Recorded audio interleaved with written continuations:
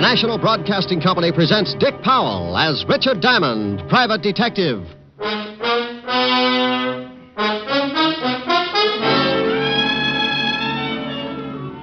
All right, Shamus, hand it over. Let's have it. Have what? I ain't got time to play games.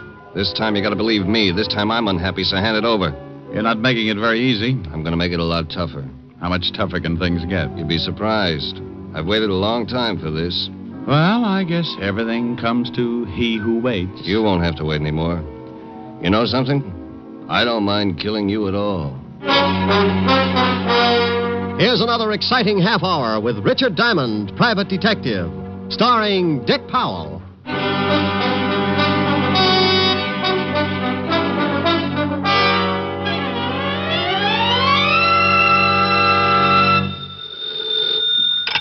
Diamond Detective Agency, homicide made easy. With us, it's the corpse that counts. Oh, I just don't think I'll ever get used to it. Hi, Helen. Hi. What are you doing? Right now, nothing. But I've been considering a few push-ups or something just to keep my heart going. I've been sitting behind this desk so long my blood doesn't circulate anymore. It just lies around in puddles. Oh, Rick. Morning, Mr. Diamond. Oh, hold it a second, honey. Morning, Phil. Who's Phil? The postman. Oh. Special delivery for you. Return receipt on it. Here, sign right here. Sure. Okay, there you are, Phil. Okay. See you later, Mr. Diamond. Yeah. Rick? Yeah, yes, dear? Well, what is it? Well, What does the postman want? wanted to give me a letter. Oh? Special delivery. From the City Hall. Oh, must be important. What does it say? Let's see. It says, Mr. Richard Diamond, address, so on and so forth. Oh, here. Dear sir, you are hereby notified that under the laws of this state, you can be called... Oh, for Pete's sake. Well, what's the matter? Of all the rotten... Oh, stop making noises and tell me what's wrong. You know what this stupid letter is about? I've been trying to find out. I, honey, have got to report to the police commission and get examined. Oh, Rick, have you caught something? Dear, in this state, the commission can call in any private detective and give him a test to find out whether or not he can still qualify to keep on operating.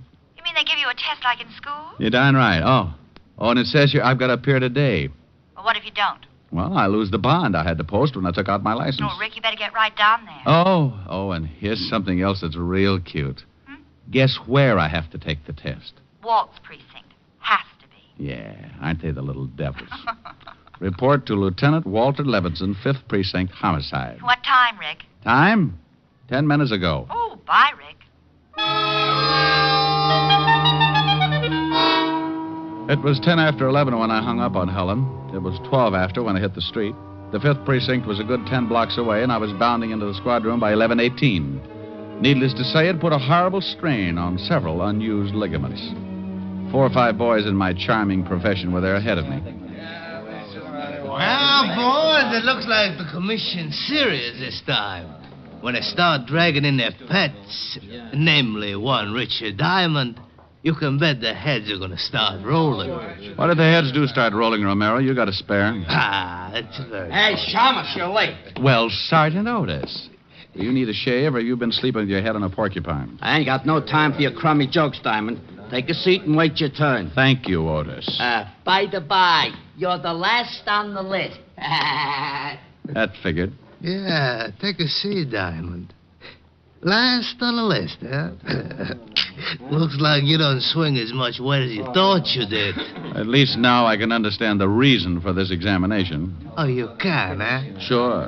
Guys like you, Romero, would make it necessary to clean up any organization. Oh, I take it you don't think I'm a credit to the profession, huh, Diamond? Take it any way you like, but stick with the first guess. Oh, what's the matter, Rick? Maybe I'm taking some of your business away, huh? Look, Romero, the kind of business you handle would keep me buying too much disinfectant. And as long as you're asking what's wrong, I'll tell you 2 things. Yeah? You're a lousy detective, and you'd burn your grandmother if there was enough money in it. Oh, okay. What's the second beef, Ricky? You just said it. You want to talk to me, it's Mr. Diamond. You slip again, and I'll put your jaw in a position so you won't forget. Is that right? Oh, get out of my way, Romero. Oh, sure, Mr. Diamond. Hey, Rick, can I see you a minute? Yeah, by all means, see your friends and have a good talk about me. Oh, but... What is it, Alan? I just thought you might be more comfortable over here. I would have called you sooner. I was kind of hoping you might lay one on Romero. Oh, I'd love to bust his face up. There's just no excuse for him. Okay, so we all got our bonds to worry about. Relax. You got a long wait.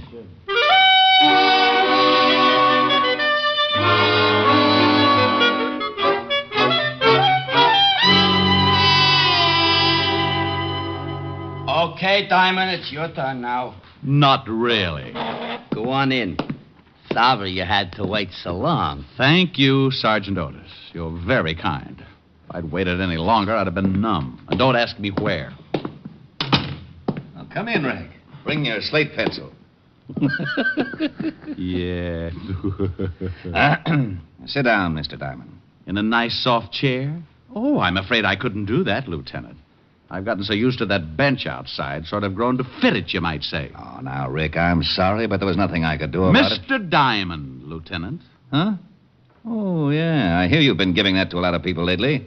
Otis tells me you and Pat Romero had some kind of discussion along those lines. Why doesn't the government stick Otis out on the beach somewhere and use him for radar? Let him look for flying saucers. Rick, there's no sense in acting like a child. The name is Diamond. Since when? Since 2 hours of solid sitting, Lieutenant. Okay, Mr. Diamond. Unfortunately, the commission set this thing up, Mr. Diamond. I had nothing to do with it, Mr. Diamond. As for your waiting, there's enough hard feelings about your relations with this department. If I put you at the head of the list, Mr. Diamond... shut up. Lieutenant. Lieutenant. Mr. Diamond. Mr. Diamond. That's better. It certainly is. Here's the first half of the examination paper. You'll get the second half later.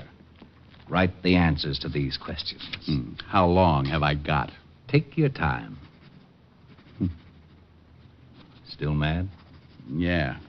Oh. So for the next 30 minutes, I wrote. I wrote, and Walt stewed.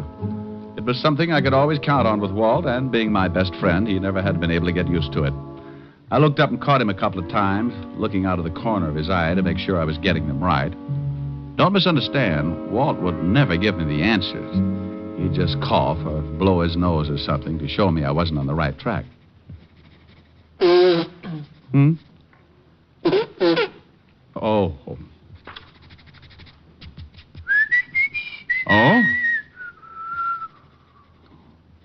Huh. There you are, Lieutenant. Thank you, Mr. Diamond. Am I finished? You most certainly are not. Like the others before you, Mr. Diamond, you will have to solve, to my complete satisfaction, a hypothetical case of homicide. And then come back here and fill in the second half of the examination. Oh, for Pete's sake, Walt. I did that in police school. It's oh, for Pete's sake, Lieutenant. Oh, all right. One moment, Mr. Diamond. I'll get the man who's going to give you the test. Otis. Yeah, Lieutenant? Oh, no. Would you mind coming in here and taking Mr. Diamond down to the basement? He's ready for the test, huh? Yes, Sergeant. He's ready.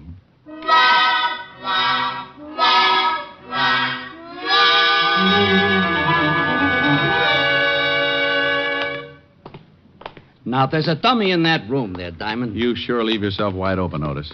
Thanks. Now the dummy, or in this case, the victim, has been murdered. You will go in and try to solve the murder to the best of your ability.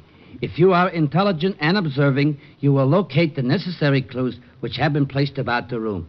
Go on in. How long have I got, Sergeant? 30 minutes, starting now. Go ahead in. Otis! Otis! Oh, now come on, Shamus.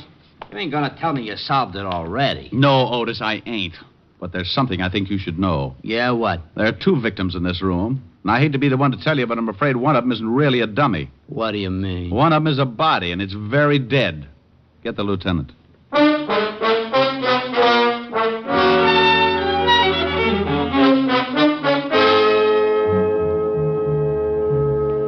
Well, there you are, Walt. Pat Romero, shot through the head. Oh, no. Shut the door, Otis. Yeah. And lock it. Stand in front of it. Don't let anybody in. How did this happen? How did Romero get shot in my department? Oh, what'll the commissioners say? Lieutenant... You shut up. Walt, relax. Will you take it easy now? Oh, sure. Relax. Take it easy. When the commissioner hears about this, I'll have a lot of time to relax on a beat in Flatbush. Look, Walt... And the newspapers. What's going to happen when they get wind of this? Listen, Walt... Private detective shot in lab room of 5th Precinct. Homicide. Relax. Take it easy. Sure. Well, at least shut up long enough to hear what I've got to say. Rick, what am I going to do? Well, now listen to me. If we can solve this thing before anyone gets wind of it, maybe it won't be so bad. You're right. Maybe it won't. We'll keep this room closed up as long as possible. Otis, if you let anyone in here, I'll personally see that you never... Where are you going, Diamond? I'm going to Romero's office. I'll call you from there. Make a check on his body and have all the dope ready for me. Oh, don't you worry about the dope, Rick. I've got more dope in this department than any other in the whole world. I've got the biggest. Otis. Yeah, Lieutenant? Walt chased Otis up the wall, and I headed for Pat Romero's office. Everything was happening so fast, I didn't take time to think much past the fact that the private detective profession had taken a step in the right direction when someone retired Romero. But Walt was in a spot, and someone had broken the law, so it looked like it was up to me to try and tie things together. I got to Romero's building, went up to the 8th floor, tripped over a couple of rats having a nervous breakdown because they couldn't find their way out, found his office, opened the door, and started feeling sorry for myself right away. Oh! I never saw him. All I remember is something black and shiny in front of my face just as I hit the floor. When I tried to take a better look, the bright, shiny something kissed me right in the mouth, and I went to sleep the hard way. When I finally came around, it was like trying to tiptoe through an acre of beach balls. I stumbled a couple of times, spit out a little blood. Very little, because the way I felt, there couldn't have been too much left. When I finally got around to a normal way of thinking, I perceived two things. It was still daytime, and the office of one Mr. Pat Romero, deceased, was a wreck.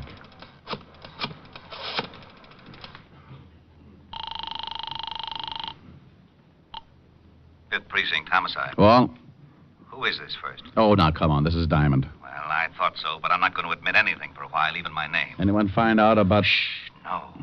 What did you find out? Well, I walked into his office and got my brains scattered. By whom? By whom? I don't know. I wish I did. I have a very sore head. Well, Romero was shot all right, but we can't find the bullet. Well, it's not a very big room. We'll find it, but in the meantime, here's something else.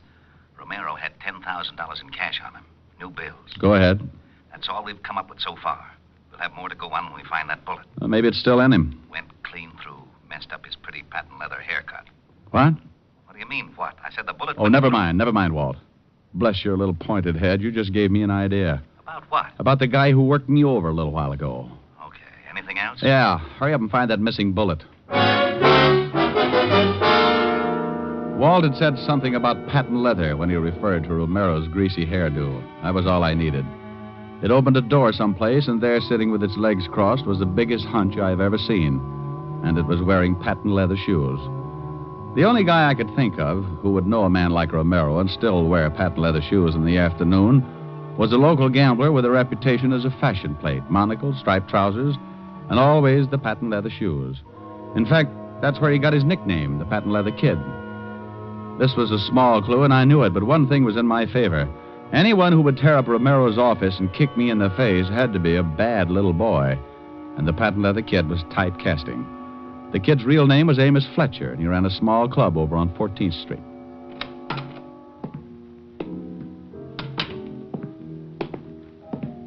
Oh, I'm sorry, my friend, but the... Well... Hello, Fletcher.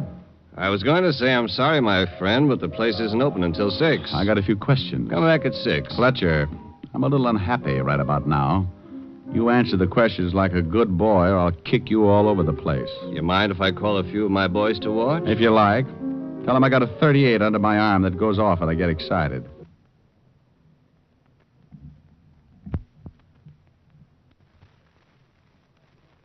Got a few questions. Come back at 6. Fletcher, I'm a little unhappy right about now. You answer the questions like a good boy, or I'll kick you all over the place. You mind if I call a few of my boys to watch? If you like. Tell them I got a 38 under my arm that goes off when I get excited. Tell them I sort of lose my head when I get kicked in the mouth and don't get the answers I want. I think you better believe me. So you got kicked in the mouth? Yeah, by a pair of patent leather shoes, just like yours. I had nothing to do with it. You know a guy named Romero? Romero? No, I don't know a guy by that name. Where were you an hour ago? Right here. I have a couple of friends to prove it. We were playing cards, canasta. Okay. I'm glad you're satisfied, Mr. Diamond. Who said I was satisfied? No? Not a bit. Well, what about this Romero? He got himself shot. Badly? As bad as you can get shot. Well, Shamus, that's a chance you boys take. Maybe Romero would have lived longer in another racket. Think about it, Shamus. I'll think about it, Fletcher. I'll think about it a long time. Good. Let me know what you decide. You'll hear about it.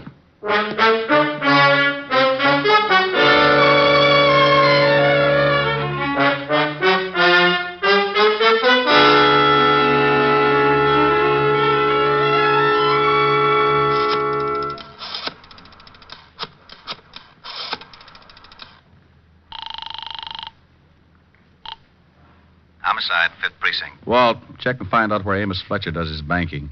See if he's made any big withdrawals lately. Patent leather kid? What's he got to do with it? Just check. Okay. Now, what about the bullet? Have you found that yet? No. Oh, swell. Did you find anything else? A bunch of stuff in Romero's wallet. What? Oh, driver's license, social security number, some business cards. Card from a real estate office that might be important. Why should it be? A notation on the back. Says call Miss Crockett about new lease. Date after that. Yesterday. New lease? Romero has an office. Wonder what this new lease is. Why don't you check? Crockett Real Estate, Lexington Avenue. Bye. Au revoir. What?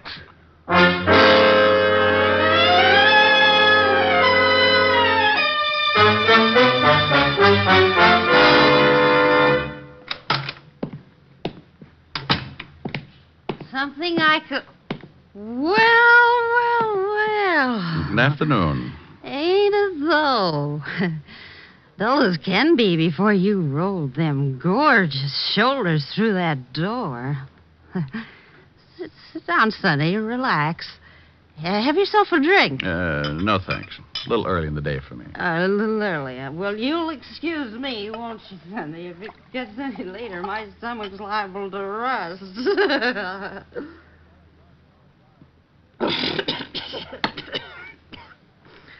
Get it? Yeah, all over me. What's your name, Sonny? Gotta know, if I'm going to sell you some real estate. Play football in school, Sonny? Figures. Oh, look at them shoulders. Look, sweetheart. Huh? What did you say? I said, look, sweetheart. Oh. Why? No sense in raising all these goosebumps for nothing. Sweetheart, huh? Well, what can I do for you, Sonny? You want Madison Avenue at 50 cents a front foot? Hey, that's pretty good. Sure you won't have a drink, Sonny? No, thanks. I'd just like to ask you one question. Go right ahead, Sonny. You know, I may not look it, but I'm considered one of the best real estate agents in this state. Do you know a man named Romero? Sure, I know him. Did you just rent him some offices? Yep. Signed the lease yesterday. A whole new suit of offices over on 46th Street. 46th Street? Where on 46? Oh, right there. Say, are you a cop? What makes you think that? Oh, I don't know. Romero's offices are right across from the police station. The 5th Precinct. Sonny, you bother me. You're too nervous. Now, why don't you just sit down and get comfortable and we'll What talk... building are the offices in? Carson building on the 4th floor. But why don't you just take it easy, Sonny? Thanks, sweetheart. Oh, you devil, you.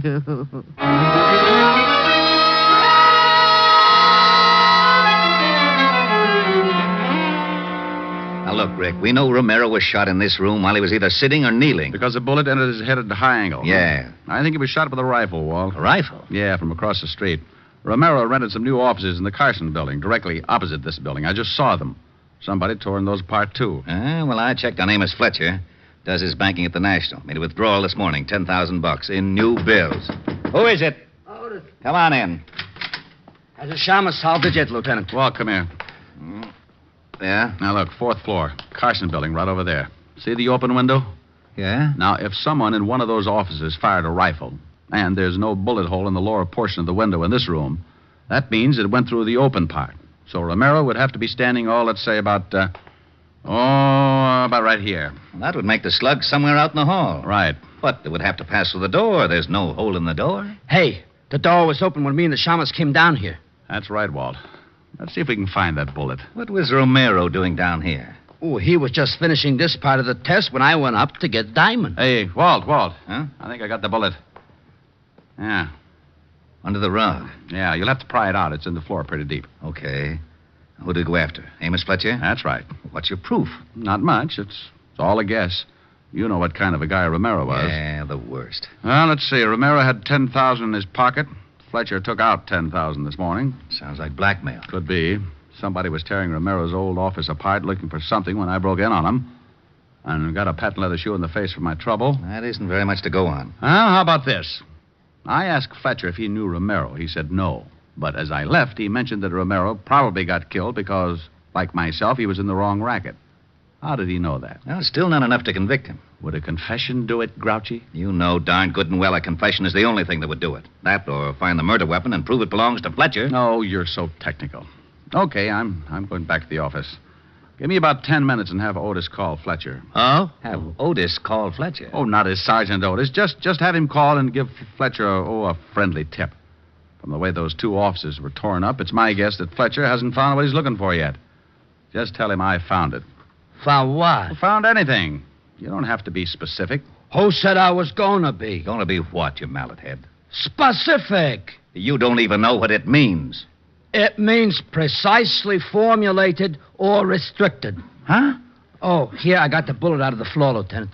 Bye, Walt.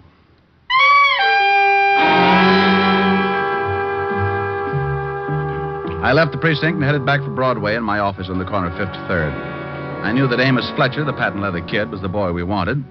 But whether or not he'd fall for the gag was a matter of luck. Luck is a big part of my business. So I went to my office and sat on behind my desk to wait.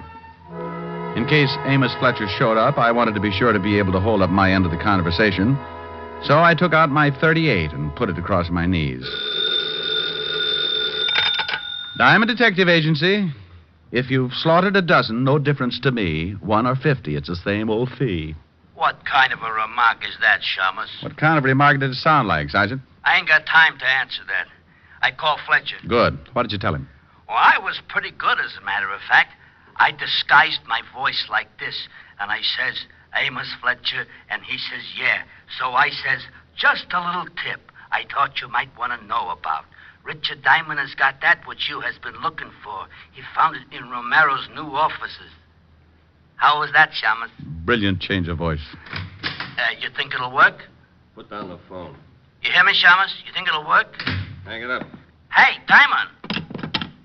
Oh, that's better. All right, Shamus, let's have it.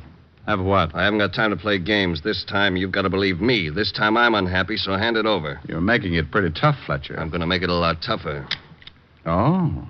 Oh, now, isn't that a pretty big gun to be carrying around? It's a little big, sure, but it does everything I want it to. Mm-hmm. A German Schmeischer, isn't it? That's right. Put a stock on it, and you could shoot it like a rifle. I'm going to count 3, and then I'm just going to shoot it. Now, why don't you be smart and give me the stuff? Let it ring. Well, it might be a paying client. It might. Let it ring. You shot Pat Romero from his new offices across the street from the 5th Precinct, didn't you, Fletcher? Is that what you say? Yeah. What was he doing, blackmailing you? You gave him $10,000 sometime today. You know, you're talking yourself right into a long box. Why did you shoot him in a police station? I paid him the $10,000, and he handed me the stuff, and I thought it was a McCoy. I went back to my office and started checking through this stuff. That phone's gonna bother me! There.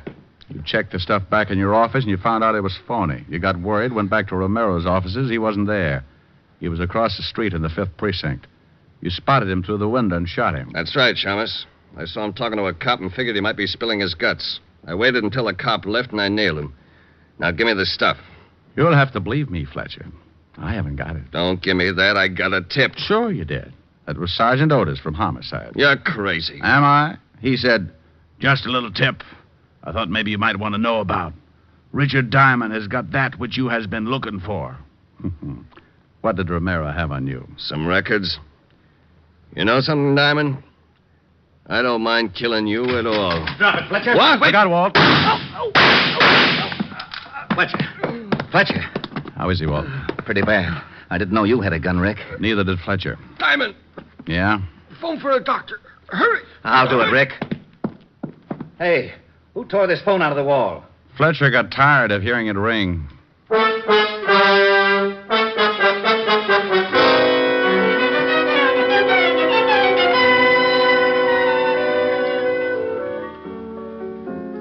What's that you're playing, Rick? Oh, it's an old thing. Oh. Yes. Hello, Helen. This is Walt. Yes, Walt, he's right here. Thanks, Dave. Hello, Walt. Rick, we found the stuff Romero was blackmailing Fletcher with in a safety deposit box. A bunch of books that exposed one of Fletcher's old rackets, enough to send him away for life. Well, bully for you. Oh, and something else. You better get down here right away. What for? You didn't finish your test. You don't want to flunk it, do you? What? You got the first part all right. The hypothetical part I can cover for you. But you didn't do anything on the last part of the written examination. Now, you listen to me, Fatty. Fatty? The fattest. I've chased my head off solving a case and getting your big feet... Big feet? Big feet out of trouble. I've gotten shot at, insulted, kicked in the face. Well, those things... I don't want to hear any more of your lame-brained excuses. You just fix it up for me, and I'm going to go in and drop a few subtle hints to the commissioner about his nasty old lieutenant. You wouldn't. Oh, but I would. What did you say? Oh, what am I going to do? What am I going to do? Take the test for me. Fill out the answers yourself. Cheat. Cheat? Cheat! But... Oh, that's what you always say. Now, what were we talking about? Oh, honey, you were asking me about this little old song. Pretty. What is it? Oh, well, give a listen. Oh, how I miss you tonight. Miss you when lights are low. Oh, how I need you tonight. More than you'll ever know. Each moment, though we're apart, you're never out of my heart. But I'd rather be lonely and wait for you only. Oh, pal, how I miss you tonight. Okay? Oh, it's very pretty. Shall I? Might as well. Yes. May I please speak to Mr. Diamond? Oh, my goodness, Rick. Walt? Yes, but look out. Oh, all right. Hello. You passed, Mr. Diamond, 99 out of 100. 99 out of 100, Which one did I miss? The last one. I knew you wouldn't care, so I let Otis fill it in for you. No. Yes, the commissioner wants to see you tomorrow morning. Why? What was the question? To what department does the cleanup squad belong? Well, what did Otis write for an answer? The Department of Sanitation. Tomorrow at 11, Rick. Au revoir.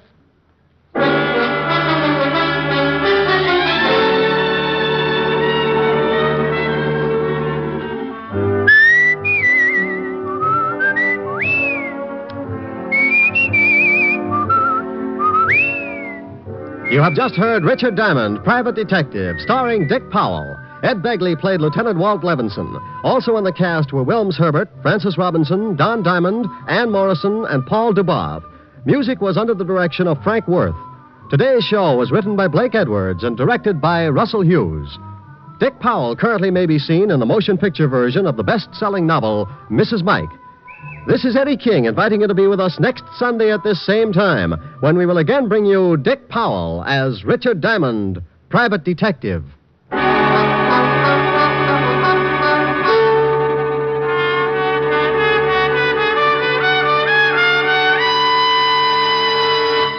What's on NBC today? One of the finest programs in NBC's Sunday lineup of stellar entertainment is Theater Guild on the Air. Later today, be sure to hear Richard Widmark and Teresa Wright in the romantic comedy There's Always Juliet. That's Richard Widmark and Teresa Wright on Theater Guild on the Air today on this NBC station. Next, hear James Melton and Harvest of Stars on NBC.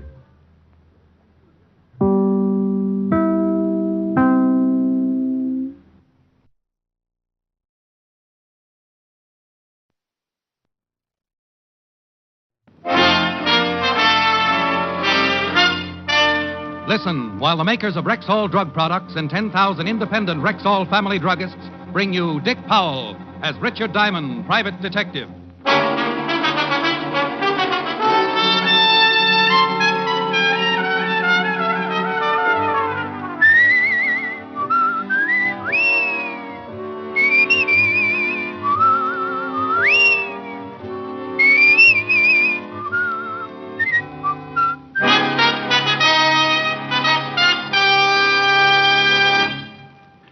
evening. This is your Rexall family druggist, speaking to you for the 10,000 independent druggists who have made the word Rexall part of our own store names and put the orange and blue Rexall sign on our windows. We've done that because we recommend and sell the 2,000 or more drug products made by the Rexall Drug Company. A good example of their quality is Bismarex, Rexall's popular antacid. Bismarex often relieves acid stomach within 1 minute. And because its scientifically balanced ingredients vary in the time it takes them to dissolve in the stomach, the relief they give is not only quick, but continuous and prolonged. Quality like that of Bismarex is what we family druggists are talking about when we tell you you can depend on any drug product that bears the name Rexall. Good health to all from Rexall. Now your Rexall family druggist brings you another exciting half hour with Richard Diamond, Private Detective, starring Dick Powell.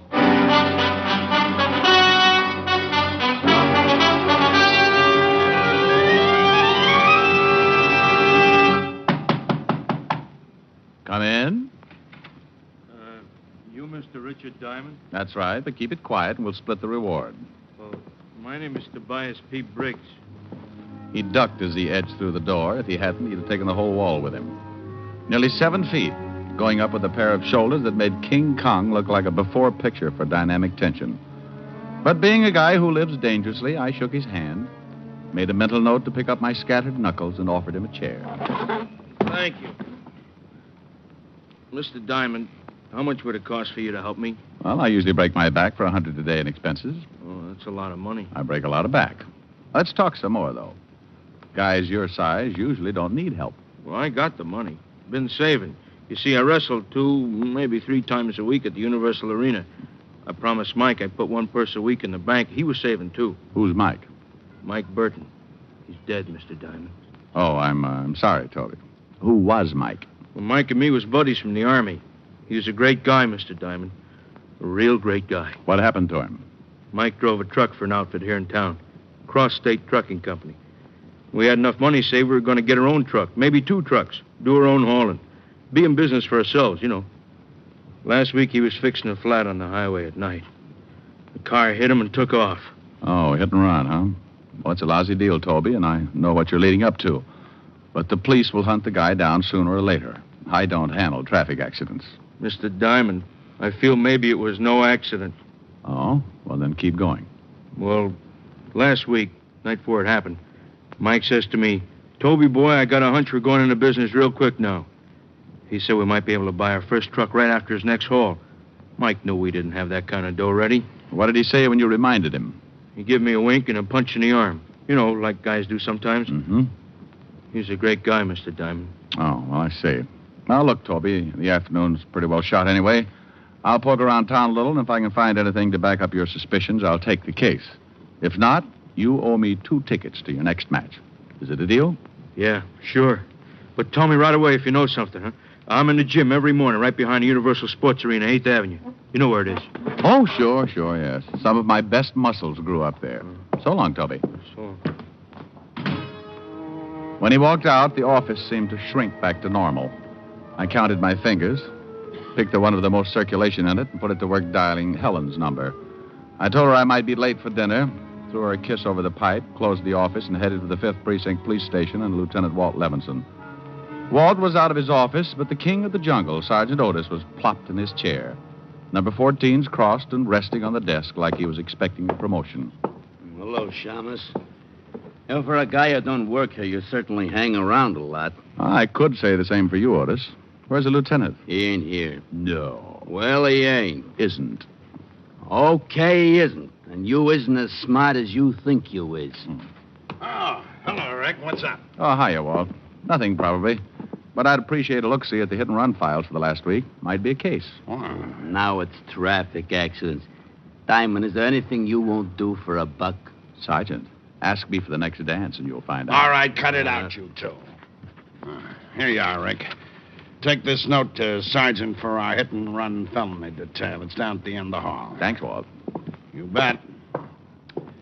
Otis. Yeah? Sergeant Otis, do you mind if I sit down now? Oh, yes, sir. Sorry, Lieutenant.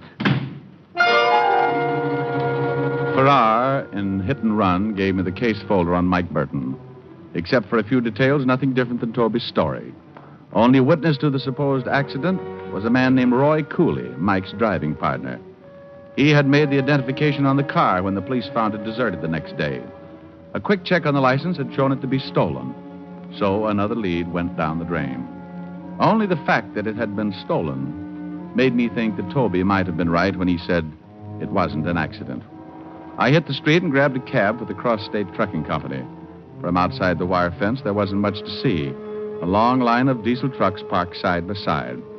I spotted something that looked like an office and went in. There was a girl inside. Oh, maybe not just a girl. She parked her bubble gum and gave her blonde upsweep a pat. Can I help you?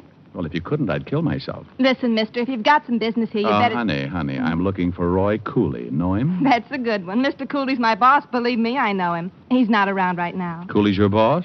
Well, if you don't mind, I'll wait. What company are you with, Mr. Diamond. Richard. I am, you should excuse the expression, a private detective. A private eye? Gee, I never met a private eye before. I thought it was just a kind of story thing. Well, it is, in a way. My name's Patty. For Patricia. I'm sort of a bookkeeper stenographer around here. Sounds like a big job for just one pretty girl. Oh, you're just saying that. I really was lucky to get such a job, especially when I had no experience. Just 1 week out of business school, and popo, I go to work for a big company at $65 a week. And what is the secret of your success, Miss Carnegie? My second name's Jablonski, Patty Jablonski. Between you and me, Mr. Diamond, the job's a snap.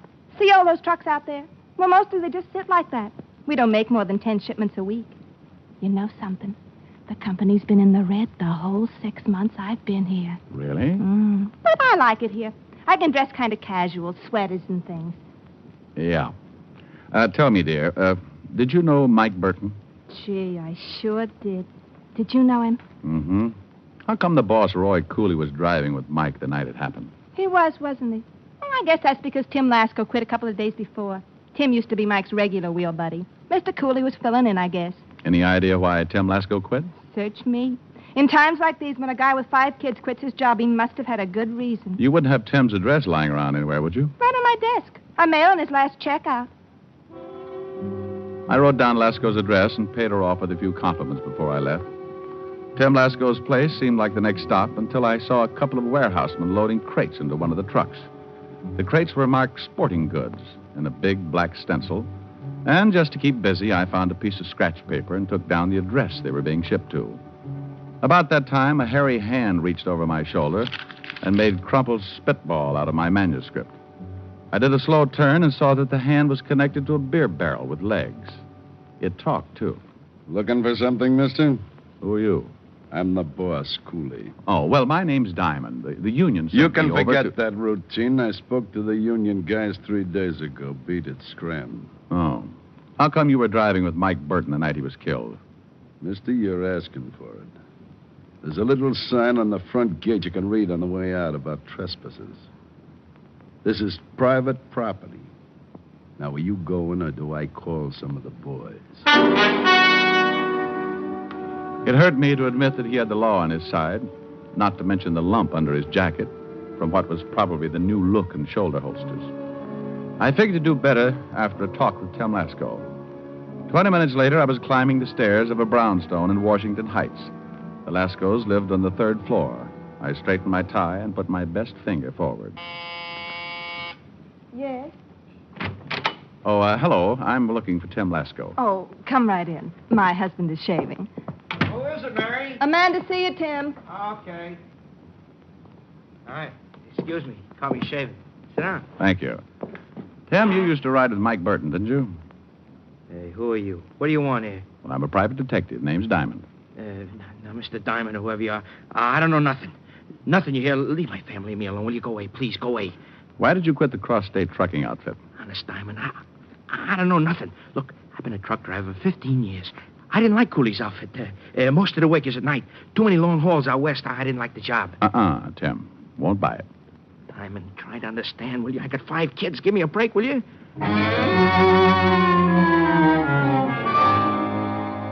There was no sense going around again.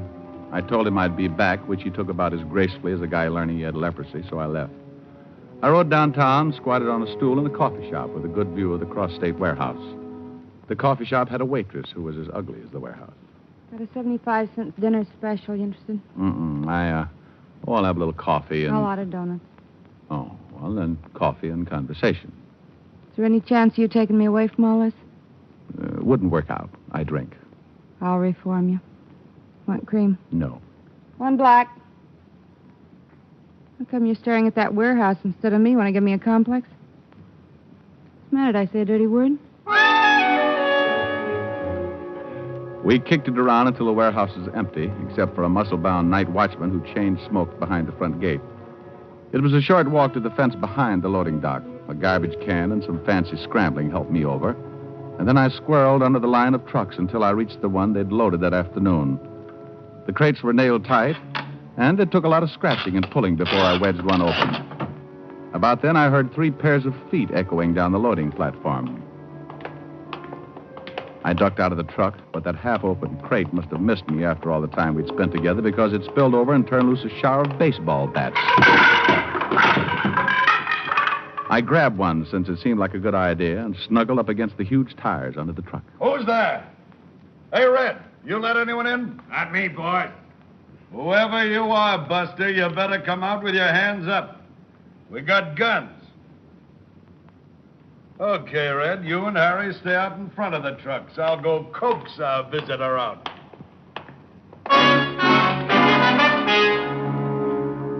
He was poking around gun first in each truck and then around it. Sooner or later, he was going to reach my truck. So I sprinted across an open 10 yards until I got into a friendly shot of the next truck in line. All right, stay where you are. I can see you. He was lying, and I knew it because I couldn't even see myself. There were 3 more trucks ahead of me, 3 more open spaces. Then I'd be at the back fence. I closed my mouth so my teeth wouldn't shine like a beaver at a dentist convention and moved.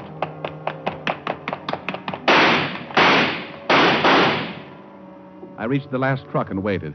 The glint of his gun barrel kept coming at me like a one-eyed cat. I held the bat ready. It must have been a well-balanced hunk of wood because it felt like a feather in my fist.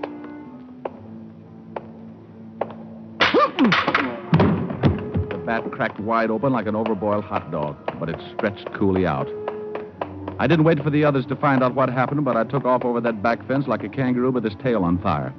Once I made the street, I caught a cruising cab and relaxed until my breath caught up with me. The broken bat handle was still in my hand. I was about to chalk it up as an inferior bat until a closer look changed my mind.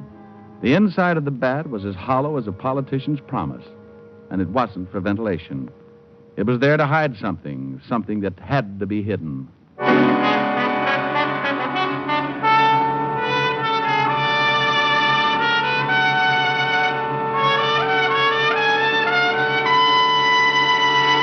You're listening to Richard Diamond, Private Detective, brought to you by the makers of Rexall Drug Products and your Rexall family druggist. And here he is. A lot of people think that during the summer they don't need to worry about the dangers of vitamin deficiency. But the truth is, vitamin deficiency is no respecter of seasons. You mean we're just as likely to be low on vitamins during the summer as any other time? Exactly, ma'am. And that's why I tell my customers to continue supplementing their daily diet with Rexall Plenamins. What? Plenamins. Rexall's famous multivitamin capsules.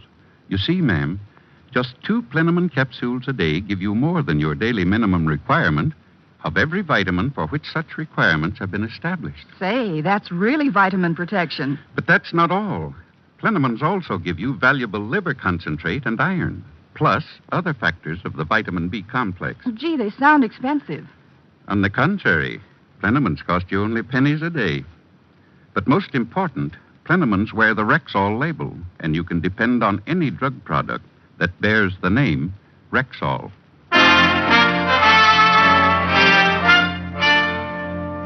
Now back to tonight's adventure with Richard Diamond, Private Detective, starring Dick Powell. So I had the stump of a hollow baseball bat in my hand and a half-dozen theories about why it was hollow. But none of my theories proved any connection between a phony trucking outfit and Mike Burton being killed by a hit-and-run driver. I put the bat under lock and key in my office desk, then stopped at the Hall of Records where Pop McIntyre handles the night watchman chores. Under registered corporations, I found the Cross State Trucking Company and the up-to-now unknown name of Harry Fenner listed as its head. I thanked Pop, then went across town to check through the newspaper morgue at the Tribune. It was an all-night job because I had to dig back to 1926 before the name of Harry Fenner sprang off the yellow pages. He used to be a small-time bootlegger, but I couldn't hold that against him. Some of the biggest bootleggers had gone straight and become used car salesmen. I had breakfast before dropping in at the Universal Gym to see Toby.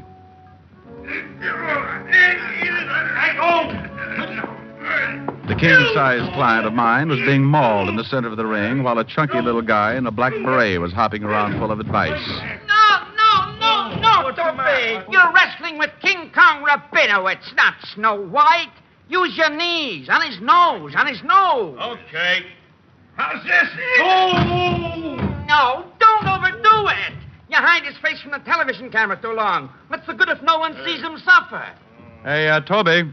Oh, hiya, Mr. Diamond. Ziggy will be back in a minute. I know you're busy, Toby, so I won't waste time. You found out something about Mike, didn't you? I was right, huh? Well, let's just say that I'm taking the case. Toby, now think hard. Did Mike ever say anything about baseball bats? Anything? Baseball bat. Yeah? Sunday before Mike was killed. Yeah, he said something kind of funny. He said maybe he'd hit a home run pretty soon, and Mike never played baseball. Oh.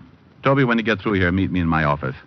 I'll tell you what I've got, and we can take it from there. Okay. See you soon.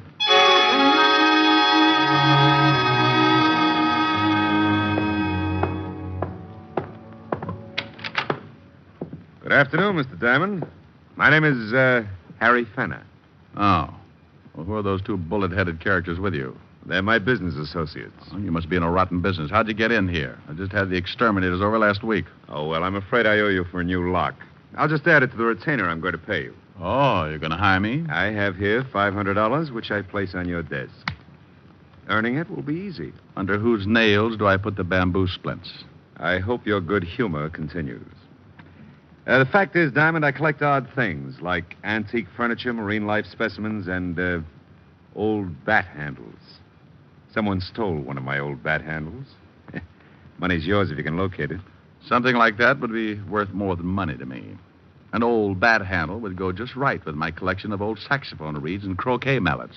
Is that your polite way of saying no? No, it's my impolite way of saying that a certain bat handle is going to win you the hottest seat in Sing Sing.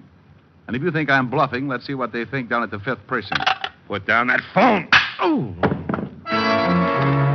He cracked me across the knuckles with a cane he was carrying, and my left hand took the day off. Then Fenner turned to his two happiness boys. Gentlemen, Mr. Diamond is stubborn. Unstubborn him.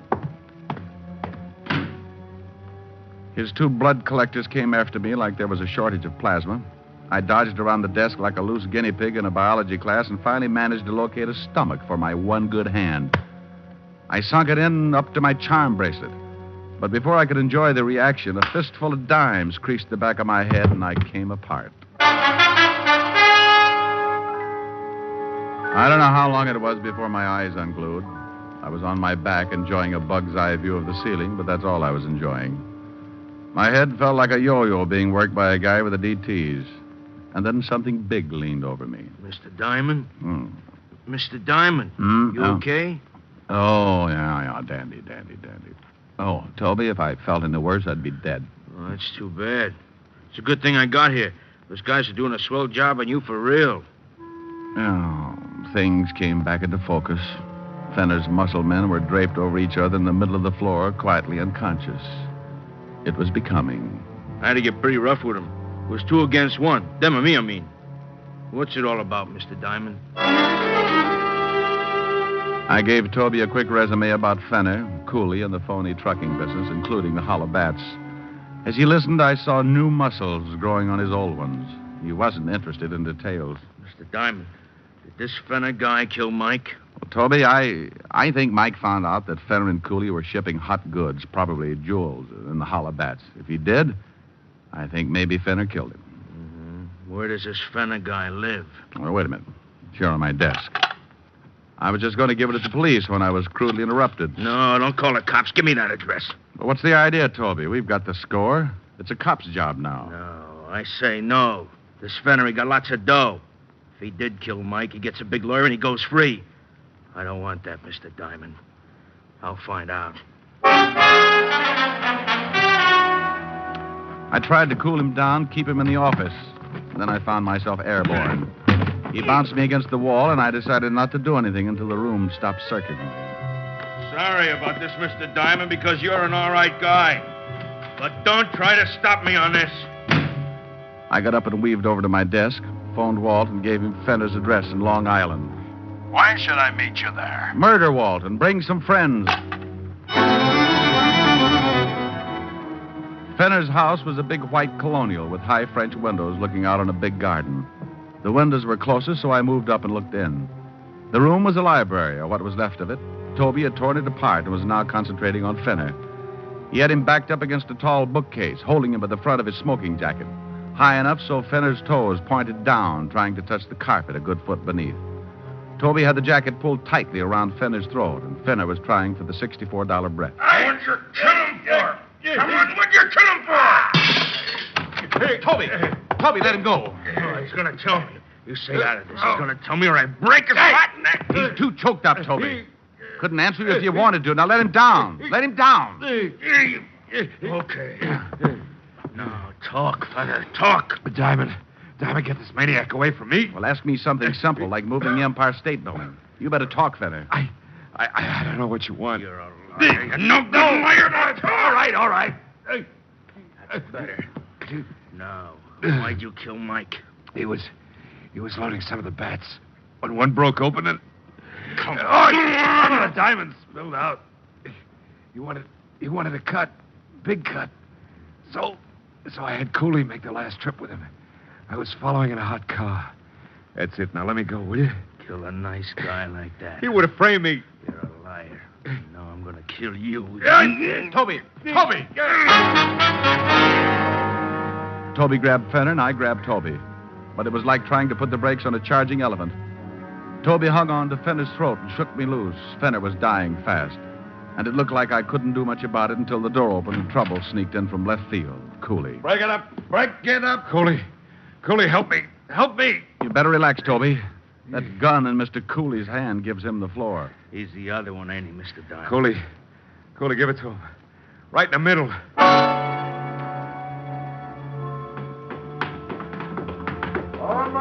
And then I heard the heavenly sound of flat feet. Cooley half turned for a moment, but it was enough for me to push Toby behind a couch and dive in after him. Quick! Cooley, let him have it.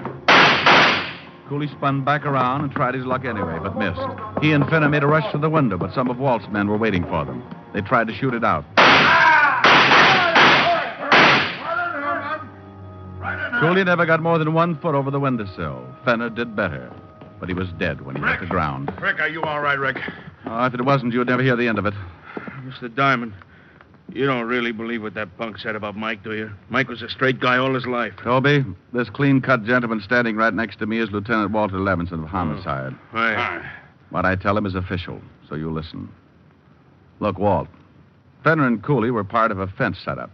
Bought stolen goods, sold them out west. The Cross-State Trucking Company was just a blind. Well, that just about cleans it up, Toby. You see, Mike probably suspected something, and they were afraid he'd go to the police. That's why they killed him. Sure, I knew it was that way. Thanks, Mr. Diamond.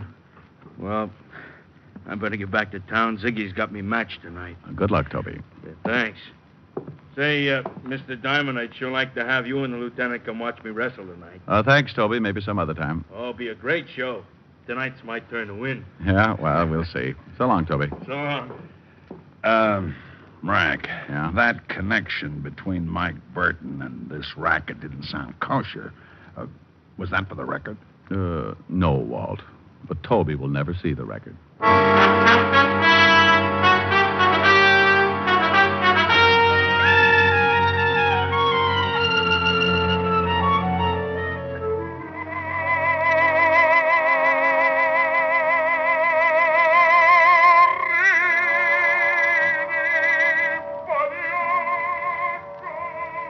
Helen, honey, please. Cut that Victrola off, will you?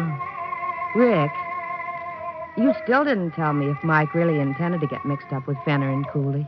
Well, he did. That's where he was getting the extra money he spoke about to Toby. Oh, excuse me. Rick, where are you going? I'm just going to shut this guy off. He's putting me to sleep. Oh, I suppose you could do better. Well, you think not? Honey, just sit down and listen to me. Pale hands I loved beside the Shalimar.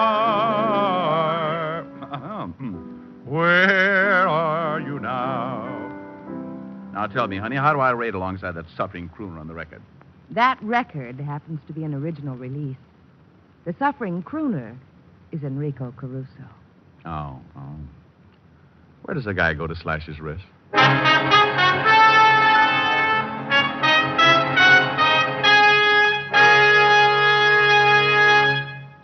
Dick Powell will be back in just a moment.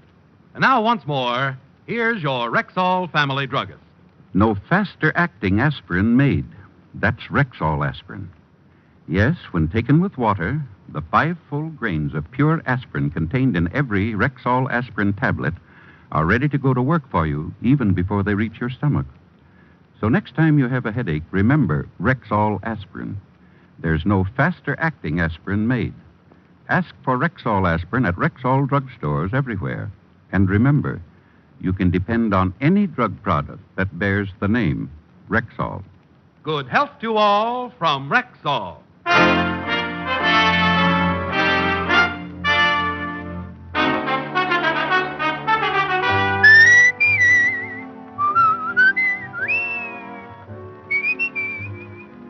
Ladies and gentlemen, for those who recognize it, the future is for sale. You can buy it now, today. You can buy it by saving. And there's no surer, more profitable means of saving than through the purchase of United States savings bonds. In the first place, United States saving bonds are safe, guaranteed by your country. Moreover, they put your saving dollars to work for you. For every $3 invested today in Class E bonds, you'll receive $4 back in just 10 years when the bonds mature. So make sure of the years ahead with United States savings bonds. Ladies and gentlemen, tonight's script was written by Harold Jack Bloom and Joe Moorheim. Music was under the direction of Frank Worth. And this is Dick Powell asking you to listen in again next Wednesday at this same time when we do it all over again. Please listen in. I'm going to hit somebody on the head. Good night, everybody. You have just heard transcribed Richard Diamond, Private Detective, starring Dick Powell. This is Bill Foreman speaking.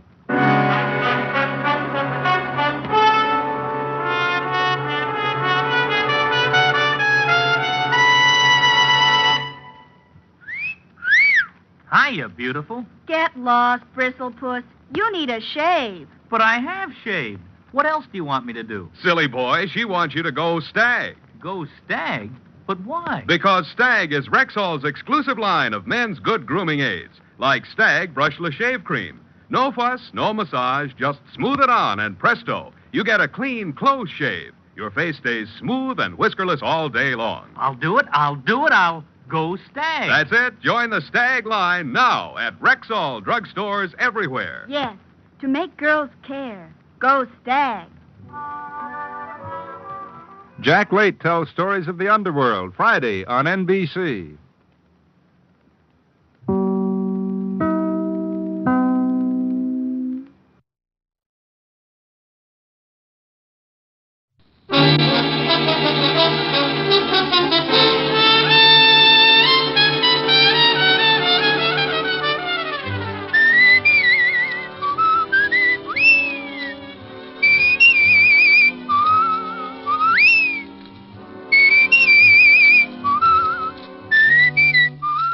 National Broadcasting Company presents Dick Powell as Richard Diamond, Private Detective.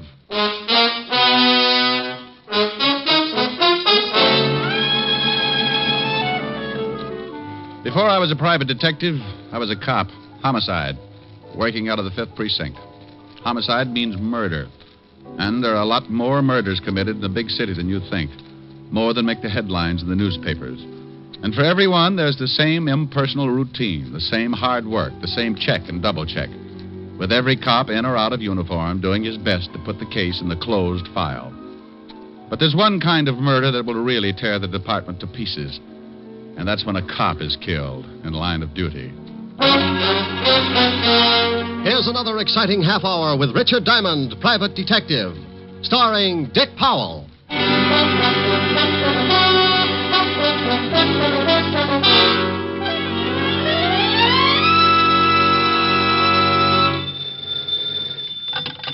Diamond Detective Agency. If your husband's dead and you pull the trigger, Diamond will help, but the fee is bigger. Hello? Oh, Rick, what can I say? Hello. Hello. Oh, no, that's nice.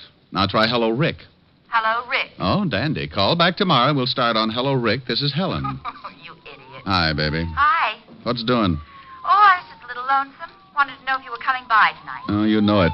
Should be there around 8. How about a little... Hey, Rick, what's that siren? Is there a fire? Could be. Sounds like it's pulling right up here in front of my building. Wait a minute. I'll open the window. Now, Rick, if there's a fire, you get right out of there. Honey, if this building caught on fire, I'd be Mr. Unquintine of 1950. Well, what is it? Ambulance. Oh. Oh, and here comes a prowl car. Must be a traffic accident or something. Well, thank goodness. Well, somebody probably playing in the traffic.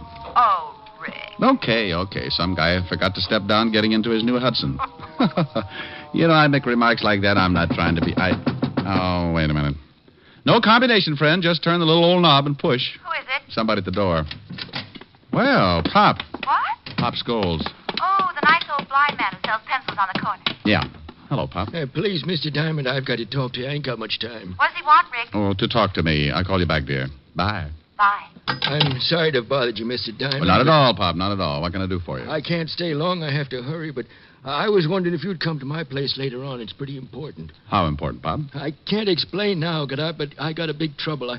I sure could use some help for old time's sake. Huh? Sure, for old time's sake. Where do you live, Pop? A little shack on the waterfront end of River Street, 622 and a half. When do you want me to come down? About an hour. I got to be going now. Okay. Oh, wait a minute, Pop. Here, let me give you a hand. Thanks. I could make it with this stick, but it takes time. I ain't got a lot of that. Ah, there you are, Pop. See you in an hour. Thanks, Mr. Diamond. Name's Rick. Okay. See you in an hour, Rick.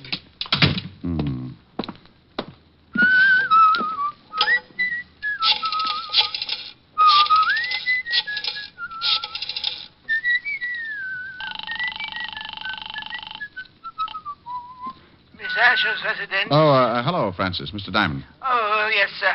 I'll call Miss Asher right away. Thank you. Rick. What? Oh, Walt. Mind if I sit down? No. What are you doing down here? Hello, Rick. Hold the phone, honey. Came down on a homicide. Homicide? Oh, that squad car right in front of the... Right in front of your building, yes. Shooting. Well, what are you doing up here? I done all I could down there. Rick. Just a minute, baby. Thought you might want to hear about it. Bill Walton. What? Friend of yours, wasn't he? Yeah, darn good one. Hello, Rick. Somebody put 3 slugs in him. Rick, I can hear somebody talking. What's going on? Oh, I'll call you back, baby. What? Helen? Yeah. You know, I worked with Bill on a robbery for 3 years. Got any idea who did it? He left the robbery detail 2 years ago. Been with the narcotics division. Haven't checked with them yet, but he might have been working on something. Might give us a lead. You want to go down to the station with me? Yeah, I'd like to. Okay. I've got some witnesses to the shooting. They'll be down there for statements. Bill's got a wife and 3 kids. Yeah. Well, aren't you going to lock the office? For what? Even the termites gag on the furniture. Let's go.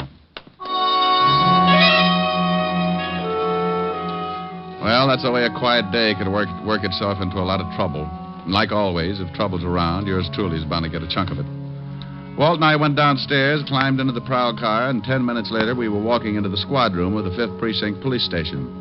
The first thing I saw was the zoo's best argument for not taking in boarders. Lieutenant, I got statements from all the witnesses. You want to talk to them? No, he thought he'd read their palms, Sergeant. Oh, Lieutenant, what did you have to bring the shamus along for? Just relax, Otis. And Rick, you lay off here. Well, I wouldn't needle him if he'd just stopped that terrible habit. What habit? Living. Oh. Come on, Rick. Oh, look at that, Walt. 4 heads and they all need haircuts. Come on, Rick. Come on. This is a swell time to make jokes. Can you think of a better time? Okay. Otis. Yeah, Lieutenant. Send in the first one. Then check with narcotics and see what Bill Walton was working on. Right. Boy, I hate things like this. What about his family? Oh, I know all of them. I guess I'll have to go over and tell them. First one, Lieutenant, Arthur Phillips. Go on in. Come in, Mr. Phillips. Oh. Have a chair. Yes, okay. Look, I don't know much about this thing. I was Mr. Diamond, just on... Mr. Phillips. How are you? How do you do? As I was saying, You I don't... saw the killing, Mr. Phillips? Yes, I saw it. It all happened so fast that I don't think I can really be... What were you doing when you saw the killing, Mr. Phillips? Walking. But I Walking didn't see... where, Mr. Phillips? Up the street to my office.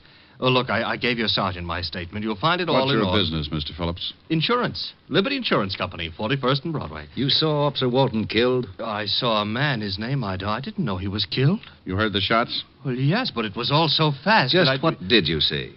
Well, like I said, I was walking down the street. To work? Yes, Liberty Insurance We've Company. got that. Oh, yes. You were walking? Yes, and I heard this noise. The shots? Yes, but I didn't know it at the time. It was just a loud noise, but it made me jump, and I looked. You just jumped, Mr. Yes, Phillips? yes. Well, then I saw this guy grab his stomach and fall flat on his face, and then I saw the guy with the gun. What did the guy with the gun look like, Mr. Phillips? Well, it all happened so fast. Sergeant Otis showed you our rogues gallery. Did you see anybody who looked like him? No. I didn't see anybody who looked like him. I didn't get a good look at his face. How tall was he? Tall. Like 6 feet? Yes, or close. What was he wearing, Mr. Phillips? Brown suit and hat, brown hat. Stocky? Well built? Yes. Anything else, Mr. Phillips? No, Thank you, that's Mr. all. Phillips. We may want to talk to you again. Don't leave town on a business trip or anything. Oh, I can go? Good day, Mr. Phillips. Thank you again. Oh, anytime. Oh, if you ever need any insurance, Lieutenant. Liberty Insurance Company. I'll remember. Yeah, well, so long. Cigarette? Thanks. We still work pretty well together, Rick. Why don't you come back on the force? Lieutenant. There's your answer, Walt. What is it, Hammerhead? Well, I went over and talked to Fisher. He told me Bill Walton was working on a narcotics case, but he had no leads. Stuff's been flooding the city. Bill must have picked up a lead and got shot for it. Well, that's all, Otis. Fisher doesn't know anything else. Walton just started on the job. You got some more witnesses? Yeah, a lady, Mrs. Margaret Walker. Okay, you can come in. Thank you. Come in, Mrs. Walker. Take a chair. Thank you. Anything else? No. It's Mr. Diamond, Mrs. Walker. How do you do? How do you do, Mrs. Walker? Do you work, Mrs. Walker? All the time. I'm a housewife. You saw the officer killed? Oh, yes, but I didn't know it was an officer. He wasn't in uniform, you know. Would you mind telling us just exactly what you saw? Well, it all happened so fast. I was standing on the corner and just... What corner, Mrs. Walker? Why, the corner where the poor man got shot, of course, 51st and Broadway. Just standing, Mrs. Walker? Young man, the traffic was very heavy. I was waiting for the signal. Sorry. I just want you to understand, I don't usually just stand around on street corners. Go ahead, Mrs. Walker. Well, I was standing there and I noticed an old man selling pencils. An old man? Yes, he was blind. Hey, Pop Scholes. Did time about 15 years ago for peddling junk. Yeah, that's right, he did. I don't know what all this talk is about, but if you don't want to hear my story, I'm sorry, Mrs. Walker. Of course we want to hear your story. Please go ahead. Look, Walt, I just remembered something. I was supposed to see a client in an hour, and the hour's just about up. What? I'm sorry, Walt, but this is business. Now, you wait a minute. I'll talk to you later. Well, I never... Well, that's only because you don't have any friends named Diamond. All right, Mrs. Walker. Go on with your story. I went out of that station like Noor in the stretch. The minute the little old lady had mentioned a blind beggar, I remembered Pop Scholes in my office, and I grew the biggest hunch of my career. Something had really been bothering Pop, and a cop killing could have been it. I grabbed a cab, and 20 minutes later, I was standing in front of an old weather-beaten shack at the end of River Street.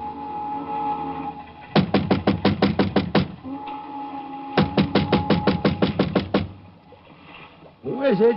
Diamond. Oh, wait a second. Am I late? Look, Mr. Diamond. Rick. Yeah. Look, Rick, I'm sorry you came all the way down here, but, well, You wanted some help, didn't you? Well, yeah, I did. You did. Well, you could at least ask me in. Oh, sure. I'm sorry, but you see, I don't need no help now. No? Well, you seemed pretty worried about something when you came up to my office an hour ago. I was, but it's all straightened out now. Well, that right? Hey, I didn't know you smoked cigars, Pop. What? One in your ashtray here. Pretty expensive for you, Pop.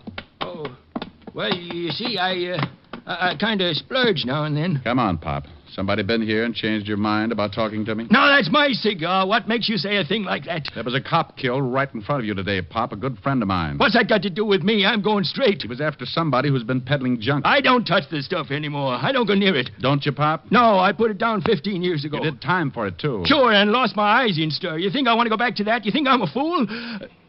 There's a car pulling up out in front. That should be the law. I didn't do nothing. I swear I didn't. Better tell me quick. Who's throwing his weight around, Pop? I had nothing to do with that cop killing. I'm clean. You can't prove a thing. Come on, open up. It's the police. You're sure you don't want to tell me anything? No, I got nothing to tell. Busted in, Pop. Come on in. It's open. Okay, Pop, you're coming. I might have known it. Why didn't you wait for me, Rick? Oh, believe me, Walt, I had an appointment with Pop. That's right, Lieutenant. He did. Oh, sure. Talk over old times, huh? Otis, take Pop out to the car. Come on, Pop. Sorry I got you in trouble, Rick. Forget it. Ah, just what have you two been stewing up? What did he tell you? He was showing me how to throw darts in the dark. Oh, that's a pretty bad one. Yeah. What did Mrs. Walker tell you about Pop? I don't know why I should tell you. Well, don't be so grouchy. I've just been trying to find the guy who killed Bill. Pop's had it pretty tough already. I thought maybe I could make it easier than having you third-degree him all over the office. Well, you sound like I'm going to use a hose on him. But the way you're burning up, you'll probably hit him with Sergeant Otis. No, I'm going home. Now, wait a minute. What for? To watch you blow up like Old Faithful? Mrs. Walker told me she saw some guy walk up to Pop like he was going to buy some pencils. Then another man busted through the crowd. That was Bill. He grabbed this guy with Pop. The guy pulled a gun and shot Bill, and then he beat it. Did Mrs. Walker give you a description of the killer? Sure. Short, dark, just the opposite of the one the insurance man gave us. The only thing that fits, they both said the killer wore a hat. Oh, dandy. Where are you going? No, back to my office. Pop knows something, Walt. Don't work on him too hard. Okay. Oh, been over to Bill's family yet? Right after I get through with Pop. Oh, I'm sorry I got sore. So we all get sore. So what? I'll give you a call. I got back in my cab and headed for the office. On the way over, I kept trying to reason it out. Somehow Pop was mixed up in this thing, and he was scared stiff of something or somebody. I paid the cabbie off in front of the building and took the elevator up to my floor.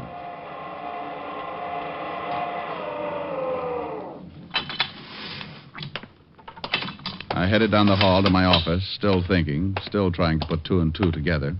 That was a mistake I never could add. When I walked in, I was too busy to notice much. All I got was a whiff of cigar smoke.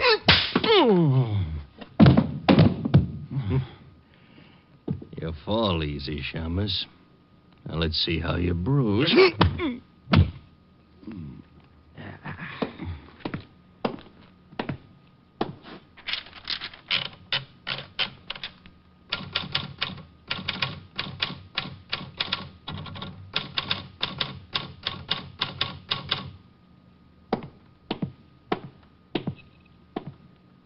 So long, Shamus. I left a note for you. Read it when you wake up. Everything about a beating like that is so unpleasant. The first swat isn't so bad. It's hitting that cold floor and fighting to stay awake. When you start getting kicked around, that's the time to face facts and give it up. But you don't. You keep on working until your senses get kicked loose and the world comes down around your ears. You fight it because you think maybe you're not ever going to wake up again, and when you finally do, you wish you never had. Anyway, like I said, it's so unpleasant. Oh, okay.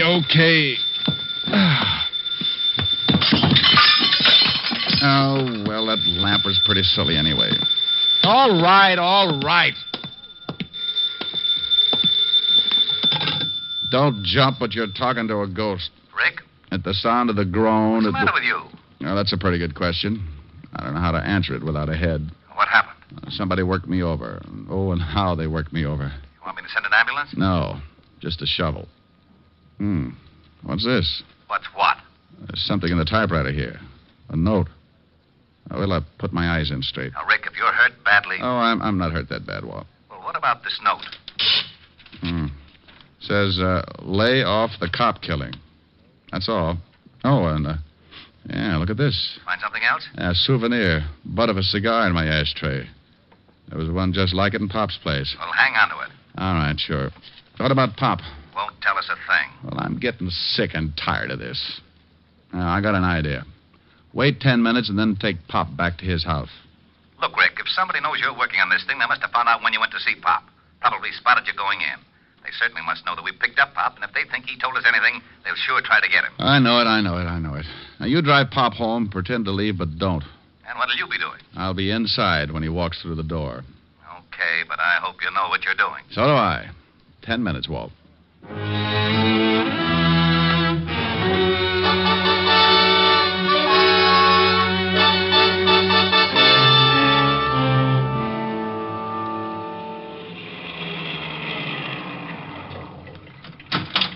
Okay, Pop, here you are. Thanks for driving me home, Lieutenant. That's okay. Good night, Pop. Good night, Lieutenant.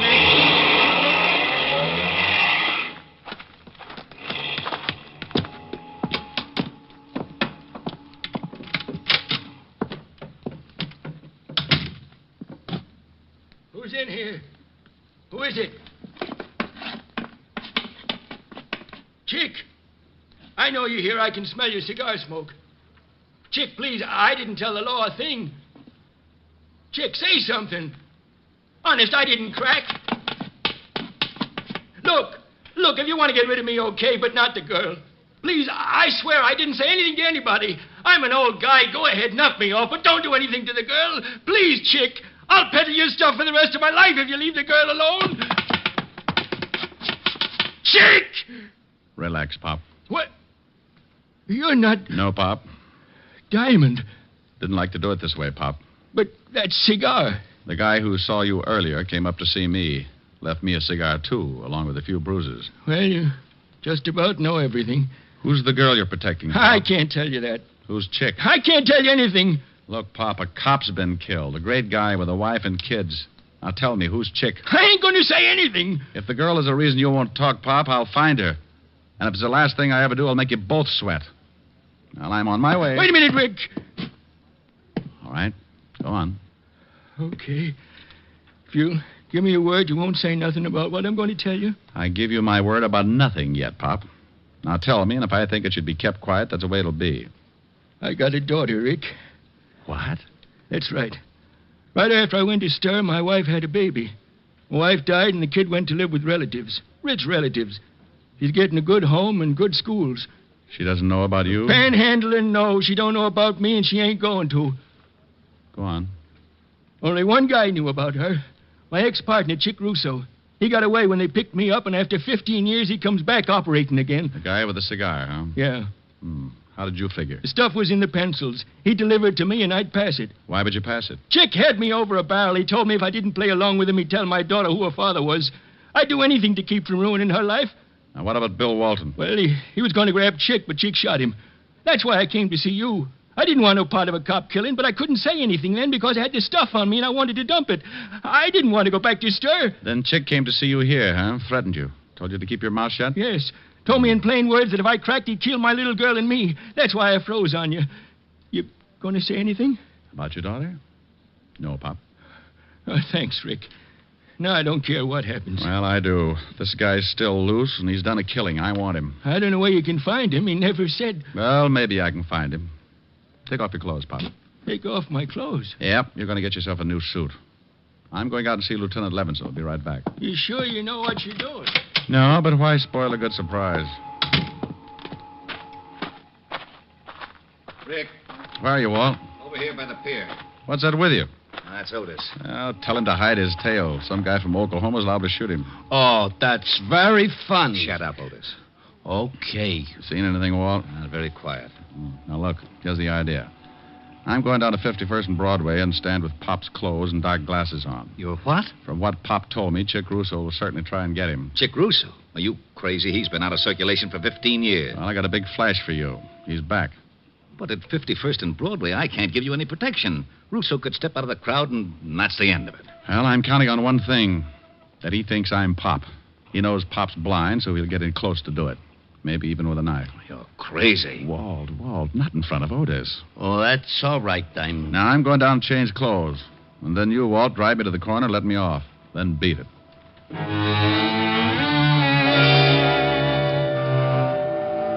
I left Walt then and went back to Pop's shack, We did a quick switch, and finally the dapper Richard Diamond stepped out complete with torn trousers, sweatshirt, and sneakers. I carried his cane with a white tip and kept his old hat pulled down over the dark glasses. Well, I'll be darned. Yeah, he looks just like the old man. Yeah, let's go, Walt. Otis, you stay here with Pop just in case our pigeon doesn't go for the bait. Oh, Lieutenant, can't Otis. Okay. Don't look so unhappy, Otis. Who knows? Maybe I'll get shot. Oh, I gotta miss everything. Isn't he a dream?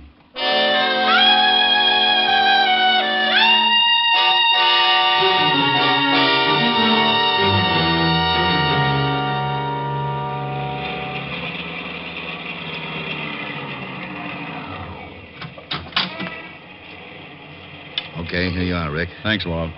Say good night, Pop, real loud. Okay. Good night, Pop. Sorry if we caused you any trouble. Oh, that's all right, Lieutenant. Thanks for the lift.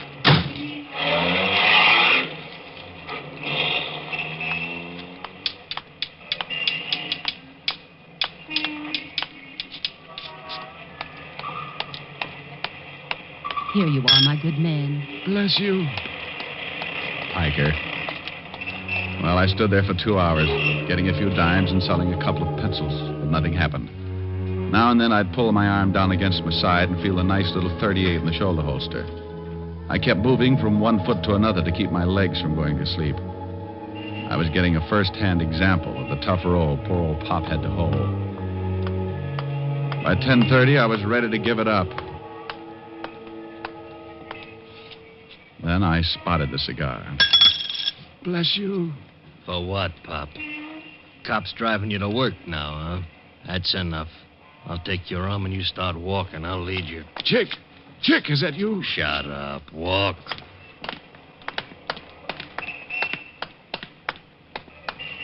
All right, we're going in the building.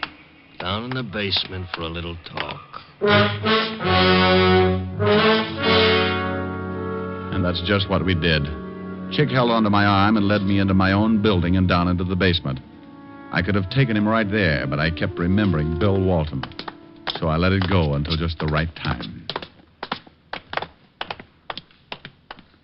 Okay, Pop. You know what's coming. Yeah, Chick. I know what's coming. Don't act much scared. I guess it ain't so tough for a blind man. You can't see it coming. You'd be surprised what I can see. What did I tell you? Busted my arm. You hit me with that cane like you could see you hit me. You go for that gun, I'll break your fat skull. You ain't Pop. No, Buster, I'm the fellow you gave the bruises to, just returning the favor. Boy, you dirty... Don't do it! Papa spank. My shoulder. All right. Now let's go back up where we can find a cop. I know you're not going to take me. Come back here, Russo. Stop, Russo. I've got a gun. Nuts to you, Shamus. Skeptic.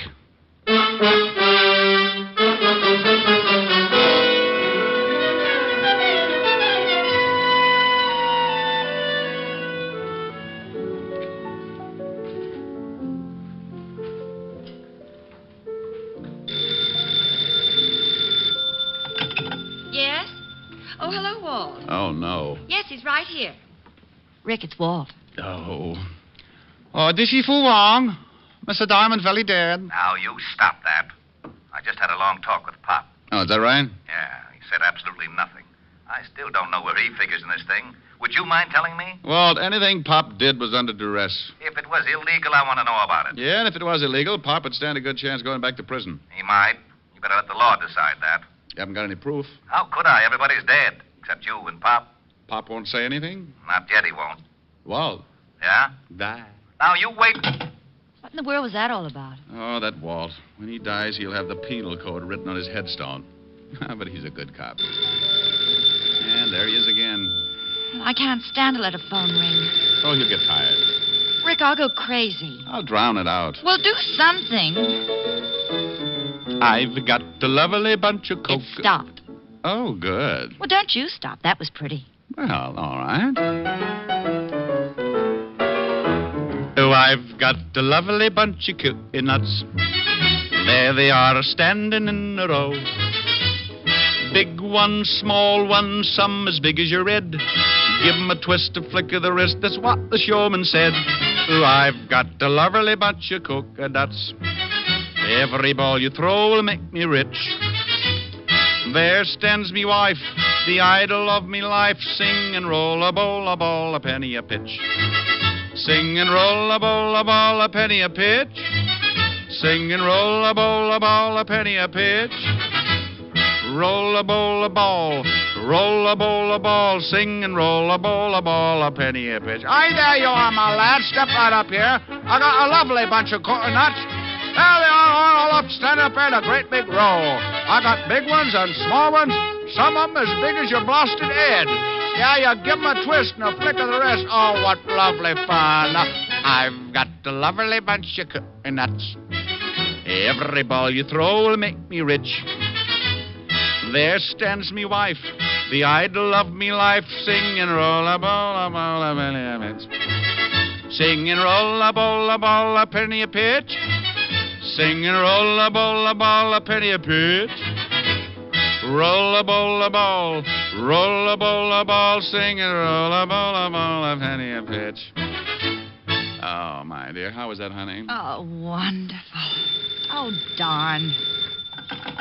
Yes, Walt. Helen, you put Diamond on the line. It's Walt, dear. Oh, never mind him. Come here, honey. Oh.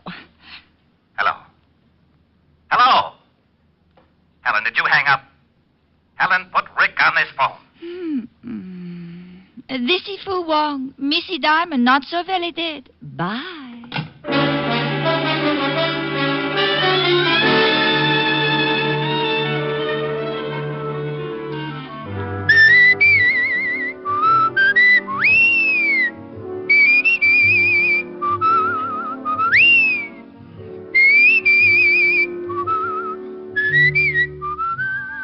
You have just heard Richard Diamond, Private Detective, starring Dick Powell. Ed Begley played Lieutenant Walt Levinson. Also in the cast were Wilms Herbert, Francis Robinson, Larry Dobkin, Ann Morrison, and Charles Seal. Music was under the direction of Frank Worth. Tonight's show was written by Blake Edwards and directed by Russell Hughes. Dick Powell currently may be seen in the motion picture version of the best-selling novel, Mrs. Mike. This is Eddie King inviting you to be with us next Sunday at this same time when we will again bring you Dick Powell as Richard Diamond, Private Detective.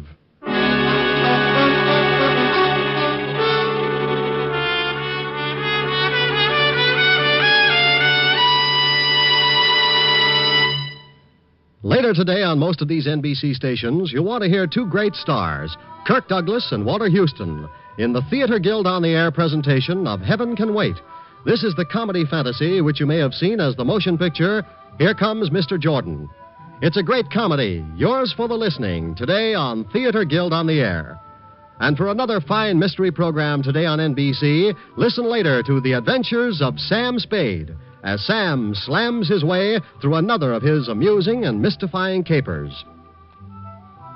Hear the lovely duet from Madame Butterfly on Harvest of Stars, next on NBC.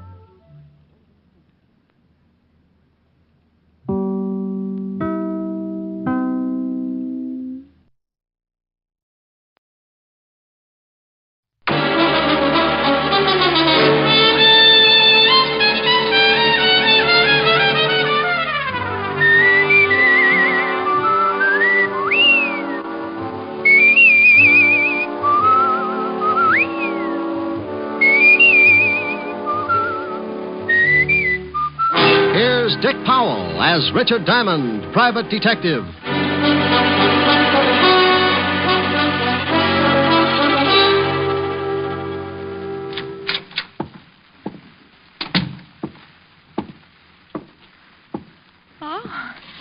May I do something for you, sir? I'll repeat the offer while I think of something. I beg your pardon? That's not the way I heard it first. Did you want to see... Mr. George Victor. May I have your name? Well, let's trade. Mine's Diamond, Richard Diamond. Oh, of course. Mr. Victor's expecting you. Well, it's too much to hope that you... He's waiting for you, Mr. Diamond. Thanks. Any door? Huh? Oh, straight ahead. Go right in. Mm-hmm. Yes? Mr. Victor? Yes. Oh, you're Diamond. Uh-huh. Come in and sit down. Thank you. You said you'd come immediately, and that was over an hour ago when I phoned you. Well, I didn't want to come in my bare feet. What? I was washing out a pair of socks. You're sure you're Richard Diamond? Reasonably sure, yes. My credentials. All right. You were recommended to me by Lieutenant Levinson of the police department. I want to hire you. My fee is $100 a day in expenses. Unless we settle that first, I couldn't solve the case if it was tagged 100 proof. Here are 2 checks. One for 100, the other for 5. Oh. You get the 100 if you take the job, and the other one if you do the job satisfactorily. Tell me all about it. You may have heard that I bought the controlling interest in one of the biggest newspapers in the city. That I heard. All right. I'm going to expose the numbers racket. That's been tried before. I know, but this time it's different. I have all the evidence I need to expose one of the biggest operators, Aaron Ziegler. Oh, well, you do pick 'em big. You know him? We did some spitting at each other when I was on the force. Well, then you know what he is. Yeah. But you said you had all the evidence. Where do I come in? Ziegler's my affair. Yours will be my daughter. Here's her picture. Well, you can have Ziegler. I'm happy with this arrangement. This is no joke, Mr. Diamond. My daughter works for Ziegler. Oh? You got $1 million for every Mongolian in Asia, and your daughter works? Hobby, perhaps? She became infatuated with a man named Doug Saxon. And went to work to support Will her. you listen to me? Oh, sorry. Go ahead, Mr. Victor. Saxon has some connection with Ziegler. I objected to her seeing Saxon, and there was an argument. And being 21, she walked out. Yes.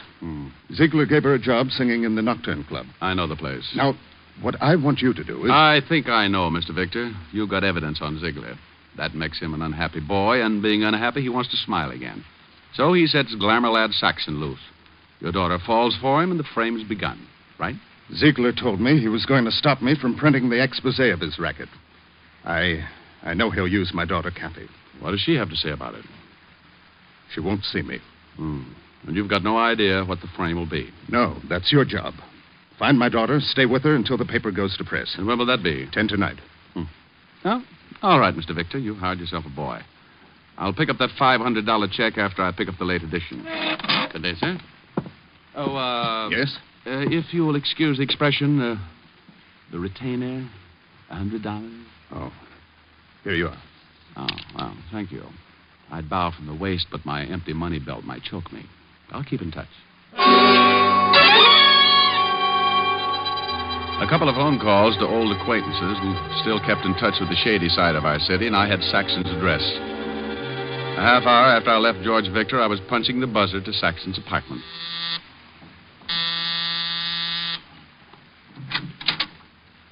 Good afternoon, Mr. Saxton. Who are you? What do you want? I'm Mother Hubbard, and I've come to look at your cupboard. Ask me in. What's the idea? Who... This won't take long, Mr. Saxton. Listen, you... I was just going to ask you to listen. But since you asked first, go ahead and give me something to listen to. Did Ziegler send you? Well, maybe. Maybe not. It's a nice place here. All the scenery. Phonograph, big overstuffed chairs. I'm glad you like it, but don't make yourself comfortable. What's in the other room? Look here, I don't know who you are or what you want, but... Maybe Ziegler did send me. Did he? No. You a cop? Used to be. Always enjoyed my work. And I never enjoyed it more than when I was up against a character like you. Get out of here. Oh, now somehow getting tough doesn't look well on you. You're not the type, Saxon.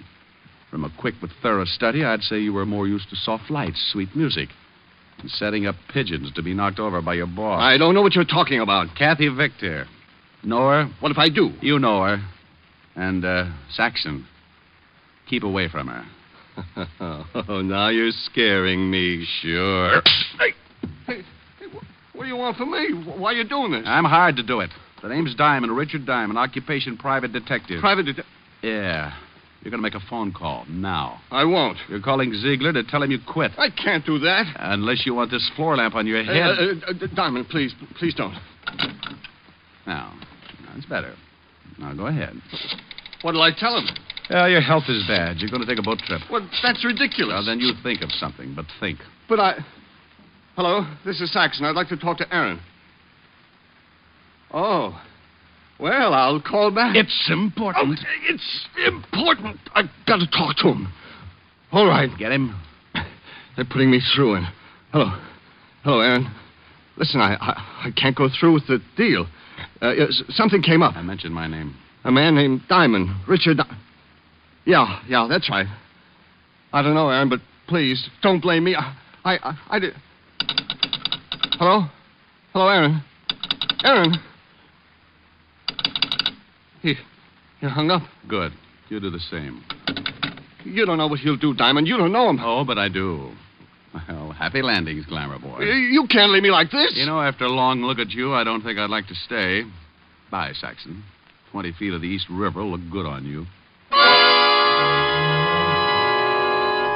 Okay, so it was a bluff. I knew Ziegler wouldn't be scared off that easily, but when you go hunting ducks, you put out a decoy. I did. The decoy was me. It was an hour later that I got back to my office building and walked into the lobby. The elevator door there was open, but the jockey was missing. I was about to take the hard way up, the stairs, when... Diamond. Oh, hello. Where'd you come from? I'm under a cabbage leaf. Don't believe it. Get in the elevator. I'll walk. Hey, Mac. Mr. Diamond don't want to get in the elevator. Maybe he gets car sick. Get in, Diamond. What's the big idea? Close the door, Mac. Sure. You know how to run this thing, Diamond? No. Start it up. Go on. Okay. Floors, please. I'll tell you when. This is far enough. Stop it. And keep your hands away from that door. What are you going to do, eat your way out? He's a card, ain't he? Oh, now, come on. Fun's fun, but I got business. So have we. We told you to take your hands off those doors. Oh, you did, huh? Yeah. Oh, he won't go down. Sure he will. He's just stubborn. Give me that sap. You see? Yeah. Think he's still tuned in? Let's see. Diamond. Hey, Diamond. Oh, he should know better than that. It ain't polite not to listen. Kick him in the ribs. Now, how about it, Diamond? You want to listen? He's shaking his head. He says yes. Okay. Now, stay away from the dame you're supposed to take care of. Go back to Victor and tell him you don't want the job. Tell him it's too rough, and if he don't understand, show him your bruises. Hey, give him a bruise where it shows. Look at that. I don't think he likes you kicking him in the chops. What does he want? Bedroom slippers? Okay, open the doors and let's get out of here. Hey, think I ought to give him another boot, just to make sure? Ain't you ever satisfied? Go ahead. Okay, let's go. You know something? You got an awful disposition. You don't come out of a beating like that right away. A professional working over is like spending a weekend in a taffy machine. I reached out and tried to touch things, but it was like trying to paint the inside of a balloon with a hammer. I was numb, and when the little jabs of feeling started pinching my cheeks, I found out that I was warm and sticky. Finally, I pulled myself up, stood there for a minute, decided my legs weren't macaroni, and went to the washroom to clean up. Then I headed for the Nocturne Club. It was too early for customers, but there was a bartender and a girl with blonde hair playing the piano. We ain't open yet, Mac. Oh, you ain't? Well, give me a bib. I may cry all over the place. You look awful. Truck hit you or something? I was blowing a tube in a high wind. Yeah? Yeah. Screwed me 8 feet into the ground. Ain't that terrible? Yeah, ain't it? Hey, who's the dame with the fingers? Oh, Eddie Taines here. Name's Victor, Kathy Victor. Got a swell set of pipes. If you're looking for a job, we don't need no tuba players. Look, here's for a drink and here's something for you because you ain't open yet. Fix me something that'll turn me all one color. Sure. Will it be black or blue? Anything that goes with my tie. Bring it to the piano. I thought you wanted it. Oh, I'll laugh later. I thought it was pretty good.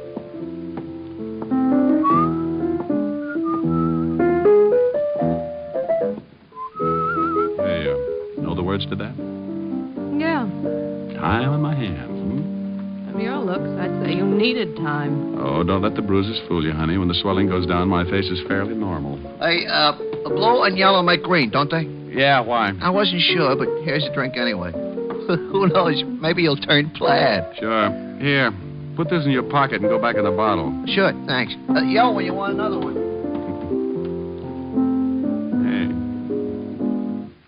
What's the matter? Why'd you stop? I need a drink, too. You get the jumps early, huh? I work late. Catches up with me. Oh, try out running them for a day. It does wonders. Oh, I know you. You're a spy from Alcoholics Anonymous. Go ahead, play some more. All right.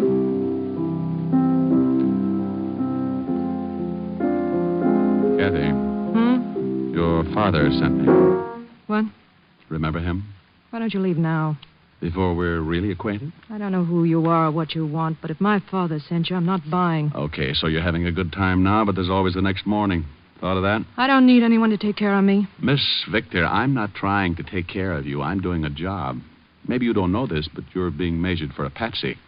And your father's going to fit the same frame Saxon and Ziegler are working up for you. You're crazy. But I like you, so I'll forgive you. Now, cut it out. I thought you wanted me to play. Look, you're spoiled. You had a mouthful of silver spoons and a handful of gold pieces for building blocks when you were a kid.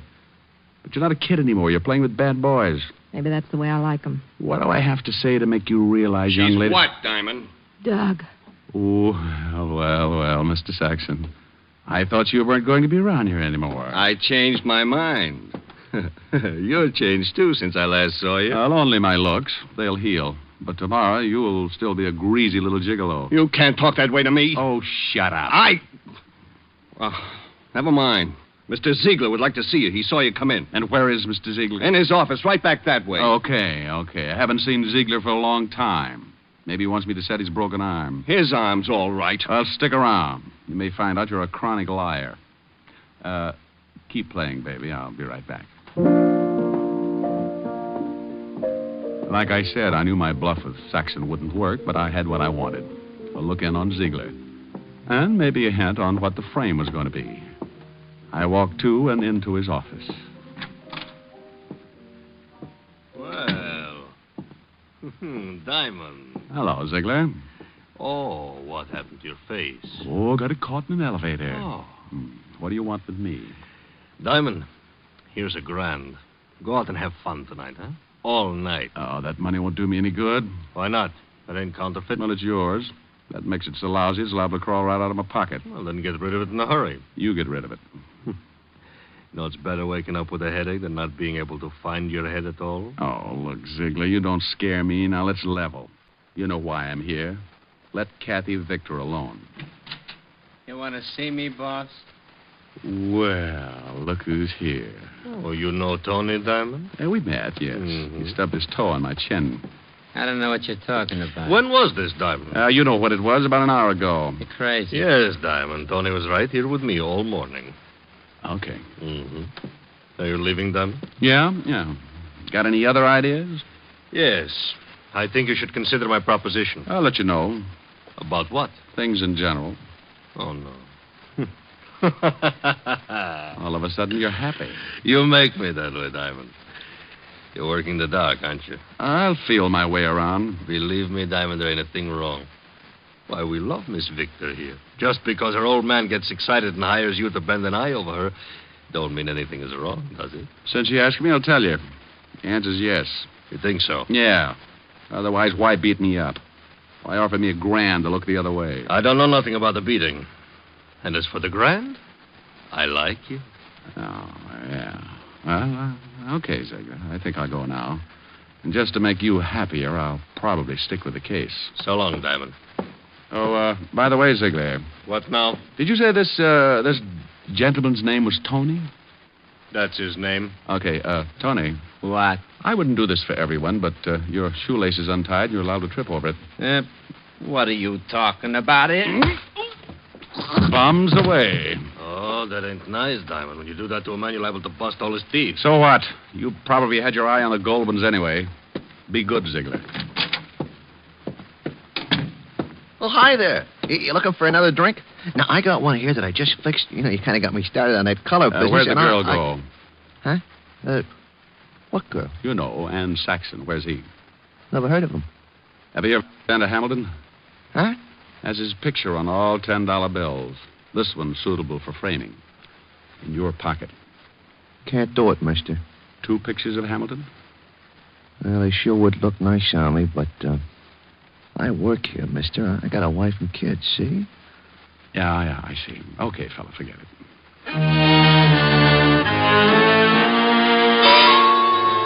Well, I fell for the oldest gag in the world. Kept busy someplace else while Saxon walked out with the girl. Now I had to find her. But where? I had until 10 that night to stop a frame-up I didn't know anything about. But I played a hunch and headed for the 5th Precinct Police Station and Lieutenant Walt Levinson. I walked in on him. Diamond, oh, no. Hiya, Walt. No, please go home. Nothing good can come of this. Why, Walt, I'm surprised at you. Well, I'm not. You've got some horrible joke up your sleeve. I don't want any part of it. I can only stay a few minutes. I want to know about a guy named Saxon. Douglas Saxon? That's it. What's the matter? Can't you find things out for yourself? Right now, Lieutenant, I'm a citizen asking about a guy. Now, what have you got on Saxon, Walt? Not a thing. He was clean when we picked him up a couple of times. Why was he picked up? Why are you so interested in him? Oh, it goes with my business. Oh. And if I tell you? Well, I'll tell you something sometime. Now, come on, Walt, give. Okay. He was picked up on suspicion of handling narcotics. But that's a job for the Vice Squad. Why is he so dear to you? He's working for Aaron Ziegler. This, Mr. Diamond, is not news. He'd be just the boy to work a frame for Aaron, wouldn't he? If it involved a gal, yeah. This does. How? Don't know. Yet. But, if she was picked up with narcotics on her, it'd be a nice frame, wouldn't it? What makes you think it would be a frame? This gal looks too healthy. Yeah, but you could be wrong. Why? Because for some stupid reason I like you, and I don't want to see you make a fool of yourself. Oh, why would I do that? For this dame. What dame? The one that Saxon's going to frame. Is he going to frame her? Of course he is. I better get her out of it. Certainly, that's just what I was saying. Bye, Walt. Rick. Yeah? Thanks. What for? For not dragging out that who's on first routine. I don't think my stomach could have stood it today. Oh, Walt, you're an idiot. Yeah. Be a good boy.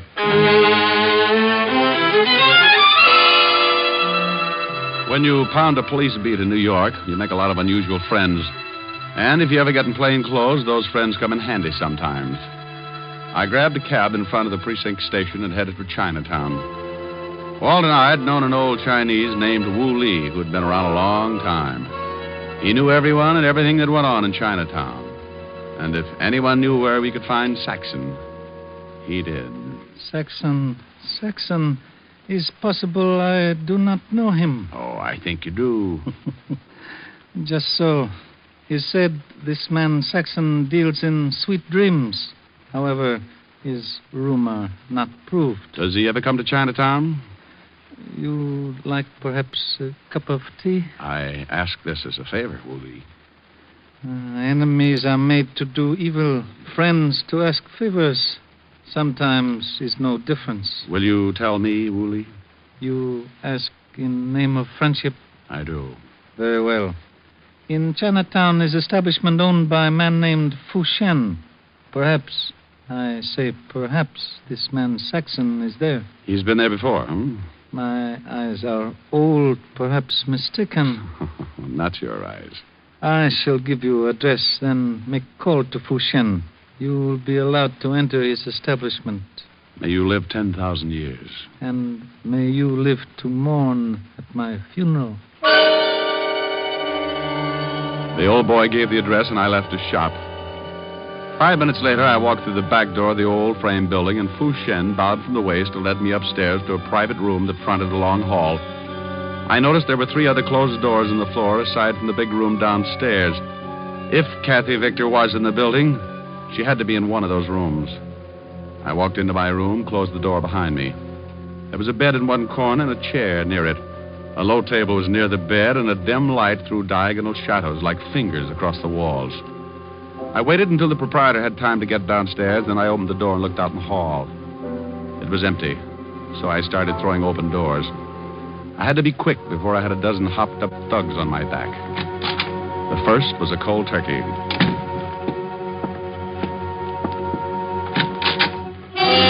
Beat it! This room's in use. Diamond.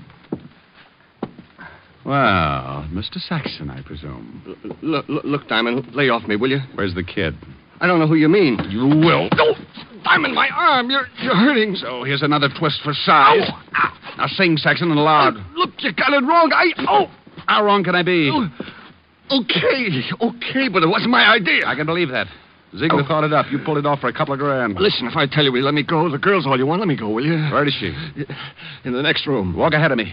And in case you get any ideas... Now walk ahead of me. Open the door. You got my arm. You got another one, but not for long if you try anything. Open it. There she is. Oh, out cold. She's all right, Just knocked out, huh? Let me go now, Diamond. Sure.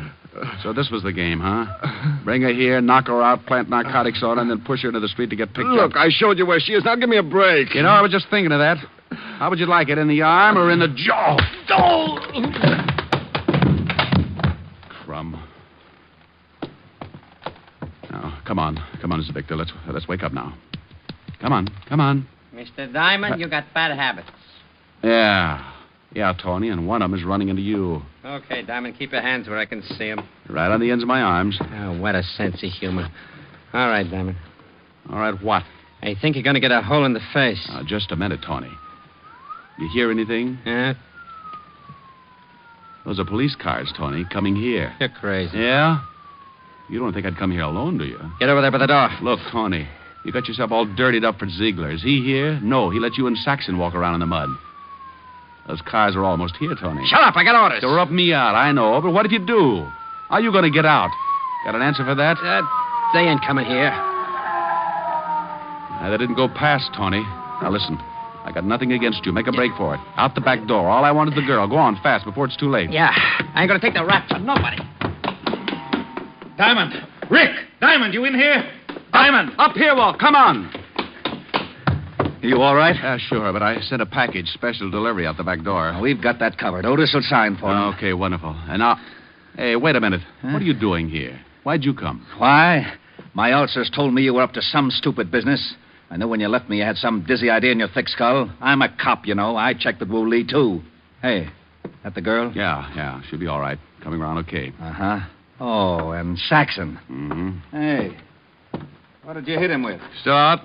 Limp. Yeah, Walt, listen. If the papers get word of this kid's father will be ruined. If she's in the clear, you've got my word. No one will hear about it. Well, I know she's in the clear, but I can't leave her here. I got a job to do. I was hired. Oh, you want to take her, huh? Yeah, I think she'd like to go home. Okay, I'll take your word she's all right. Now, beat it fast before the narcotics boys get here. Thanks, Walt. Come on, baby. Snap out of it. Come on. Get her out of here before we're all booked for obstructing justice. I'm going. Hey, Walt. Yeah? How are you going to explain knocking over this joint before the vice squad? Why, didn't you know I got a reported homicide here? I'll let you know what happens. Where'll you be? Oh, silly boy. Where else but Helen's? Now, come on, Kathy, baby. On your feet. On your feet. Walt. Now what? I love you. I'll marry you later. Now take off. Oh, my stomach.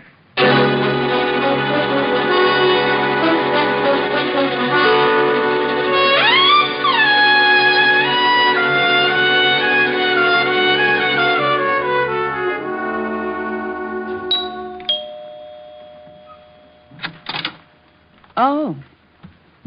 Hello, Rick. You're late.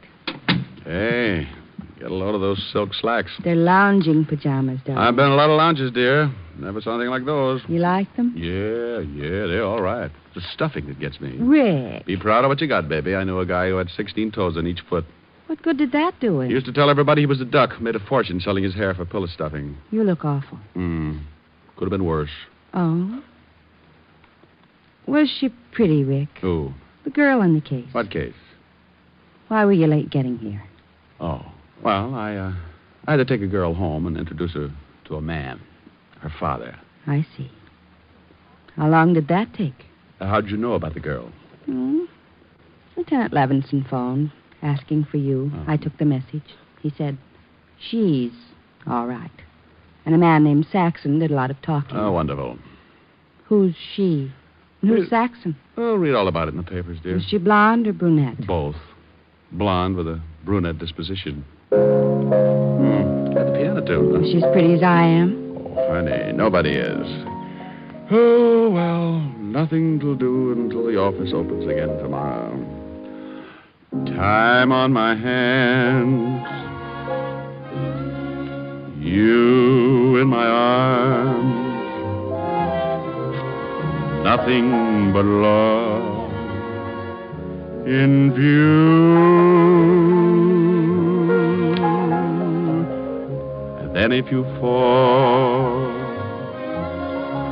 once and for all, I'll see my dreams come true. Moments to spare for someone you care for. One love affair, just the two. With time on my hands and you in my arms and love in my heart, all for you.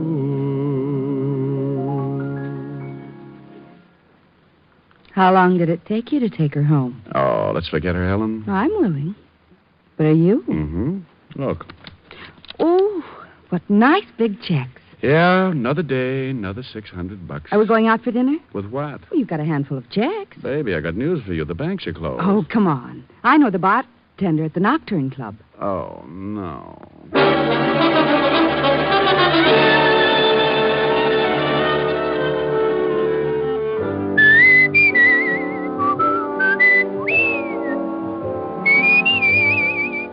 You have just heard Richard Diamond, Private Detective, starring Dick Powell, with Virginia Gregg as Helen and Ed Begley as Lieutenant Walt Levinson. Also in the cast were Wilms Herbert, Larry Dobkin, Gene Bates, Stanley Waxman, Paul DeBob, and Hy Averback. Music was under the direction of Frank Worth. Richard Diamond is written by Blake Edwards and directed by Russell Hughes. Dick Powell currently may be seen in the motion picture version of the best-selling novel, Mrs. Mike. This is Eddie King inviting you to be with us next Sunday at this same time when we will again bring you Dick Powell as Richard Diamond, Private Detective.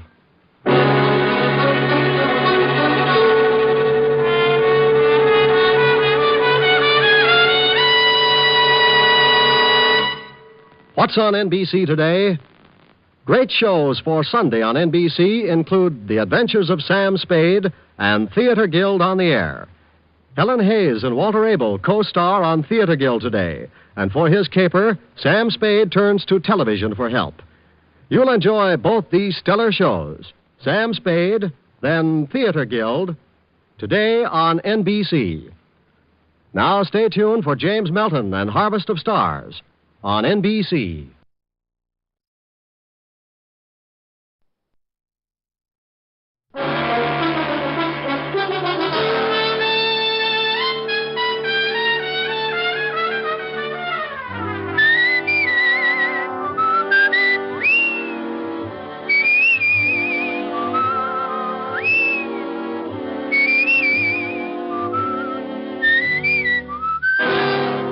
Dick Powell as Richard Diamond, Private Detective.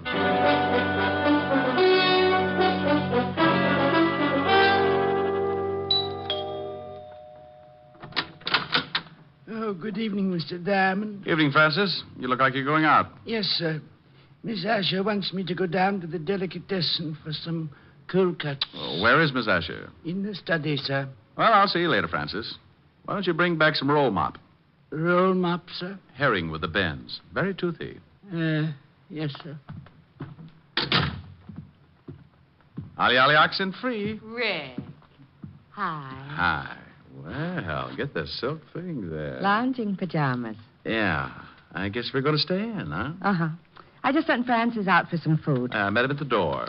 Look, I've got to do a few things in the kitchen. Why don't you stretch out on the couch and take it easy until dinner's ready? Okay, I'm pretty tired. Might rock out. No, a little sleep might do you some good. Here, read a magazine if you want to stay awake. Oh, swell. Gory detective. Who sends you these things? The Corpse of the Month? Pretty bad. I won't be long. Okay. Oh, no. The case of the bloody Oh. It was going on 11 o'clock, and the fog encircled the old house like a thin, wet blanket. Oh, swell. The figure of a man crept stealthily across the gravel of the garden path. Oh, these riders really dream it up. Mr. Diamond? What? How did you get in here? I followed you from your office. Shh. You left the door unlocked when you came in. Well, now, look. I know I shouldn't have come into someone else's house, but this is a matter of life and death. Hey, stop pulling down the blinds. I don't want anyone to see us talking. Well, you're on the 8th floor. Who's chasing you? A herd of monkeys? Please, you must listen. Now, look, if you got troubles, come to my office in the morning. Tomorrow morning may be too late. I'm supposed to die tonight. Try breathing. You expand your chest, take a lung full of air. No, Yes, it does wonders. Keeps you around for days. You better get out of here. Please, Mr. Diamond, don't give me away. Please. Yeah, baby. Wait a minute. Duck under that desk. Oh, bless you, Mr. Diamond. Yes. I thought I heard you talking to someone. Talking? Oh, no. Must have been reading out loud. This is swell literature. The case of the grisly ghost. Oh, fine. I like to keep up on the exploits of a private detective. You don't tell me anything about your cases. I'm modest. Hey, you got your coat on. Where are you going? Oh, Francis just called. He's had a flat tire. I'm going to pick him up in the other car. Don't you want me to do it? Oh, I'm not going to let you out of this house. I'll be right back. Okay. Read The Grizzly Ghost. It's not bad. Bye, baby. Bye. Okay, Spider-Man, you can come out now. Oh, thank you. Now, what the devil's going on? I told you my life's in danger. I need help. Tell me about it. I haven't time now. Come to this address in about an hour. My name's Leeds. Leland L. Leeds. Oh, for Pete's sake. I must get back before they miss me. I don't want them to know I got out. Say I called you and told you to come over. Here's the address on this card. Please don't fail me, Mr. Diamond. Now, wait a minute. My fee's $100 a day and expenses. Of course. I'll have a check for you. Goodbye.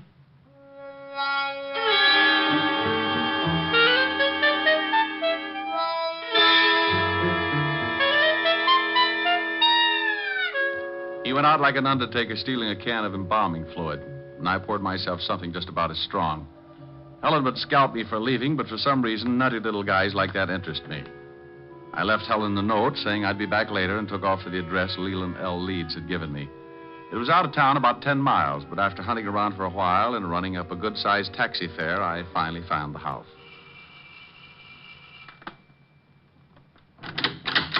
Yes? Yes. I got a call from a Mr. Leeds at this address. He asked me to come over. My brother? I don't know. Well, it couldn't have been. He's very sick. He's upstairs sleeping. Well, he was just coasting off to Dreamland when he called me. I think you'd better let me in. Oh, a detective. All right. Just what did my brother tell you, Mr. Diamond. He said his life was in danger. I'm Nina Leeds. I think you'd better come into the living room, Mr. Diamond. Dr. Miller can explain things better than I can. Sure. Roger? Hmm? This is Mr. Diamond. He's a detective. Oh? Lee just called him.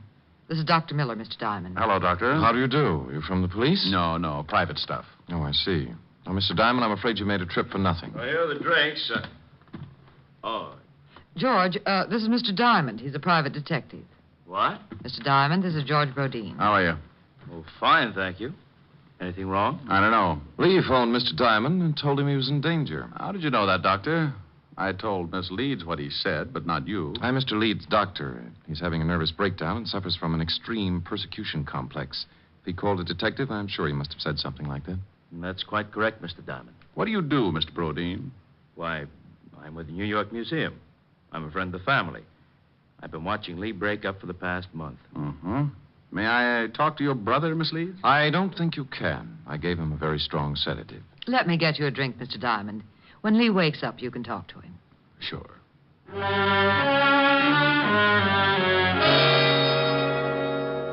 We went into the bar, and she got out a big bottle and 2 glasses.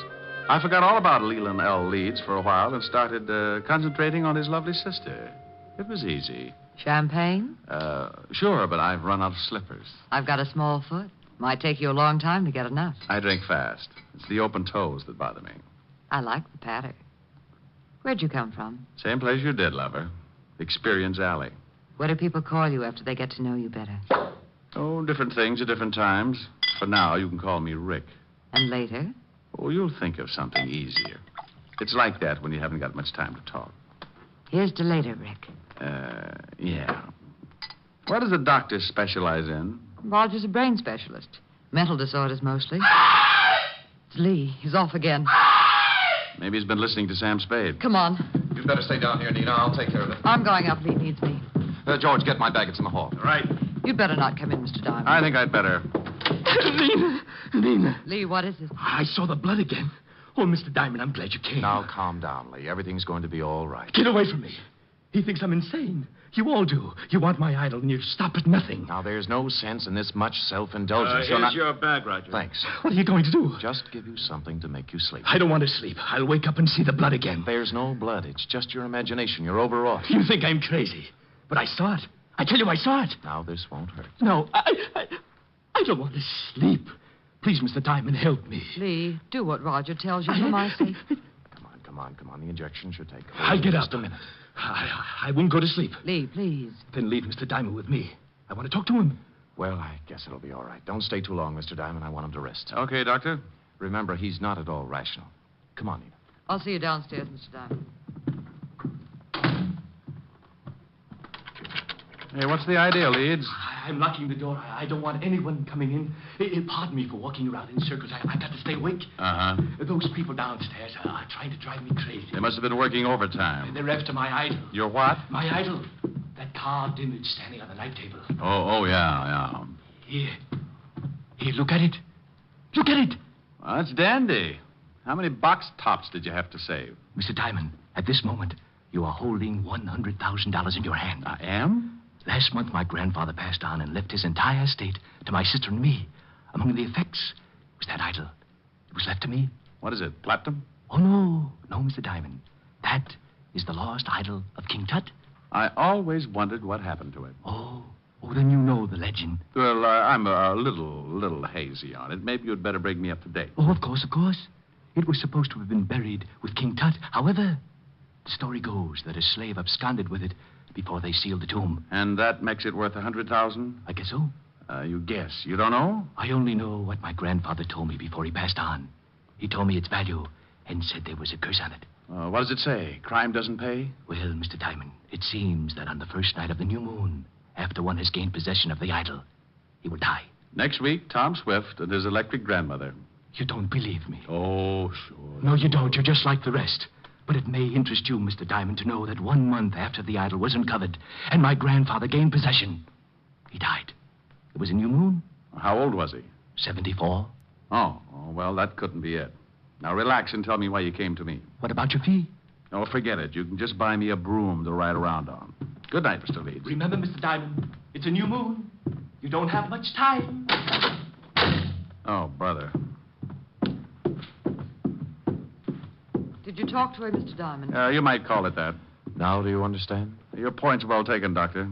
What about that hunk of stone? Maybe if you gave him a teddy bear? Oh, the idol he's got is absolutely worthless. His grandfather had the same unusual ideas about it. Is there such an idol? Oh, there's a legend, but no one has ever found even the slightest clue that it's a fact. Now, I've examined Lee's idol, and it's certainly not worth any more than the granite it's carved from. Well, I'll be saying good night. I hope he gets better. Can't I get you another drink, Mr. Diamond? You certainly deserve something for your trouble. No, thanks. Goodbye, Doctor. Mr. Rodin. Thanks, Miss Leeds. I wish I could make this up to you. I'll take a rain check. It'll be raining a lot this month. Yeah. Well, good night, Miss Leeds. Good night.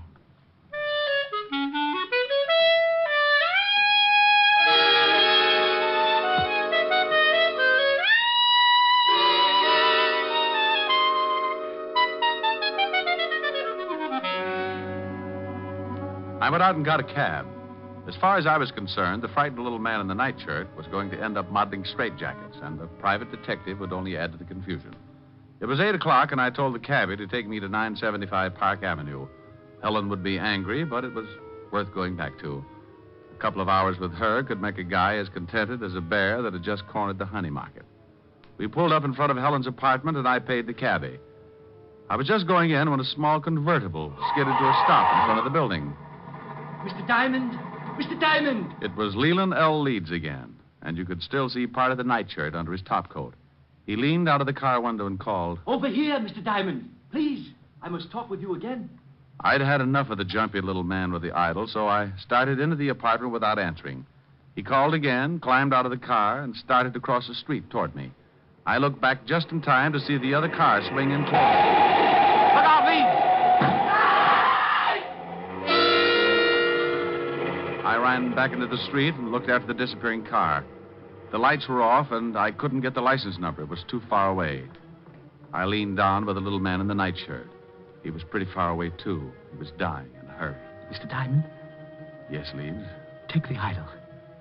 When you left, I found out why it was worth all that money. They didn't want me to tell you, so they followed me and ran me down. It's in my coat pocket.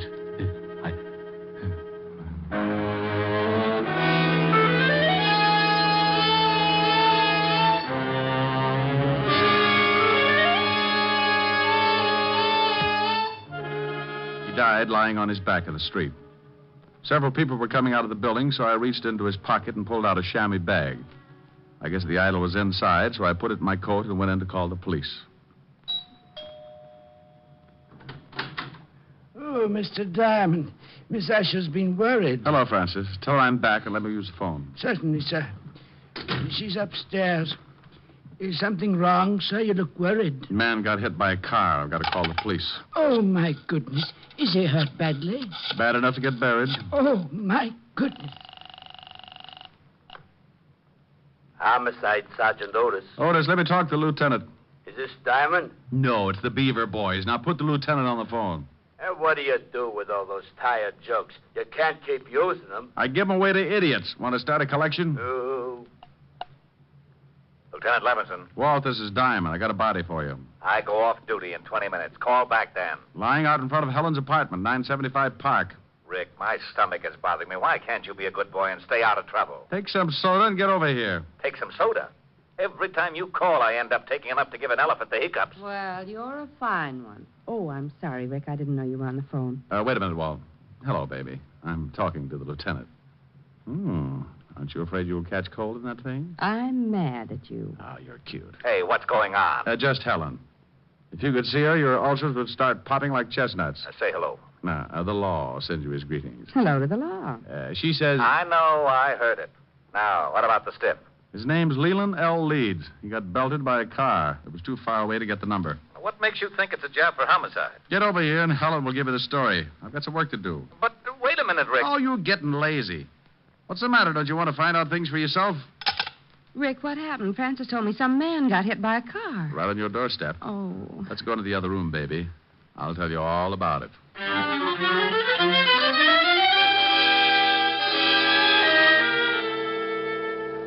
We went into the warm study, and Helen poured me a tall drink. I briefed her on what had happened earlier in the evening, and she sat down next to me. There's something about red hair that does things to me. It smelled fresh and clean, and with her that close, I could have been sitting in the middle of the Arctic and still kept my temperature above 102. Rick, do you have to go back out there? Well, somebody's got to tell his sister, and in a way, I feel a little responsible. Are you going to give her the idol? Hmm? The idol. The thing you took from poor Mr. Leeds' coat. You could at least show me what I'm playing second fiddle to. Oh, that's right. Yeah, I nearly forgot about it. Oh, here it is in this chamois bag. Oh, what an ugly little thing. And that's supposed to be worth all that money? Well, that was what Leeds, Hey, something's missing. Yeah, one of the eyes. Must have come loose when the car hit him. Probably in the bag. Yeah, there it is. Rick! Yeah. It was painted over. You'd never guess it unless you pried it loose. That's as big as a marble. Is it real? Well, you've got enough of them around, you tell me. It is. Rick, I think it's the pigeon blood. Why, it's worth a fortune. What are you doing? I'm scratching the other one. Well, Mr. Leeds wasn't so squirrely after all. This is ridiculous. You only read about things like this. 2 pigeon blood rubies.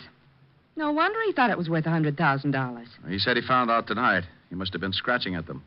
Oh, then it wasn't just a hit and run. I don't know. Baby, I don't want to get hung up with a lot of explanation to Walt. Rick, what are you doing? Taking the other eye out. There. Now here. Hang on to these and don't let him get out of your little hot hand. When Walt gets up here, tell him what I've told you. Well, will you be back? An hour ago, I laughed at a little guy when he told me he was going to die. He said it was a full moon and he had a curse on him. I'm still a skeptic, but I'm a new boy when it comes to voodoo. I've got to hurry over there before the whole bunch of them turn into bats.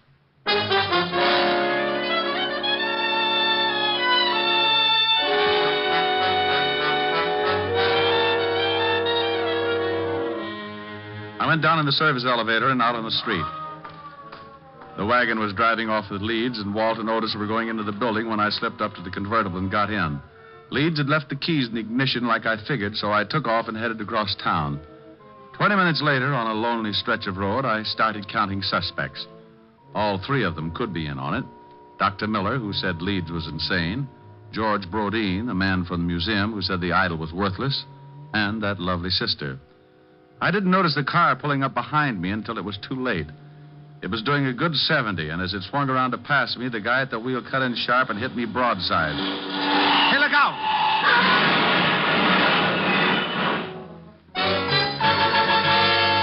I went through a white fence and over an embankment. The car rolled, and somebody dropped the night on my head. I went to sleep. I don't know how long it was before I started coming around, but when I tried to shake myself back, it was like pulling my head out of a barrel of molasses. It stuck to my eyes and plugged up my ears. I tried to claw the stickiness away, but my hands were like two baseballs. I moved my shoulders and felt the stiffness in my back. It spread out to my hands and down to my feet. I opened my mouth and took in a lot of air. I finally made it.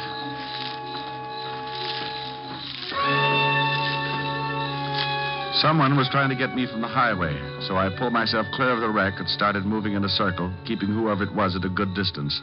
I was too pushed around to put up a fight, so I made it back to the highway and walked along until I found a little gas station on the road. The joint ain't open. And then your lock's busted. No, it ain't. Then I floated through the wall. Where's your phone? It ain't for public use. Try isn't. Okay, wise guy. The joint isn't open. The phone isn't for public use, and you isn't so big you can't get tossed out on your face. And you isn't so wealthy, $5 won't make a difference. Oh, why didn't you say so? Phone's on the wall. Thanks. You know the Leeds family? Yeah, they get gas here sometimes. Hello. Evergreen 34369, operator. How far is the house from here? I'm a little turned around. About a half a mile. Hello, Francis? Is Lieutenant Levinson still there? No? Well, just tell him to get out to 19319 Jackson Heights Boulevard. I've got a killer for him. Yeah, oh, my goodness. Now, hurry it up. You a cop? Shamus. What'd you take for the use of your car for an hour? My wife would kill me. I'll drive you wherever you want to go.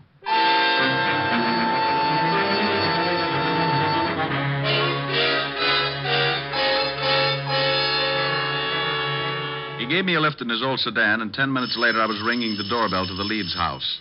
I was glad the girl answered. She made me feel better right away. Oh, Mr. Diamond, come in. Thank you. Where are your friends? Rog and George? They went out to look for my brother. He disappeared right after you left. I'm terribly worried. Oh, have you got that drink? I could use it now. Certainly. I don't know why Lee ran off like that.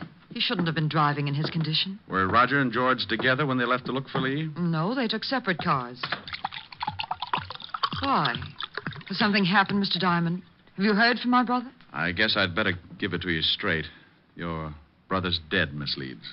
I'm sorry. Dead? Oh, no. He was hit by a car. It's all because of that horrible idol. That stupid, horrible idol. If my grandfather hadn't told Lee it was worth that much money, this never would have happened. Did you think it was worth anything? No, of course not. But we couldn't convince Lee. Now he's dead. Would you please answer that, Mr. Diamond? Sure. You take it easy.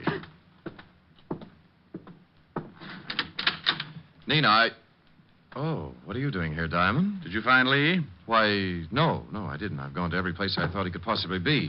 I even looked up your address, went over there, but the building was closed. You better go in and see Miss Leeds, Doc. She's pretty upset. Upset? Nina, what's wrong? Oh, Rog, it's Lee. He's been killed. What? That's right. But how did it happen? Bingo. I'll tell you as soon as I let Mr. Brodeen in. There, Nina. Just Just let yourself unwind. Come in, Mr. Brodeen. Well, Mr. Diamond, what are you doing here? I think I'd better have a sign made. The doctor and Miss Leeds are in the living room. Why, something happened? Mr. Leeds is dead. What? This is the most surprised household I've ever run into. Roger, is this true? I guess so. Oh, I'm terribly sorry, Nina. Is there anything I can do? No. No, thank you. Where did this happen, Mr. Diamond? In front of 975 Park Avenue. Car hit him. I was with him when he died. Oh, this is terrible. I thought at first it was an accident, but I'm not sure. What do you mean? When I left to come out here, someone ran me off the road, nearly killed me. Who would want to kill Lee and then try to kill you? Probably a coincidence. Certainly. Probably just a drunk. Could have been. Lee gave me this before he died. A chamois bag. What's in it? The idol. Oh, that awful thing. What do you want done with it, Miss Leeds? I don't care. Just get it out of this house. What are you going to do? I don't know. You want the thing, Doctor? Why, what for? That's a good question. How about you, Brodeen? You want it? Oh, well, what would I want a worthless piece of stone for? Well, as long as no one wants it, may I use this fire poker, Miss Leeds? What are you going to do with it? The idol is worthless. It's caused a lot of trouble for you and your family. I'm going to break it up.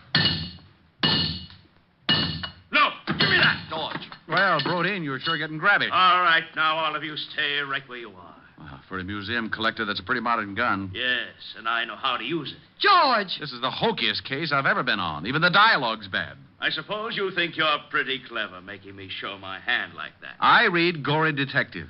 I found that the idol was really worth all that money, but I had to make the killer tip himself. You did. Mr. Diamond, do you mean my brother was really right all along? In a way, yes. He believed what his grandfather had told him. But it wasn't until tonight when he scratched one of the eyes of the idol that he knew for sure. Scratched one of the eyes? That's right. Pigeon blood rubies, painted over. Well, now I'm leaving you. Well, that's good, but you're minus something. Minus what? A couple of rubies. I took them out of the idol. You're lying. Take a look in the bag. What? They're gone. I'll kill you for this. Give me the gun, George. Look out. He's going to shoot. Give me the gun. All right, everyone. This is the police.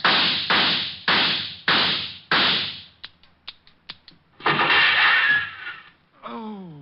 You killed Mr. Diamond. He shot Diamond, all right, Lieutenant. Put the bracelets on him, Otis. Sure. Come here, you. Not him. Put him on Diamond for disturbing the peace. Pin the medal on the other guy. No. Sure thing. How do you like that, wise guy? Oh, no. Rick? Oh, I'm dying. Ricky? Oh. Rick, wake up. All right, George. Drop the gun. Rick, you've been dreaming. Oh, Helen. Oh, you were having a big, fat nightmare. I came down from upstairs and you were asleep on the couch with Gory Detective. Oh, well, I started reading some story and I got mixed up with Egyptian idols and the rubies. I got shot. That's the case of the ruby eyes. That was the craziest dream. I solved the crime and got shot 6 times for my trouble. Oh, Lieutenant Levinson and Otis came in and arrested me for disturbing the peace. After you were shot 6 times? Yeah. Otis loved it. That wasn't in the magazine. I worked out my own ending. Move in. That's pretty. What are the lyrics? Well, an awful lot of them. I'll sing them. Okay. I'm sitting high on a hilltop, Oh, I remember that. tossing all my troubles to the moon. It's from Thanks a Million. Where the breeze seems to say, don't you worry. With Alice Faye. Things are bound to pick up pretty soon. Here, 'neath the sky on the hilltop, seems to me the world is all in tune. I forget all the bustle and hurry, tossing all my troubles to the moon. I know someone will love me, and everything will be just grand. Just so the stars up above me continue doing business at the same old stand. It's mighty sweet in the evening when I've had a busy afternoon, sitting high on a hilltop, tossing all my troubles to the moon. Sing it again, Rick. I'm sitting high on the hill. Oh, Rick, the ground. Yeah, listen to that. Where the breeze seems to say, don't you Hey. worry. How you like that, wise guy? Oh, that's really awful. Yeah, well, maybe you know how I feel when you open that big bazoo of yours. You mean I sound like you do? Look, Diamond, what do you think the rats keep jumping out of my window for? Well, maybe if you had some plastic surgery. And your crummy jokes are as bad as your crummy singing. So please, save the world from a horrible fate and cut your throat or something. Oh, yeah? Well, let me tell you, old boy. I'm sitting high on a hilltop, tossing all my troubles. Hey, you! Shut up! We want to hear Diamond. Yeah, shut your big bazoo. Yeah, shut up! What's that? You heard us. We want to hear Mr. Diamond. No. Rick. Yeah, my dear public.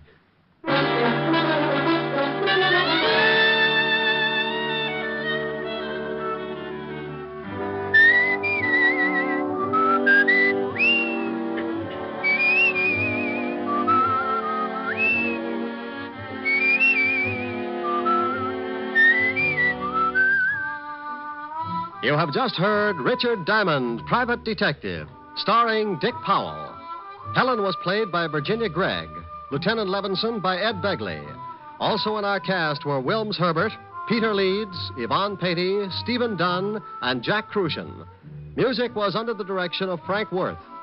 Richard Diamond is written and directed by Blake Edwards. Portions were transcribed. Dick Powell soon will be seen in the screen version of the best-selling novel, Mrs. Mike. Now, this is Eddie King inviting you to be with us again at the same time next week when we will again bring you Dick Powell as Richard Diamond, Private Detective.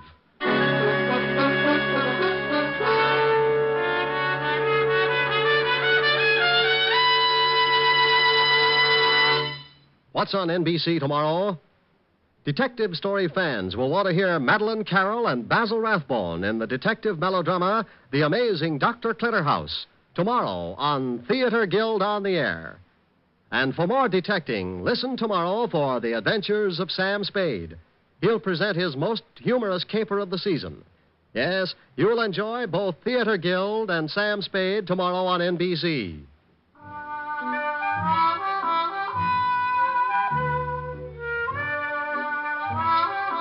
Next, it's Free Ride to Danger with Dorothy McGuire on NBC.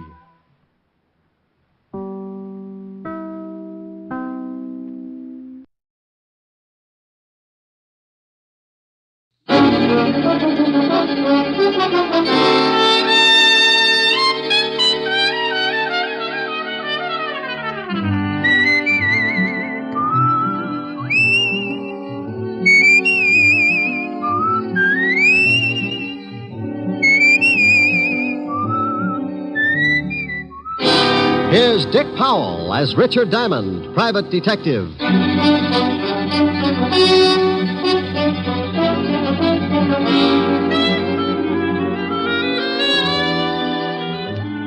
Hello there. This is Diamond.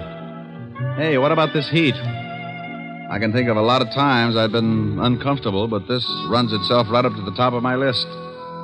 About the only thing good I can say about it, get your laundry dry in a hurry. I usually wash a few things out in my office because the soap's free. Come to think of it, I was scrubbing a pile of things the day we had that big wind. 97 degrees in New York, and we get a tornado to cool us off. I had so much dust in my office, I could have supplied mud pies to the whole neighborhood. And after it was all over, the cigarette ad on Broadway was blowing smoke rings through the trap door of one of my scattered longies. The waves in Long Island Sound were so rough, a friend of mine capsized, and when he came up, he found 3 terrified herring hiding in his nose. Oh, it was swell. One minute it was so hot you couldn't move. The next, a 58-mile-an-hour wind was doing the moving for you. Then, to top it off, I got mixed up in one of the grisliest cases I'd ever worked on. It all started one evening. The car was moving down a lonely road, 2 people in it. In a couple of minutes, one of them would be pretty dead. What are you stopping for? What are you doing? Let me go. Get your hands off me. No, help! Please, please. Ah!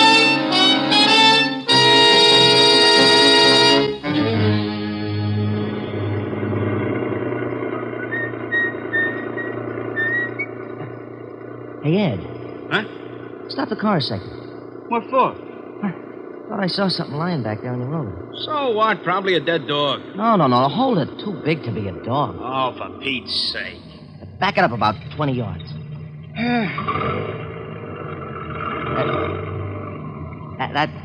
That's good. Okay, where is it? Right over there. Yeah. Hey, come on. Hey.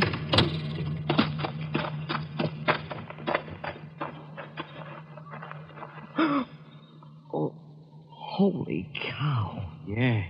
She dead? She's wrecked. I think I'm going to be sick. Me too. Let's get to a phone, call the cops.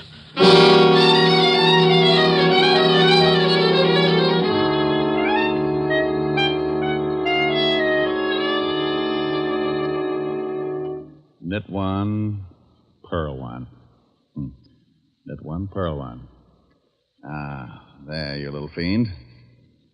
Now, what does it say about the heel? Turn the heel. Oh, I dropped a stitch. Now I gotta go back and pick it up again. Yeah? Rick, what's the matter? Oh, Miss Asher? You and your bright ideas. What did I do? You did plenty. I'm a nervous wreck. What from? You remember you said I ought to take up something to keep me busy in the office? Yes. You remember you mentioned knitting? Oh, no. Oh, yes. I've dropped more stitches than the cross-eyed surgeon. You idiot. I was only fooling. Well, I wasn't. I did it up right. Book of directions, enough yarn to wrap up King Tut and all his handmaidens, and 2 of the finest bone needles and gimbals. Now, don't laugh. I was making Francis a pair of screaming argyles. Keep with it, strong heart. You'll win out. Yeah, you darn right. Oh, what I said. Darn. Get it? Helen, are you still there? Yes, Rick. Wasn't funny? No, Rick. Okay, come on over. Let's neck. Yes, Rick. Shame on you. Yes, Rick. Is that all you can say? I love you. And I'll see you about 8. Oh. You don't sound very happy. Well, that's such a long way off. Give you time to make plans. Bye. Bye. Now, let's see. I gotta take out 1, 2, 3, 5 rows. Yeah, what is it? Rick? Oh, how are you, Walt? Very unhappy. You should see me. I gotta take out 5 whole rows just to pick up 1 lousy stitch. What? Oh, forget it. What are you unhappy about? I'll tell you about it when you get down here. The 5th precinct's 20 blocks. Can't you give it to me over the pipe? I wouldn't ask you if it wasn't important, and I'd rather not say anything over the phone. Okay. Stop making like Portia facing life. I'll be down as soon as I finish this heel. Heel? Yes, if you must know, I've taken up knitting. Coming from you, I am unmoved. I don't care if you're building Sergeant Otis a fur-lined money belt. Get down here as fast as you can. All right, Walt. But you'll be sorry when it starts getting cold again, and I won't knit you a sweater to cover your little old blue stomach. Oh. Bye, Walt. Getting Walt's goat was a sport with me, and whether he'd admit it or not, he got a kick out of it, too. Sometimes I wouldn't stay on the rib as long as I usually do, but that was only because Walt always starts sounding just a little bit worried. Then I know it's time to lay off and get serious. Don't misunderstand me. I never lay off entirely, and I never get completely serious. Those are 2 habits that don't help find the solution any quicker. They just fit you with a mess of ulcers, and you still end up too worried and too serious. I closed my office and headed for Walt's precinct. When I walked in, I spotted Sergeant Otis leaning back in his chair with his number 12s resting on the desk. Hello, Otis. Well, how's the big private detective today? Just fine, Otis. And how is the flash of the 5th precinct? Don't you worry about me, Diamond. I'll get along. Better go on in and see the lieutenant. He wants to see you. Hey, what's it about, Diamond? You need someone to help you from the police force? You know, Sergeant, you've got a fine head on your shoulders. Yeah, well, I'm glad you noticed. The one under your arm isn't so bad either. Hello, Walt. Rick, why don't you leave that poor guy alone? After you leave, he comes running in here and cries all over my desk. Otis? He wouldn't shed a tear if he was standing in an onion warehouse watching his grandmother set fire to herself. Yeah, well, give him a rest for a while. I got a big problem I want to talk to you about. All right, Walt. What's on your mind? Well, I don't know quite how to give it to you. It isn't strictly kosher for the police force to go around asking for help. Now, wait a minute. I don't want any apology routine. If you want a favor, you came to the right boy, and you know that goes without saying. Yeah, I guess I do. But this is a pretty big favor, Rick. The Commissioner's on my back. So is everyone else that's got anything to do with this city's government. Sounds rough. What did they do? Find out you were hiding a chimpanzee in a cop's uniform and calling him Sergeant Otis? Oh, now be serious for a second, Rick. Sure, if you'll get to the point. All right. I guess you've been reading about these homicides we've been having for the past 3 weeks. Yeah, pretty messy. Well, the powers that be say solve them or turn in my badge. Oh, well, now, wait a minute. Don't they know that this is the toughest kind of a killing? The killer's obviously got a lot of screws loose, and a maniac doesn't need a motive to kill. Don't those swivel chair bigwigs know that a crime without motive is the toughest job in the world to crack? Sure, they know all that, but the public and the press is yelling its head off, so the pressure is on. Well, what do you want me for? You've got one of the best departments in the state. When you were on the force, it was the best department in the state. Now you stop that. Then stop twisting my arm. What do you want? I want help. I've got to crack this case by next week or I'm out of my ear. You're the best detective we had on the force, and you're the best private gumshoe in the city. Oh, that's better. Now, what about these killings? Each time they find some dame looking like the last of a hamburger sale. Oh, excuse me a minute, Rick. Yeah? Lieutenant? No, Jack the Ripper. What do you want, mallet head? We just got a report from a guy out in the River Road. Another one of them butcher killings. What? Yeah, some dame all hacked up and lying beside the road. Okay, get the car out. I'll meet you downstairs. Oh, did you hear that, Rick? Mm-hmm. Well, come on. You want me along? Of course. I can brief you about the whole setup on the way over. Oh, I don't know whether it's such a good idea to get mixed up in this. Why not? Well, it looks like whoever gets close to this killer doesn't have much of a future. Well, you can't live forever. Oh, aren't you the sweet one? No, that's not what's worrying me. What is then? When I go out, I want a nice, comfortable place to lie down in. The way this nut goes to work with a knife, I might end up in a freezer.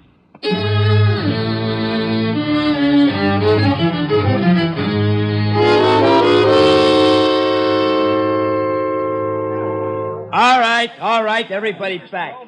Go on through, Lieutenant. Show him your biceps, Otis. Comic. How did all these people get out here? This is 10 miles from anything. Someone must have heard me call the police. When I left the phone booth, the whole crowd followed me out here. Who are you? My name's Ed Cody. Me and my friend here found the body. Where is it? Right over here, Walt. Oh, how does it look? The way you thought it would. Oh, Otis. Yeah, Lieutenant. Yeah, here's your bicarb. Now you see what I'm up against, Rick. Pardon me. This is the third killing like this in 3 weeks. Oh, I don't feel too good. Let's walk over this way. Yeah.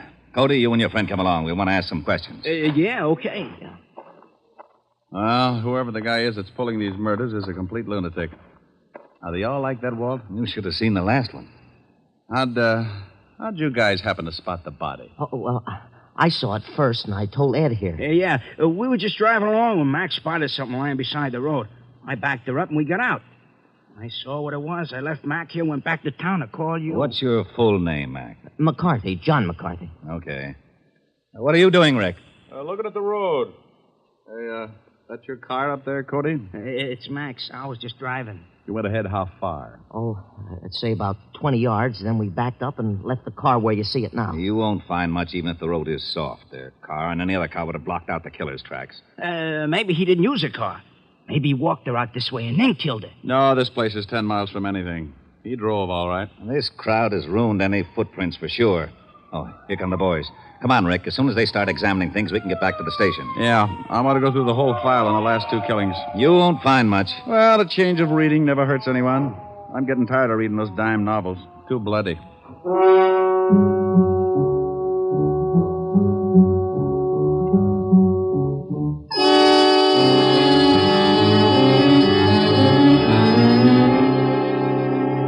Well, that's the whole mess. No leads at all, huh? Not a one. I'm getting nearsighted from looking at all the lineup.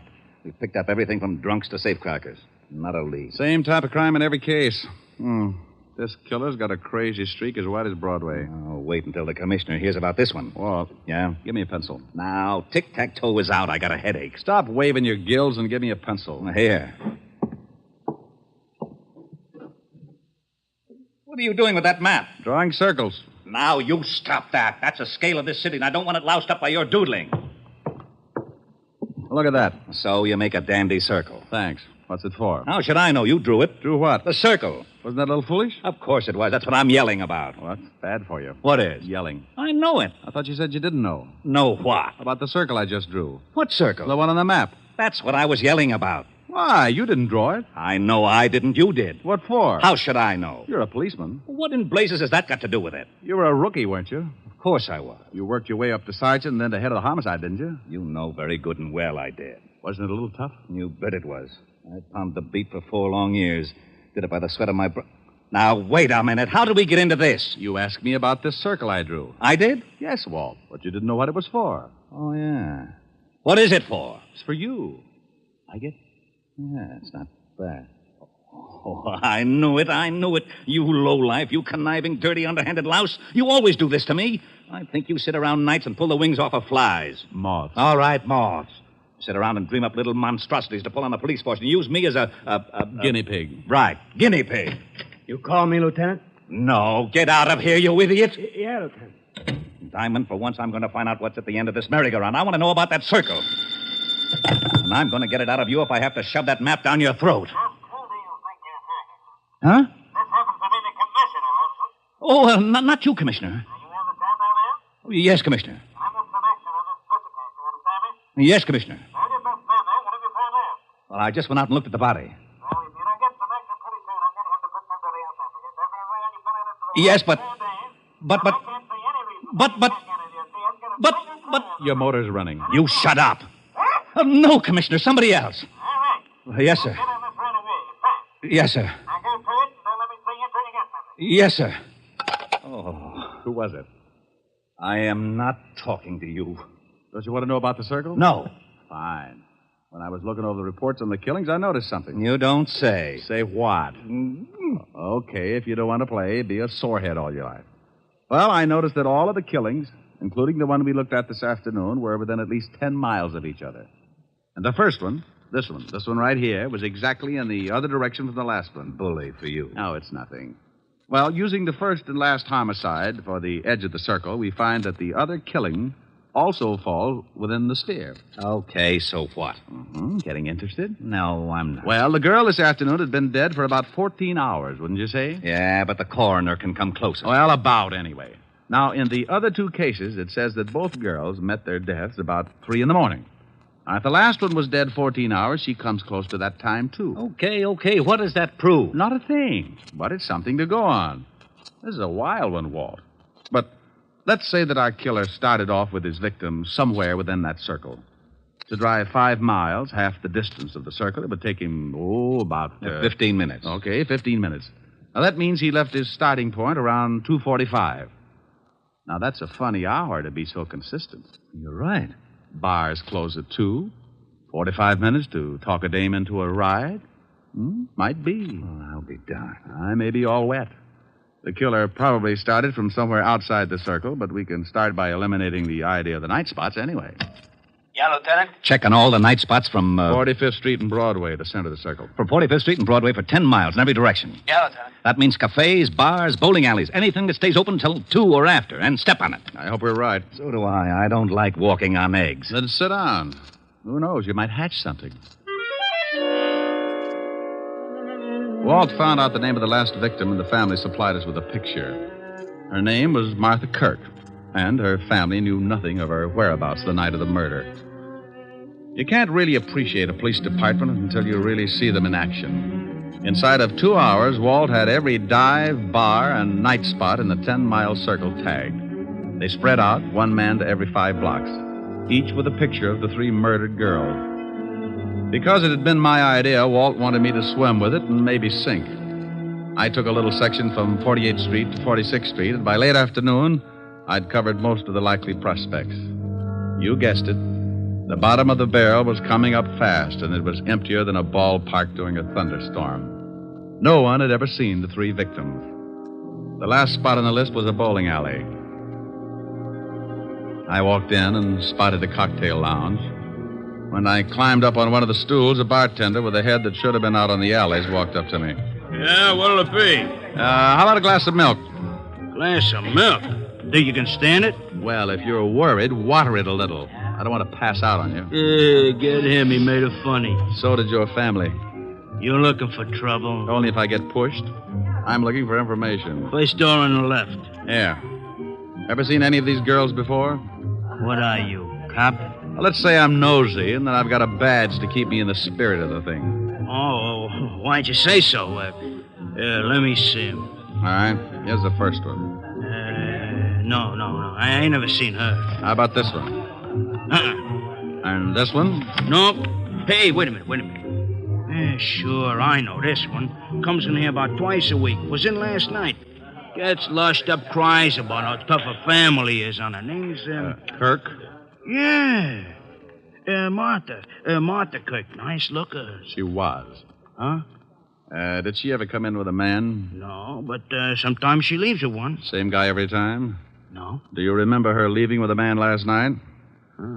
Yeah. Come to think of it, she did. What time? No, about 2:15. We stopped serving at 2 right on the dot. That we do. That you do, yeah. Okay. Think you'd know the guy if you saw him again? Oh, sure. He comes in a couple times a week, too. I seen him pick up a couple of strays. I guess you call him a wolf. Yeah, with a hatchet. Huh? No, forget it. Where's your phone? Right over there. Hey, here, use a slug. It's on the house, officer.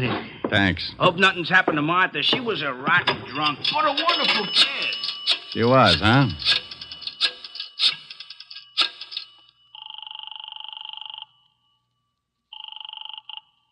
Fifth Precinct, Sergeant Otis. Otis, let me speak to the lieutenant, and if you crack just once, I'll come over there and shove your head so far down you'll have to untie your shoelaces to cough. Okay, Diamond. You don't have to get nasty. Lieutenant Levinson. You can forget about retiring, Walt. You got something? Yeah, looks like. What did your boys turn up? Nothing yet. What is it, Rick? Don't play games now. Get over to 47th and 9th, the bowling alley in the middle of the block. I'm in the bar. Want me to bring the boys? No. This is one we've got to play quietly. I don't want to scare our ghoul off. I'll be right down. Hey, what about that milk? Huh? Oh, yeah, coming up. Hey, is there going to be a pinch? There is, Buster. There certainly is.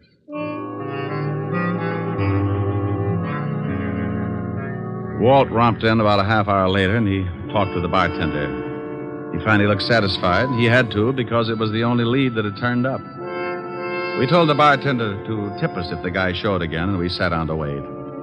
Maybe my rabbit's foot started thinking it was back with the quartet because around 1 a.m. it started kicking. The bartender gave us a nod just as a big guy wandered in and sat down at the bar.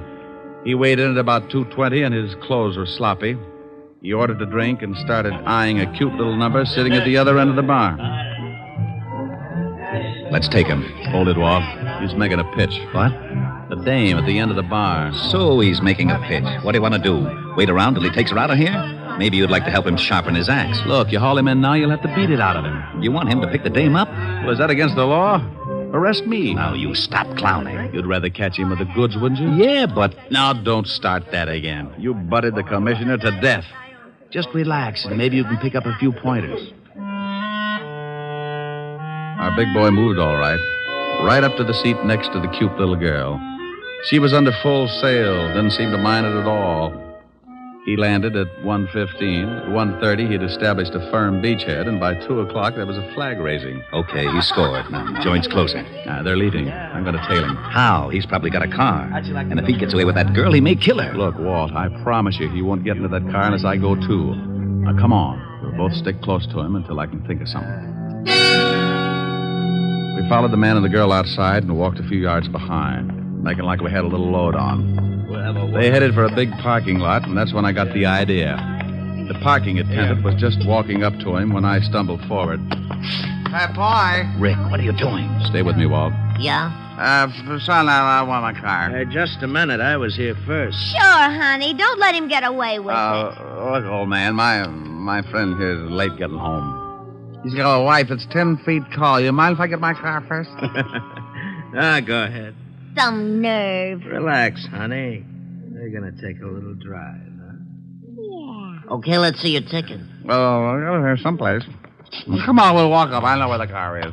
Okay, but you gotta have a ticket. Rick, what's going on? Keep walking. Hey, I thought you was loaded. Keep going. We're the police. Huh? That's right. Oh.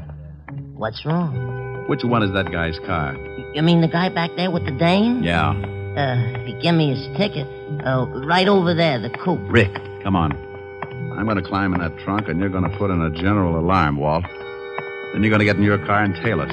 But stay far enough behind so that he doesn't spot something. Okay, but I think you're crazy. Is the trunk open? Yeah. Now get going. Well, they'll see me coming back. Tell him you forgot something in the bowling alley and that I passed out in my car. All right. Oh, and, son. Yeah? Don't let on that anything had happened. We think that man is a killer. Oh.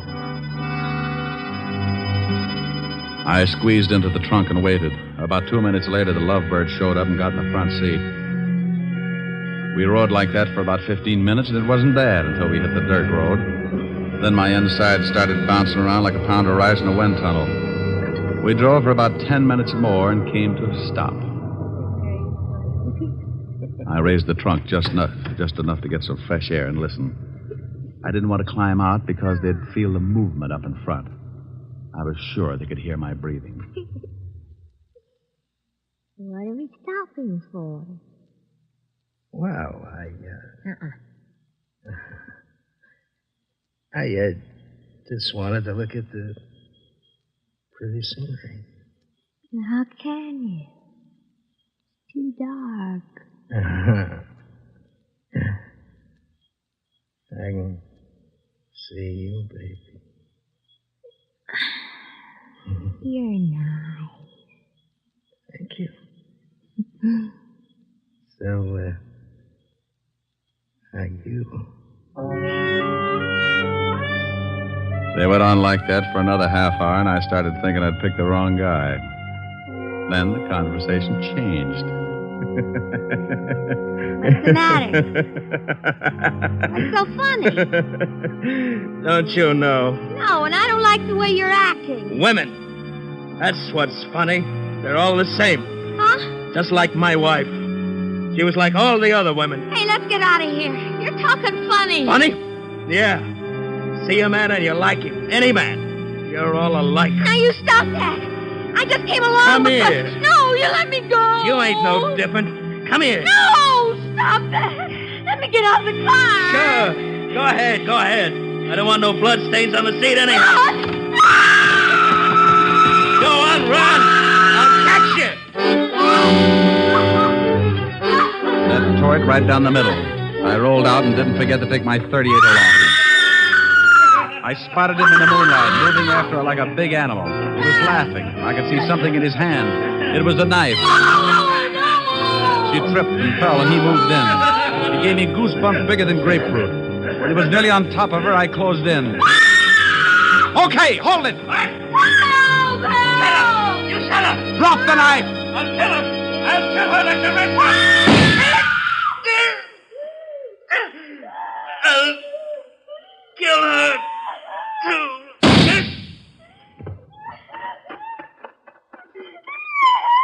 You all right, honey? No. Just take it easy. Take it easy. It's all over. I'm so glad you got here. Come on now. Let's get back to the car. Easy. You sure you're all right, dear? You know something? No, what? I think that man was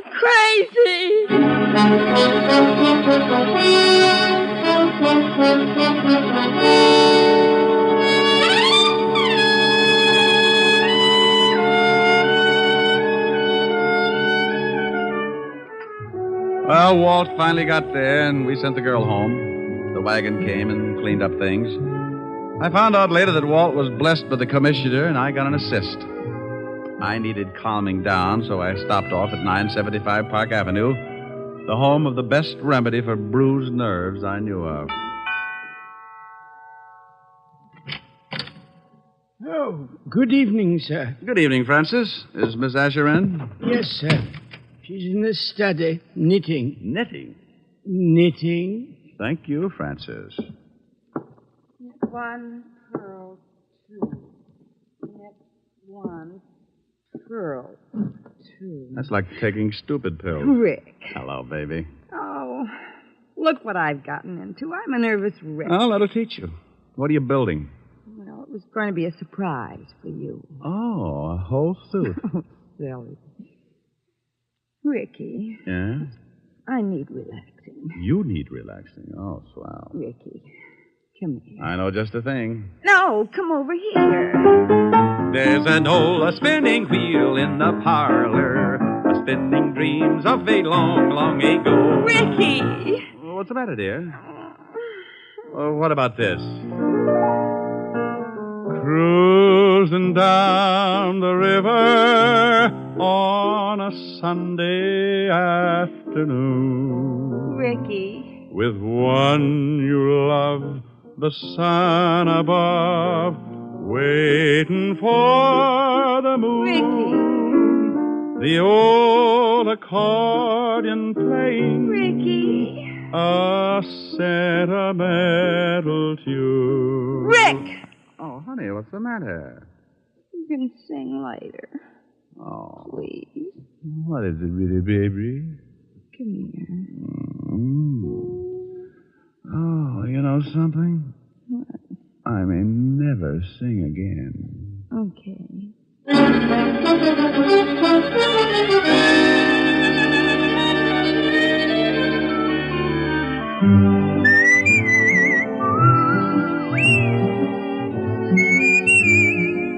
You have just heard Richard Diamond, Private Detective, starring Dick Powell.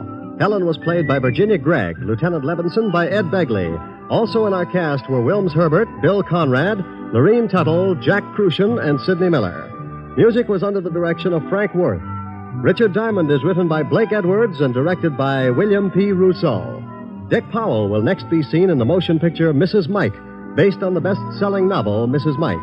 Now, this is Eddie King inviting you to be with us again at the same time next week when we will again bring you Dick Powell as Richard Diamond, Private Detective.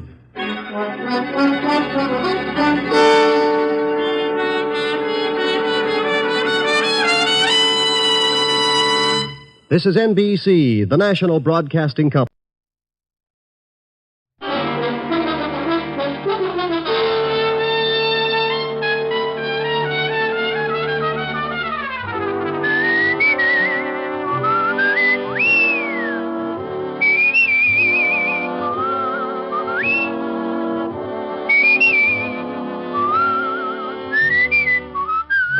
Here's Dick Powell as Richard Diamond, Private Detective.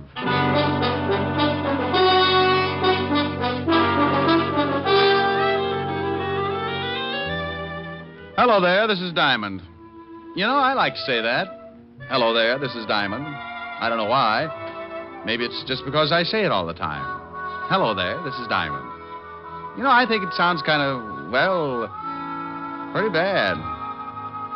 Of course, I'd rather say, hello there, this is I've got a sponsor, Diamond, but that's silly, too, because if I had a sponsor, I wouldn't have time to say, hello there, this is Diamond. I'd be overshining his shoes. Confused? Well, so am I. Want to get really mixed up? Let me tell you what happened last week. This is real silly. So silly, it wound up with murder. I was sitting in my office thinking about June Allison when the phone rang. Diamond Detective Agency. No other corpse can make that statement. Oh, Rick. Don't believe it? Just listen to what one of our satisfied customers has to say about Diamond. I've been buried now on 30 years. Rick. Hello, Helen. You idiot. What are you doing? I know this will throw you. Nothing. No washing today? Finished an hour ago. Oh, by the way, I got a beef. A beef? Yeah, those socks you knitted for me shrunk so much I need 4 more pair. Well, if they shrunk, what do you want with 4 more pair? Going to start a new fad. Going to wear them on my toes, you know, toe socks. Well, if I knit you 4 pair, that'll only give you 10 altogether. Oh, by George, you really pulled off a speedy, didn't you? Well, howdy. Wasn't half as bad as some of those ghastlies you come up with. All right, Smarty. Now, what's on your rural mind? Want you to do me a favor? Like, for instance? No, for instance. I told you a friend of mine would come up and see you, and I want you to do what you can for him. Mr. Diamond? Hold it a minute, honey. Yeah? Mr. Diamond, I was told to look you up. I am Renee. Rick, what is it? Helen, Yeah, what's the matter? something just tiptoed into my office. I got a hunch you know about it. Oh, maybe that's Renee. That's what it says. If you are Mr. Diamond, I wish you'd please pay a little attention to me, or aren't you interested in a potential client? Hold it a second, honey. Sure, I'm always interested in a potential client. What did you do, lose your wedges? I beg your pardon? Forget it. I've got Miss Asher on the phone now. She just told me you were coming up. Oh, well, please say hello to Miss Asher. She's such a darling. Yeah. Honey, Renee says to say hello. Says you're a darling. Oh, well, say hello to Renee. He makes my hats for me. I'll get the story from him. Call you later. Now, Mr. Renee. Your full name is Benet. Renee Benet. How do you do? How are you, Mr. Benet? Mr. Diamond, I have a problem, and Miss Asher seemed to think that you could help me with it. Well, depends. Cigarette? No, thanks. I never use them. Depends on what? You don't even know my problem yet. Look, I don't care if you swipe John Frederick's toupee. For $100 a day in expenses, I'll grow a mattress on his skull. Mr. Diamond, I can see that you don't know much about hats. You are so wrong. Oh, am I? Well, it may interest you to know that John Fredericks are two people. Mr. John and Mr. Fredericks. Look, Mr. Benet, I don't care if they're patrol number 3 of the Brownies. Can you afford $100 a day in expenses? Mr. Diamond, I am the new sensation in hats. You must look lovely. Okay, Mr. Benet, I take it you can afford me. Now, what's your problem? I want you to prevent the theft of my 3 latest creations. Hats? Creations, Mr. Diamond. Okay, creations. Why do you want them protected? Why, because someone is going to steal them before my fall showing. How do you know that? Because on similar occasions, the same thing has happened. Twice, to be exact. The designs were stolen, and 2 weeks later, that lowlife George Marchand had his showing, and my hats were the high point of his show. What did you do? What could I do? I couldn't prove it. If I attempted to expose him, he would have said that I was lying. Everybody knows how much we hate each other. I'd have been a laughingstock. Do you think he had the hat stolen? I'm sure of it. And I'm also sure that someone in my salon is responsible for the actual theft. You know definitely? No. No, but I suspect my partner, Gerald Winters. He's always been jealous of my ability. Oh, Mr. Diamond, couldn't you open a window or something? It's frightfully hot. Oh, it's the air conditioning. I keep a bag of red lip jumbos up in the vent. Sometimes they get stuck. Red lip jumbos? Pistachio nuts. You like hats? I get hung up on pistachio nuts. Perhaps you should see a psychiatrist. I did. What happened? I sent him 5 pounds of pistachios just yesterday. Oh. Oh, well, here's my card. I'll see you at my salon, Mr. Diamond, in about an hour. Oh, and something else. I don't want my partner or the help to know that you're a private detective. What am I supposed to do? Buy a hat? Well, I'll tell them that you're a designer from Hollywood. That way, whatever you say will be all right. See you in an hour.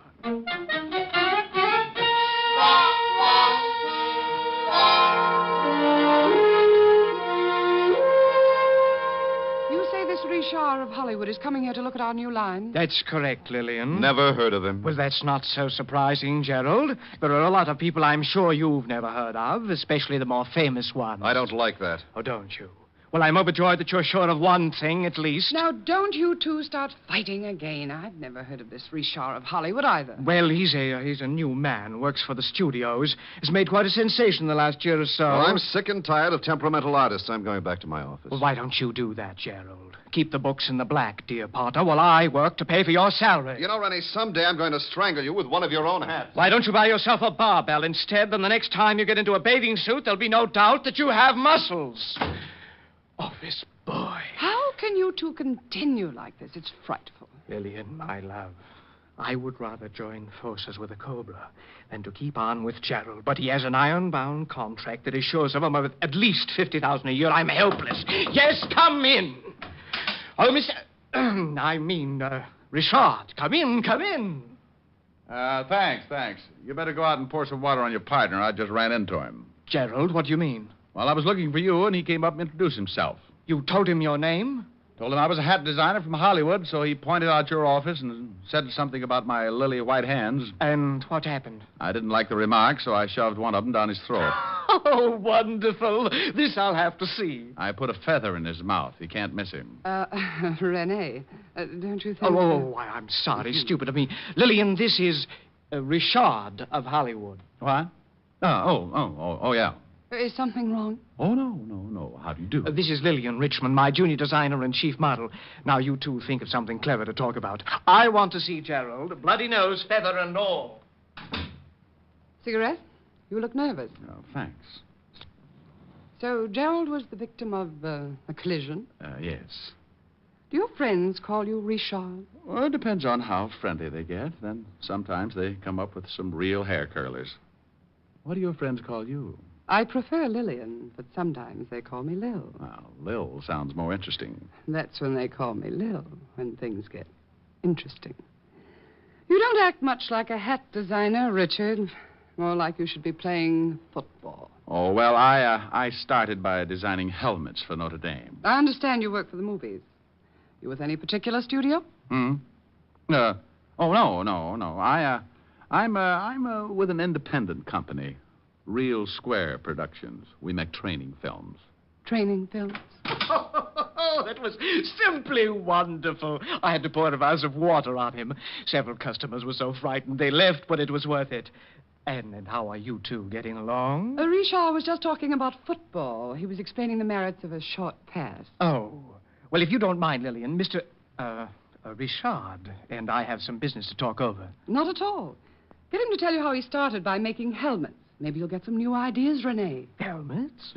Oh, my goodness. See you later, Richard. I'll wear my muzzle. Isn't she lovely? She has about as much conscience as a tiger in a chicken coop. Okay, now, what about our business? Oh, of course. Now, here's a retainer. I trust that 500 is enough to start on. My landlord will think so. What do I do? Well, I've told everyone that you're going to be with us until the fall showing. You want to see how I work. Perhaps take some designs back to Hollywood with you. Now, all you really have to do is to get to know the people that work for me. Now, be here from 9 in the morning to 6 at night and keep those designs from being stolen. Oh, by the way, where are the designs? In my safe here. Tomorrow they go to the designing rooms, and that's when the situation becomes acute. We'll have nothing to worry about until tomorrow, so I'll see you tomorrow in the morning at 9, Mr. Diamond. Okay. Oh, in case you need me, here's my card. I'll write my home number on it. For some reason, when I get a client, they always run into silly little things like murder or something. You just might need me. See you in the morning. I left Renee and headed for my apartment. I had suddenly found myself in the horrible position of a man with a steady job. 9 in the morning until 6 in the evening. Now, I'm a guy who can get along without too much sleep, especially when the situation calls for it. Like the little blonde dancer that works over on 52nd Street. There was a situation. But this time, I figured a good night's rest wouldn't do me any harm, so when I got home, I fixed a bite to eat, took a hot shower, and climbed into my little old shack.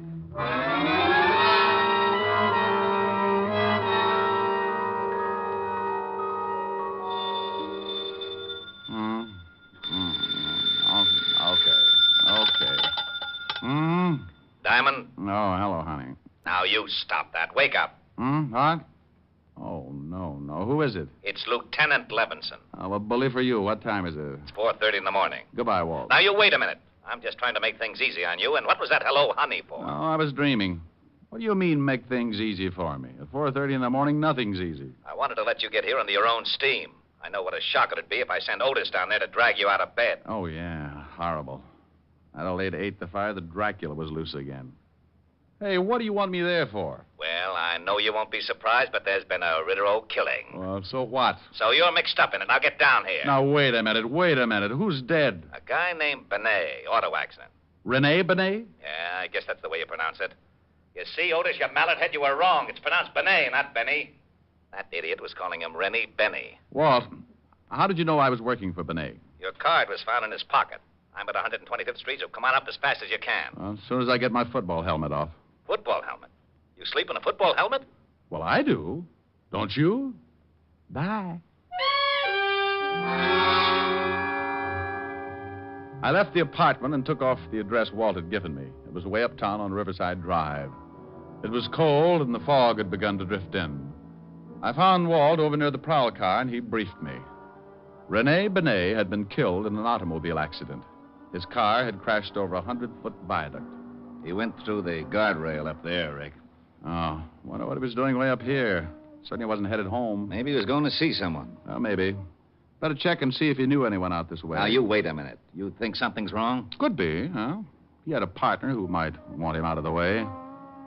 Oh, it's a mess, isn't it? Yeah, pretty badly burned before the fire boys got here. Wait a minute. Otis is over there with him. Otis! Probably warming his feet. He couldn't warm those big things on an atom bomb. Otis! Yeah, Lieutenant? Yeah, Lieutenant. Did you find anything? Yeah, there's been a fire. Oh. Get over here. Walt, what about that card you found in his pocket? Why didn't it get burned? It was in one of his suits over at his apartment. I put in a call, checked his license plate, found out who he was, where he lived, and sent a couple of boys over. They came up with your card. You know how they all love you. Anything else in the apartment? Nothing yet. We'll get a report. Here I am, Lieutenant. He's getting smart. Oh, hello, Shamus. Otis, get the car started. We'll go back to the station and wait for a report about this accident. Yeah. Lieutenant. No. No? That's right. You touch that siren and I'll throw you out of the car. Oh, guy can't have any fun anymore.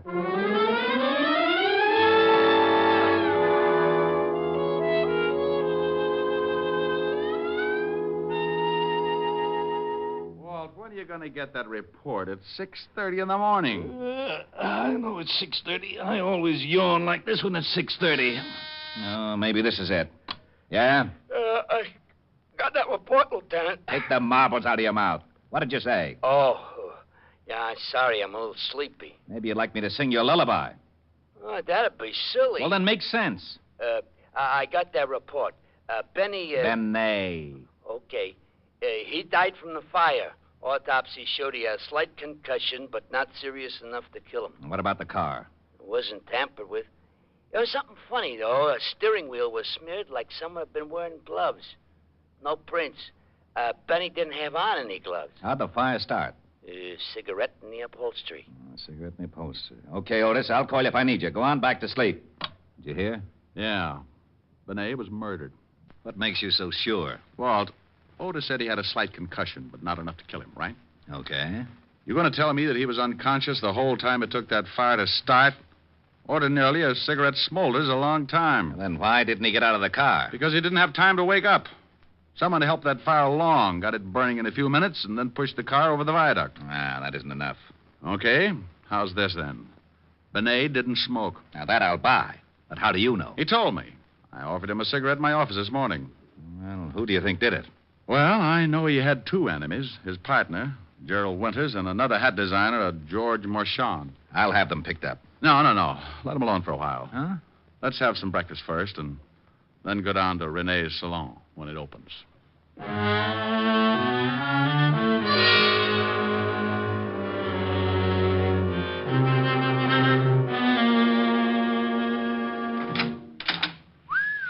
Quite a store. Yes?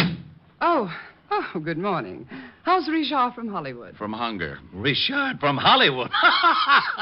All right, Walt. Oh, I wish Otis was here. He'd love this. Well, whose side are you on?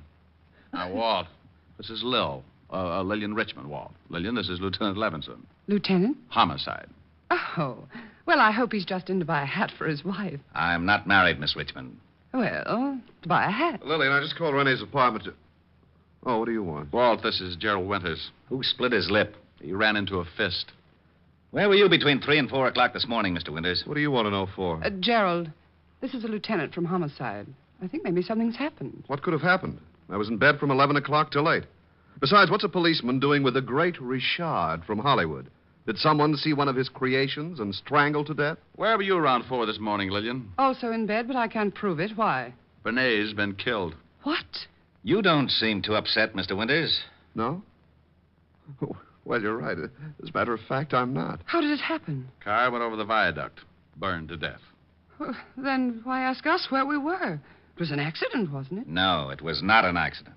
Mr. Winters, what happens to you now? You take over the firm? Well, yes. It all goes to me. I think you'd better come down to the station. Answer a few questions. Oh, no, you don't. Well, this is absurd.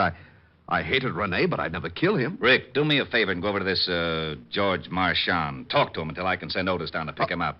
You aren't a hat designer, are you? Bingo. You win another split lip. No. Lay off him, Rick. Come on, Mr. Winters. Let's go. I knew he wasn't. I just knew that man couldn't be famous in Hollywood or anywhere else. Well? Mm-hmm. Police? Private detective. The name's Diamond. Mm-hmm. Did you ever play football? Yeah. Stop back after you see Marchand. I'd like to find out more about the game.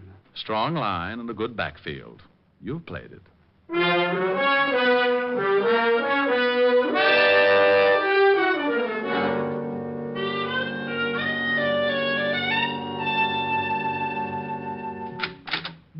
morning, good morning, good morning. What can I do for you? George Marchand? Yes. Well, I'm from the police, Mr. Marchand. The police? Your competitor, Rene Benet, was killed last night. What? He was burned to death in his car. Oh, but this is horrible, horrible. But what has Rene's death to do with me? Well, we think he was murdered, and we're trying to find a good motive. Mr. Diamond, it's true that Rene and I were enemies. Everyone knew it, but to think that I would take his life is utterly absurd. Yeah. Where were you about 4 this morning, Mr. Marchand? Well, I was in bed, asleep. Everybody sure had a dull evening. How well do you know Gerald Winters, Rene's partner? Oh, just slightly. How about Lillian Richmond? By reputation only. One more question. When's your fall showing, Mr. Marchand? In 2 days. Well, be sure to be around for it. The police get very unhappy if a murder suspect catches the first plane for the border. Murder suspect? See you later, Mr. Marshall. I left Marchand counting his pulse and wondering just how much I did know. And if he could have seen what was going on in my little old mind, he might have grown a few white hairs. I grabbed a cab and headed for the 5th Precinct Police Station in Walt Levinson. Needless to say, he was not happy. Oh, now, you wait a minute, Diamond. I'm satisfied with Gerald Winters. He's the only one who had a motive. The only one who had a motive that you can see.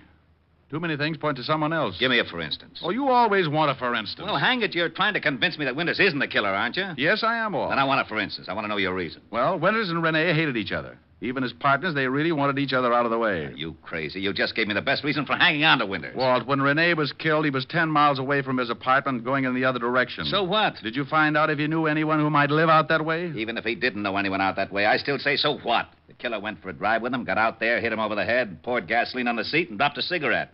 Pushed him off the viaduct.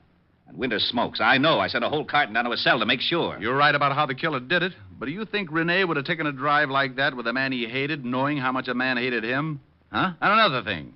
It was pretty warm yesterday and last night, wasn't it? It certainly was. Lousy weather. Okay. The killer wore gloves. Isn't that a little strange on a warm night? So he slipped on some gloves. Didn't want to leave any fingerprints. No. The killer was driving. The report said there were absolutely no fingerprints on the steering wheel. If Rene was in the driver's seat, there would have been a few of his anyway. We couldn't tell whether he was in the driver's seat. He could have been thrown aside when the car crashed. But I don't get this glove angle. You want to catch a killer? Oh, what kind of a remark is that? Well, come on. Oh, where are we going? Down to Rene's shop. We can get in through a window I noticed in the alley. There's some designs in his safe, and Walt, the killer has to get them out tonight.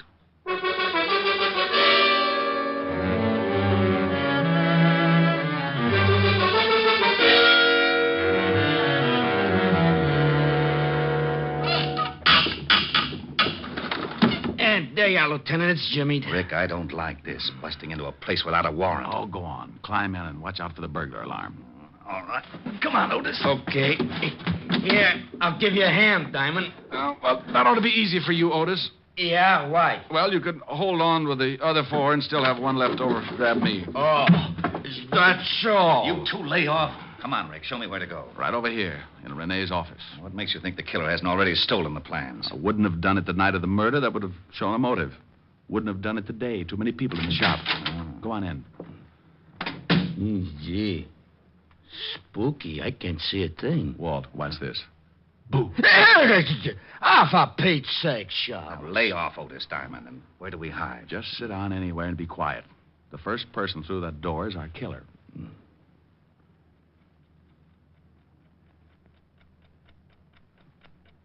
Clock is going to drive me crazy. You want me to shut it off? How do you shut off a clock, stupid? Busted. Oh. Rick. Yeah? I still don't understand why that glove angle is so important. Well, as a single item, it's not so important. But along with the rest, it was the first thing that gave me an idea of the killer. Lieutenant. Yeah? I think I got it. I did. Oh.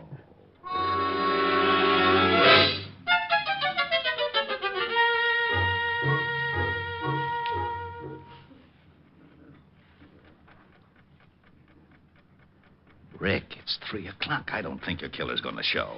Yeah, I'm getting stiff. Hold it, Walt.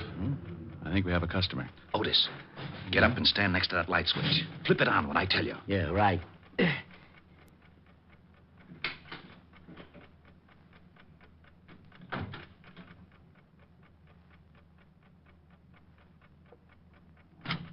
Okay, Otis.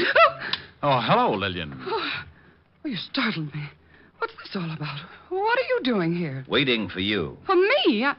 I don't understand. I was just coming over to pick up some of my sketches. I forgot them this afternoon. So you waited until 3 a.m? I had a date. Yeah. Otis, go out and drag in her date. Now, you wait just a minute. I don't know what this is all about, but Go you've ahead, no Otis. right to... All right. Mr. Diamond, would you mind telling me what this is all about? Sure, Lever.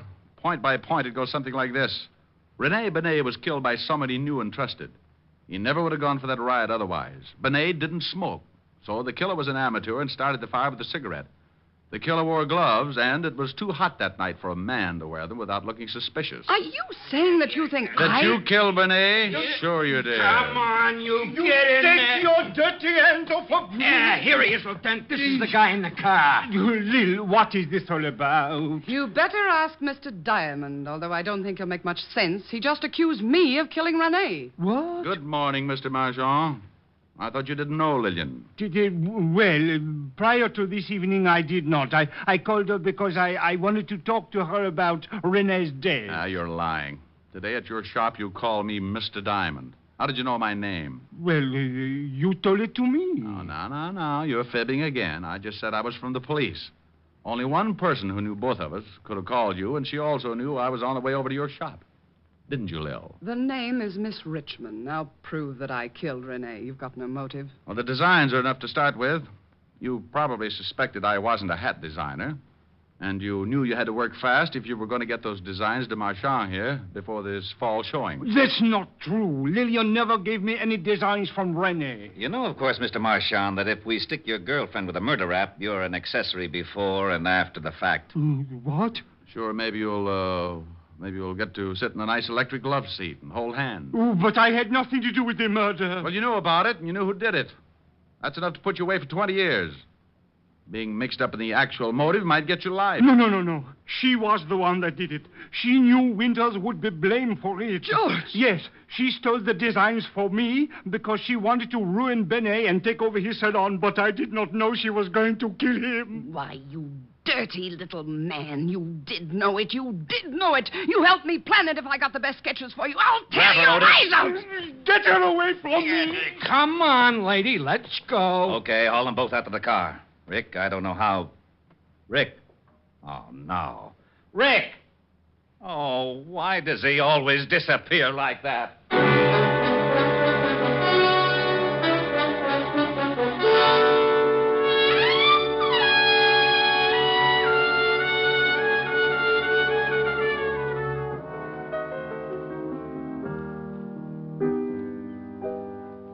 Rick, what's that you're playing? That's a new thing. Kind of pretty. Don't Cry, Joe. Well, sing it.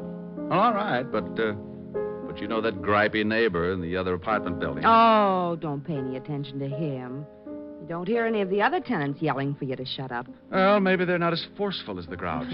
You see, honey, I got a couple of letters. Letters? Mm-hmm, from the people in that building.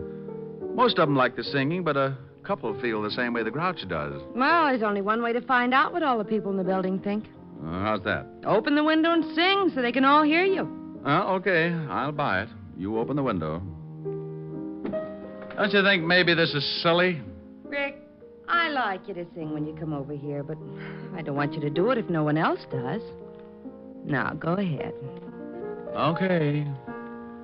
Don't cry, Joe. Let her go. Let her go. Let her go. Don't cry, Joe. Let her go. Let her go. Let her go. You've got to realize this is the wind-up. You'll feel much better once you make your mind up. Don't cry, Joe. Let her go. Let her go. Let her go.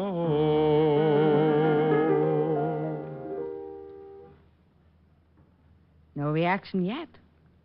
Maybe they all took poison. Well, give them time. We'll find out soon enough. I guess so. Come on, let's go to the kitchen and case the icebox. You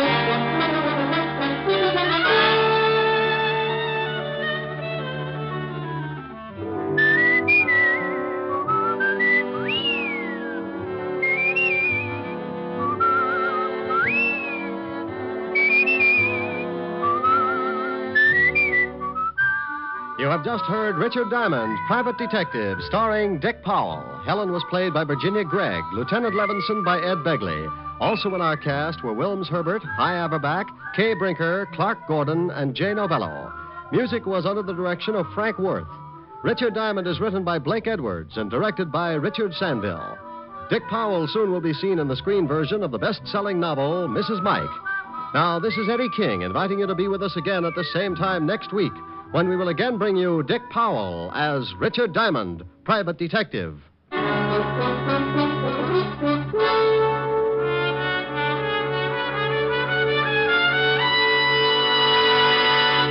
Saturday night brings you some of the week's best radio entertainment when you tune for the stars on NBC. Stay tuned to NBC every Saturday evening for a great lineup of programs, including Hollywood Star Theater, Ralph Edwards' Truth or Consequences, Your Hit Parade, A Day in the Life of Dennis Day, The Judy Canova Show, and Grand Ole Opry. All the best on NBC. Stay tuned for Irene Dunn and Hollywood Star Theater on NBC.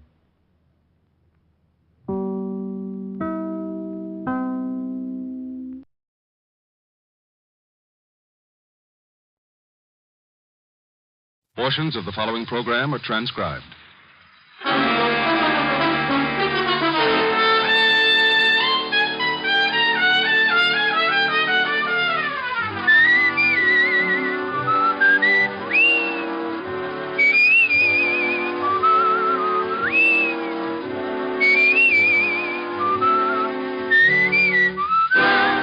Here is Dick Powell as Richard Diamond, Private Detective.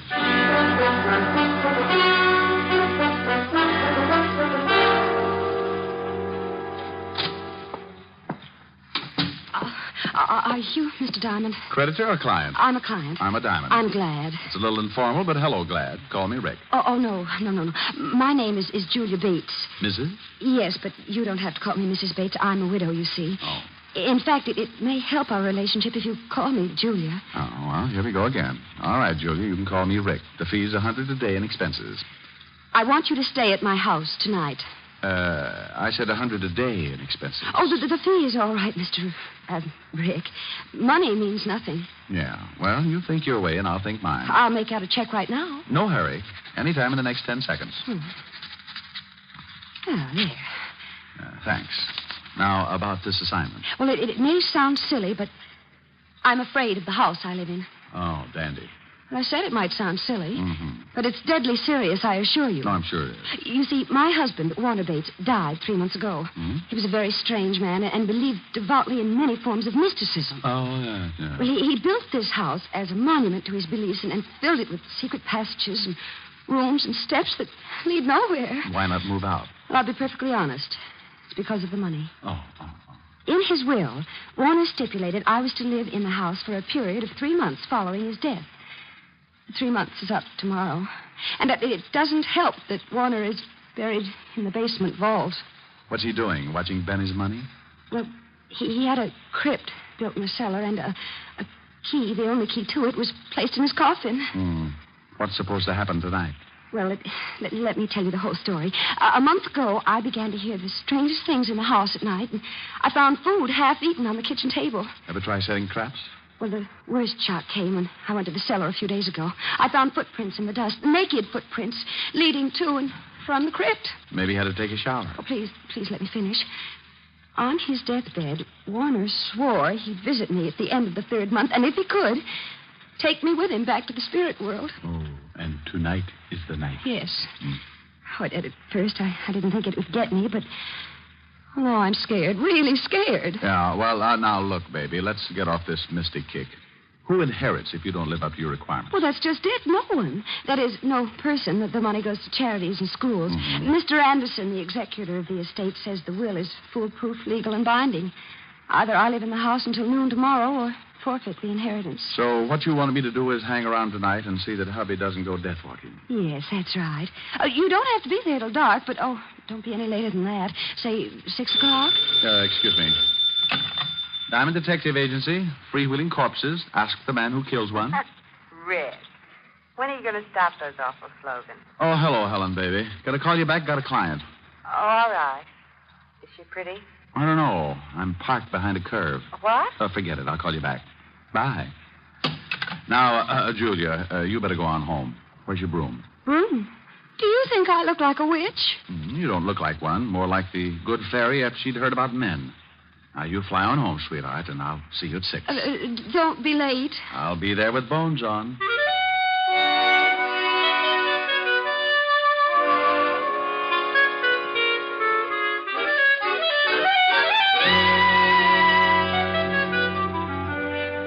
I tried to uncurl my toes and get my mind on business. Thinking of my spook client didn't seem to help, but it was business.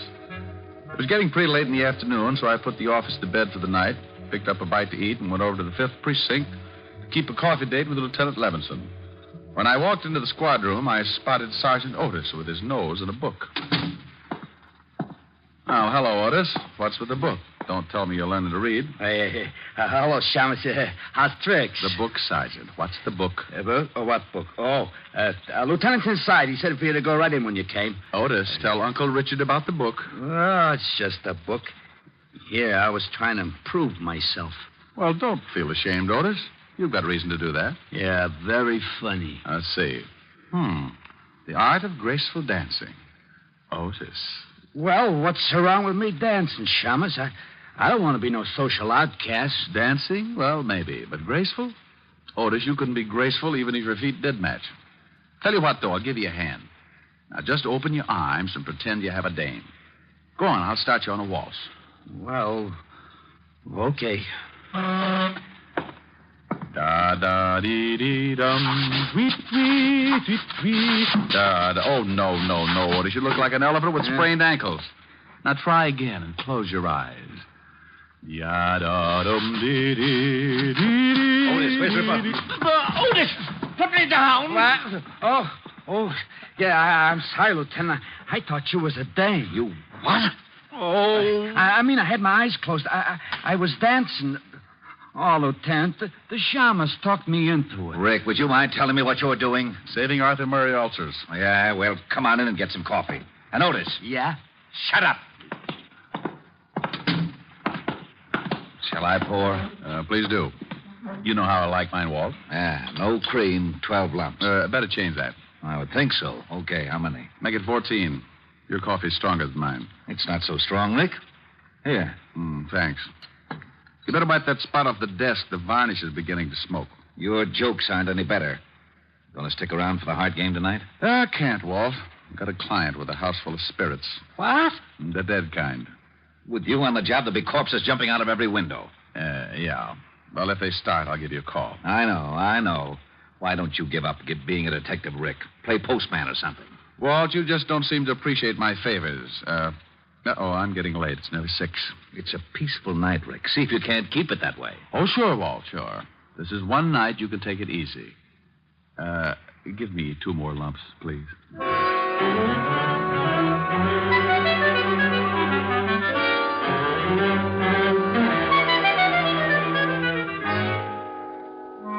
Leaving Walt and heading to the Bates house, I was feeling as happy as a bird in a hat full of worms. I had $100 to stall off the landlord, a lovely red-headed girlfriend with curves, and a spook client with trouble. Everything great. Then the storm began to blow up.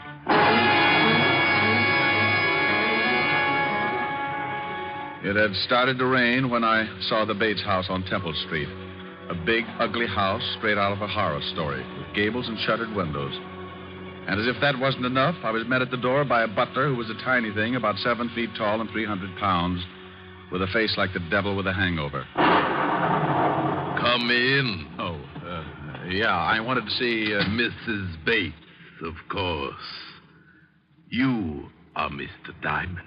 She left word with you? I need no word. I am the 7th son. Of a what? The 7th son. Of a... Oh, no, this could go on forever. Okay, lead on. The name is Kane. Yeah? How's your brother? What? Forget it. Where's your, Mrs. Bates? In the drawing room. This way, sir. Cozy little mausoleum. What time do the ghosts come out? Usually right after the vampires, sir. Oh, dandy. I hope they have an early show. Oh, it will be soon enough, sir. The dead are restless tonight. Maybe if I rocked them to sleep. Got a rock? Mrs. Bates. Mr. Diamond. Oh, thank you, Kane. Hello, Rick. How do you like my house? Oh, it's lovely. What do you use for doorknobs? Heads? And what's with the big zombie? You didn't mention him. Kane? Oh, he's a fixture around here, but I get frightened more when he's around than when he's gone. Oh, well, now you take it easy, baby. Come on over and sit down and let me chase those fears away. Oh, that is an idea. Name me a better. Can I fix you a drink? Oh, I think I'll take a glass of milk, sir. Here you are. Oh, now, hey, look, Crusher, put a bell around your neck or something. One more surprise like that, and you'll be best man at a funeral. My apologies. Your milk, sir. Yeah, thanks, sir. Come on, Julia, let's get back to where we were. And you, Kane, you... Hey, where'd he go? Rick, there it is. Huh? Yeah. That's the way it starts. Listen. It's the stairs to the cellar. Someone's climbing them. What? Oh, it's probably Kane. You wanted me, sir? Kane? Then who... You wait in here, Julia. I'll go out and get our nosy friend. The cellar door is at the end of the hall.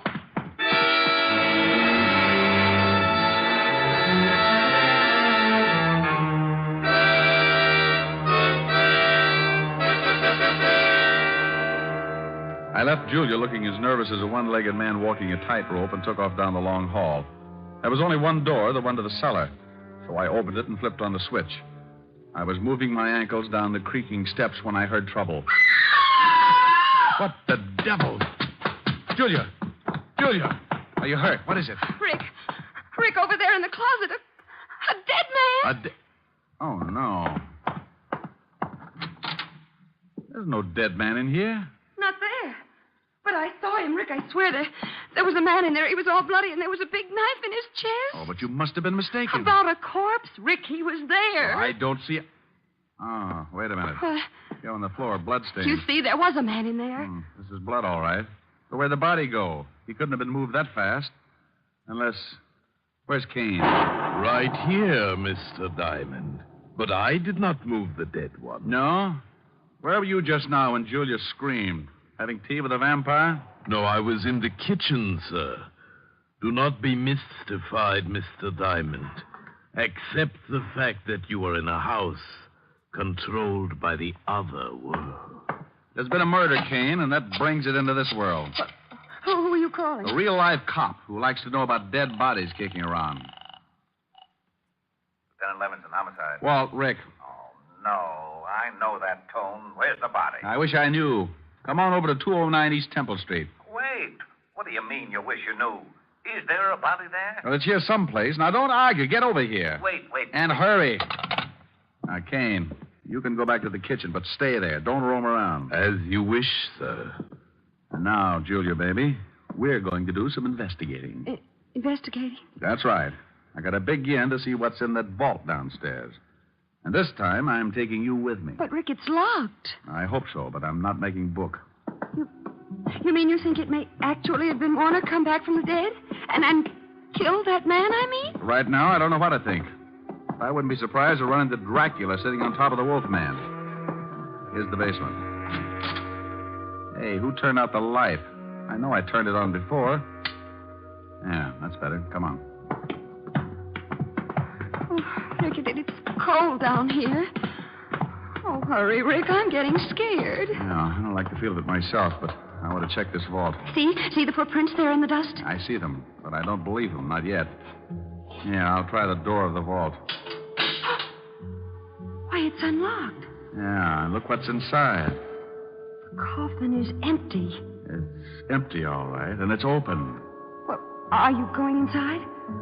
No. I think I'll stay out here. The light! Rick, who put out the light? It wasn't Edison, baby. We got company. I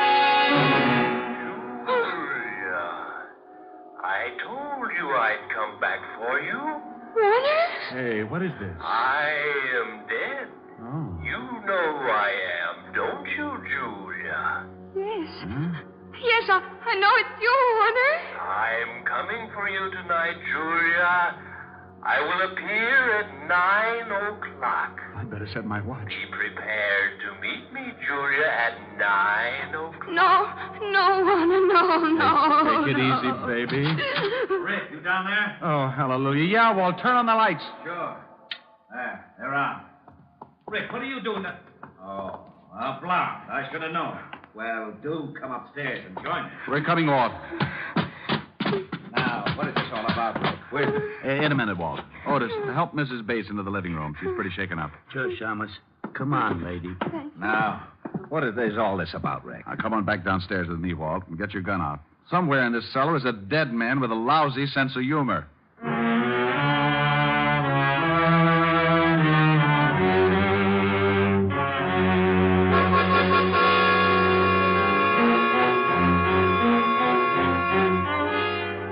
Well, we searched the long cellar but good while I briefed Walt on the events of the evening. Neither was much of a success. Walt didn't believe me, and our ghost remained a ghost. As we went back up into the living room, I was at a point where I didn't believe the things myself. They couldn't have happened, but they had. Hey, Otis, where did Mrs. Bates go? She went upstairs to pack, Shamus. Said she was going to leave. Leave? And give up her dough? Oh, for Pete's sake, she can't... Not just because of this ghost house. Ghost house? Oh, this is the wackiest yet. Rick, if I didn't know you were so... Walt, do I look like I'm happy about these things? I'm at a point where I'm believing in spooks and spirit worlds and dead men who talk from out of nowhere. Yeah, so the Shamus is afraid of spooks. This I'm loving. Otis. I know, Lieutenant. Shut up. Did I say that, Otis? Well, no, Lieutenant. What'd you want me to do? Shut up. Oh. Gee, I wish I had a glass of... A glass of water, Sergeant. Oh, come out from behind that chair, Otis. It's only Kane. Who's he? Well, didn't he let you in? No, we found the door open. When we rang and no one answered, we came in. Oh, did you? Hey, Kane, where were you? Didn't you hear the doorbell? I knew the door was open, Mr. Diamond, and I was busy. Like maybe playing ghost? No, sir. Baking a cake. Cake? Oh, swell. I'm all packed. Will you take me to a hotel? Now, but, Julia, look, you can't leave. Think of the money. Money or no money, I'm getting out of here, Rick. That was Warner's voice, and I just don't have the nerve to stay. Oh, but look, baby, you know there aren't any such things as ghosts. Do I? You were in the cellar with me. You heard him. And did you find anybody down there afterwards? Well, no, but... Just a minute, Mrs. Bates. You saw a murdered man earlier this evening, didn't you? You know I did, in that closet. Yeah, well, until I find out who he is and who killed him, you don't leave this house. But Warner... I'm sorry, Julia. We'll protect you, but you can't leave. Otis, take Mrs. Bates into the library and make her comfortable. Hey, yeah, Lieutenant. Come on, Mrs. Bates. Well... Now, Rick, enough is enough. How could there have been a body in that closet one minute and not the next? Where did it go and why? Well, how the devil should I know? She saw it, screamed, I ran back, opened the closet, and it was gone. Oh, great. Now, come on. I want a better look at that closet. Well, looks all right. Wonder how it sounds. Use your gun butt on the walls. Yeah.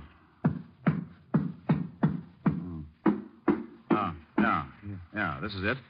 Yeah, but where's the latch? Must be some way to open this section. Try those hooks. Yeah. No, not them. Maybe this rack. Hey, look. Secret room, just like in the movies. Oh, there he is. Yeah. We found the corpse, Walt. And how he disappeared so fast. Oh, some mess. Blood all over him. Walt, hey, this is no corpse. What? Oh, now, don't start that. No? Well, look at it closer, Walt. It's a dummy. Well, it is. A wax dummy with blood smeared on it. No wonder I wasn't meant to see it. Oh, this is it. I'm getting out of this crazy house. Corpses that talk, corpses that aren't corpses. I've had enough. This is just plain ridiculous. Now, wait, Walt. Someone planted this dummy, and someone is trying to scare Mrs. Bates out of this house. That same someone is in this house right now, and if he isn't stopped, it may mean her murder.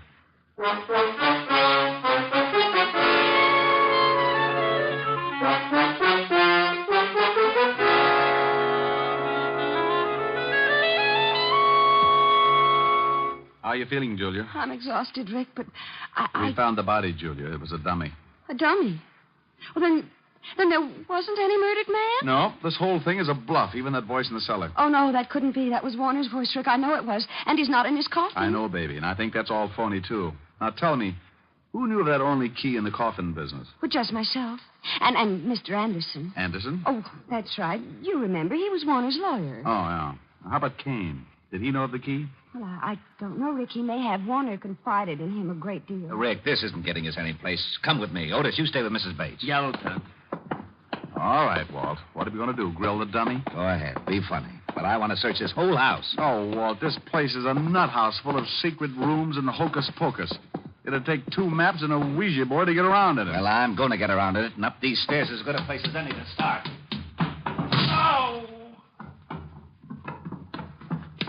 Hello, Walt. Oh, stairs that lead to a blank wall. Rick, that's too much. Now, would you stop playing games? Playing games, he says. Oh, where is my bicarbonate? Here you are, Lieutenant. Sorry to be late. Where's the thunder, Kane? You're Mr. Q. Will there be anything else, sir? I don't see how, sir. Not unless Frankenstein drops in for a game of jacks. I doubt if he will. Tonight it's at his house, so I'll be on hand if you need anything. We won't. Go on back to your embalming. Come on, Walt. You feeling okay? Oh, I'll never feel okay again. Rick, I've stood for your getting me mixed up in some crazy cases, but this night I'll never forget. Oh, don't quit on me now, Walt. We still have to find that spook and keep Julia from being killed. How? Please, tell me how. Look, he said he was going to appear at 9 o'clock tonight to take her to the spirit world with him. Yeah, well, I'll get a squad down here to see that he doesn't. No, Walt, wait. He'll never show up if we're all hanging around, right? Well, yeah. The only way we can catch the ghost is for him to show up, right? Yeah, go on. So what do we do? So we pretend to leave, make a big fuss about giving the whole thing up. Then we sneak back in and hide. We wait and see if he shows up, and when he said he would, and if he does, we nab him. Case closed. Well, it sounds screwy, but to wind this case up, I'll buy anything. Where do we hide? We'll get Julia to wait in the living room. We'll sneak back and hide in that secret room behind the closet. If the ghost shows, we can grab him as soon as he gives himself away. And I think he'll show.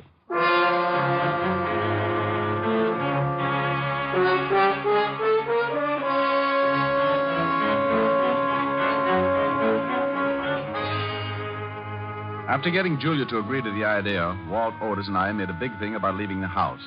Then we sneaked back in and hid in the secret room back of the living room closet. The closet door was open enough so we could see Julia pretending to read on the couch. And for the next few centuries, we waited. Waited for a dead man to keep a date. What time is it, Rick? It's 2 minutes to 9. If he's going to show, it won't be long. Hey, do you think a dead man really can come back to life? If you don't shut up, Otis, I'll give you a personal chance to try. I wish he'd hurry. Yeah. Well, it's just time now.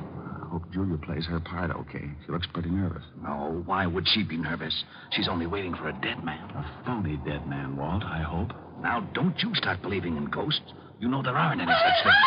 Rick, the lights went out. Shh, listen. I told you I would come for you, Julia. It is 9 o'clock. Oh, Warner, please don't take me out. I don't want to die. Rick, that's him. Shh, wait a minute, Walt. I am of the dead, Julia. I am your husband. Yes, I know you, Warner. You must leave this house, Julia. No. Come on, Walt. Right. And Otis, be quiet. Oh, I will. I know enough not to make any noise. What was that? Rick, hurry! Come on, let's grab him.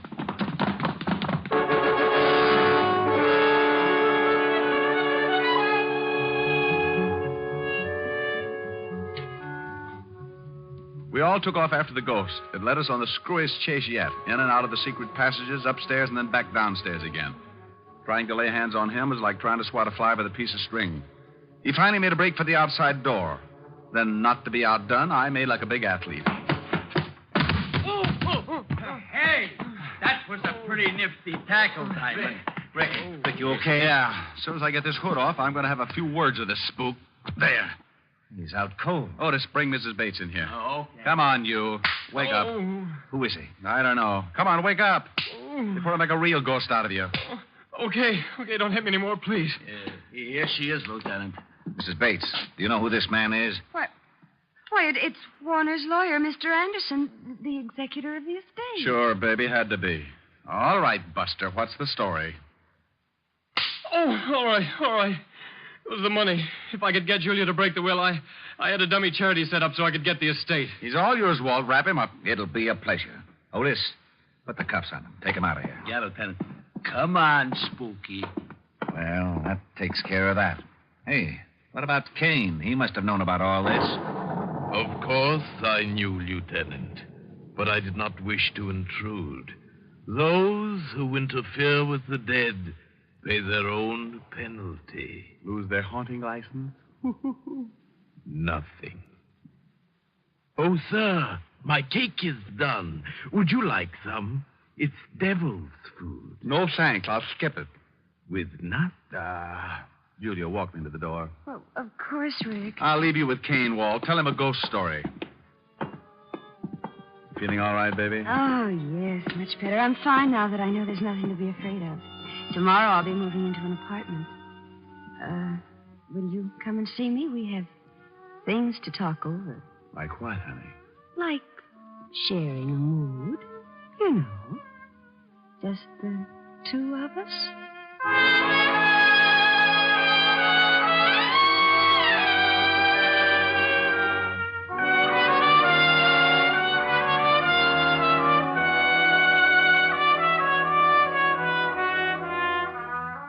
With that, she reached up and showed me what she meant with a big smoochie.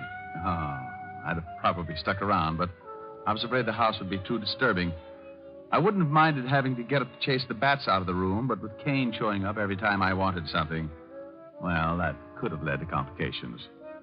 So I left Walt and Otis to clean things up, bid a not too fond farewell to Kane, and went from the house of horror to the one that was full of redhead and a piano. The redhead was wearing a red dress with a new, you know what I mean. Well, didn't think you were going to make it. I had a tough case tonight, honey. Thought I might not get away at all. Mm-hmm. I'll bet you did. Why, Helen, baby, all of a sudden you sound suspicious. Without any effort, darling. Especially when it comes to blondes. Blondes? You mean girls? Girls. Blonde girls with hair like this on your lapel. Oh. And the lipstick on your cheek and the look in your eyes. Oh, you know how it is, honey. Brilliant detective saves client's life and fortune. She had to be grateful. Brilliant detective. Just keep on making me so jealous of you, and one of these days the world is going to lose a brilliant detective. No. Someone going to rub out Sam Spade? Oh, what's the use? Oh, now, baby, don't be mad. Come on, let's neck. No.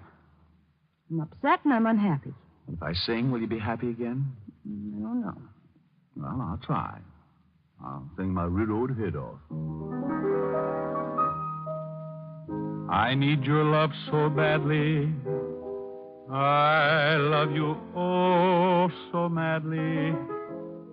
But I don't stand a ghost of a chance with you. I thought at last I'd found you, but other loves surround you, and I don't stand a ghost of a chance with you. Are you listening? If you'll surrender just for a tender kiss or two, you might discover that I'm the lover meant for you, and I'd be true. But what's the good of scheming?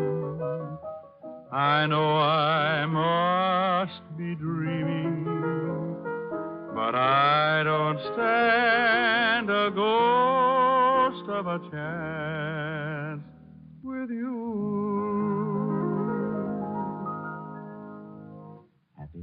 You sang nice.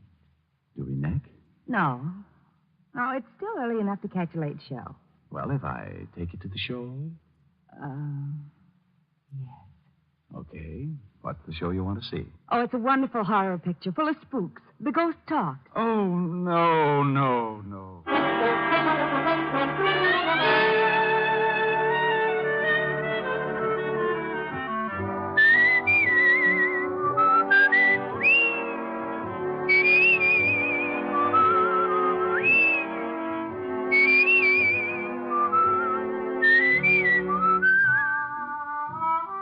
You have just heard Richard Diamond, Private Detective, starring Dick Powell. Helen was played by Virginia Gregg. Lieutenant Levinson by Ed Begley. Also in our cast were Wilms Herbert, Joan Banks, Paul Frees, and Robert Clark. Music was under the direction of Frank Worth. Portions were transcribed. Tonight's story was written by Herb Purdom and edited and directed by Blake Edwards. Dick Powell soon will be seen in the screen version of the best-selling novel, Mrs. Mike. Now, this is Tal Avery, inviting you to be with us again at the same time next week when we will again bring you Dick Powell as Richard Diamond, private detective.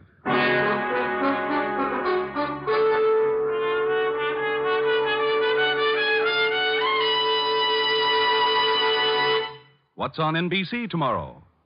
There's great comedy in store for you on the Phil Harris, Alice Faye show when Phil and Frankie go shopping for Alice's Christmas present. And there's excellent drama on Theater Guild on the Air. Tomorrow, Richard Conte, Diana Lynn, and Shirley Booth will be starred in the Pulitzer Prize-winning play Street Scene on Theater Guild on the Air.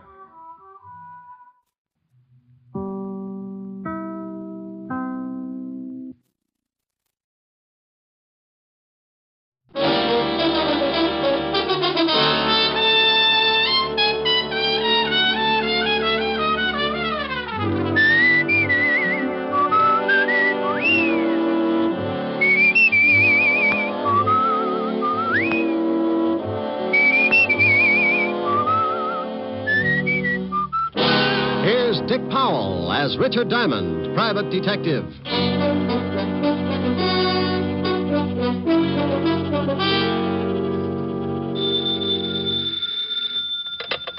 Diamond Detective Agency, the Smiling Gumshoe. Rick. Sign up for our new contest and win yourself a beautiful all-chrome, pre-tested, genuine electric chair. Oh, lovely. What do I have to do? Just tear off your scalp and send it along with 25 words or less why you love Richard Diamond. I can do it in 2 words. What are they? You're pretty. Oh, you win, you win. Where do you want the chair sent, madam? 975 Park Avenue, but I think I have AC current. No problem with the Jiffy Toaster chair. It works on any current, AC, DC.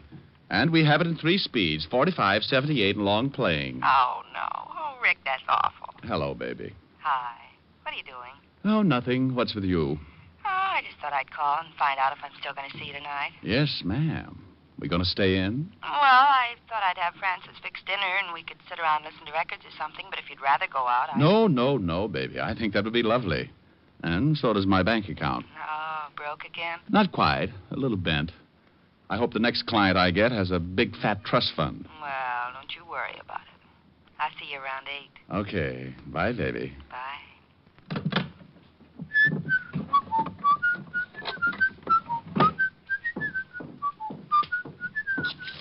Now, let's see. 6 shirts, 4 pairs of socks, and...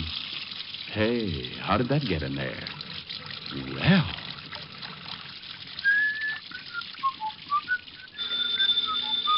Oh... Okay.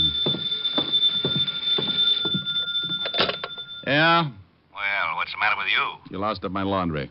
What are you talking about? Today isn't Tuesday. Okay, Walt, so it isn't Tuesday. Nothing's happening around this place. I felt like doing some washing. Why don't you put it away and come on down here? I'll give you something to do. What do you mean? You sound like you're surrounded by Sergeant Otis's relatives. I got a big headache. I think maybe you can help me with it. Trouble? All over the place. You don't have to, but I'd like to, well, sort of kick it around with you. Sure. I'll throw a few more things into soak and I'll be right down. Oh, thanks, Rick. Hey, it's really serious, isn't it? Now, what makes you say that? Look, Father, every time your ulcers hold a rally and you want me to come down and join in, you say, thanks, Rick, just like I'd laid an egg or something for you. Oh, you think you're pretty smart, don't you? Sure. If I listen to everybody who thinks I'm not, I'd wind up playing mumbly peg in a straitjacket. I'll be right over.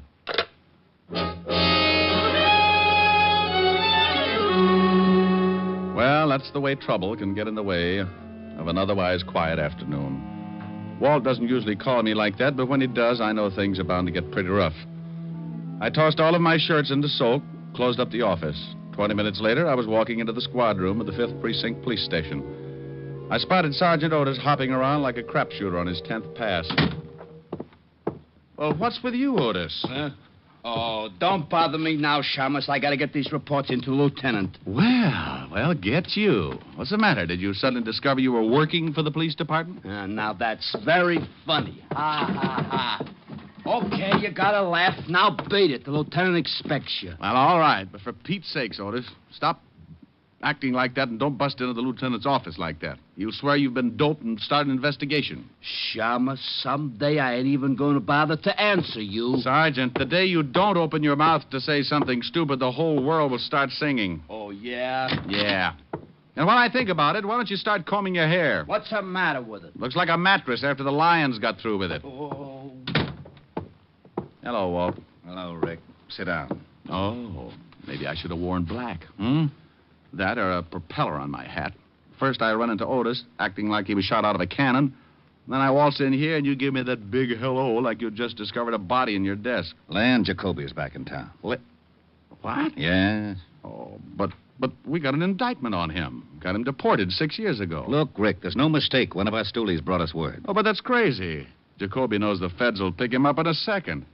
How'd he get back in? Who knows? Florida, maybe. Last we heard, he disappeared in Italy, and about 6 months later, we got a report he was seen in Cuba. Oh, are you just going to take the stoolie's word for it? What else have you got? I got 3 bodies to date, and they're all very dead. Jacoby? It's got to be. Why? Well, the first 2 are the guys that turned state's evidence and helped to put Jacoby away. You remember them, Ross and Kreisel. Jacoby swore he'd get him someday. Who's the third? The stoolie who gave us the tip. Walked out of the station, and somebody with a Thompson scattered them all over the front steps. Right in front of the station? Yeah, it'll be in the evening papers. The commissioner is very unhappy. How about the feds? Are they working on it? Up to their necks, but nobody can find out how he got in or where he might be hiding out. Oh, here's something else that makes us sure it's Jacoby. In this town, there are at least 5 of Jacoby's old mob. The minute this thing broke, we started to check. They've all disappeared. You think they're organizing again? Oh, Walt, come on. Rick, now. I don't know what to think. That's why I wanted you to come down. You're one of the guys who worked on the Jacoby case. You remember a lot about it. Well, sure, but... Oh, now you can't tell me Jacoby is going to try to start operating again. It's a one-way pass to that little green room up at Sing Sing. I know it, but you tell me. I don't know how to figure it. You can't find anybody else who's seen Jacoby. No, just the stoolie. He's going to make a swell witness. Yeah. Lieutenant. Yeah? We just got a report on the teletype. Jacoby? Yeah. Florida reports the body of a man found out in the Biscayne Keys. They checked and found out he was a Cuban, charter boats for fishing trips. And the immigration boys checked with the authorities in Cuba, and it turns out that this dead guy took a party of 2 out for a trip and never showed up again. Wait a minute. You said a party of 2? Yeah, a dame and a guy. Well, what makes you think the guy with the dame was Jacoby? Because the description fitted Jacoby exactly. And the feds say that Jacoby married a dame in Italy. And the dame that got on the boat fits the wife's description. Mm-hmm. Well, Rick? That's ridiculous. Okay. We now agree on 2 things. Leon Jacoby is back in the States, and it's ridiculous. Will you give me a hand? I need somebody who really knew Jacoby. Hey, Diamond, did you really know Jacoby? Sure, Otis. We used to go out and shoot dumb police sergeants together. Oh, hey, Lieutenant, why don't he ever give me a straight answer? Because it wouldn't fit your crooked head. Now go out and dig up some more reports. Okay. All right, Walt. Now let's say Jacoby's going to start operating again. He's made sure of one thing. Nobody who's seen him is alive enough to testify. So? So this. I'll 8 to 5. Jacoby's going to make a quick haul someplace and do 1 more killing. You expect the killing? I expect an attempt. He's gotten 2 of the guys who put him away. He's just got 1 more guy to tag. He said he'd do it himself and with a knife. That means he's got to find you. Yeah. The haul must be really important for him, to risk coming into the States. He probably needs money to keep going, so he'll pull off the job and then try to get me. And he'll leave the country the same way he came in. Nobody can ever swear they saw him. Except the 5 guys in his mob. I think he'll kill every one of them, too. That's a lot of doing. Jacoby's a lot of killer. Now, we've got to find out where at least one of those guys is. We'll find Jacoby and try and stop the slaughter. Yeah, but you've got to watch your step, Rick. There's no telling when he's going to pull off the job and try to go to work on you. Look, I'm not happy about it. I'm really the guy who's responsible for putting Jacoby away, and I know him pretty well. He's got a vendetta, Walt, and guys like Jacoby don't figure they're their brother's keeper. The score is 2 out of 3 with 1 to go. He'll try his best to kill me and even it up. Well, where do you say we start? I know. Oh, give me a list of the 5 guys you think are with Jacoby and all the information on them you got. It is right here. All right. Put 2 of your best men on these 3 guys at the bottom of the list, and you and I will start with these 2 on top. Okay, but I hope we find Jacoby in time. Walt, so do I. The way he uses that knife, I'll have to have all my clothes made out of bandage. Walt assigned 2 of his best men to start checking on the 3 names at the bottom of the list, and we took off for Flatbush. Our first man was a hoodlum named George Vale, and one of his favorite hangouts was a pool hall on Church Avenue. Snooker or straight pool? We want to talk. You want to talk? Go over to the park. Get yourself a box. Oh, look, your wisecracks can only give you a hollow mouth. Show him the badge, Walt. Oh, cops. Well, what do you want? You know a man named George Vale? Nope. Let's go. Hey, wait a minute. Look, I'm not going to fool around. The answers here will be a lot easier.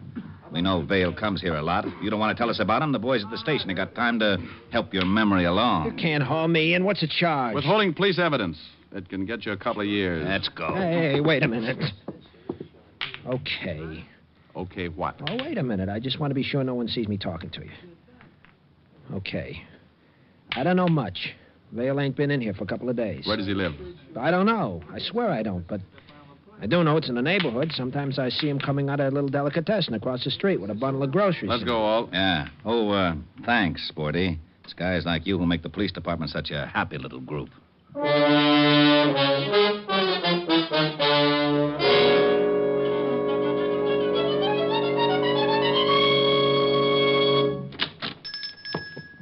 So, good afternoon, gentlemen. You own this place? Yes, there's something wrong. Does a man named George Vale come in here much? Oh, something is wrong. I told Mama that George was on no good. Then he does come in here.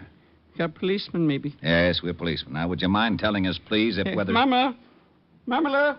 Oh, she must be out and back. I want to show her. She liked this George fellow. He was always with the flattery. Now I want to show her what happens to that no good. Mamala! Please. We haven't got much time. Oh, I'm sorry, gentlemen. You must excuse an old man. There's so little excitement. So, now what can I do for you? Do you know where George Vale lives? Sure. I'm sending him over stuff lots of times. It's up 2 blocks, but he ain't there. How do you know that? Because his wife, she's coming in for the last couple of days. She said he was out of town on business. He's got a wife? Sure. A blonde. She's not bad looking. Well, you know. Yeah. What is Vale's exact address? Here, I'll write for you on a piece of paper. What time you got, Rick? 2:30. There are, gentlemen. I hope you catch him for whatever he's done that no good. We'll have to ask you not to mention this to anybody. Not even to Mama.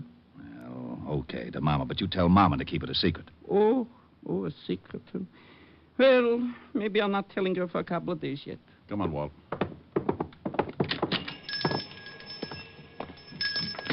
We going down to see Vale's wife? No, I got a better idea. Well, don't you think she'd know where Vale is? Maybe, but she's not going to tell us. But if we throw a scare into her, she might tell her husband something. If she knows where he is. Get Otis down here with a recording outfit. We'll wait until we see her leave the apartment and bug the place. No sense in tailing her. If Vale is with Jacoby, he wouldn't give her the address. Maybe he didn't tell her anything. Maybe he just took off. That's a chance we got to take. Maybe he gave her a phone number where he could be reached. On the way down to the Vale address, put in a call at the precinct. Right. KXKB to KQAR. I'm at the corner of Flatbush and Church. Have Sergeant Otis report to me on a code 3 and tell him to step on it. Walt finished his report, and we both went over and talked with the landlady in Vale's building. She told us that Mrs. Vale was still in her room and gave us an accurate description. Also, she agreed to pull down her window shade when Mrs. Vale left the building so that there wouldn't be a chance of missing her. Then we went back to the car to wait. In about 15 minutes, Otis showed up carrying a small, portable recorder. Here you are, Lieutenant. All right. Get in the back seat. We're going to wire somebody's apartment? No. I just thought it might be fun to play cops and robbers. Now, relax. We might be here for quite a while. Not so long, Walt. Look, there goes the landlady's signal. Yeah. Mrs. Vale should be... There she comes. Yeah. Otis, get set. We got to go up there and plant a bug before she comes back. I'm set. I got 4 cars at the intersections just in case she's got a car. If she walks, I got 4 men to tail her, depending on her direction. She's crossing the street. KXKB to KQAR. Cars 7, 9, 3, 14. Stand by. Rick, you notice. Get up there with a bug. Right. Come on, Otis. Yeah. Right with you. Attention. The suspect is turning into Church Avenue, heading for New Lot. Blonde, 5 feet 4, wearing checkered coat and carrying a black bag. In here, Otis. Yeah.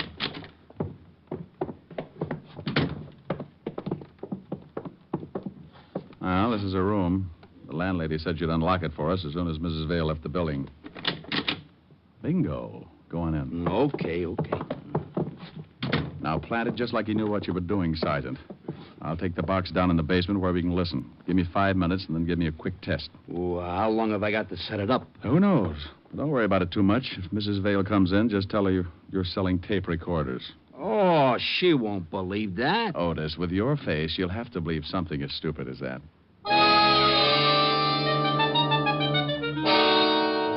I dropped the wire out of the window and went out and down into the basement. It was a slipshod way of wiring a room, but we were in a hurry, and it would have to be enough. I set it up and waited for Otis to start crooking. Okay, Diamond. I'll start counting. 1, 2, 3, 4, 5, 6. Hey, I think I hear somebody coming. I'm going out the window. I'll see you in the basement.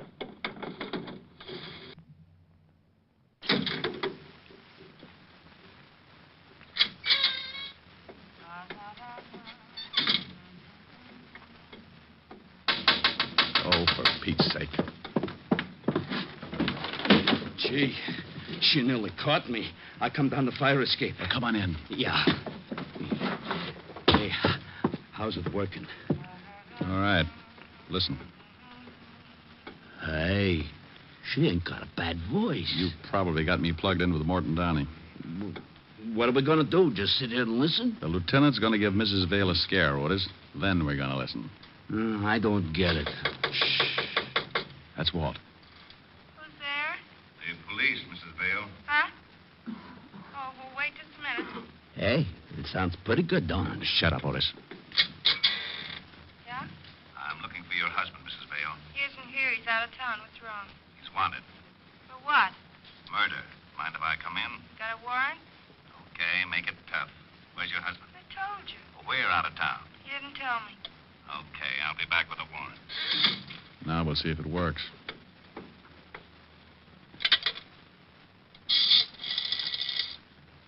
Hello, operator. Evergreen 33349, please. Yeah. Hello, is George there? Oh, tell him Mary. Hello, honey. Oh, look, I'm sorry. Yeah, I know, but this is one of those times. Yeah, a cop was just here. Yeah, cop. Murder. I don't know. No, I didn't let him in. Huh? Oh, I never thought of that. Okay, I won't call again. Bye, baby. Okay, Otis. Stay here and keep this thing going. I got to get back to the lieutenant.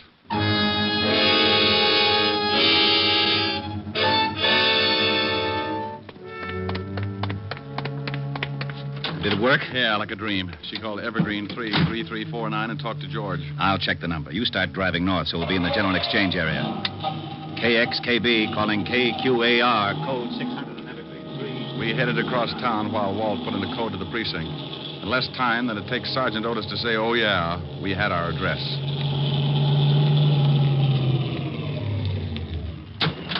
Well, wouldn't you know it?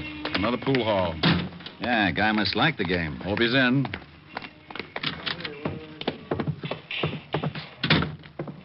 Pretty crowded, I don't...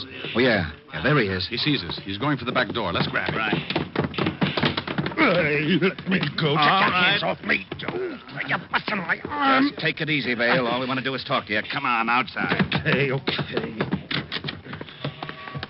Go on, Vale. In the car. Quit shoving. I'm going. Walt, I'll wait. Now, Rick. Where did that shot come from? Got Vale in the chest. Yeah, across the street. Stay down. Yeah, look. Look, Vale, you're not going any place now. We know you're working for Jacoby, and we know he's close. The guy who just shot you is working for Jacoby, too. You're not going to cover up for a louse who just fingered you, are you? Jacoby's looking for you, too, Diamond. He's going to cut you up bad. Where's the hideout, Vale? I'm going to put in an 800 on this, Rick. I want this whole area surrounded. Come on, Vale. Where's Jacoby? 455. Vale. Oh, swell. Repeat, code 800 from Central Park West to 10th, from 59th Street to 64th Street, KXKC, now at Pool Hall, 9th Avenue, 60th Street. Okay, Rick, what's with Vale? Yeah, nothing. Dead? Yeah. Gave me half of Jacoby's address, 455, and then made the trip. 455? Well, come on. There can't be too many 455s within walking distance. What about Vale? Yeah, I'll call in for the wagon. Go ahead. I'll start checking apartment numbers. Now, you wait a minute. You better take it easy. Jacoby would like nothing better than to have you go knocking on his front door. If I know Jacoby, Walt, he's got the radio on, and he knows just what you're doing. Besides, that fingerman will tell him about Vale. Somebody's got to find him before he makes a break. He's done enough killing. Well, if you do run into something, you wait for the boys. Walt. Yeah?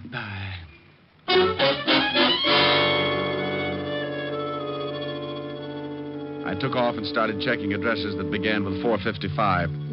The first was Cold Turkey, nothing but a married couple who looked like they were in training for Madison Square Garden. I moved on. Somewhere in that neighborhood, Leon Jacoby was listening to his radio. Car 3, code 800, 455 to 61st Street. Car 16, 17, and 18. Shut it off, Jane. 61st But and Leon, 5th Avenue, same what's around code. this whole area? Shut it off. All right. All right. I wish the boys would get back. All right, take it easy. Take it easy. Yeah, who is it? Eddie, boss. Okay. Boss, the cops... Come in. 2 cops picked up Vale in the pool hall. Oh, so that's what it's all about. That Vale will talk. No, he won't. What do you mean? Well, I waited across the street. Got Vale when he came out with the 2 pigs. Oh, you did, huh? Well, you did me a favor, Ed. When I figured you didn't want anybody around that might squeal, you know, Vale, wife and everything. Yeah. Yeah, you know what else you did, Ed? What? No, what? When you plugged Vale, you brought the whole New York police force right down on my neck. Huh? Yeah. So, I gotta return the favor. Well, what do you mean? I just didn't think. No, you didn't. Leon, come on. We got to get out of here. Will you shut up? Hey, now, wait a minute. What's with you? I got a present for you, Ed. Huh? Leon! Oh, no, boss. Put that knife away. Sure. No. Leon! Oh. Oh, Leon. Oh, no. No. What's the matter with you? What did you do that for? I'm in a tough spot. I go faster alone, baby. Alone? Yeah, baby. You mean... Yeah, that's right. You'd leave me. Look, I got no choice. You know how it is, kid. 1 might get through, but 2, no chance. Nothing to say, baby? Yeah. Go on, get out. Just like that, huh? Then what would happen to you? You might help the cops find me, huh? Tell me, aren't you a little scared? No. Just sick. I've been sick since we got here. I wish I'd known what you were really like. I'd have laughed at you when you asked me to marry you. Oh? Well, go on, baby. Laugh now. Maybe it'll help. Well, go on. Laugh your head off. Nothing funny? You're trying not to act scared. Jacoby don't scare you none, huh? Now I laugh. You're scared plenty because you think I might kill you. Well, say something. Don't just stand there. You're scared. You gotta be scared. Everybody's scared of Jacoby. You slapped Jacoby. Okay, baby. Nobody slapped Jacoby. Not you, not the cops, not anybody. Maybe you like to beg me not to kill you, huh? Go ahead, go on, beg. Oh? Okay. I think about you when I'm back in Forenzy, baby.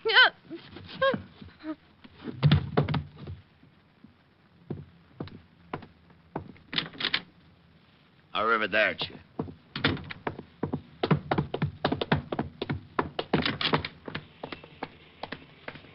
Jacoby, hold it. What? Stop, Jacoby.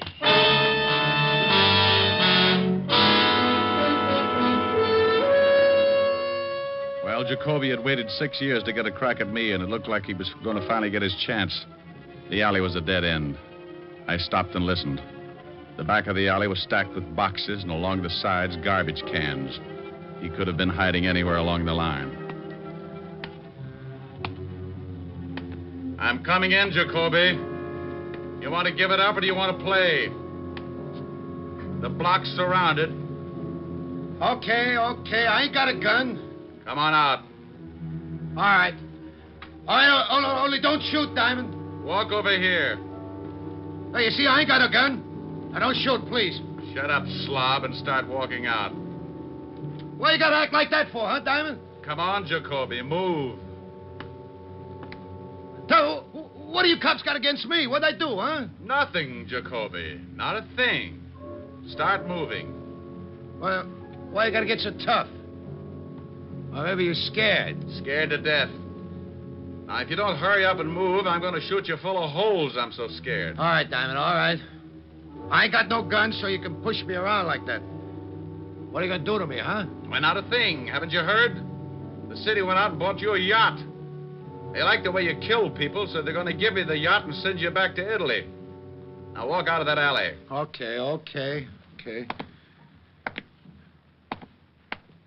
Now, you dirt.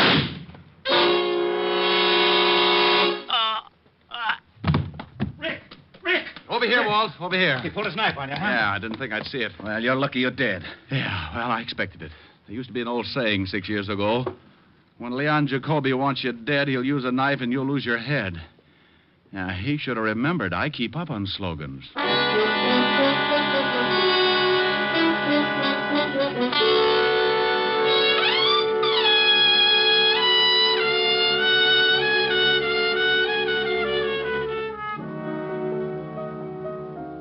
Oh, Rick, that's an awful story. Well, you wanted me to tell you about it. But it's so terrible, and you're so lucky. Yeah, I guess so. You'll certainly know better next time. Oh, I'll never make the same mistake again. Well, I should hope not.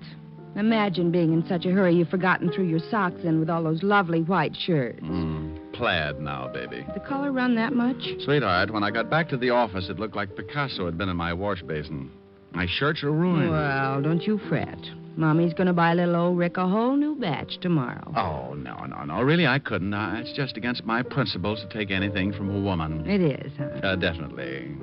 What's that song you're playing? 16 neck, 33 sleeve. What? Oh, you idiot. Oh, I was bad. I dropped a real old hint. Well, I'll drop a little old hint, too. Very subtly, of course. Sing. Oh, baby, you're the subtlest. Climb aboard a butterfly and take off on the breeze. Let your worries flutter by and do the things you please. In the land where dollar bills are falling off the trees, on a dreamer's holiday. Every day for breakfast there's a dish of scrambled stars, and for luncheon you'll be munching rainbow candy bars. You'll be living a la mode on Jupiter or Mars, on a dreamer's holiday. Make it a long vacation. Time there is plenty of. You need no reservation. Just bring along the one that you love. Help yourself to happiness and sprinkle it with mirth. Close your eyes and concentrate and dream for all you're worth. You will feel terrific when you get back down to earth from a dreamer's holiday. How was that, honey? Huh? Baby, you're the craziest. What? Now, where did you pick up that expression? Oh, I get around now and then. I know a couple of musicians. Oh, I bet they all play lead kazoo. Come here. What do you want? Want to lay one on you. What? Oh. What'd you think of that, Pops? You want the honest truth? Uh-huh. Solid.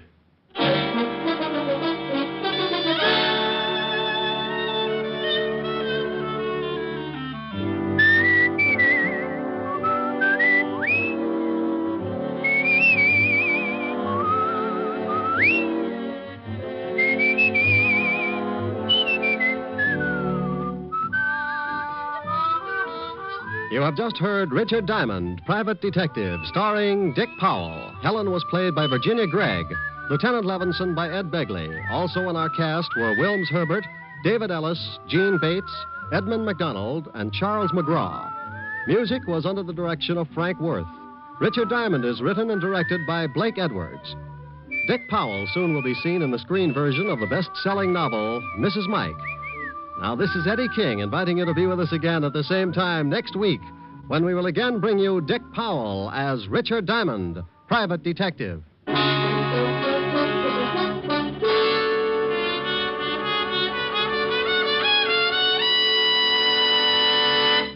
Sunday evening means stellar listening on NBC. Tomorrow, be sure to hear the American theater's foremost acting couple, Alfred Lunt and Lynn Fontanne, in the whimsical comedy The Great Adventure on the Theater Guild on the Air. And for another great adventure in comedy tomorrow, remember to hear the Phil Harris Alice Faye Show. Great entertainment Sundays on NBC. Next, it's Death in the Rain with Maureen O'Hara on NBC.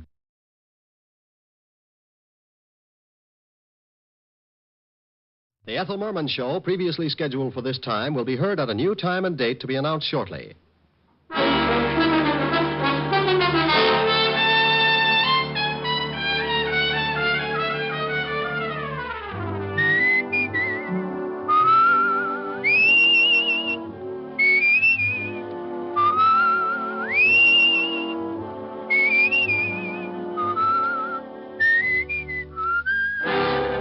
Transcribed is Dick Powell as Richard Diamond, private detective.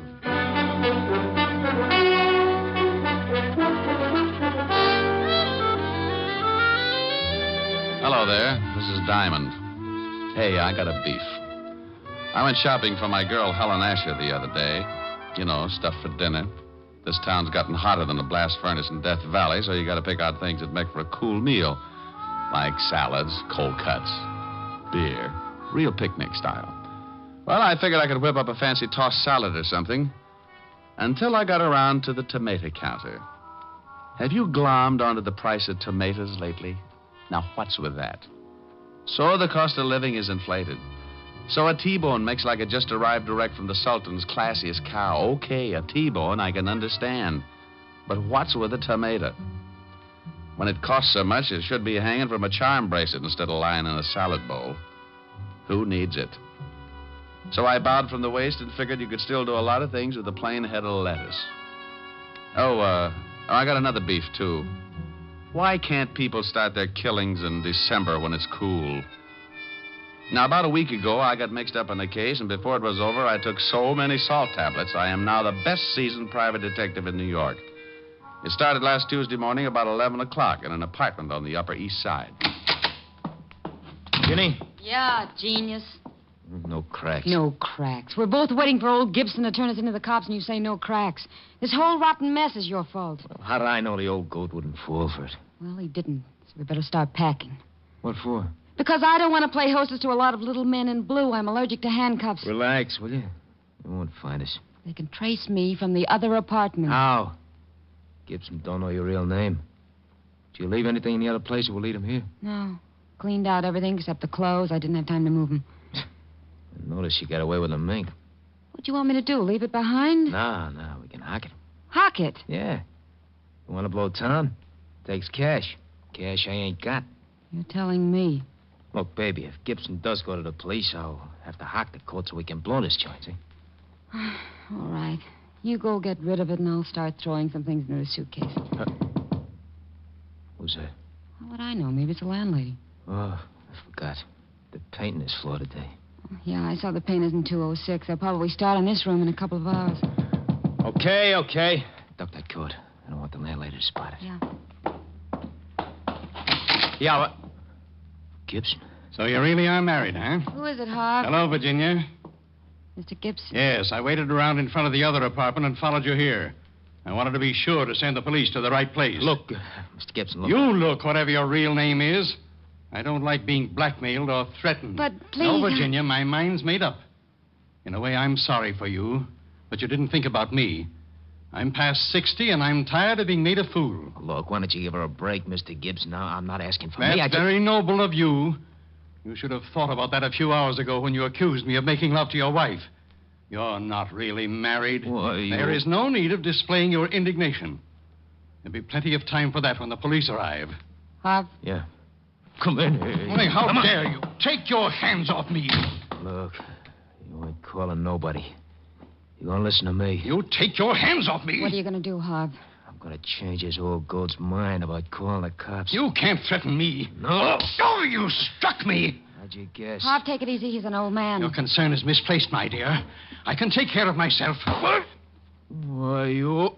Give me that can. I'll be glad to give it to you across your shoulders. Give me that. Harv, be careful. Hit me with a can, will you? No, young. I'll shut you up for good. Harvey! Harvey! You idiot. Huh? You big, stupid idiot. Look what you've done. All right, so what? No better next time. Throw some water on him. Well, did you hear me? Throw some water on him. What's wrong? Come on, Gibson. Come on. Holy cow. Is he? Yeah. Shut up. Gotta get him out of here. Why'd you have to hit him with that cane? Now you're in trouble. I'm in trouble. We're in trouble, baby. We. Stop that crying all over the place. Help me get him out of here. How are we going to do it? It's broad daylight. Yeah. Can't get him out of the building like this. We'll have to wait till the night. We can't leave him in here. Why not? The painters. What do you mean? What? They'll be here in a little while. Oh, yeah. Oh, yeah. Now what genius. Shut up, will you? I gotta think.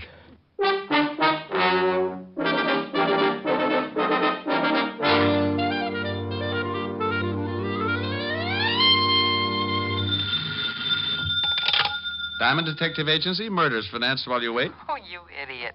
Oh, is this Toodles Asher, the belle of Park Avenue? This is Helen Asher, the girl that goes steady with the Diamond Detective Agency. Sounds like a fine organization. Are they reliable? Very seldom. Oh. I'll tell you better as soon as I find out what I'm going to do tonight. You're going to give your butler the evening off, and the Diamond Detective Agency is going to march through your front door, single file, and show you a shortcut to spend the bottle. What time does all this begin? How long will it take you to pucker? About 2 seconds. Well, I won't get there until 8. Don't hold it, or you'll end up looking like a Ubangi. You're terrible. Yeah, but I'm pretty. So's a baboon. Oh, what you said. You won't be late, will you, Rick? I don't know. After that last crack, I think I'd better start going steady with King Kong. Rick. No, I'm mad. Ricky, I love you. Only because I can hang by my tail and my fangs have that toothpaste smile. I think you're the most wonderful man in the world. Well? I think you're the handsomest, the strongest, the smartest. Well, all right. Now tell me something I don't already know. Rick. Bye, baby. See you at 8. Bye. A, I'm adorable. B, I'm so beautiful. C, I'm... Now, look, honey, I can't make it till 8 o'clock. I got a fan dancer who's a client. She wants to go out and trap an ostrich this afternoon. Is this the Diamond Detective Agency? Huh? Oh, yeah. Is this Mr. Diamond? Yeah, what's the matter? You sound like you're standing on a body. Oh, Mr. Diamond, please, you've got to help me. I just don't know what to do. Now, take it easy. Who is this? What's wrong? I thought it moved. What moved? The man sitting in my chair. Well, that happens now and then. Why shouldn't he? Oh, well, because he's dead. What? Yes. I came home this afternoon from girls' camp, and when I unlocked my door and went in, I found this corpse sitting on my Hepplewhite. On your what? Hepplewhite? I don't know how he could have gotten there. Hepplewhite? No, the dead man. What about Hepplewhite? Who? The guy this corpse was sitting on. Oh, no. That's a chair. Hepplewhite's an old antique chair. Oh. Now I'm so confused. Well, move over, honey. Now, take it easy and give me one thing at a time. Who's the dead guy? Well, I don't know. I never saw him before in my life. Okay, now why haven't you called the police? Well, I thought about that, but I'm a school teacher, Mr. Diamond, and I was afraid of the scandal. I read a lot of detective stories, and the first thing that came to my mind was calling a private eye. Private eye. Mm-hmm. You had the biggest ad in the phone book, so naturally... Naturally. Well, give me your name and address, and I'll be right over. Esther Blodgett, 419 East 79th Street, apartment 108. Okay, Esther. Now, don't let anyone in and don't touch anything. Oh, I know that, silly. After the initial shock wore off, I found myself in complete control. What's the matter? I'm so nervous. I just lit a cigarette. It tasted so good, I offered one to the dead man. Well, if he takes it, remember how you did it. I'll be right over. Hepplewhite. Oh, is Walt going to have fun with this? Homicide, Sergeant Otis. Hello, Otis. Let me talk to the lieutenant. Diamond? No, this is Black Beauty. I just did a mile in 1:12, and I want to report that I'd been doped. Very funny. I thought so. I didn't win the race, but I was the happiest horse on the track. Now, put the lieutenant on the phone. Lieutenant Levinson, Diamond, Walt. I don't want any. You take your killings to another precinct. Oh, now, don't be a sorehead. Giving you business is just my way of showing my friendship. Can't we just be buddies at a distance? I'm getting tired of chasing corpses. Well, grit your teeth and get over to 419 East 79th Street, apartment 108. Homicide? Yeah. A dame named Esther Blodgett reported it. She lives there. Who's dead? Well, I don't know. Yeah. A guy named Hepplewhite. Hepplewhite? You ask Esther about it. She'll put you straight. Are you coming over? Yeah. Bye.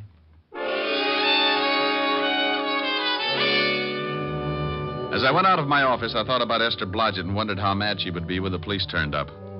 I had to call them whether she wanted a scandal or not, because homicide comes first in my book. I'm an ex-cop, and I still follow the rules. It's not a conscience. I just like staying in business, so when someone turns up with a killing, I always let Lieutenant Walt Levinson know about it. I grabbed a cab, and 20 minutes later, I was standing in Esther's apartment along with Walt, the dead man, and Hepplewhite. Oh, you're a swell fella, you are. What's the matter, Walt? I've been going through that Hepplewhite routine for the last 10 minutes. I just found out it was a chair, that one right over there, the one that stiffs in. Mr. Diamond, why did you call the police? I thought you'd ask that. Because that man's been murdered, Miss Blodgett. That's what good citizens do when they find a dead man in the apartment. But the scandal? I'm a school teacher. What will my students' mommies and daddies think? Honey, just confuse them with that Hepplewhite routine. What did you find out, Walt? Not much. The coroner will be here in a few minutes. Looks like someone gave him a pretty good beating. What's that all over his clothes? Isn't that blood, Mr. Diamond? Yeah, he's been bleeding all right. I mean that brown stuff, Walt. Looks like lint or something. I noticed that, too. I don't know what it is. We'll have the lab analyze it. Tell me, Esther, you said when you came in you unlocked the door. Yes, that's right. Are you sure it was locked? Why, yes, it has a catch lock. Besides, you have to turn the key and then use the other hand to turn the knob. Did you touch anything? Open any windows? I touched nothing. Oh. Well, there's a good one, Walt. Yeah, a corpse sitting in a room with the door and all the windows locked. Do you always lock the windows when you go out, Miss Blodgett? Well, I've been away for several weeks at a girls' camp. Aren't you a little old for that sort of thing? Oh, I've been counseling. One of the teachers who goes along to take care of the young girls. What do you think, Rick? Well, he wasn't killed in this apartment. No signs of a struggle. There's only blood around the chair and on the body. He must have been carried in. There would be blood trails on the floor. Not if he was carried in something. You say you never saw this man before, Esther. Never in my life. Any identification in his wallet? Yeah, name's Gibson. Leland Gibson. No money taken either, so that eliminates the robbery angle. Any address? Yeah, he's got an old driver's license. 12 East 64th Street. Pretty classy district. Judging by his clothes, he was well fixed. Tailored. Good store. As soon as the coroner arrives, I'm going to check this apartment building. Maybe somebody heard something or saw something. Walt, let me check the 64th Street address for you. This is a police job. Where do you want to check it?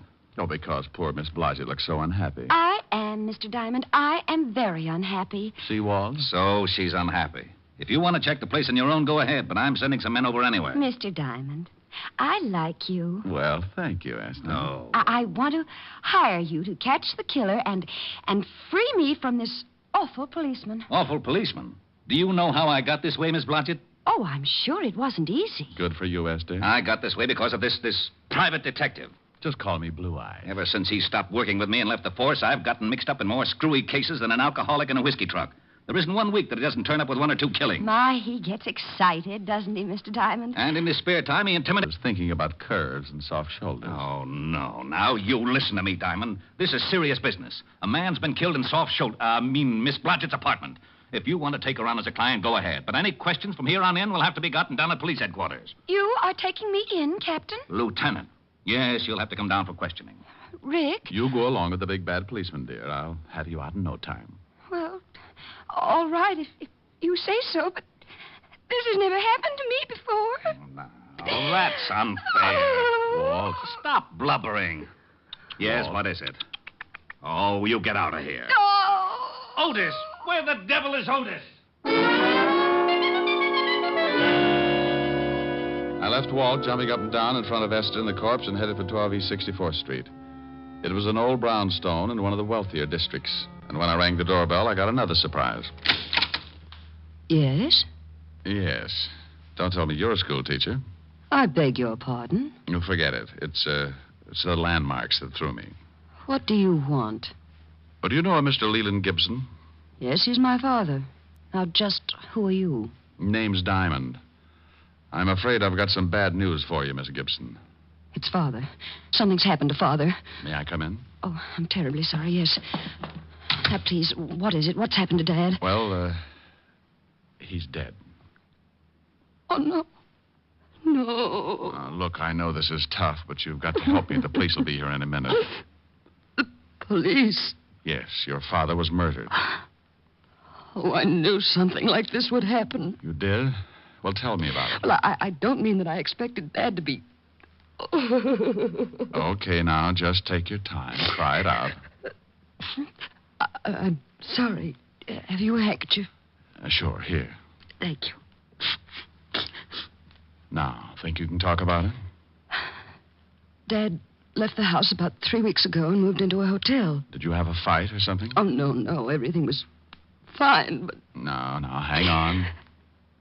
Things couldn't have been better, and he was in wonderful spirits when he left. No arguments, no hard feelings? He didn't leave mad? Oh, no. Question. What hotel did he move to? It was the Adams on Madison Avenue. He used to go there 3 nights a week for dinner and a game of bridge before he decided to move in. Well, thank you. Are you all alone?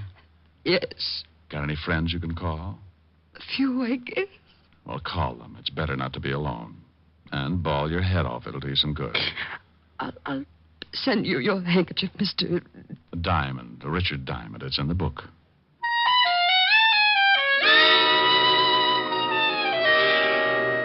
For some reason, I've got a talent for leaving people emotionally disturbed. Walt hops around like a rabbit in a cabbage patch, and Otis always tears his hair out by the handsful. Miss Gibson was less active about it. She just tried to smile and shed enough grief to fill a tub. I grabbed another cab and headed for the Adams Hotel. Yes, sir. Do you wish to register? No, but I want to find out about someone who did 3 weeks ago. Oh?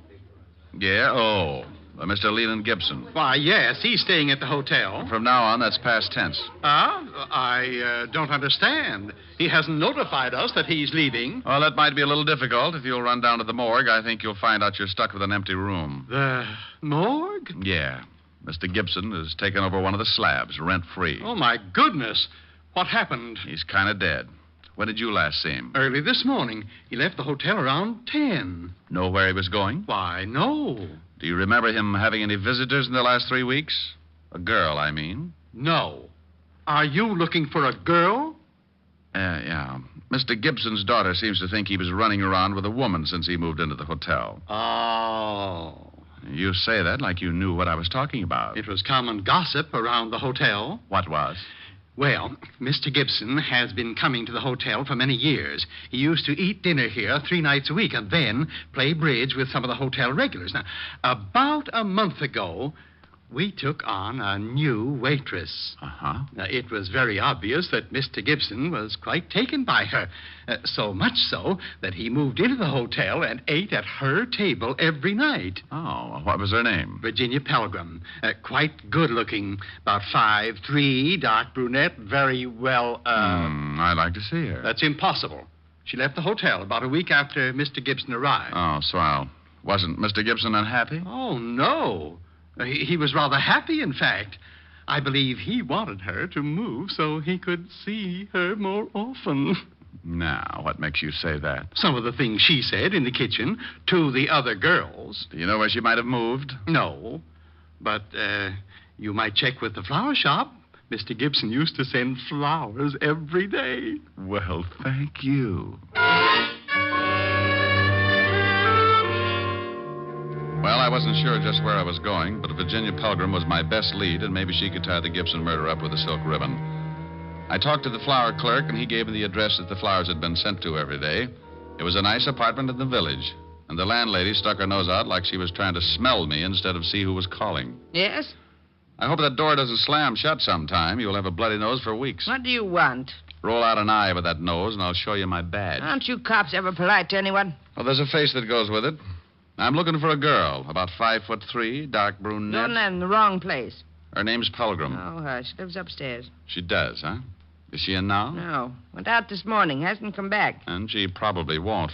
She have many visitors? Only a couple. Men. That figures.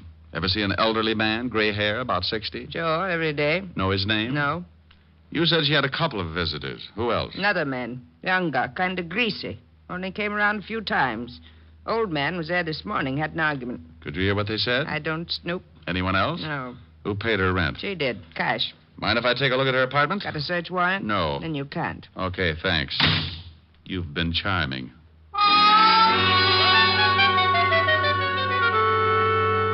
I left the old bat and headed back to the schoolteacher's apartment. If I was right, I'd seen setups like this before. But there was still the problem of finding out how Gibson was killed and how he got into a locked room.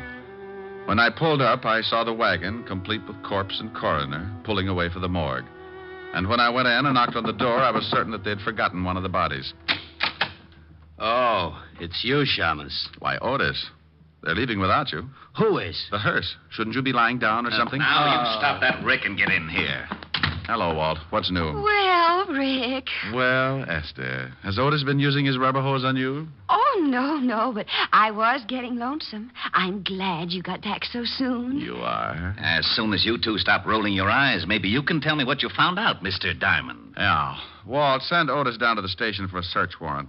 Then tell him to get over to 9 West 12th Street and see what he can find in the Miss Virginia Pelgrim's apartment. Who's Virginia Pelgrim? The only person who was mixed up with the murdered man. There was another man who used to see her, but I can't find out who he was. All right. Otis, go get the warrant. Yeah, Lieutenant. Thanks, Diamond. A pleasure, Sergeant. What did you find out, Walt? There were 11 people in the building at the time of the killing. None of them ever saw the guy before. Here's a list of the names. 3 people on this floor, 5 on the second, and 3 more on the third. Have you talked to the landlady? Certainly. She doesn't know any more about it than the rest. What about that funny brown lint on the dead man's clothes? We're checking on that right now. The lab said they'd call me. Did the landlady say she had a key to this apartment? Sure, but she hasn't used it but once since Miss Blodgett was away at girls' camp. When did she use it? 3 days ago, when she had let the painters in. And she says that the windows and door were definitely locked, because after she aired the paint smell out, she locked them herself. Painter, huh? Yes, and I've been looking. You know, I think they did a terrible job. Why, the kitchen Esther. alone... yes, Rick? Later, dear. Yes, Rick. Walt, did they paint the whole building? They finished the second floor today. Oh, I'll get it, Miss Blodgett. Probably the lab. Rick, Yeah? do you know who did it? Yeah. I got a hunch. Oh, I see. you're wonderful. Yeah. Okay, thanks. Lab, Walt? Yeah. That lint you spotted on the dead man's clothes is from the mat that they put under rugs. Mm-hmm. Walt, you were on all the floors. Did one of the apartments have a rug missing? They're all missing from the second floor. The tenants took them down to the basement when the painters moved in. Any off this floor or the third? No, just the second. Well, your killers are on the second floor, Walt. How do you figure? Well, let's look at what we've got.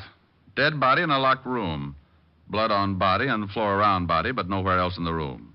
Carried in a rug. Bullseye. Oh, this is so exciting. Esther. Sorry. Yeah, but how does a dame called Pelgrim figure into it? There's no Pelgrim listed in this building. Well, there shouldn't be if I'm right. The dead man met Virginia Pelgrim while she was working as a waitress in his hotel. She gave him a pitch and he fell. He put her up in an apartment so he could see her more often. So what? I think she was working with another man. A man who was seen around her apartment by the landlady. Then how did the body get over here? The guy the dame was working with probably lives here. What about the motive? Well, my guess is that Gibson was being blackmailed, and he followed the girl here. He was probably going to yell cops, so they killed him. Okay, now what about the locked room? Explain that. I'll let the landlady of this building explain it, Walt. Go ask her one question. Who had this apartment before Miss Blodgett? Esther. Oh, I'm sorry, Esther. Well, I can tell you that. A Mr. and Mrs. Austin, they moved to a smaller apartment and let me have this one. It's more rent, and they couldn't afford it, I expect. This is a better apartment, though. It has very... Esther, what apartment did they take?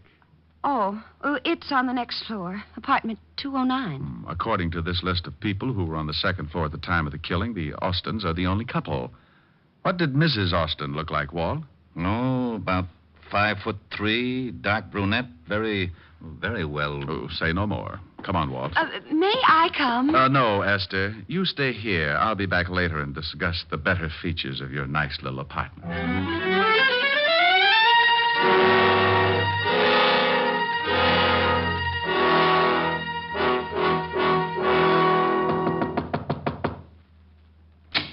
Yeah?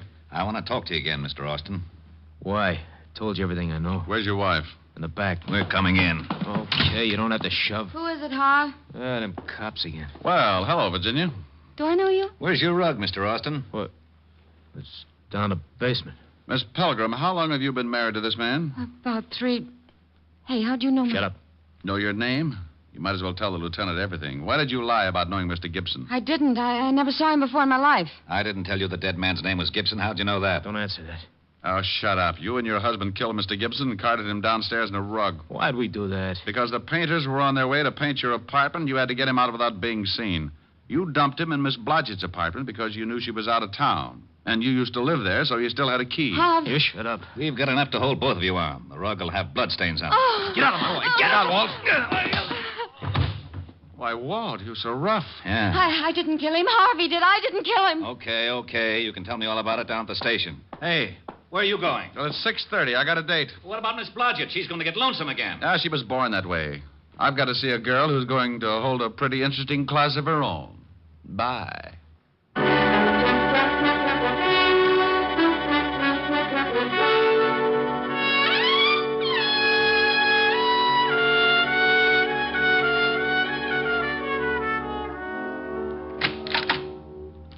Hi. Hi. Oh, don't you look comfortable? Where's Francis? I gave him the night off, like you suggested. You're cute. I've got a cool dinner in the library. School day, school day. You sound happy. Well, I was just thinking about a school teacher I knew once. That looks mighty toothy. Sing for your supper. What? Got a new tune on the piano. Oh, honey, I'm hungry. You sing first, and then you can eat. Oh, all right. What is it? Right here. So in love. Oh, okay. Strange, dear, but true, dear. When I'm close to you, dear, the stars fill the sky. So in love with you am I. Oh, keep going. I'll get it. Even without you, my arms fold about you. You know, darling, why so in love with you am I. Was some girl asking for you. Oh, some girl. Wow. I told her there was no one here but the piano tuner. Oh? She leave her name? Uh-huh. Hepplewhite. Hepplewhite. Yes. Who's she?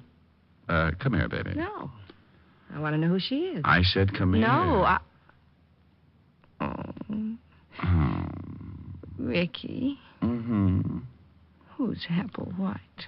Oh, just a chair, baby. A cute blonde chair.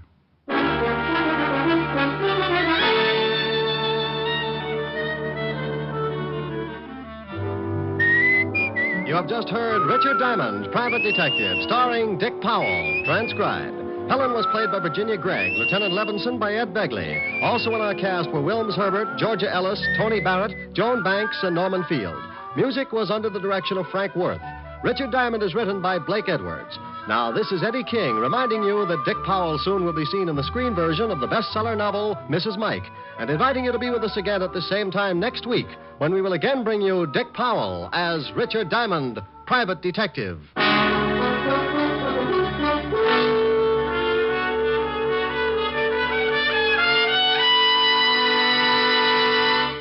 Saturday night brings some of the week's best radio entertainment when you tune for the stars on NBC. Stay tuned every Saturday for a great lineup of programs, including Hollywood Star Theater, Ralph Edwards' Truth or Consequences, Your Hit Parade, A Day in the Life of Dennis Day, The Judy Canova Show, and Grand Ole Opry. All the best on NBC.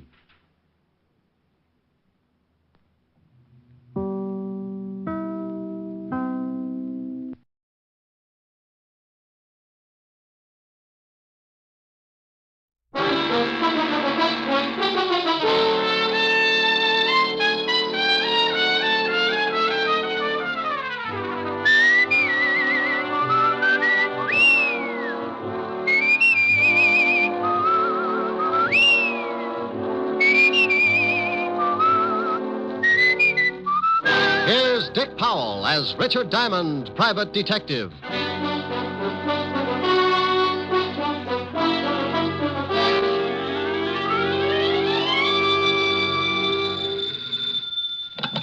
Diamond Detective Agency, handy hints on homicide. Oh, no. Oh, yes. Just pick a victim. All right. Got it? Yes? 6 of spades. Oh. Hello, Helen. Hi. Am I going to see you tonight, Rick? Depends on how many lights you leave on in the study. But are you coming over? Wouldn't miss it. I've been puckered up since 8 o'clock this morning. Francis has the night off. I'll have dinner for you in by the fire. Well, take it easy. The last time you built a fire, it got so hot I had to keep basting myself for a week. Oh, Rick. Sure. The next day I walked by Linda's and some guy grabbed me and shoved an apple in my mouth. Said he'd get fired if I didn't climb back in the window and lie down. Oh, I'll see you tonight. Bye. Bye. Now, let's see. Where did I put the soap? Mr. Diamond? Oh, it depends on what you want him for. If it's the rent, he's being buried over in Jersey this afternoon. My name is Dr. Edward Gerson from Bellevue Hospital. I have nothing to do with the rent. Well, if you're with the Sanity Commission, Diamond's still in Jersey. It is apparent that you are behind in your rent and you wish to remain buried in Jersey for the moment. Well, it's not as bad as it sounds. Are you a potential client? I'm a psychiatrist, Mr. Well, pick a good one. How about Apple Knocker? All right. I'm in a rather peculiar position, Mr. Apple Knocker. Oh, I don't know. I always sit like that. For the past 4 days, I've been treating a young man for an unusual type of shock. What did he do? Run his electric train in the bathtub? You're quite an interesting case yourself. Are you always so unconcerned when someone comes to you with a problem? Look, Doctor, everybody's got a problem. That's why I'm in business. If you've got a big one, you'll get by my little remarks, and I'll be glad to see what I can do for you. Quite a philosophy. All right, then. Let's both get down to business, Mr. Apple Knocker. Oh, now, what's your trouble? This boy I mentioned, he disappeared 5 days ago. You said you'd been treating him for 4 days. He couldn't have been gone very long. A day and a night. He was found the next morning wandering through the Bowery. Unable to speak, unable to understand anything. I see. Someone took him to Bellevue. Luckily, the family's private physician is also on the staff at Bellevue. He saw the boy, called the family immediately. And you've been treating him ever since? Yes. Last night, the boy began to talk, make reasonable sense. Now, this would continue for perhaps a few hours, then he would lapse into a complete state of confusion. Each time he was given a sedative, and each time, as the sedative wore off, he talked for a while, knew who he was, start to tell about the missing night, and then lapse once more into this state of, well, confusion. And you think something happened during this missing night, and he doesn't want to remember it? Correct. Did you ever study psychology? Every day, Doctor. I get enough screwy cases in here to make your clientele look like a bunch of Einsteins. And now stop unlocking my mind. There's a draft. Well, as you said, this boy won't let himself remember something that happened on that missing night. He'll talk about everything up to that point, but the minute he reaches it... Yeah, he jumps the tracks. Well, yes. What do you want me to do? You know what I want you to do, Mr. Diamond. Okay. Now, here's one that will throw you. You know what I want you to do? The boy's family is quite willing to meet any expense that you feel is necessary. Oh, remind me not to take you on a double date. If I don't discover what happened to this boy on the night in question, I'm afraid he might lose his mind permanently. These periods of confusion are becoming more frequent, and sooner or later, he won't be able to distinguish between the real and the unreal. I'm going to put him under narcosynthesis this evening, and I'd like you to be present. All right, Doctor. What's the boy's name? William Carter. Be at Bellevue at 8 o'clock and ask for me. The boy's family will be there also, and you can tell them about your fee. Now, just give me a quick answer and leave my motives alone. Is his family wealthy? Quite. Then I'll see you at 8 o'clock, Dr. Gerson. You would have anyway. Goodbye, Mr. Apple Knocker.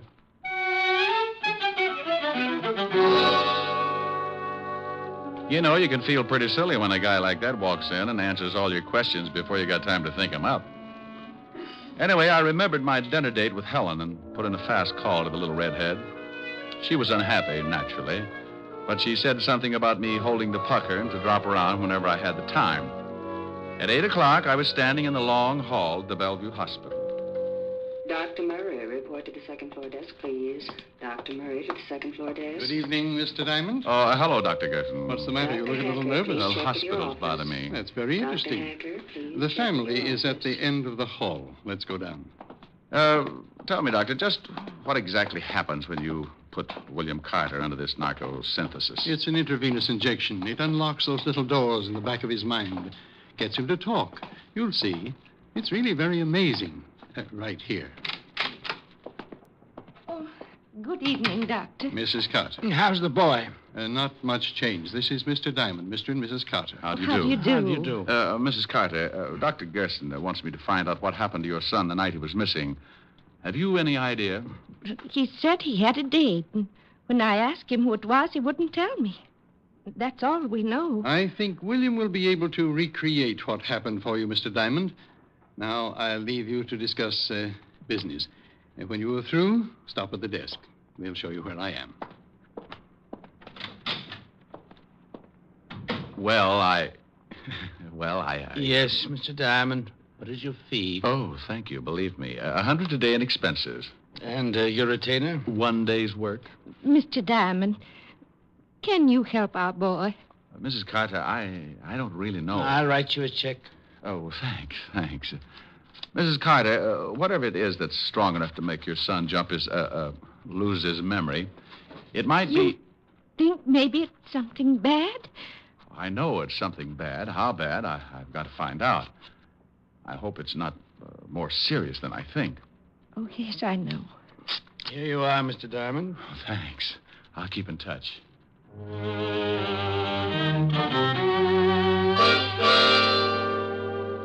I left the Carters with that lousy feeling in my stomach. I looked at the check. $200. For what? Maybe a down payment on a man's sanity. Maybe not. William Carter could have done a lot of things that missing night. Maybe that $200 was going to be a mortgage on murder. I went down to the desk, and an intern showed me downstairs to a small room with one desk lamp in the corner. I'm glad you didn't take too long. The patient will be down in a minute. Oh, isn't this a little irregular, Doctor? I mean, me listening in on a man's secrets? If he's done something against the law, I want you to find out whether it really happened. Well, if he tells you about it, it must have happened. He might have thought it happened. I can't take the chance. If he's committed some sort of a crime, I don't think I'll be able to do much for him. Now, I want you to sit behind that screen there and be perfectly quiet. Sure. Comfortable? Oh, yes. The needle can't reach this far. This should be quite interesting for you, Diamond, particularly in your kind of work. You can find out about anything you want with this stuff, can't you, Doctor? If it's a recent shock, why? Oh, I was just thinking about a little blonde I know. Now, here he is. Roll him right over here. Now lift him over on the bed. It's all right, William. Everything's going fine. All right, thank you, nurse. How do you feel, William? Can you understand me? Say it again. Say it again. Can you understand me, William? Yes, but keep talking. Say anything. Just make my mind stop jumping around. Sure, William. It's nice in this hospital, isn't it? Huh? It's nice in this hospital. Yeah. Oh, what's the matter with me? Just be quiet. Think about lying in a boat under the warm sun. Lying in a boat. Lying in a boat. Lying in a boat. Uh-huh. Just lying in the sun, rocking back and forth. What are you going to do? This won't hurt. You're going to have a nice, long sleep. Oh, yeah, please. I want to sleep. There. Now start counting. Do what? Do what? Tell me again. Start counting. 1. 1. 2. 2. You're doing fine. Keep counting. 3. 4. 5. 6. 7. 8. 9.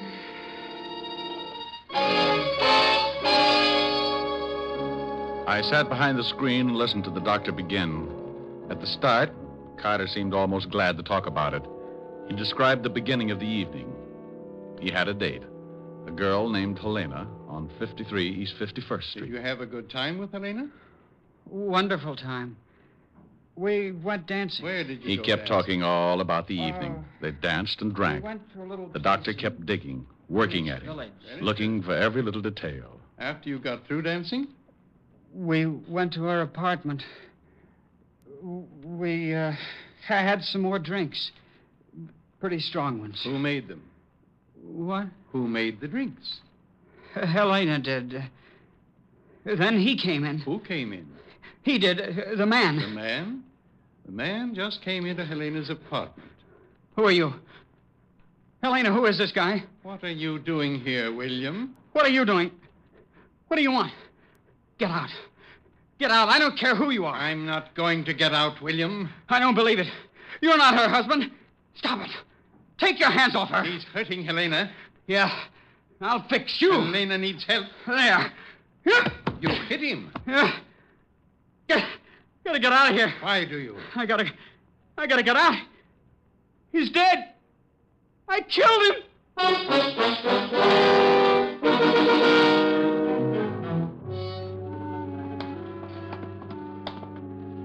Well, Diamond, did you hear enough? Yeah. It's up to you. Find out if he really did it. Okay. Thank you. For what? Well, according to William Carter, he'd gone to a girl's apartment. The husband had come in and he'd killed him. Cases like that don't make me a happy gumshoe, but I had a $200 retainer in my pocket, so I had to keep going. My first stop was the 5th Precinct Police Station and Lieutenant Walt Levinson. When I walked into the squad room, I spotted Sergeant Otis tying a square knot in his shoelace. I'll be right with you, Gumshoe. Hey, Otis, what happens when you break one of those shoelaces? Oh, what do you think happens? I get a new one. For those shoes? What do you use, the mooring liner for the Queen Mary? Oh, why don't you lay off? I thought we was pals. Is the lieutenant in? Yeah, go ahead. Hey, Otis, if your shoes wear out, why don't you do like the Dutch do? Oh, what's that? Wear wooden ones. Just go out and rent yourself a couple of rowboats. Oh. Hello, Walt. Good evening, Mr. Diamond, and thank you for stopping by so late. Well, now, what do you mean? You've got some horrible scheme up your sleeve, but I don't have to play straight man. I'm off duty in exactly 3 minutes. It'll take 2. Oh, no. Oh, yes.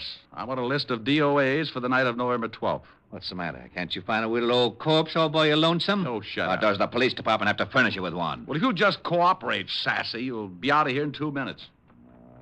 All right. Here. Now, thanks.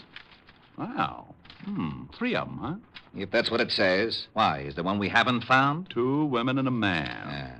The man's my department, homicide. Herbert Fisher, found in his wife's apartment on 51st Street, married to Helena Fisher. What about Helena, Walt? We're still looking for her. Neighbors say she and her husband hadn't been living together for several months. The old boy must have come home, found her with another guy, and got heated up. Either the wife or the other guy killed him. Huh? How do you know there was another guy? Well, the neighbors say a young guy started seeing her about a week before. Came up with her that night. We haven't a line on him yet, but we're checking. What killed him? Poker from the fireplace, beaten over the head. Oh. No prints. Nope, clean as a whistle. Say, what's with you? What are you so interested in this killing for? Oh, I just like to hear about crimes. Oh, now stop that. If you know something. I do know something, Walt. Yeah, what? One word. Will it help me solve this case? I don't know. Well, what is it? Bye. I left the precinct and headed back to Bellevue and Dr. Gerson. I had a hunch that was growing roots, and if William Carter's sanity was going to be saved, it would have to be done in a hurry. Up till now, only 4 people knew who was in that apartment when Fisher was killed. Myself, a missing girl named Helena, the potential killer, William Carter, and the good doctor. The girl hasn't gone to the police? Why, if William Carter did it? Well, that's what I've been asking myself all the way down here, Doctor. Unless she wants to protect him. That's the only one I could come up with. I want to ask you 2 questions, Doctor. First, do you think William Carter would pick up a poker and beat a man on the head? That's hard to say. He might. Would he then wipe his fingerprints off? According to what he told me, he killed the man and rushed immediately from the apartment. I'd say no to the fingerprints. That's what I'd say. He suffered the shock immediately after he killed the man. He knew he had to get out, but after that, he can't remember a thing. May I use your phone? Certainly. Doctor, how could Carter be sure that he'd killed the man? Why, I don't know. If you remember, he didn't say. He just said he'd killed him. Homicide, Lieutenant Levinson. I thought you were going home. I gotta sit up with a headache. Oh, well, I want some information. Where did the murdered man live if he wasn't staying with his wife? Oh, now, wait a minute. We know who did it. You do? Sure, some guy named Carter, William Carter. I sent some of the boys over to his house 10 minutes ago. How do you know he did it? Because Helena Fisher walked into the station and told us so. You got the girl? Yeah, we're holding her till we pick up the Carter guy. Seems Carter was in her apartment with her. I know the story. You do? You do? I'll be right down. Well, they've got Helena, Doctor. She says William Carter killed her husband. Yes, I heard. Well, I'm afraid I can't do much for him now. I think you can. There's one thing that smells too rotten to make sense. Why did William Carter take enough time to wipe off those fingerprints? Because he didn't want to be discovered. Well, if he didn't want anyone to know he did it, why didn't he kill the girl? Oh, good Lord, I never thought of that. I got an idea. And it may mean you bending the law a little, Doctor, but it might save William Carter. What do you want me to do, Mr. Diamond? Is there any way you can find out from Carter exactly what he did after he struck the man? Of course. When he comes out of his sleep, he'll be able to talk about it. Can he be moved? Well, yes, if it's necessary. Then get him out of here. Take him somewhere. Even if his family covers for him, it's just a matter of time until Lieutenant Levinson finds out he was picked up and put in here. Well, this is extremely dangerous. Look, if he believes he killed this guy, the girl's story will hold water. The only way that I can see to make him snap out of it is to prove to him that he really didn't kill anybody. That's right. Don't you think he did kill that man? Maybe, but I doubt it. Can he walk? Yes. Good. Take him down to my office. Here's the key. Stay there until you hear from me. You know, I like you, Diamond, and I respect you, but this is... You want to save the boy's life? Of course. Then get him down to my office. I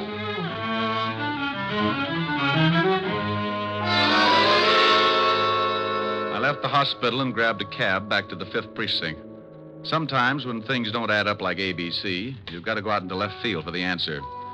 Everything pointed to William Carter, and he believed it himself. But I kept thinking about those fingerprints. I told Walt my idea. Are you crazy? So the guy did wipe off the prints but didn't kill the girl. What of it? People do crazy things the first time they knock somebody off. Besides, you can't go around posing as a police sergeant. Oh, now stop that, Walt. Admit it. There's a hole someplace. But you told me yourself the Carter guy admits killing the girl's husband. In his condition, he'd admit anything. He says he did it. The girl says he did it. What more do you want? I don't want any doubts at all. Will you just try the idea? If you'll tell me where you've got William Carter. Promise not to have the boys there? Just you? Yes, I get mixed He's up in my office. Wouldn't you know it? Okay, Walt. Get the girl in here and tell her just what I told you. I don't need any rehearsals. Otis. Yeah, Lieutenant. Send Mrs. Fisher in here. Right. I hope you know what you're doing. You're putting me in an awful spot. Well, if it works, Walt, the state won't burn an innocent man. Yes, but this... Mrs. Fisher, Lieutenant. Oh, come in, Mrs. Fisher. Thank you, Lieutenant. Sit down. This is Sergeant Diamond. Oh. Well, how do you do, Sergeant Diamond? How do you do, Mrs. Fisher? We've checked your story, and everything seems to be all right. You can go home, but please don't leave town. I'm terribly sorry about this. I know I should have told you sooner, but William was... Well, I didn't know what to do. You did the right thing. Have you found William yet? No, but we will. Well, didn't you check his house? Isn't he with his family? No, he didn't come home at all. Oh, and that reminds me.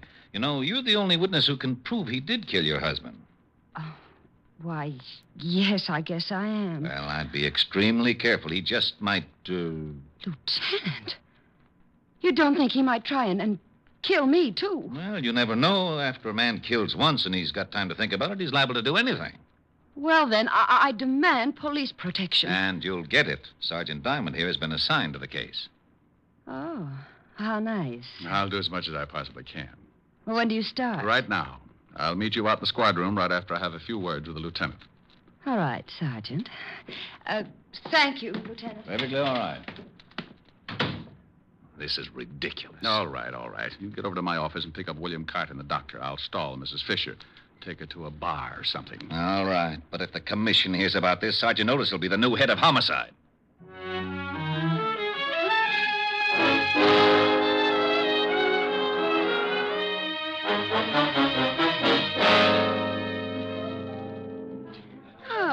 This is nice, Sergeant Diamond. Do you always guard people like this? Just the pretty ones. Oh, thank you. If you really think William might try to harm me, you'll have to stick pretty close, won't you? Mm-hmm. Do you mind? Not at all. What time is it? 11:30. Getting tired? Yes, a little. It's been a hard day. I'll bet it has. What if William comes to my place in the middle of the night? Where will you be? Watching the front door, baby. He won't get in. Watching the door from inside or outside? Outside, baby. Sorry. Yes, so am I.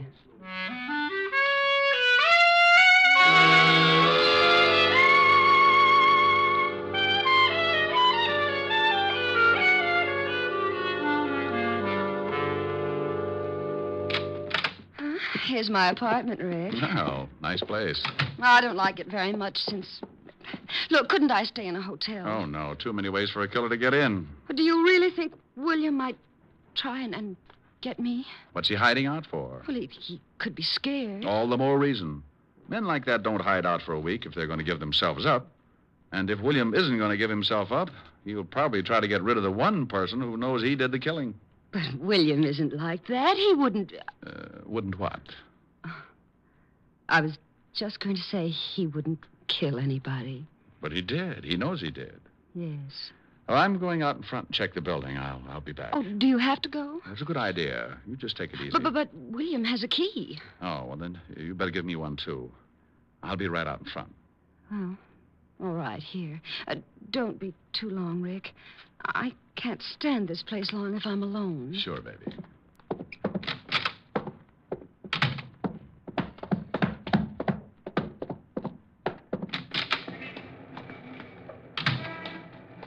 Over here, Rick.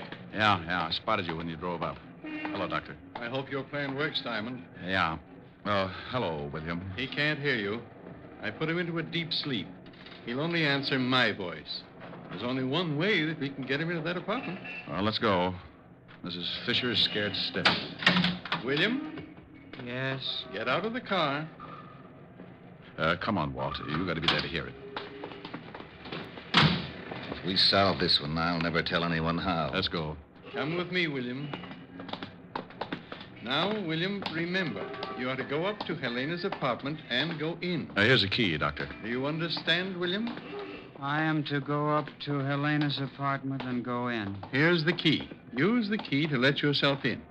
The key to... And that's all. All right, Mr. Diamond. Here we go. The four of us went in through the front door, and Dr. Gerson briefed William once more. Then we led him up the stairs and up to Helena Fisher's apartment. I could hear her humming as soon as William tried the key. We all ducked.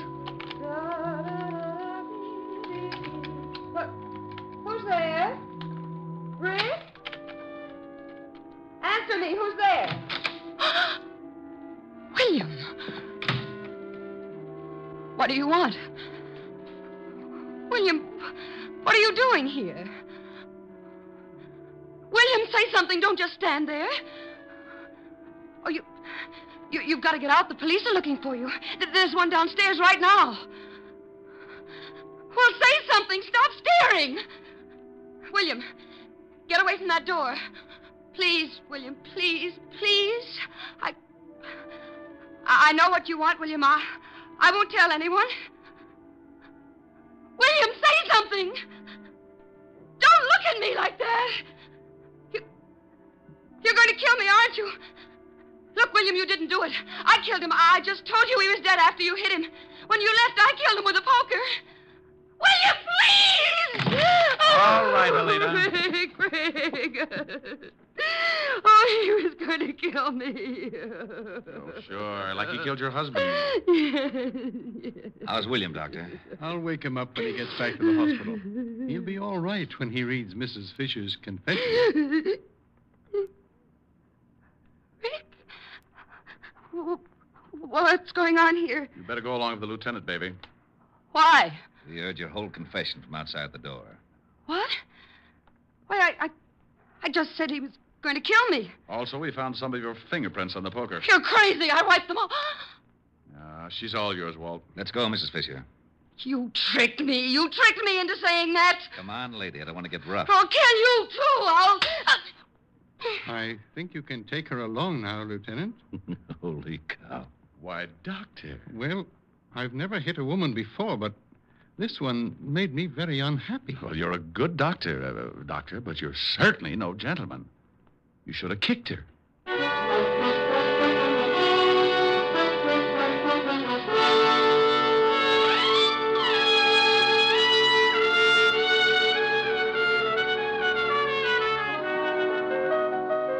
Rick, what kept you out so late? It's after midnight. Oh, I had to stick around and watch Otis turn into a pumpkin. Now that's Cinderella. Yeah. Can you imagine Sergeant Otis as Cinderella? The good prince would slip his sacrum trying to haul his slipper around. Tell me a fairy story, Rick. Well, once upon a time, there were two idiots. Rick. And they lived happily ever after. Sing. Don't like it? Sing. I liked it. Sing. I'll do as I please. Rick. I love those dear hearts and gentle people who live in my hometown, because those dear hearts and gentle people will never ever let you down. They read the good book from Friday till Monday. That's how the weekend goes. I've got a dream house I'll build there one day with picket fence and rambling rose. I feel so welcome each time that I return, that my happy little heart keeps laughing like a clown.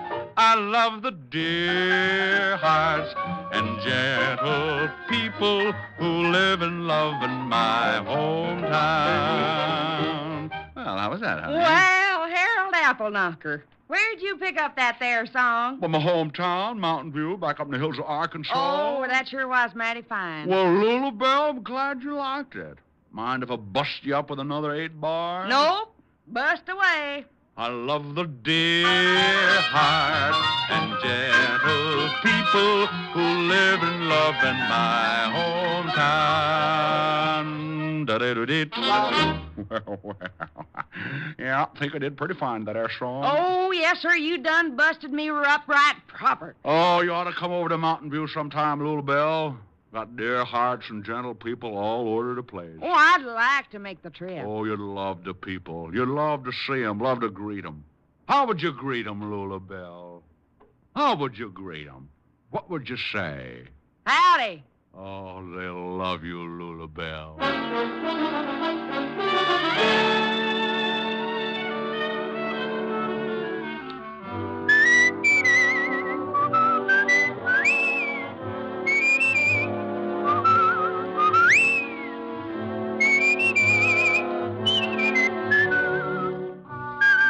You have just heard Richard Diamond, Private Detective, starring Dick Powell. Helen was played by Virginia Gregg, Lieutenant Levinson by Ed Begley. Also in our cast were Wilms Herbert, Joan Banks, Sam Edwards, and Norman Field. Music was under the direction of Frank Worth. Richard Diamond is written and directed by Blake Edwards. Dick Powell soon will be seen in the screen version of the best-selling novel, Mrs. Mike. Now, this is Eddie King inviting you to be with us again at the same time next week, when we will again bring you Dick Powell as Richard Diamond, Private Detective.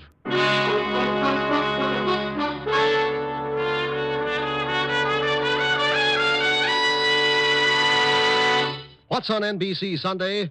There's a full evening of great entertainment in store for you tomorrow on NBC. You'll hear rib-tickling comedy on the Phil Harris-Alice Faye Show. And for mystery, there's Sam Spade's latest caper. Tomorrow, Sam meets a Mr. Tom Turkey. For the very best radio fare, always tuned to NBC. Coming up, it's Brian Donlevy and Hollywood Star Theater on NBC. Here, transcribed, is another in NBC's great parade of new shows.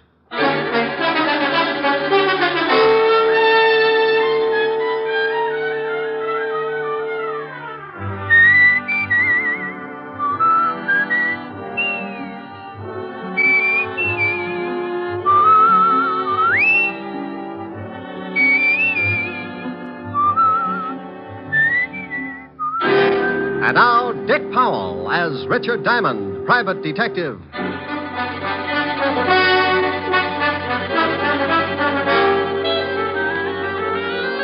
Hello there, this is Diamond. If you happen to wake up some morning and spot something walking in front of your house and it looks like Santa Claus with jaundice, don't turn the hose on him. He's not on fire. He's just wearing the newest thing in men's fashions. They call it the bold look, and it's supposed to be the masculine answer to Dior's new look for women. It's an answer, all right. Like walking up to your best girlfriend and slashing her down the middle with a broadsword. Now, if you haven't seen it yet, just close your eyes and try and picture yourself in the bold look. Imagine walking down Fifth Avenue, very casual, decked out in a new, bright purple, non-shrinking suit, pastel shirt, yellow maybe, hand-painted tie, and argyle socks. Got it? What do you think? Pretty bad. About the only thing I can think of that's more gruesome is that little murder I got mixed up in last week. It started in a house out on Long Island. A guy named Harry Baker was getting involved with his private secretary. Here are the papers you wanted, Mr. Baker. Oh, thank you, Connie. What time is Mrs. Baker going shopping? She didn't say. This afternoon sometime. Where is she now? In her room. Come here, Connie. Harry, no. Supposing she comes down. I didn't see you last night. I missed you. I got hold of the man you wanted. His name's Nat Fox. He wants $500 for the job. Oh? Well, what's the matter? That's what you wanted, wasn't it? Connie, I had a lot of time to think last night. And? Well, I'm not sure. I don't know if this is the thing to do. You don't know? Oh, Harry, we've gone through this a dozen times, and I won't go through it again. If you haven't got the backbone... Oh, my dear, you know it's not that. No, I do not.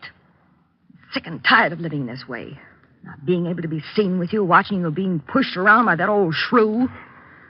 Oh, I'm not going through the whole thing again. Please, Connie, can't we wait for a while? My wife's well past 60. Sooner or and later... in the meantime, you live off the skimpy little allowance she doles out to you. No, Harry, no. I want us to live like two normal people.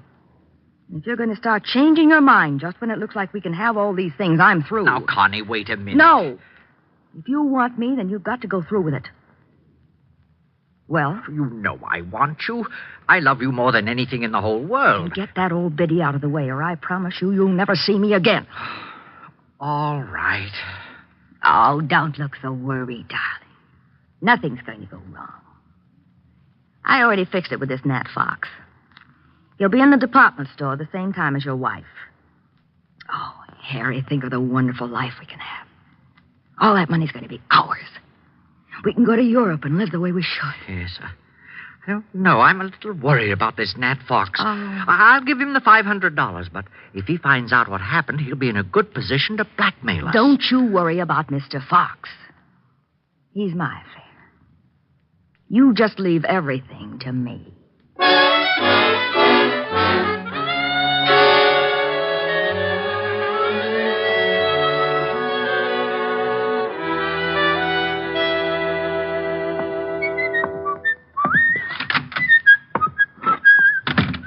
Well. Hello, Otis. What do you want, Diamond? I thought I'd drop in and see the lieutenant. Aren't you glad? You want me to make you feel good, or do you want the horrible truth? The truth, Otis. I'll steel myself. You turn my stomach. I couldn't without a bulldozer. Very funny. When are you going to go on a diet, Sergeant? Eh? You're beginning to look like Dumbo with a goiter. Hello, Walt. Oh, no. Who's dead this time? No, don't be silly. I just came down to talk to see how you were. I don't believe it. Say something without corpse in it. Your smile is like the first dawn of an Indian summer. You said Indian. So what? If you said it, he's dead. All right. If that's the way you feel about it, goodbye and good luck. Oh, now, wait a minute. Stop being an idiot. That's all right, Walt. I understand. Well, now, come back here. You know very well I'm glad to see you. And you think just because I come down to see you, I've gotten mixed up in some kind of a murder. Oh, a fine friend. Now, you stop acting like that. You're a worse ham than Otis. That did it. I'll never send you a good dead body again. Is that a promise? Is what a promise? That you'll never send me a good dead body again. Oh, want me to break the law, huh? Hold out police evidence. Of course not. You know I was only kidding. Just like the police force, making fun of a corpse. I have never made fun of a corpse. So that's what's the matter. What? Too serious. That's what's ruining your stomach. Oh, now stop that. You know what's wrong with my stomach. I've been working too hard, that's all. So the next time I find a corpse, you'll want to take a vacation. This precinct is more corrupt than I thought. What do you mean, corrupt? Just what I said. I find you a corpse and you won't even look at it. You want to go on a vacation. I don't want to go on a vacation. I'll look at the corpse. What corpse? The one you wanted me to look at. There you go, acting like I've gotten mixed up in another killing. Trying to make it look like the corpse is mine. What? Well, it's not my corpse. It isn't? No. Well, whose is it? Well, you know. You tried to frame me with it. I did not. Don't you try to shove that body off on me. Yeah, what is it? Oh, hello, Helen. It's for you, Rick. Thanks. Hi, baby. Hold it a minute. Walt, you better do something about that body. Oh, yeah. Otis, put in the general alarm. Diamond's found another killing. Oh, wait a minute. No, Walt, it's your killing, remember? Oh, yeah. Forget about the general alarm, Otis. I've got... Oh, Diamond. Sure, Helen. I'll meet you at the store. Oh. Sure. I love you. Bye. Oh. Walt. What a funny look. You're all red. Walt, you're turning blue. Well, I got to go shopping with Helen. I hope you find the body. Bye. Lieutenant, I'm still waiting. Sergeant. Yeah, Lieutenant? Shut up.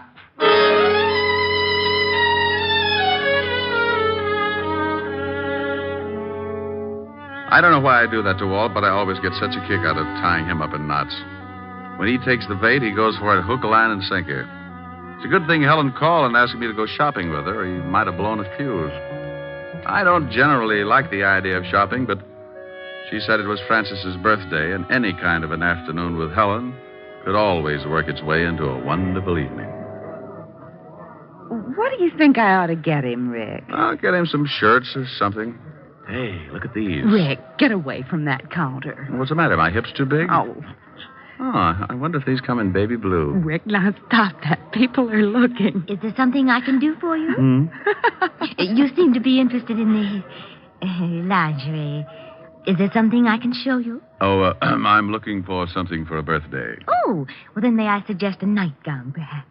We have some lovely numbers. This is for Butler. A butler? Yes. Oh, then you were thinking of getting something for the lady, too. No. Just seeing whether the baby blue went with my eyes. Well, really? Oh, come on, Helen. Rick, she must think you're crazy. 5 minutes more, and there wouldn't have been the slightest doubt. This is fun. Rick. That woman. What woman? The elderly one over there with the mink stove. Oh, yeah. I just saw her put a box of stockings in her purse without anyone seeing her. You saw her? Yes, but the clerk didn't. And she left the counter without paying. I know. You know? Oh, sure. I spotted her 5 minutes ago. Not a very good shoplifter. That's stealing. Shouldn't we tell the manager or something? Oh, the store detectives are sure to have her spotted. Why don't they arrest her? Point of law, baby. They can't put the arm on her until she steps out of the store. Now, look. She's going out the front door. Just watch. She's out. She's just standing there on the sidewalk. Oh, that's funny.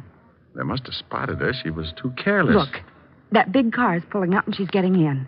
They're driving off. Well, maybe the store dicks were looking out the window. Well, I'm going to tell that clerk. I remember her description. Oh, now, Clerk! Helen. Yes? Oh, did your husband decide that they did go with his baby blue eyes? He's not my husband, and that's not why I called you. She thinks yellow goes with my complexion better. Oh, yes. Now, stop it, Rick. That woman who was just at your counter. Which one? We've only had about 600 this morning. Now, don't be flip with me. The elderly woman who was just here looking at the stockings. The one with the beautiful mink stove. It was beautiful, wasn't it? Then you noticed her. Of course. That was Mrs. Baker, one of our best customers. Well, Mrs. Baker is a shoplifter. Oh, you must be mistaken. I tell you, I saw her steal some stockings. I tell you, you are mistaken. Oh, now, look. I was going to stay out of this, but what Miss Asher says is true. I saw her, too. Miss Asher? Yes. Oh, you have an account with us, don't you, Miss Asher? Until you started telling me I was mistaken about that woman. Oh, just one moment. Oh, Mr. Pennywig! Mr. Pennywig! What are you doing? I'm calling the manager. The manager? Yes, Miss Asher. I would prefer to have him explain it to you. Yes, Miss Phillips. What is it? Well, I'll tell you what it is. Don't ever put Miss Phillips in the toy department. She's so nearsighted, she's liable to think the electric train is the 8th Avenue subway and climb on it at 5 o'clock. I beg your pardon? Mr. Pennywig, this is Miss Helen Asher. Oh, how do you do, Miss Asher? I heard a lot about you. You're going to hear a lot more. Oh, is something wrong? Yes. Yes, something is wrong. Miss Asher here spotted a woman stealing some stockings, and when she reported it to your clerk here, she said she was crazy. I saw it, too. Is this true, Miss Phillips? Yes, sir. It was Mrs. Lillian Baker. Oh. I was just trying to do the store a favor, but since you don't seem to think that the customer means anything around here, I'll see that my account is closed out. Oh, now, just one moment, Miss Asher. May I talk with you in private? I don't see why. Come on, baby. I know a joint on Broadway where we can get things without the lip that goes with it. Come on. Oh, please, Miss Asher. It's about the shoplifter, Mrs. Lillian Baker. You can tell me right here. I must rely on your integrity to keep this a secret. You see, we know that Mrs. Baker stole those stockings. She steals something nearly every day. What? She's very wealthy, very eccentric, and very much a kleptomaniac. Oh. Her husband handles all her affairs, and he's instructed us to watch her and send him the bills for the goods she steals. Oh. Well, can't you break her of the habit? Her husband must lock his pants in the family vault every night. She's under a doctor's care, and he advises letting her continue, but without her knowing that anyone else has found out her secret. She's quite old, you see, and her husband assures us that discovery might be very disastrous.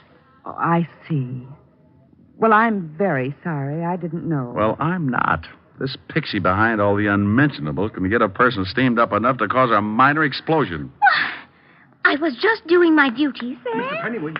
Mr. Pennywig. Now what? Yes, what is it? Oh, Mr. Pennywig, we've had a jewel robbery. What? Yes, sir. 3 of our most priceless gems are missing. Oh, dear. Mrs. Baker? I don't know, sir. We watch her very closely when she's looking at jewelry. But 5 minutes after she'd gone, we discovered the loss. Was it of any consequence? Was it? $300,000 worth. Oh, Lord. Hey, wait a minute. Who else was in the jewelry department? Oh, several people. I'm so upset. Take a look over there. Where? Over there. The man in the wide pinstripe near the linen counter. Excuse me, I've got to go call Mr. Baker. Now, wait a minute. Yes? Maybe Mrs. Baker didn't lift those rocks. That man over there, was he in the jewelry department? Why, come to think of it, yes. Oh. Now, wait here. Rick! Hello, Nat. Hey, what are you doing? Now, take it easy. I just want to see what you got in your pockets. Well, Richard Diamond. You must think you're still on the force. Someone just lifted some stones out of the jewelry department. You still in the racket? In a store like this, are you crazy? No, but I thought maybe you were. Now, let's see your pockets. You ain't no cop. Go on and peddle your papers. You look pretty silly with a broken arm. Okay, you don't have to get rough. I'm clean. Now, well, that's better. Now, turn them inside out. Hey, what's going on here? Now, meet Nat Fox, one of the better-known jewel thieves. Yes. He was in the shop about the time Mrs. Baker was. Oh, I've quit the rackets. I just like to look now and then. Oh. Well, at least he hasn't got them on him. Oh. What have we here? Gum wrappers. I like to chew gum. Well, you chew a lot of it. Better call the law, Mr. Pennywig. Well, if you say right away. Go to the devil. Why, Rick! He's getting away. Stop him. Oh, relax. We can always pick him up. I want to take a look at your jewelry department. Nat Fox didn't have the jewels on him, but as he did have a lot of gum wrappers, the first thing I wanted to do was to case everything in the jewelry department. It was an old stunt. The thief chews a lot of gum, palms some jewels, and sticks them in the gum. Then he sticks the gum under something, and a Confederate comes along later and scoops it up. If the thief gets spotted at the scene, he's clean, just like Fox was when I searched him. Well, I looked under everything, on everything, in everything. There was a lot of gum, all right, but no jewels in any of it. Rick, couldn't someone have picked it up already? Well, that's the only thing I can come up with, unless this Mrs. Baker really did steal them. Well, the police will be here in a few minutes. So, clerk. Yes, sir? Can you remember who was in the jewelry department when you discovered the jewels were missing? Well, this Mr. Fox and Mrs. Baker had already left. But I believe there were several women. Yes, there weren't any men, just several women. Well, thank you. Come on, Helen. The robbery detail can take it from here. Well, thank you very much for your help, Mr. Diamond. Where can the police get in touch with you if they want to ask any questions? They know me. And if you ever need any guidance, just look me up in the book on the private detective. Can't miss it, for one of the biggest ads.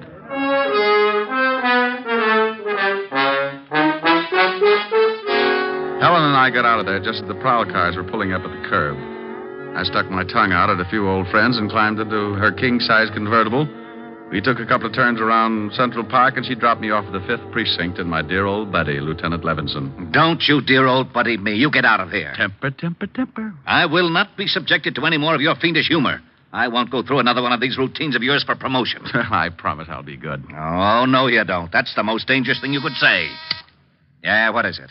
Suicide, Lieutenant. See? See, look what happens. It already has happened, Lieutenant. She did it 20 minutes ago. I wasn't talking to you, Melonhead. Now give me the dope. You got him. You shut up. Yeah, Lieutenant. Oh, not you, Bird Brain. Let's have the report. Oh, Mrs. Lillian Baker jumped 3 floors from a balcony. Husband Harry Baker made the report. Port Washington, Long Island. Thank you, Sergeant. What, did he say Mrs. Lillian Baker? Yes, he said Mrs. Lillian Baker. Now, if you'll excuse me, I've got to get out to Long Island. Well, let's go. I'll grab my coat. Now, wait a minute. What makes you think you're coming along? And why in blazes are you interested in Mrs. Lillian Baker? If you know something, by heaven, I'll... Walt, you're turning blue again. Come on, I'll tell you on the way.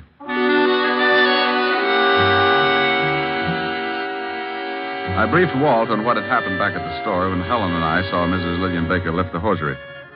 We reached the Baker estate about 3 o'clock in the afternoon and drove up a long circular driveway to the big house. The husband, Mr. Harry Baker, met us at the door. Oh, please come in, gentlemen. Thanks. You'll have to forgive me, gentlemen, but I'm still a little upset. My wife was a sick woman, but I never expected her to do anything like this. Where's the body? Out in the garden. Right this way. Have you any idea why your wife committed suicide, Mr. Baker? Oh, yes. There's the body. You don't mind if I go back inside, do you? I want to ask you some questions, then you can. I understand that your wife was a kleptomaniac. Is that right, Mr. Baker? Why, yes. How did you know? Mr. Diamond here saw her steal something from the store today. You mean the jewels? No, I mean the stockings.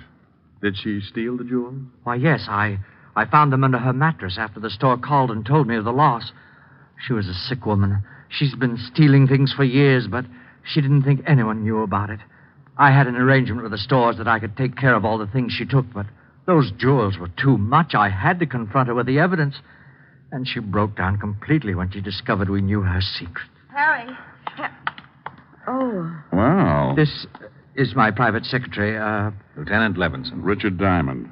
Oh, Miss Constance Loring, Lieutenant Levinson, Mr. Dime. How do you do? Well, pretty good. I'd like to tell you about it sometime. Don't dead bodies make you a little nervous, Miss Loring? What? Miss Loring was here when my wife jumped. She's already gotten over the initial shock. Oh. She's been in the library calling some of my firms to tell them I won't be at work for a while. How long has she been here? Why, all afternoon she's been taking some dictation. With her hat on? Oh, well, you see... Forget it. Tell me, did your wife jump from that balcony, Mr. Baker? Yes. 3 floors. About a 4-foot railing around the balcony. If you think that there's been any foul play, you can check with her doctor. He'll tell you she could easily take her own life if her secret was discovered. I'd like to talk to him. What's his number? Evergreen 54469. Dr. Leonard Bischoff. Thanks. While you're calling him, Rick, I'd like to see those stolen jewels, Mr. Baker. Certainly. Right this way. Phone's right over there on the stand, Mr. Diamond. Would you open the safe for the lieutenant, Connie? Mr. Loring?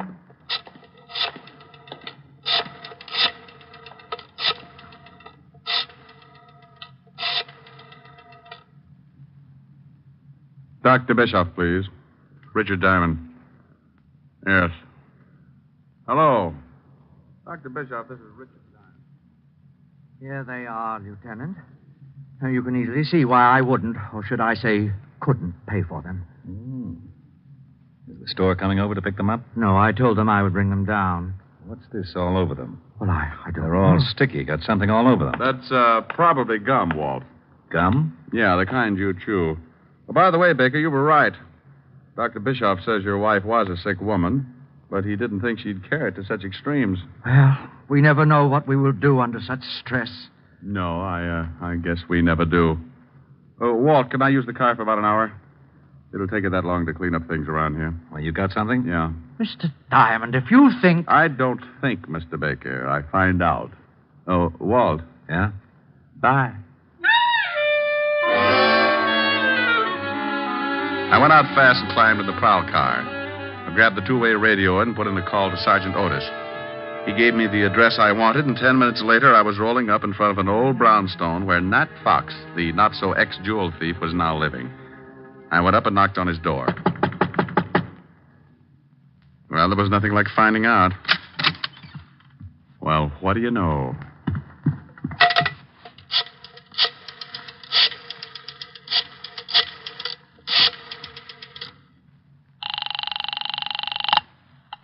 Mr. Baker's residence. Let me speak to Lieutenant Levinson, dear. He's right here. Hello? Walt, I'm over at Nat Fox's place. Now, don't say anything. Right.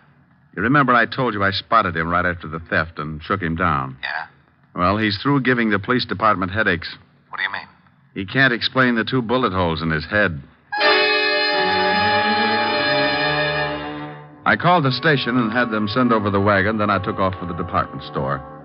I was sure that Mrs. Baker hadn't jumped, and I was pretty certain that whoever had knocked off Nat Fox was in on the Baker killing. Oh, hello again, Mr. Diamond. Have you heard we found out who stole those jewels? Nat Fox? Why, no, it was Mrs. Baker after all. Mr. Baker called us back and said that he'd found the stones. Oh, well, that's dandy. Well, I'm going to take your clerk who was in the shop at the time of the robbery. Take him? Yes, I want him to identify someone. I'll have him back in about an hour. Oh, well, I suppose it'll be all right. George? Yes, sir? I want you to go along with Mr. Diamond here. He wants you to identify someone. It's official, I guess. It's official, all right. When you point out a thief and a killer, it's always official.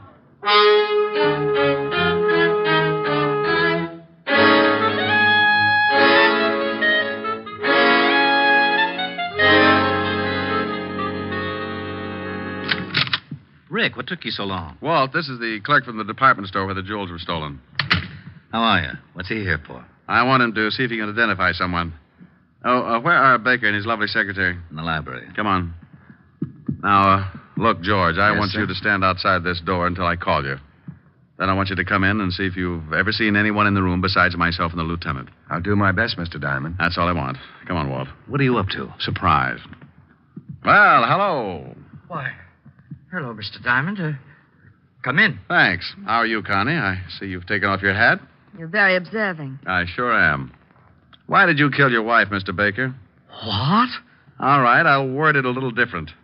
Mr. Baker, why did you kill your wife? Are you insane? Everybody asks me that. Maybe I should say a good doctor. Maybe you should. Like Dr. Bischoff, maybe? He's the best in town. Mr. Diamond, you're being ridiculous. I was with Mr. Baker when his wife jumped. You shouldn't have said that. Makes you an accessory. What do you mean? I mean, you're lying if you try and tell me Mrs. Baker wasn't killed. She jumped. Over a 4-foot railing? Yeah. What are you getting at? How old was your wife, Mr. Baker? Close to 70. Why? Pretty good health physically? Why, yes, of course. You say you were in the house and neither one of you gave Mrs. Baker a push off that balcony, Connie? Of course. Are you sure you weren't out putting 2 bullets in a cheap thug named Nat Fox? I don't know what you're talking about. Rick, what is this? Who has the money in the family, Mr. Baker? Why, my wife did. And who does it go to in event of a death? To me, naturally. Naturally. Walt, Mrs. Baker couldn't have taken those jewels. She was too much of an amateur. Helen and I spotted her swiping stockings at 50 paces. Whoever did lift those rocks was a professional thief. Well, why couldn't my wife have hired Fox to do the job? Who said anything about Fox doing the job? Why, you did. Harry. Shut up. I just said that Nat Fox was dead and that I thought Connie killed him. I didn't kill anybody. You were just coming back from it when you bumped into us. You hadn't even taken your hat off, and you were still carrying your purse. I was just going out. Let me see that purse. You stay away from that. Anything in it? Yeah, well, no gun, but she probably threw it in the river. Nice handkerchief. I'll sue you, Diamond. Look at the handkerchief, Walt. It's sticky. Give me that. Sit down, lover. Oh. Oh, I'm sorry. I thought there was a chair there. It's sticky, all right, Walt. That's gum. And gum on the jewels. She must have picked them up. Yeah, right after Nat Fox stuck them somewhere. Oh, you're both crazy. She was here with me all day. Yeah. George. Yes, Mr. Diamond. Who's this person? You just relax. I want to find out what's going on, too. Well, George? Yes, sir. That girl was in the shop right after Mrs. Baker. That's a lie. I wasn't. I didn't kill anybody. One of you hired Fox to steal the jewels, then you picked them up and brought them to Baker here. You killed Fox to keep his mouth shut. I did not. Yes, she did. Harry! We might as well tell them. You're right, but I didn't kill my wife. I can't get first-degree murder. Why, you dirty old man. You did kill her. You told me you were going to. You were up there and you pushed her off. Try to prove it. She jumped. No, she didn't. There was a 4-foot railing all around that porch. Well, she could have climbed it. That's right, Rick. She could have, but you should keep in touch with her doctor, Mr. Baker. When I was in the store today, I spotted your wife with a cane. A cane? Yes. Dr. Bischoff said she didn't want to tell you about it because she didn't want you to worry. Didn't want me to worry about what? She had arthritis, Mr. Baker. And Dr. Bischoff said she could barely walk upstairs, let alone climb over a 4-foot railing. He also told me that under the conditions, her age and everything, she couldn't have lasted more than a year. You were in too much of a hurry. Okay, Walt, you run with the ball from here on. I got a date.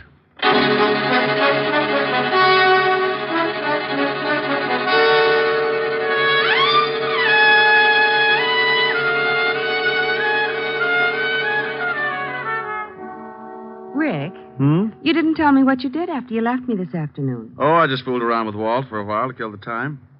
By the way, what did you finally get for Francis? Oh, I got him something in the newest fashion. It's called the Bold Look. What? It was pretty ghastly, but he loved it. Oh, tell me what you got him. Well, a purple suit. Non-shrinkable. Yes, how did you know? It figured. Go on. A green shirt, one of those hand-painted ties. Rick, where are you going? Oh, I can't stand it. Oh, that's wonderful. What is it, Rick? What is it? I thought you were supposed to be bugged on South Pacific. Oh, is that what it's from? Yep.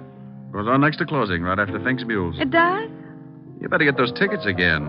See what it's all about. Well, give me a preview. You'll hate me in the morning. There's an answer for that. Yeah. Younger than springtime are you, softer than starlight are you, warmer than winds of June are the gentle lips you gave me, gayer than laughter are you, sweeter than music are you, angel and lover, heaven on earth are you to me. And when your youth and joy invade my arms and fill... Hey, what's that? What? That standing in the corner. Oh, Francis. That's Francis, Rick. What are the odds? Oh, yes, sir. It's me. Now, Rick, be careful what you say. That's the new Bold Look. Well, turn it off. It's getting bilious. Don't you like it, sir? Now, Rick. No, well, Francis, I think it's, yes, it certainly is. I think it's rather gay, don't you, sir? The gayest. Oh, my goodness, I forgot something. Does it look like a stomach pump? Forgot something? Yes, miss. The outfit wouldn't be complete without them. Well, hurry up. I'm going to black out any minute. What did you forget, Francis? The spats. Spats? Yes, sir. Seersucker spats. And they were lovely.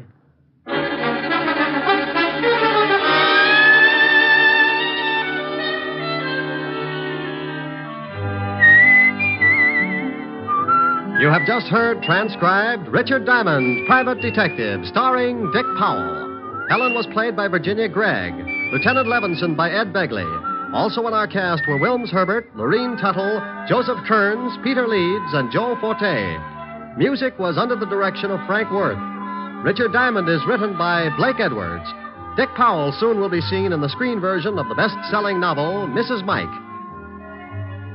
Now, this is Eddie King inviting you to be with us again at the same time next week when we will again bring you Dick Powell as Richard Diamond, Private Detective.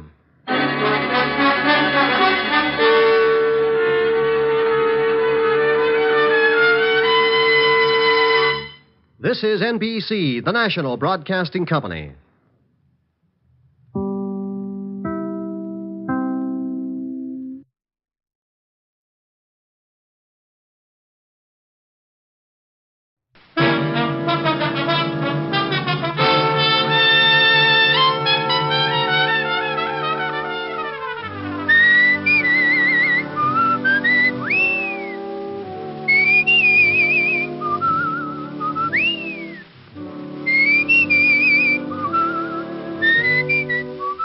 The National Broadcasting Company presents Dick Powell as Richard Diamond, Private Detective.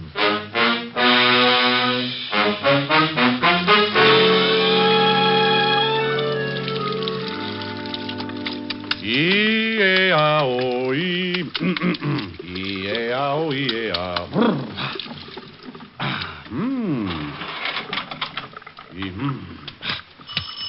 Oh, swell. Hold everything. I'll be right there. Okay. Just let me get a robe on. Coming. Yes. Yes.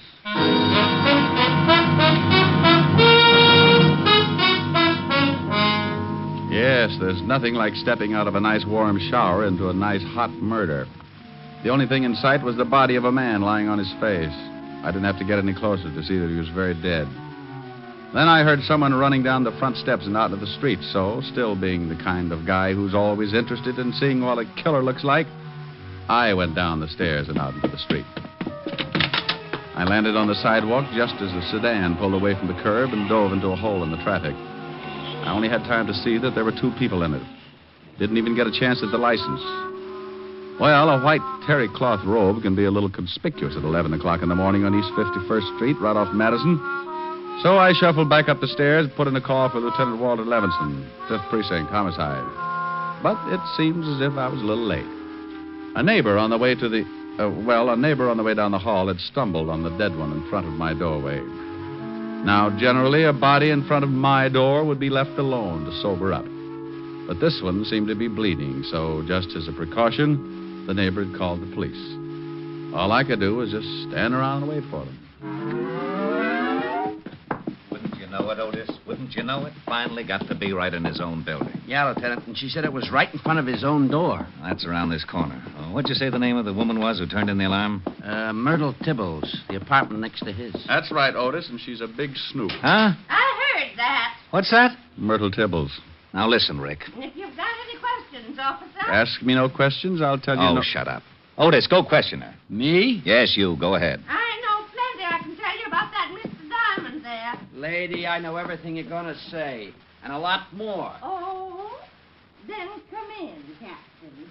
Hey, did you hear that, Lieutenant? Get in there, Sergeant, and question the big lady. Yes, sir. Snoop, eh? Well, Rick? Well, Rick, what kind of a bit is that? I suppose you're going to tell me you had nothing to do with this killing. Walt, I was in taking a shower when this gentleman decided to get himself shot in front of my door. I was singing, too. Would you like to hear what I was... No, Hey, wait a minute. If you were in taking a shower, how did you know he was getting himself shot? He rang the doorbell first. Oh, sure. He wanted to let you know there was going to be a murder. Listen, Blubbermouth, I was taking a shower. I stopped taking a shower. The doorbell rang. I went to the door. I opened the door. Dead man. I ran down into the street after the killers. What about the shots? I didn't hear any.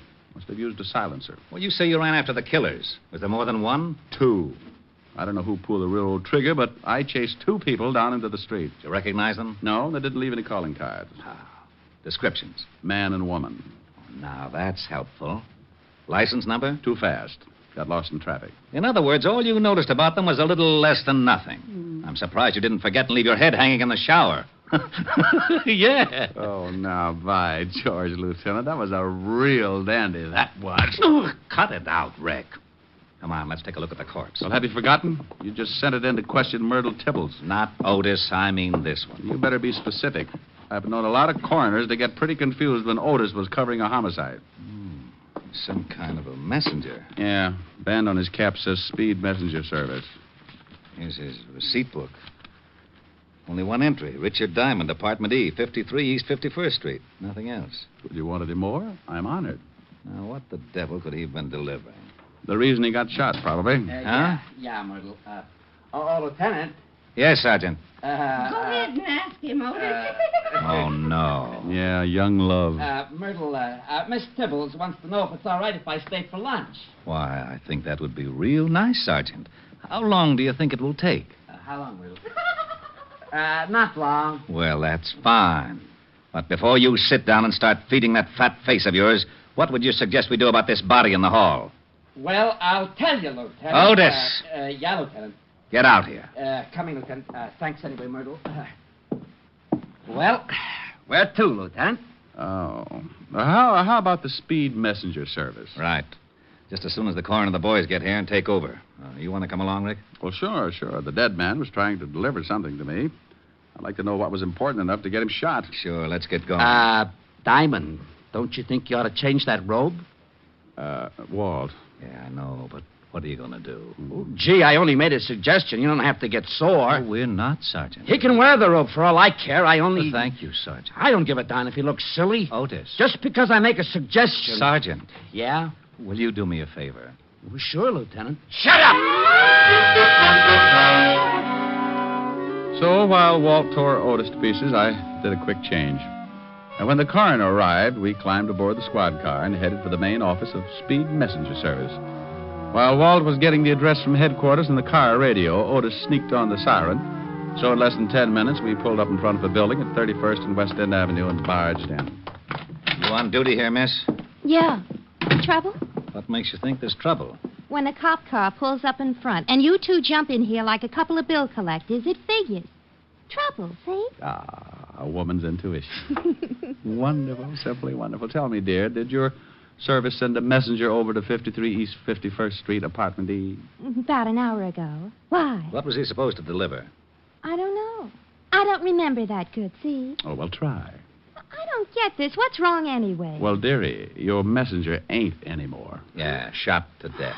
What? Now try to remember what it was that... Mr. Cartwright! Hey, sit there. Well, let her get Cartwright, Walt. Maybe he can tell us something. Yes? Now, what in the world... Mr. Cartwright, Johnny, he's dead. He's Dead? Those are police officers, see? They said he was shot to death. Now, just be calm. Let me get this straight. But I told you, see, it's Johnny. All right. Now go in the back. Get a drink of water or something. Yes, sir, but I just can't believe it. I am Mr. Cartwright, gentlemen. Well, that's nice. Are you in charge here? I am the manager.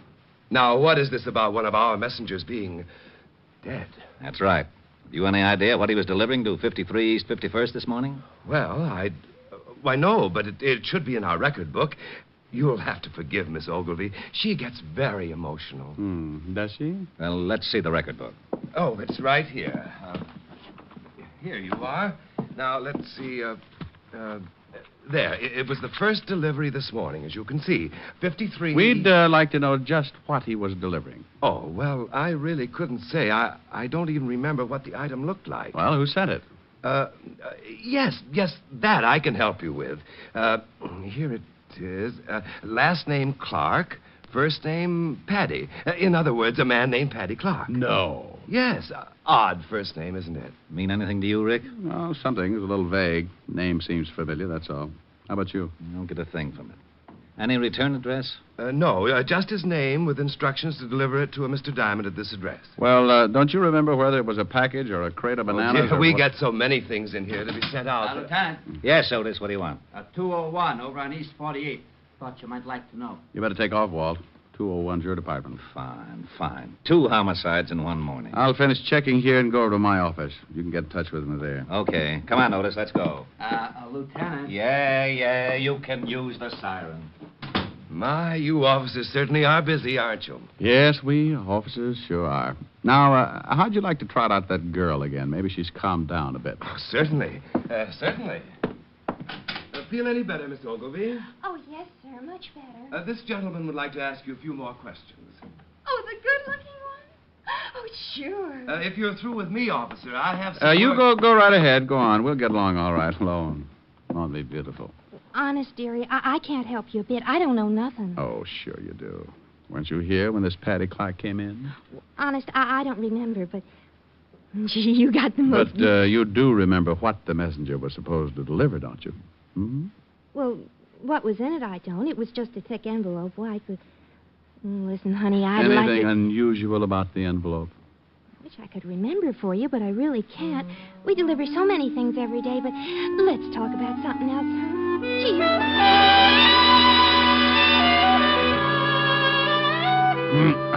Well, after all, there was no reason in the world why she should remember one particular envelope, so... Making like a good cop for Walt's sake, I scribbled down her name and address. Then headed for my office at the corner of 51st and Broadway. I stopped in the lobby for my morning supply of cigarettes and was about to step in the elevator when a big fat hunch, that's right, hunch, grabbed me by the arm and turned me back into the direction of the tobacco shop. That's the place I've been stopping at every morning for the last 6 years. And it was run by a little guy with a twitch in his right eye. A little twitch and a last name Clark. And the first name, Paddy. Back for something else, Mr. Diamond? Yeah, Max. Where's Paddy? Oh, he called up the other day and says he was going out of town for a couple of days or so. Oh, is that it?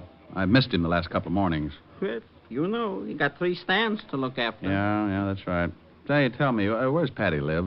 You want to see him? Mm-hmm. Got a little business deal I want to talk over with him. Oh, sure. You know Paddy. Anything to make a buck. Here. Here's his address. Read it? Oh, fine, yeah. He got a phone? Yeah. It's Skylar 49970. There. Thanks, Max. One of these days I may even buy a cigar from you. Funny how things like that can happen sometimes. The name of Paddy Clark had seemed familiar, but I couldn't place it. Only because I'd been doing business with him every day for 6 years and didn't think to look that close. I grabbed the elevator, went upstairs to my office, and put in a call to Mr. Clark. Yeah? Paddy? Who wants him? Oh, no. Rick. Hello, Walter. What's new? You know perfectly well what's new. What do you think I'm doing over here? Well, now, let me guess. Riddle homicide? You knew that's why I come over here in the...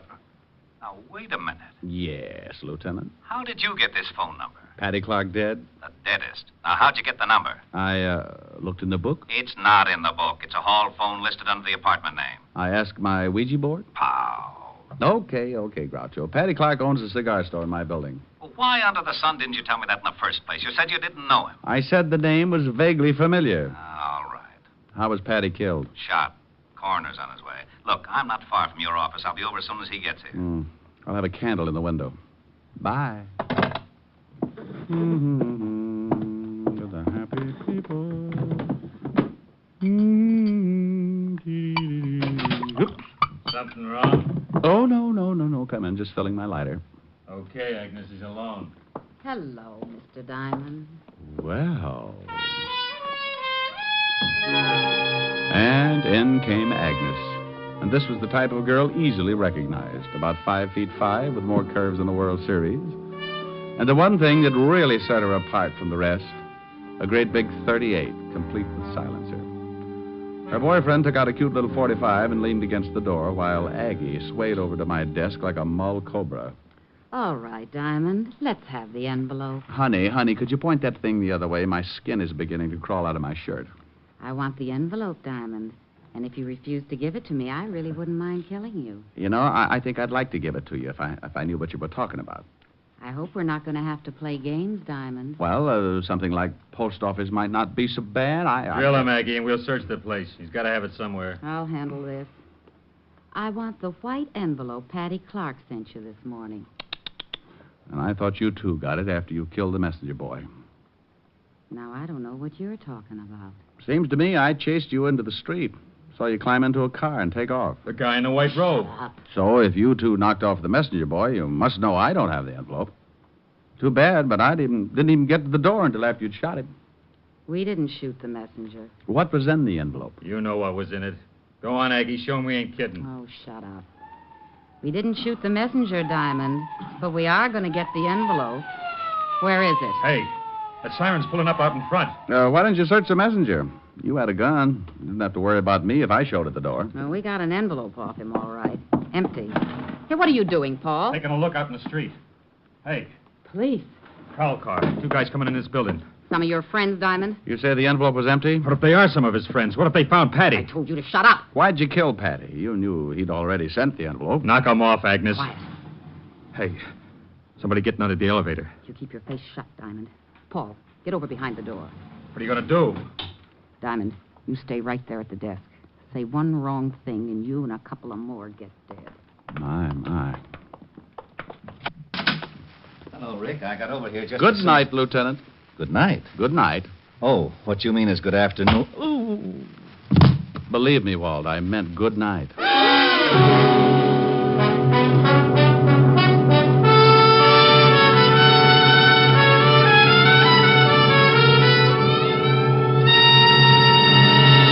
NBC is bringing you Richard Diamond, Private Detective, starring Dick Powell.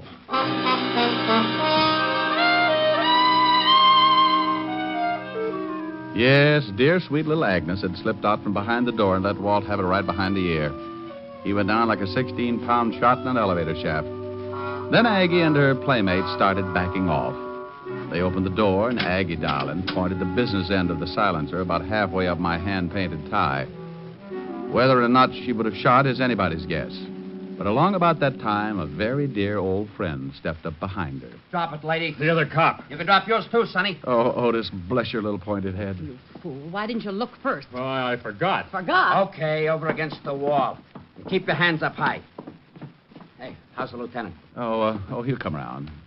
Walt. Oh, Walty. Which one let him have it? Agnes. The dame? The other one's named Paul. Come on, Walt. Oh. Oh, come on, Walt. It's spring again. You know, birds and bees and all that sort of rot. Ah, that's a good boy. Now try and sit up. Oh, my head. What happened? What happened? Oh, no. Walt, you've been crowned queen of the 5th Precinct. Who did it? No. Don't look at Otis. He's been reading his Tom Swift, Arrived in the Nick. Look, there. Huh? Them? Them. And Otis? Saved the day. What did he do? Wander in without his collar and scare them to death? Agnes, she's the one with the sweater. Agnes crowned you. Look, where did these two figure, huh? Oh, they're the pair who ran out of the building after the messenger was killed. Put the cuffs on them, Otis. Yes, sir. Okay, you put out your right and you put out your left. And I'll be in Sing Sing before you. And I'll be in too. Get him. Now bring him over here. Go on, lady. Okay. Keep your hands to yourself. Here's the artillery, Lieutenant. 38 special with a silencer. This 45 auto. Silencer. That's enough to book him in itself. All right. You kill the messenger? No. How about Patty Clark? We don't know who you mean. They know. That's your story. Well, we'll take him down and book him. Happy now, Rick? No. I want to know who has the envelope. What's in it? Envelope? Yeah. The girl at the messenger service finally remembered. Come on, let's take these two down to headquarters.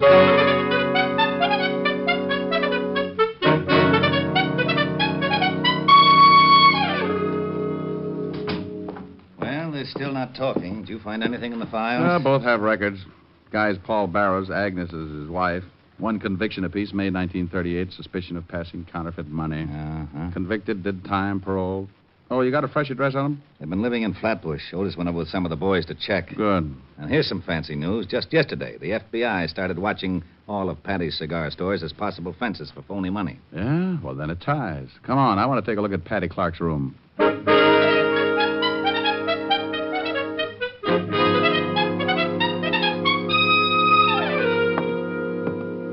Patty was lying right there beside a couple of bags he'd packed for the trip. Oh? 4 slugs in the chest, no struggle. Anybody in the building hear the shots? No, and the 38 your little girlfriend had wore a silencer, remember? When did the coroner say Patty was shot? About 6 this morning. What's that? Oh, a little address book. Patty must have used the speed messenger service more than once. Look, see here? Here's the address and phone number. Now, Walt, let's go over and take a look at Agnes and Paul Barrow's place in Flatbush. See what Otis has found out.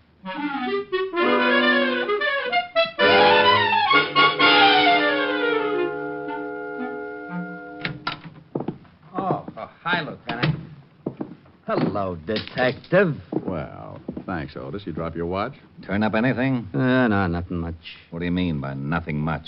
Well, nothing. That's what I was afraid of. Hey, is there an address book around here anywhere? Over by the phone. Why? Just getting my jollies, Otis. Love to look at new numbers. Now, see if Speed Messenger Service is listed. Yeah? Yeah, right here on the back page. Walt. Yeah? Patty was killed at 6 this morning, huh? Right. 6 this morning. You know, I wonder when he gave the messenger service that envelope. You know, the one addressed to me? Well, the place wouldn't have been open at 6 this morning, so it must have been sometime yesterday. That's right. And back in his room, his bags were all packed. Well, I think he wanted to make sure he'd be out of town before I got that envelope. I'm way ahead of... Hello, Henderson? Levinson. Plan any plane or train reservations for Patty Clark? Well, if you didn't, I'll show you where I keep that bottle of lighter fluid in my office. Does that include me, too, Diamond? There's only one bottle, Otis. Rick, Patty had tickets for a plane to California and then a boat to the Philippines. Well, I'll lay you even money that Agnes and that Paul character didn't knock off the messenger or Patty Clark. What? All they wanted was that envelope. Envelope? That's why they came after me, and Patty didn't have it. No? Then who has? Otis, stop sneaking up. Now, Rick, what about the counterfeiting angle? Otis, go over and check on the speed messenger service. See if anybody could have pilfered that envelope and put another in its place or something. And be sure to call me. Why don't we do that? On account of we're going back to the precinct and talk to Agnes Barrows.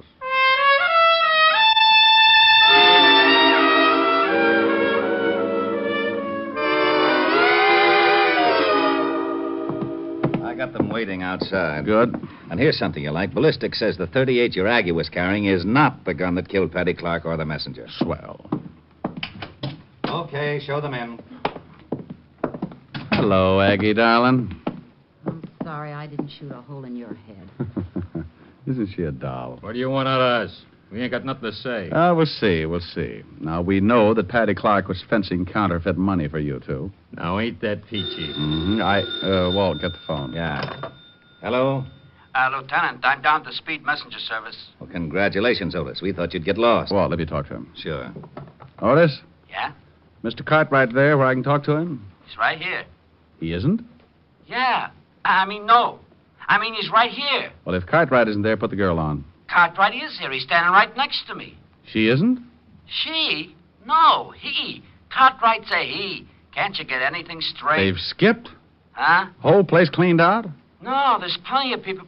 Oh, now, wait Hold the phone a second. They've skipped, Walt. I'll pull out a general. Skipped? Why, those dirty... Oh, shut up. Didn't you hear? Didn't you hear what he said? They skipped. How do you know? You're going to take his word? Henderson, put out a general on Cartwright and his girlfriend. That dirty, no-good, double-crossing Cartwright. Look, kiddies, that guy's framed you two from the very first. Why don't you talk? The state will make it easier for you. Agnes? I don't know. Sure, tell him. We've been getting the runaround ever since he got us in this deal. Hello? Okay. Hold it, Otis. But, I said hold it. Go on, Agnes. Well, I don't know whether Cartwright killed him or not, but Paul and me sure didn't. What about that envelope that Patty Clark sent to me? What was in it? Counterfeit dough. Some of the stuff we made with Cartwright. Why send it to me? Oh, because Patty got sore at Cartwright and wanted to blow the racket wide open. He was crazy to send it through the Speed Messenger Service. Sure he was. Yeah, I think I get it now. When Cartwright found it out, he killed the messenger and had you two there just to make it look like you'd done it. Sure, the lousies. Otis. Hey, listen, how long can a guy hold Otis. You want to be a hero? Huh? How close is Cartwright standing to you at this minute? He's about a foot away. Well, just reach out and slap the cuffs on him. Really? Yeah, and something else, Otis. What? You may use the siren all the way home.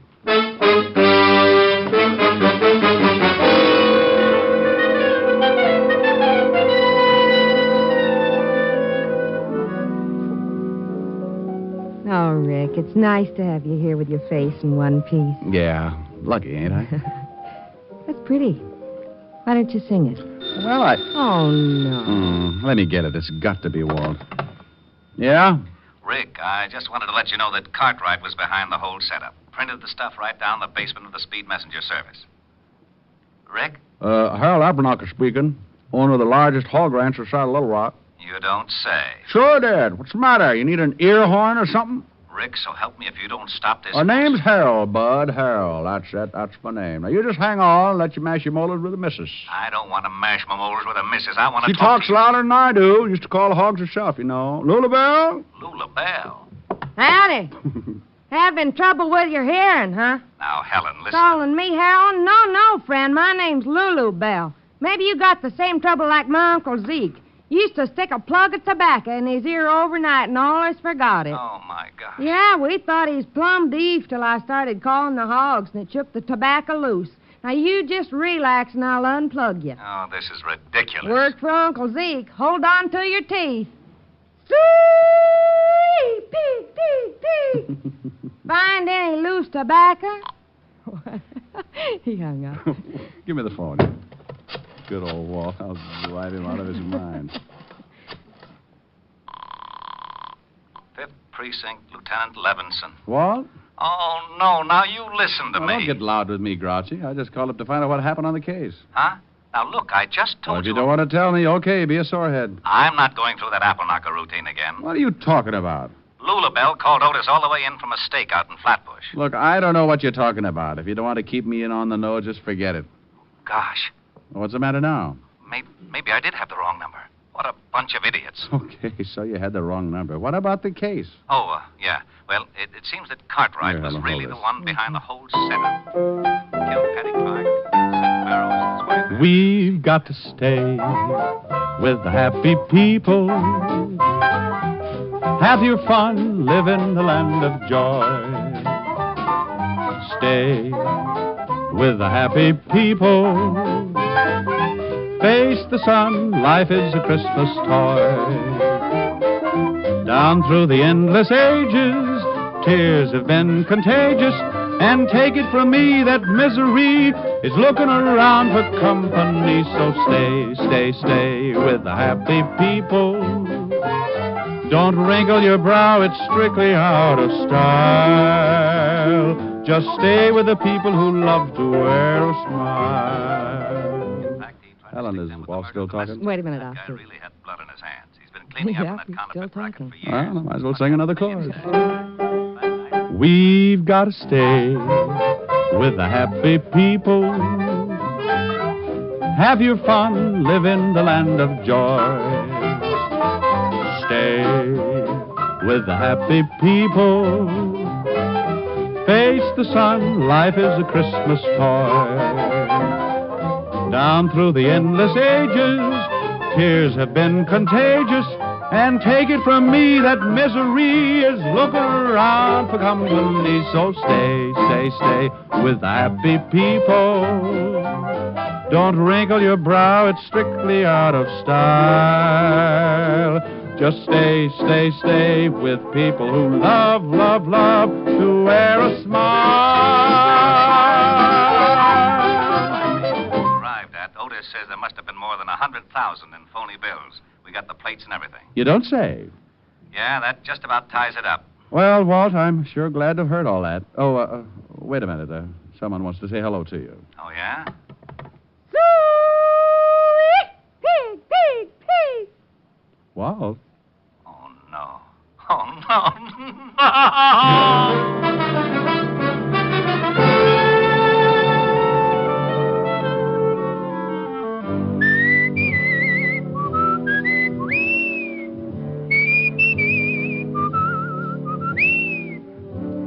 You have just heard Richard Diamond, Private Detective, starring Dick Powell. Lieutenant Levinson was played by Ed Begley. Also in the cast were Virginia Del Valle, Wilms Herbert, Lucille Meredith, Michael Ann Barrett, Carlton Young, and Frank Gerstle. Music was under the direction of Frank Worth. Tonight's show was written by Blake Edwards, and the entire production was under the direction of Jack Johnstone. Dick Powell currently may be seen in the motion picture version of the best-selling novel, Mrs. Mike. There's more thrill-packed listening for you throughout the week when NBC presents other great adventure mystery dramas. Night Beat and Dangerous Assignment are two action-filled shows you'll want to make a steady date with every Monday night over most of these NBC stations. Yes, on Monday, travel the Night Beat of the Chicago Star with newsman Randy Stone. There's poignant adventure as Randy searches the city at night for an unusual and intriguing story. Also on Monday, join Brian Donlevy in Dangerous Assignment. As Steve Mitchell, soldier of fortune, Donlevy journeys to the corners of the earth in search of adventure, fortune, and fair play. Yes, now on Monday, hear two great adventure mystery programs, Night Beat and Dangerous Assignment, on NBC. This is Eddie King inviting you to be with us next Wednesday at this same time, when we will again bring you Dick Powell as Richard Diamond, Private Detective.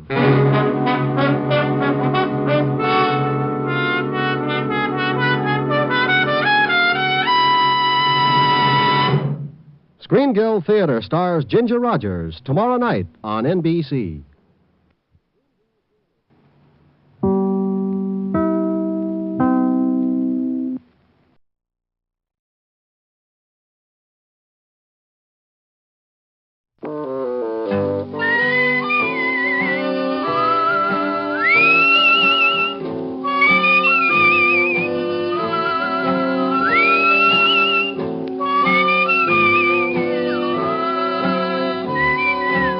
Here's Dick Powell as Richard Diamond, Private Detective.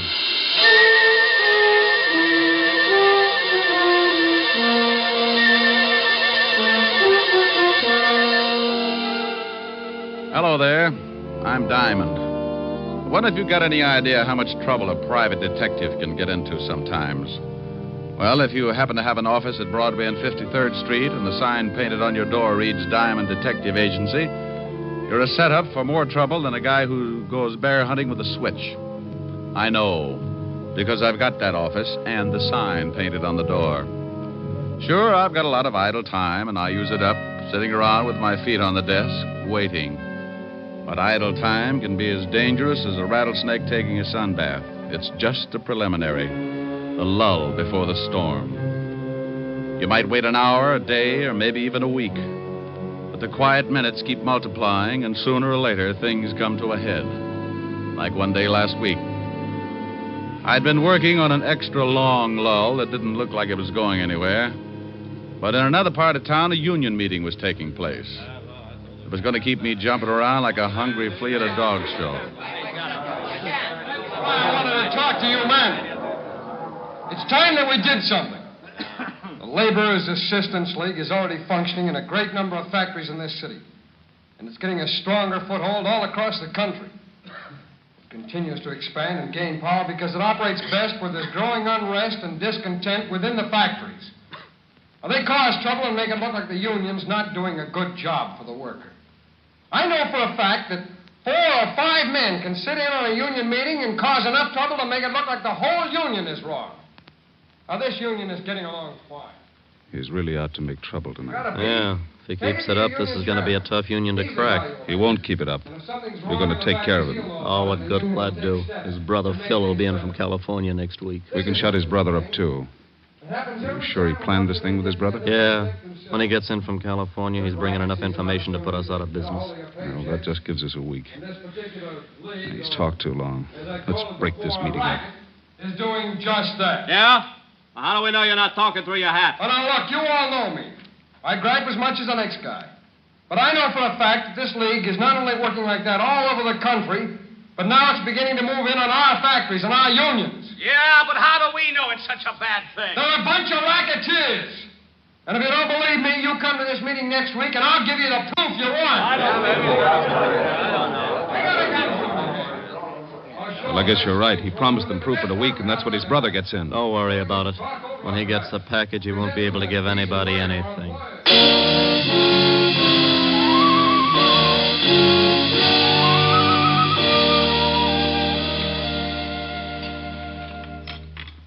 Tom, bring in the rest of the dinner dishes, will you? Oh, sure, honey. Here, Mama, let me wash them. You talk to Tom for a minute. He's going to another meeting tonight. Oh, meetings. Always meetings. Oh, Tom, you're working too hard. No, don't worry, Mama. Phil will be home tomorrow. You help me. Oh, this is not a good business, Tom. The phone call, the threats. Come on, Tom. Tell Mama. No, I can't, Mama. It'll all be over soon. Now, come on. We'll help Marge. I told you to go sit down and relax. You sound like I was getting to be an old lady. You take the dish towel, and we'll both do them, huh? Yeah, honey. Your wife thinks I'm getting too old to wash dishes. Just you wait until she has a daughter-in-law. I think Mama's hinting. Mama, shame on you. You give us the time to get the son first, and there's plenty of time for a daughter-in-law. Well, I had you and Phil by the time I was 18. Marge is 22, and you've been married over a year now. Mama, if you're so set on me raising a family, why don't you talk it over with Marge? Maybe you two can think up something. We'll let you know. Oh, you do that, will you? You better hurry up, Tom. You'll be late for the meeting. All right, Mama. Oh, I'll get it. No. You say goodbye to your lovely wife. Why, thank you, Mama. You know, before your father died, I only had time to raise 2 screaming roughnecks. But now I plan to be the grandmother of at least 5 more.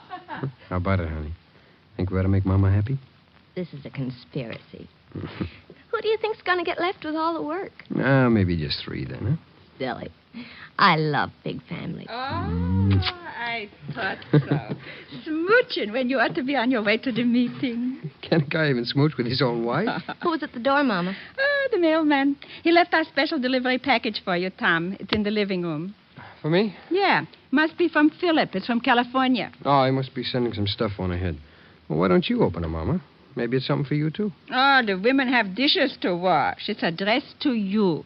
If you don't want to open it now, so leave it till tomorrow. Now, go on. Get out of my kitchen. You know go. You're sounding more like a mother-in-law every day. Oh. Okay, I'll open it. You know, maybe it'd make you happier if you knew that Marge and I decided on 5 kids. Children are not kids. Kids are goats. Well, you never know. Tom, John Wagner called you earlier. Wagner? What do you want? He didn't say. Who's the package from? Oh, that's from Phil, all right. I know it's a surprise because he sent it to me at the shop first, and then they sent it on here. Wonder why I didn't get it at the shop. Well, what is it? Just a second, Mama. Wrapped up pretty tight. Oh, it's sure heavy.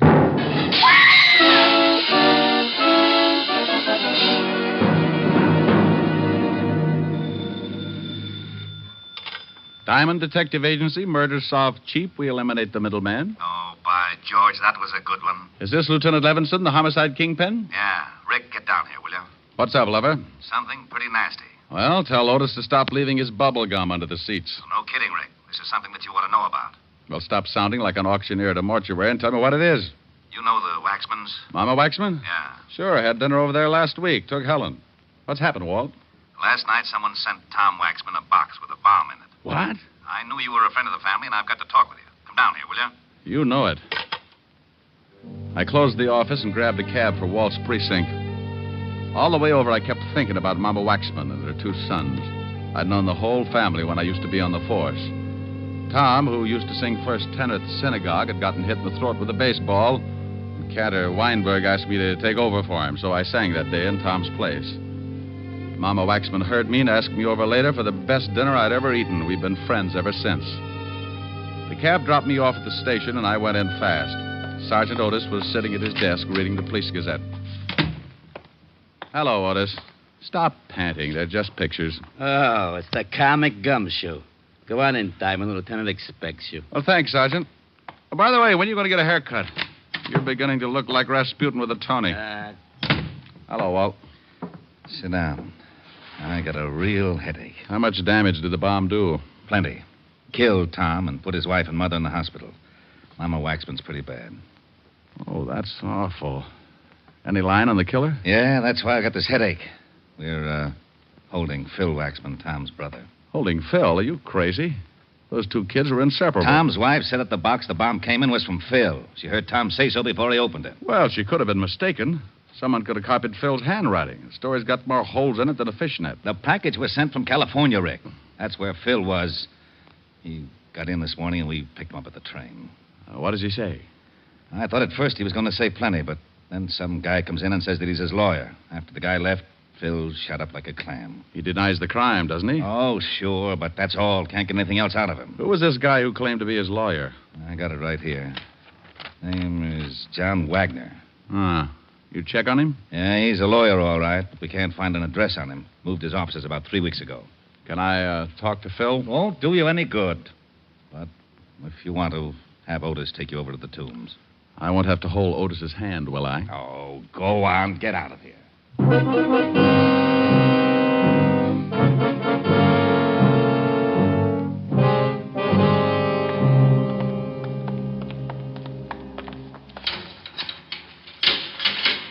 There's somebody to see you, Waxman. All right, Diamond, you got 5 minutes. How are you going to keep track, Otis? On my fingers. Well, that'll only get you up to 13. I'll scream if I need you. How are you, Phil? You're in on a tough rap. Yeah. You want to tell me about it? I've told the police everything I'm going to. Who was the lawyer who came in to see you? Just a lawyer. John Wagner? Just a lawyer. Look, what were you doing in California? Now, Phil, I know you didn't send that bomb. Why don't you open up and get yourself free? I've said all I'm going to say. Now, get out of here, Diamond. Oh, it's like that, huh? Yeah, it's like that. Oh, come on. Go on, get out. Okay. But don't forget your mother. You don't want to let her down. I'm going over to the hospital and see her now. Hey, Otis, let me out of here.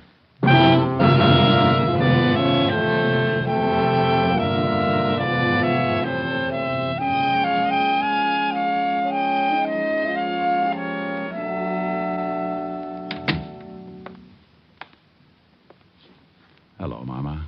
What? Who? Oh, Richard. How's my big policeman? Fine, Mama. Did you know that one of my wonderful sons is dead? Did you know that, Richard? Yes, Mama.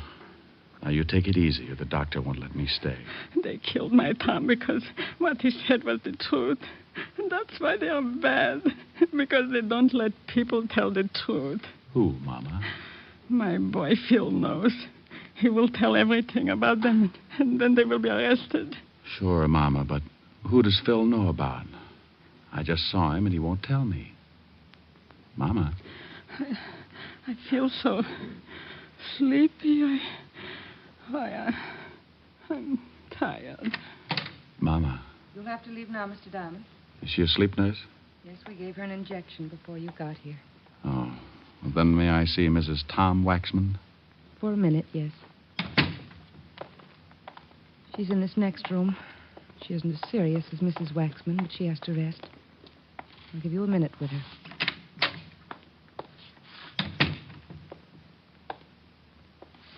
Marge? Yes. Who is it? Rick. Oh.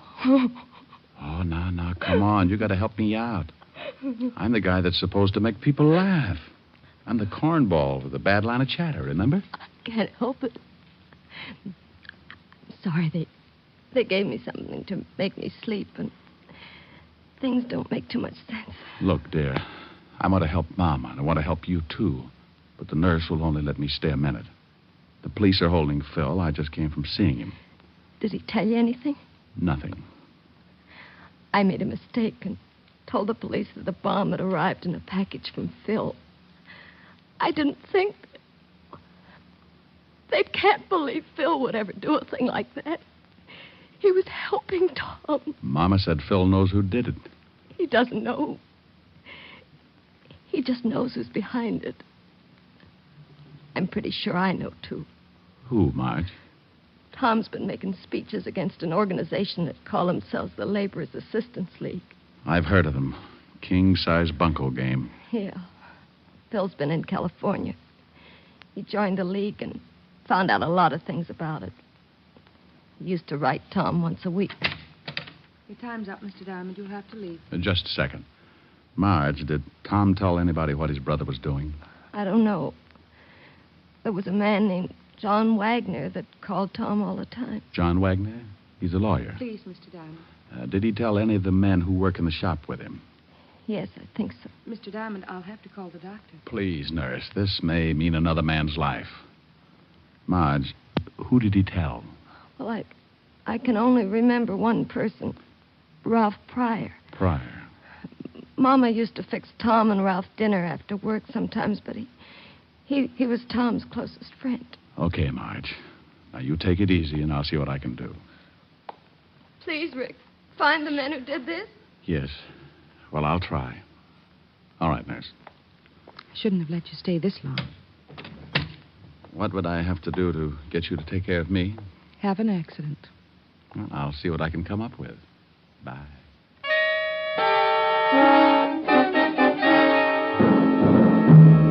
I left the hospital and walked out on the street. One of those sidewalk photographers snapped my picture and handed me a card in case I wanted to send him 2 bits for the print. I threw the card away and headed for the factory where Tom had been working. The superintendent took me down and introduced me to the new foreman of the shop. Yeah, pretty rough about Tom. That's an understatement. Tell me, when did you take over Tom's job as foreman? This morning. How long have you worked for this shop? About 3 years. Why, are you a cop? I might be. You know a guy named Ralph Pryor? Sure, that's him, right over there about that there turtle lathe. Want me to call him over? No, I think I can make it under my own power. Hey, you Ralph Pryor? Yeah. You knew Tom Waxman pretty well, didn't you? Yeah. Well, don't cry on the machinery. It'll rust. Who are you? What do you want? Name's Diamond.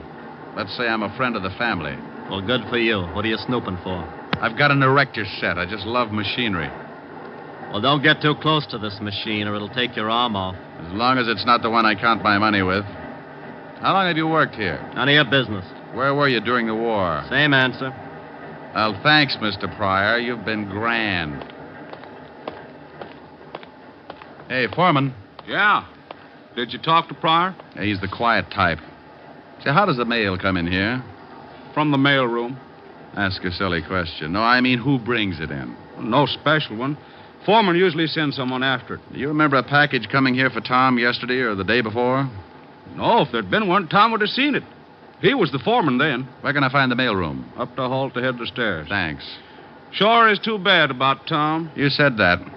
Say, didn't I know you all back in Little Rock, Arkansas? No. I'm from Malvern. I just thought I'd ask.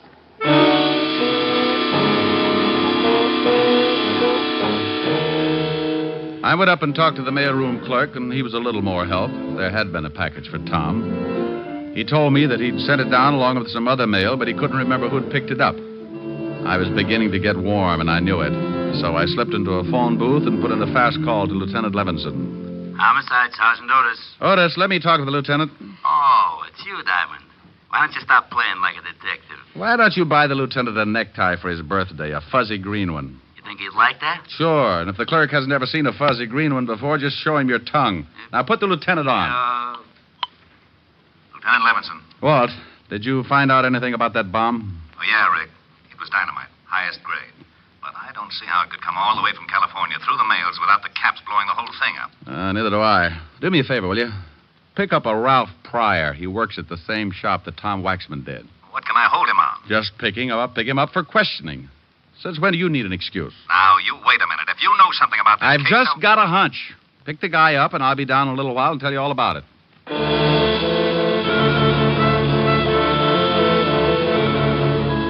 I hung up on Walt just as he was getting around to the words you could censor and headed back to the factory.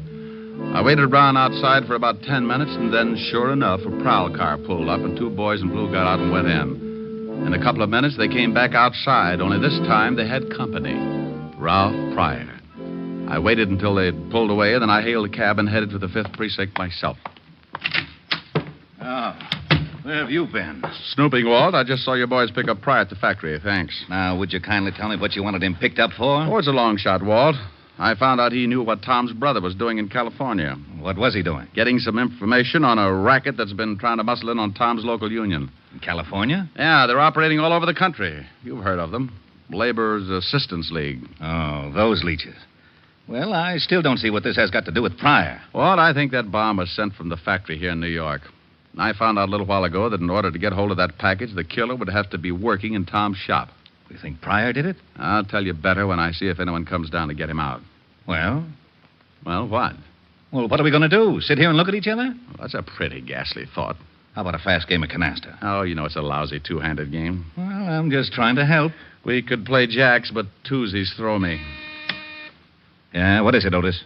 The lawyer, John Wagner's out here. He says he wants to see the guy we just picked up. Fast word? Ralph Pryor? Yeah. He says he represents some kind of laborers' assistance league or something. Said that Pryor's a member.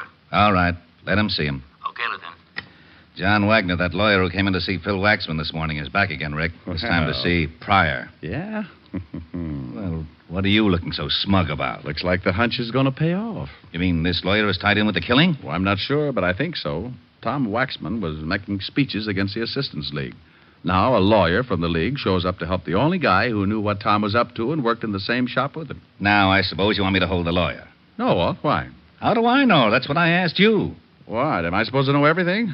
Lock him up if you want to. What for? He's not guilty. How do you know he's not guilty? Because you had me pick up Ralph Pryor. Well, let him go, too. Let him go where? With his lawyer. I thought you wanted me to lock up the lawyer. Walt, that was your idea. What was? Locking up the lawyer. I don't want to lock up the lawyer. Well, let him go. He's not in. Pryor Well, is. let him go. Who? Phil Waxman. How did he get in here? I don't know. You put him in. Of course I put him in. Now, why should I let him out? I don't know. I ask you. Ask me what? Why you put him in. Now, wait a minute. Otis. Yeah, Lieutenant? Empty the jails and throw this idiot out of my office. Thanks, Walt. Bye. I went out in the squad room and spotted the lawyer just as Otis started back into Walt's office with a glass of bicarbonate. He was a little guy, dressed neatly in a Homburg, blue suit, and spats.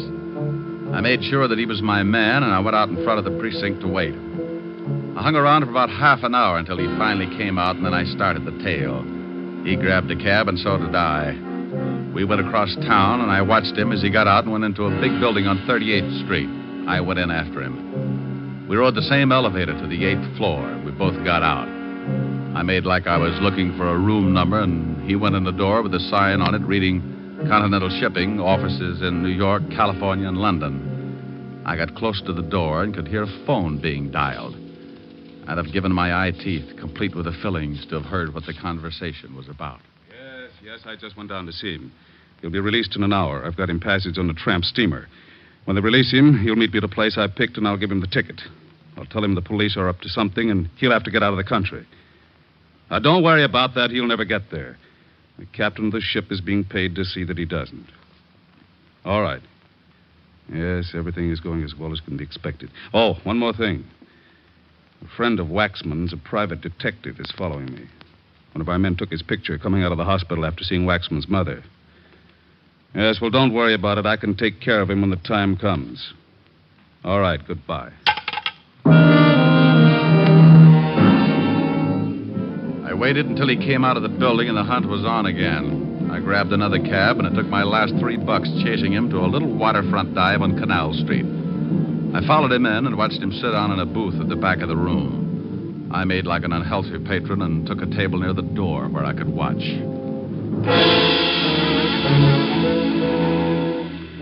An hour later, a guy walked in and headed for the lawyer's booth.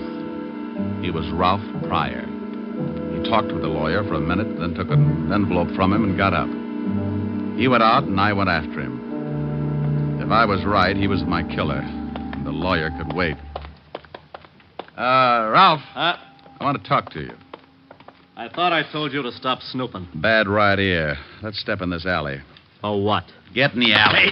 Hey, what do you think you're shoving around? You're just full of questions. You know, mister, you're not so big that you can't end up with a busted head. Now, let me go. I guess you better understand something. Oh. Get the point? Oh, you dirty... Still want to play, huh? Oh. Oh. Maybe you haven't guessed it, but I'm mad. I'm going to kick you from one end of this alley to the other until you tell me who sent that bomb to Tom Waxman. I don't know what you're talking about. Okay, the state might slap my wrist, but I don't like losing good friends. Oh, my nose. You should see Mama Waxman. She looks a lot worse, but she's got a lot more troubles. She lost a son. Oh. Wait a minute. I can't take any more. Sure you can. Sure. Just think about something else. Tom Waxman, maybe, or his wife and mother. Want to tell me? Okay. No. Please. Wait a minute. All right, I did it. Leave me alone, will you? You picked up a dummy box sent from California to the factory and you planted a bomb in it. Yeah. Why? Because Brother Phil had evidence enough to smear the League? You know a lot, don't you? Sure, Tom was going to present the evidence in front of his union. And the League sent an empty box from California addressed with Phil's forged handwriting. And I went up to the mailroom and picked up the box and put the bomb in it and sent it to Tom's house. You do it for the League? Yeah, I did it for them. Who's the boss of the League? Well, I... Come on. All right. It's... Oh. Now you'll never know. Wow. Mr. John Wagner, complete with Derringer. I hope you noticed the error of his ways, Mr. Diamond. He talked too much. You got a funny way of keeping clients out of trouble. I'm glad you noticed. I'm going to do the same for you. Won't you need a retainer? No, this one's on the house, so to speak. I think you're going to get one anyway. That cop at the end of the alley with a riot gun doesn't look like he's hunting gophers. That is a very stale attempt at throwing me off guard. Anyone that would be stupid enough to try a worn-out stunt like that deserves to die. You'll make it easy for me. Okay, suit yourself. Fire when ready, Gridley. What do you think? Thanks, Walt. You arrived in the nick. Nick Pick, a big gazunt. Why can't you get mixed up with a wife beating or something? The taxpayers are getting tired of seeing their streets cluttered up with a lot of bodies. Now, don't you yell at me. How did you find me? I knew something was up, so when Ralph Pryor was released, I tailed him. I saw you tailing Pryor. I saw the lawyer tailing you, so I tailed the lawyer. Well, if you'd had an 8-piece band, you'd have had a parade. Oh, nuts. Oh, what's the matter, Walt? You'd have had to shoot him. He was going to kill me. Oh, I'm not worried about that. Well, what is it? I forgot to bring my bicarbonate along. Oh.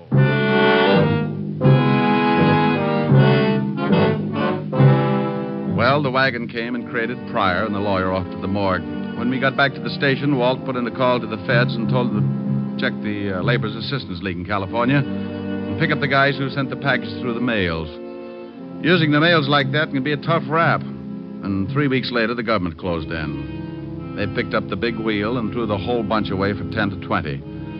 Tom's brother, Phil, was released, and he went in front of Tom's union and gave them the evidence he'd collected while he was with the League. Needless to say, the League wasn't represented that night or any night after that. About 3 weeks after Mama Waxman came home from the hospital, she invited me over for one of her famous dinners. I brought Helen, and her butler Francis came along to help with the serving. Oh, Mama, I'm stuffed. Oh, but Richard, you didn't finish up the cheesecake. Can't make it, honey. I can't move. Oh, the Helen's a good girl. She ate everything in front of her. You know what? You two should get married. Her appetite is the best argument against getting married I can think of. Keep working on him, Mama. All right. Now, let's all go into the front room. If I know my big policeman, he still likes to stretch out on the couch. Huh? You are so right. Here, let me help you, Mama. Thank you, Richard.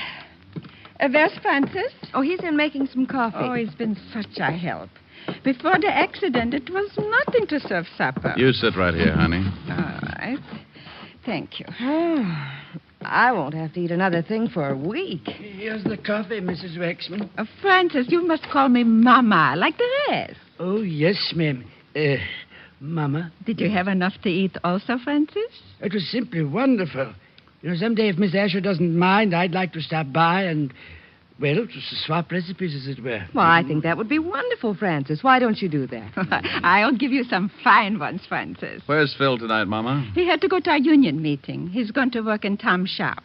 He also asked me to thank you for singing at the funeral. Glad to do it, Mama. Richard, we always wondered where you learned to sing in Yiddish. Well, I used to pound a beat on the Lower East Side. Ah, well, would you do me a big favor, Richard? Sure, dear. I'm feeling a little sad about my boy tonight. Would you sing something for me? This song he liked you to sing. Oh, I'm a little full of dinner, Mama. Please, Ray. Oh, yes, sir. Please, Mr. Diamond. Well, all right. Mimi. A Yiddish Mädel, darf a Yiddischer boy. It's pretty good for a shaker, sir, Mama. Fine. Du schöner Mädel, denn es darf sein, soll. What does it mean? Don't tell her, Mama. Weil in der Teure ist geschrieben, in der Säu ist du's verblieben. A Jiddisch Mädel, darf a jiddischer boy.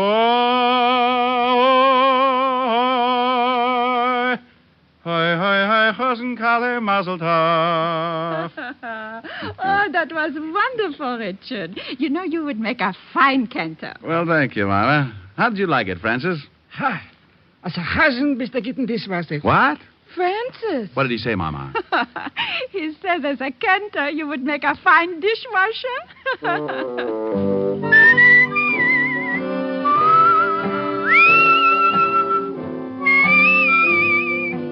You have just heard Richard Diamond, Private Detective, starring Dick Powell. Hey, Eddie, you mind if I butt in for a minute? Not at all, Dick. Thanks. I just wanted to tell the people that next week our show is going to be on at a different time and a different day.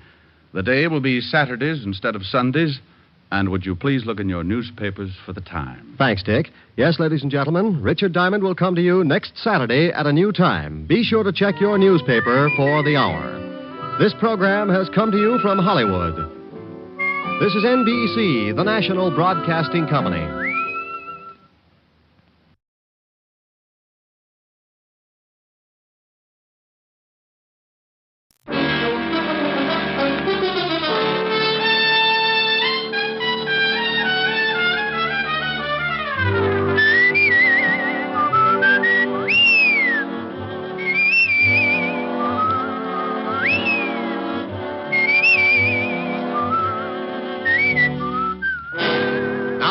Dick Powell as Richard Diamond, Private Detective.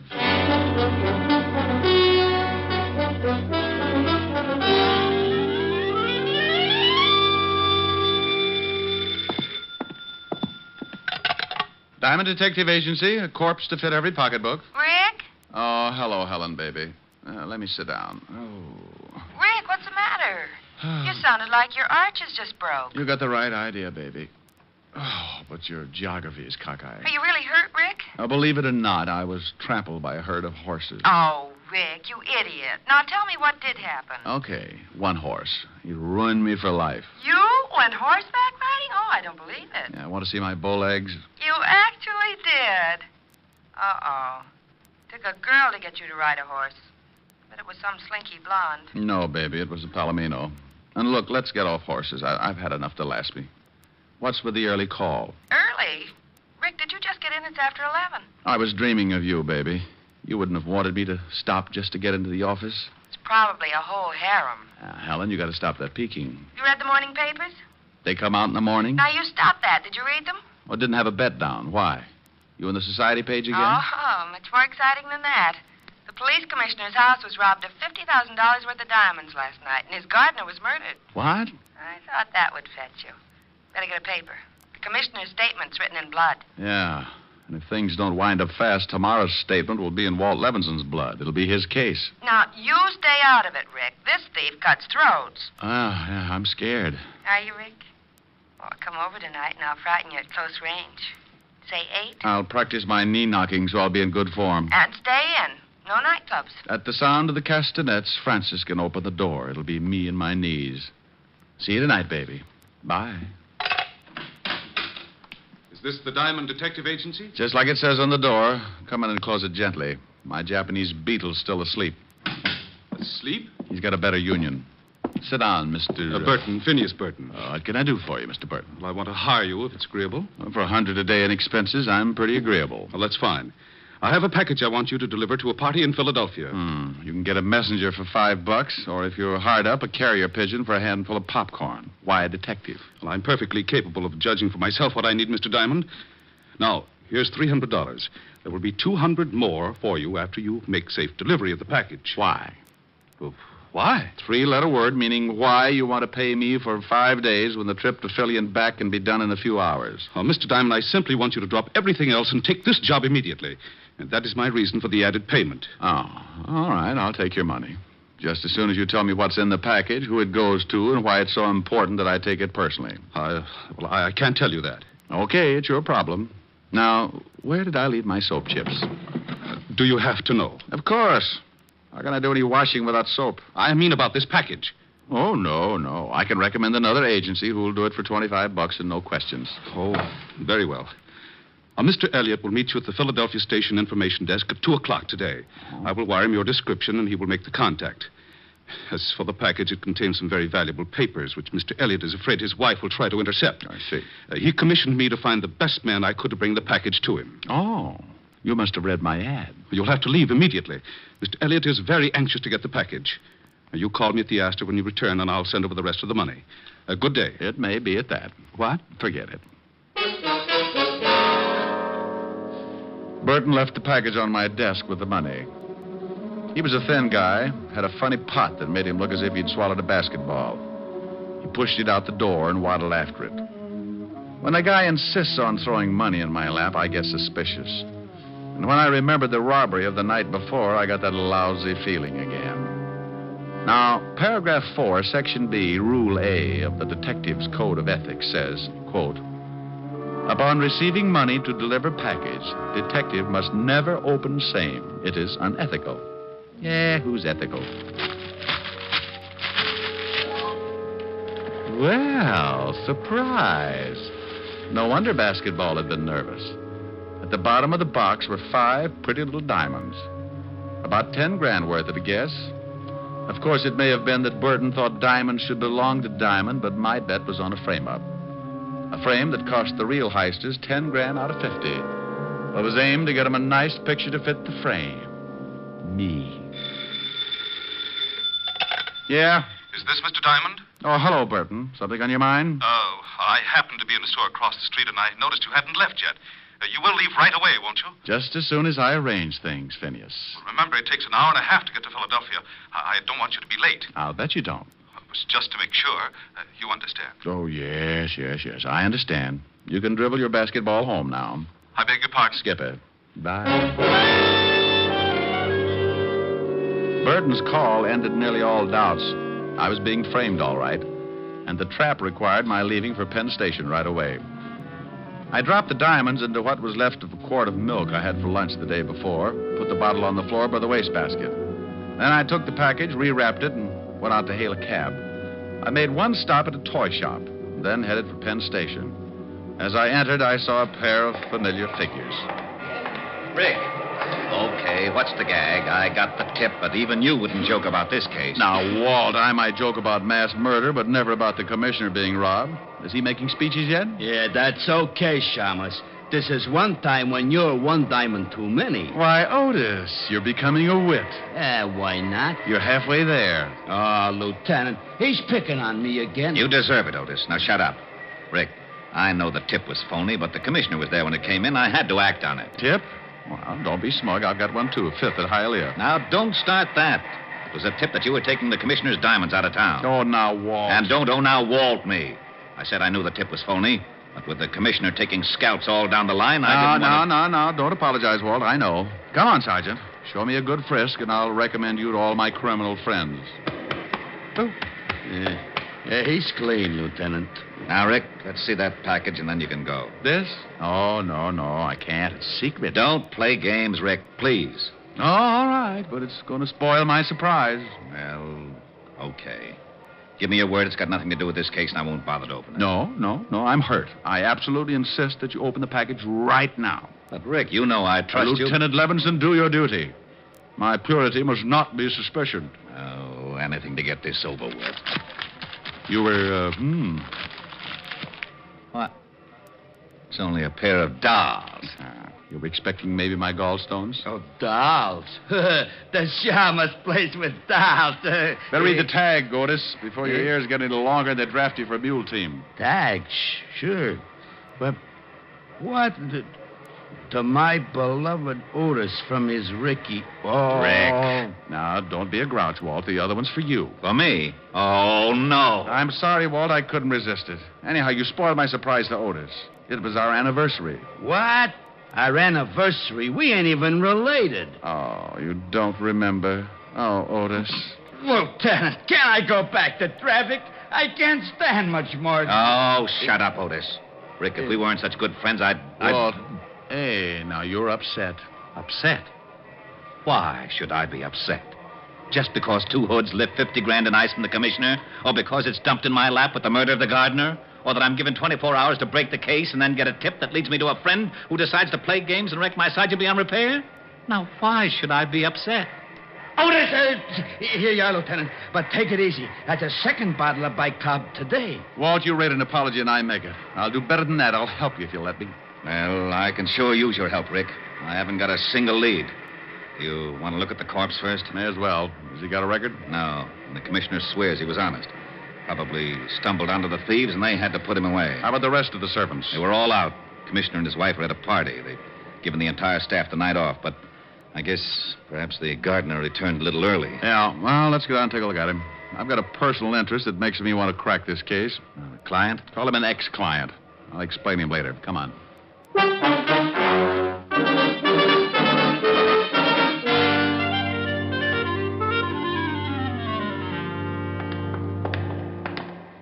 Here he is, Rick. Nasty cut. How was it made? Well, it could have been a sharp knife, but it's a safer bet that it was a razor. Remind me not to go to his barber. What safecracker's got enough nerve to pull his job, Walt? Well, I got 3 guys that could fit the job, but not one of them has ever been known to carry a weapon of any sort, much less a razor. Correction. One did it. That gardener's playing a lousy joke on us. I suppose this could have been the first time one of them carried a razor. I don't buy that, neither do you. Give me the names. I want to talk to them. Maybe I can get a lead of some sort. Sure. Here they are. And please, Rick, call me if you get anything. If I can find a nickel. Bye.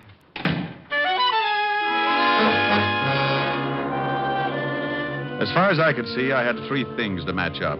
1, the careless barber. 2, the safecracker with nerve enough to rob the police commissioner. And 3, the reason why I was picked as the pigeon. I gave up the idea of hunting for Burton, the guy who came into my office. He was probably a flunky and not worth running down. So I checked the names I got from Walt, grabbed a cab, and headed for the Bronx. The first turned out to be an ex-con trying to go straight by working in a Bronx hash house. The second was likely, but he'd kissed his wife with a beer bottle and spent last night in jail. At the third address, down in Greenwich Village, I met a landlady with gin-loaded tonsils and a cute mustache. She tipped me that my third prospect, Vincent Mayer, might be playing pinochle at Pietro's, which turned out to be a cafe with a 30-foot bar, 3 tables, and a back room. Hey, barkeep. Yeah. What'd it be, Fred? Milk, no chaser. Milk? Who makes it?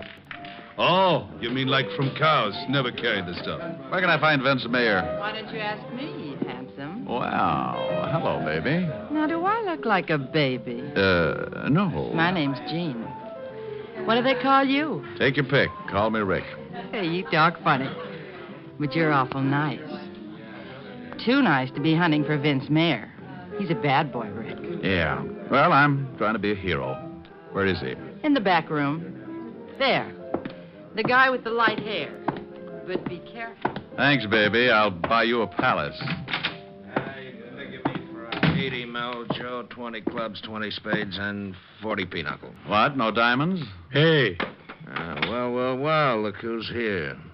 What do you want, Chamas? Vince the Iceman, isn't it? Well, now, let's see. Sing Sing, class of 38. Where's your school tie, Vince? The name is Mr. Mayer to you, Diamond, and privates are not welcome here. It's a closed game. Yeah. Move on. Give me a reason. You want to play dead? Oh, come on, Vince. You're not going to get upset just because I think you robbed the commissioner? You did, didn't you? I told my story to the cops. I'll bet. But you didn't answer my question. And here's another. Who's your barber? You're asking for it, Diamond. I was brought up right. Now, let's get off this cat and mouse kick. I want some answers, Vince. Do you? That's right, Junior. I do. All right. Call him, Joe. Hey, what? All right, Joe. Stop it. That's enough, Joe. All right, now drag him out in the alley. Vince, can I, Yeah, okay. Maybe it'll teach him not to get so nosy. But keep that razor in your pocket. I will, honest. This is gonna be real fun. Come on, Shamus. Here's where I do some road work on your liver.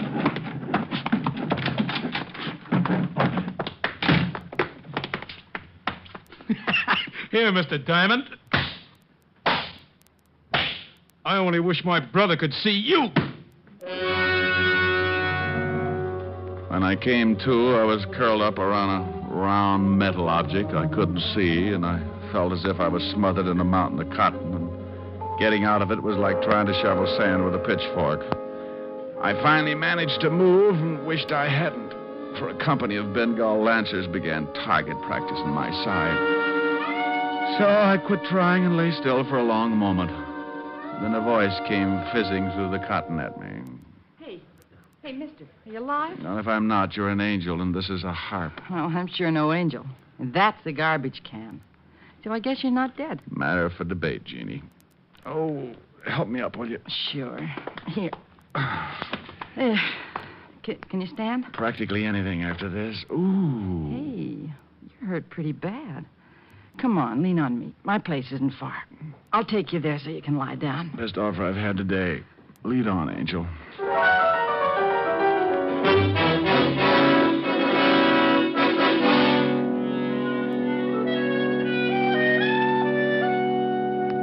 There. Now, how do you feel? I never use language like that in front of a lady. Oh, I'm no lady. I'm a waitress at Pietro's. I heard the noise in the back room. When you didn't come out, I took a look. Ooh. Gee, does your head hurt, baby? Like all my relatives who are inside digging for gold. With luck, I can open my eyes and they won't fall out. You know, we might have had a lot of fun together if you weren't all banged up like this. I'll take that remark up with you later, honey. I'm not usually the kind of guy who runs out on pretty girls, but I only wanted to get my hands on the gonnet who tried to kick my brains out. So I took Jean's number, filed it under, for later investigation, and stumbled out into the street. My head was clearing, but it was as slow about it as a dummy doing a striptease. Maybe that's why I didn't notice when I came out of the house that I had two guys for company. Hello, Diamond. Huh? When Pietro told me Jane had run out, I thought I might find you here. She always goes for guys like you. Well, she has taste. I'm glad you came around. I have a few things I want to discuss with you and Joe here. Hold it, Chamas, or I'll show you how easy it is to get rid of your troubles. Now, that's a pretty little gun. Aren't you stepping out of character, Vince? You're supposed to be a smart one. You're getting on my nerves. Yeah? Well, put the gun away and I'll quiet you down a little. You want me to mess him up again, Vince? And what's with you? Come to do your job over again? I may at that. Yeah?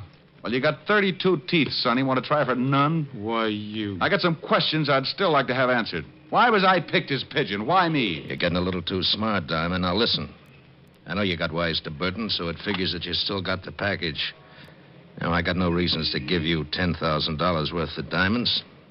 I want them back. Oh, dandy. I've got big news for you, Buster. You're not going to get them. Don't make any mistakes, Diamond. I'll use this gun if I have to.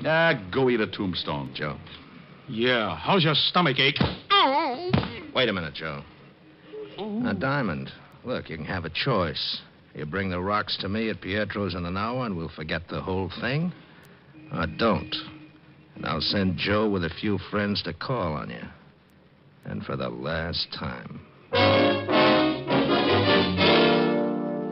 For a few sick minutes, I leaned against the wall, wondering if I wanted to live. One thing I was certain of was that Vince Mayer was never going to get those diamonds back. Or was he? An idea began to percolate in my head to the tune of an old rhyme about a goose and a gander. And I got inspired enough to sit up and forget my aching ribs. When it simmered into a full-scale boil, I grabbed a cab, went back to my office, and got the diamonds out of the milk bottle where I'd hidden them. Then I headed for the village fast. I was soon banging on a door there like a drummer playing Bob. So I owe you money. Hold your horses. Well, if it ain't my cripple. I got the bruises to prove it. Come on in. Are you really recovered? What? Oh, no, not that much, Angel. Then? I need some answers. What do you know about Vince and Joe? Not too much. Enough to dislike him plenty. That Vince got me canned for leaving Pietro's to take care of you. That's why I'm back home. I know he's a smoothie, and I think he's a big-time jewel thief. That much I know. How about Joe, the dog-faced boy? Him, he's just a punk. I think his real name is Fanchi or Franchetti or some such thing. Franchetti? Yeah. I don't know why, but they call him Joe the Barber. Oh, Joe the Barber. Yeah. Isn't that silly? If he cuts hair, it isn't. But I'll lay 8 to 1 this guy works on throats. Thanks, Angel. You've tied up my 3 points. What are you talking about? Your friend Vince Mayer lifted $50,000 in ice from the police commissioner last night, and his accomplice, Joe, gave the gardener a shave. You mean murder? On the button. The gardener's throat was sliced from life to death. And now, baby, look. How would you like to earn $100? Sure. Is it legal? Well, no. I'll take it.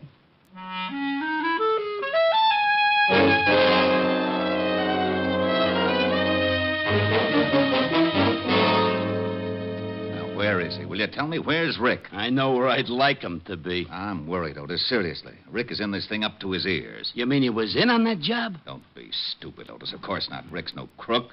But he's mixed up in this case some way, and I'm worried. He should have called me by now. Gee. Hope he hasn't tangled with that razor guy. I thought you hated Rick. Oh, you know I was just talking. I know. What a mess. Rick in danger, and I can't find him. The commissioner's spouting lava all over the city hall. Why the devil did it have to be the commissioner's house? You know, it's kind of funny at that. The commissioner himself. You knucklehead. For 2 cents, I'd... Maybe that's him. Lieutenant Levinson, homicide. Walt, Rick. Rick, where the devil you been? Taking care of some arrangements.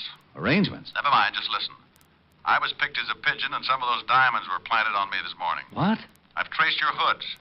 They're Vince Mayer and Joe the Barber Franchetti. Now, you come to Pietro's in half an hour, and you'll catch him with part of the diamonds on him. Rick, what is this? Well, Vince had it figured as a double-barrel gag, Walt. First on the cops by raiding the commissioner's house. Second, by dumping a few of the rocks in my lap and tipping the police so I'd take the rap. But why you, Rick? Well, Joe's name, Franchetti. You remember, I sent his brother Tony to Sing Sing a few years back. Oh. I knew he had a brother, but until now, Joe stayed out of Manhattan. I get it. Okay, what's the play? Well, I'm going to take the package back to Vince. Give it to him in Pietro's.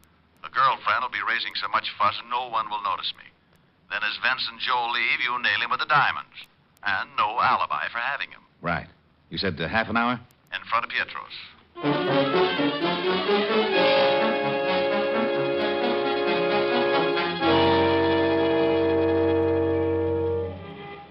Take a peek, Angel. Through the window. There's my party at the back table. Now, you know what to do. Yeah. I keep yelling till you get back to me. Right? As rain. I'll make it a good one. I got good lungs. Let's go in.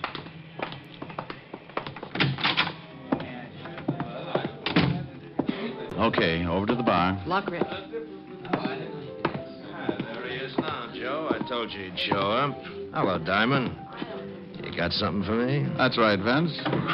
Okay, let's have it. Hey, I didn't do nothing. Hey, what's going on over there? Stop, stupid dame. Here, do you want the package or not? Oh, yeah, give it to me. Come on, Joe. Let's scram out of here before that dame brings the cops. Yeah.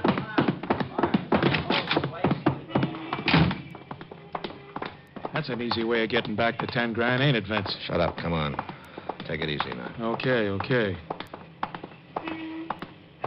We're okay now. Let's split up. Hold it, Vince. What? Let's have a look at the package. The cops! Levinson, what are you doing? The package, Vince. Hey, what are we going to do? Shut up. You, got a warrant, of course? Of course. Otis, take the package. Yellowton. You can't arrest me. I don't even know what's in that package. It was given to me by a friend. Now, don't use the term so loosely, Vince. Why, Walt, what are you doing here? Hello, Rick. I've captured a criminal. No. Yes, and he was carrying a package of his loot. Why, I bet it's part of that diamond robbery. What is all this? Diamond, you just planted that package on me. Me? Why, stranger, you're telling a fib. You just know that's downright immoral or something. This is ridiculous. Lieutenant, he gave me those diamonds and Pietro's not 5 minutes ago. I didn't lift them from the commissioner. Didn't you, Vince? Why, then I must have made a mistake. You can prove your story, of course. Sure I can. Bartender saw Diamond slip me the package. Oh, now, Vince, you think that bartender was going to be watching you when a lovely girl is practically tearing up the joint? Boss, the dame yelling. She was a plant. Yeah, but this is a frame-up. Diamond, you can't get away with this. Please, don't talk to me. I never associate with common criminals. A frame. You dirty double-crossing copper. Look out, Rick. He's got a razor. Oh, my arm. Now, don't cry, Joe. This is for you. Ooh. Wow. What a punch you got, Shamus. Well, that does it. Come on, Vince. Otis, load that killer into the car and pick up that razor. Yellowton. Want a lift, Rick? No thanks, Walt. I'm going to go home freshen up. Yeah, you look like you could use it.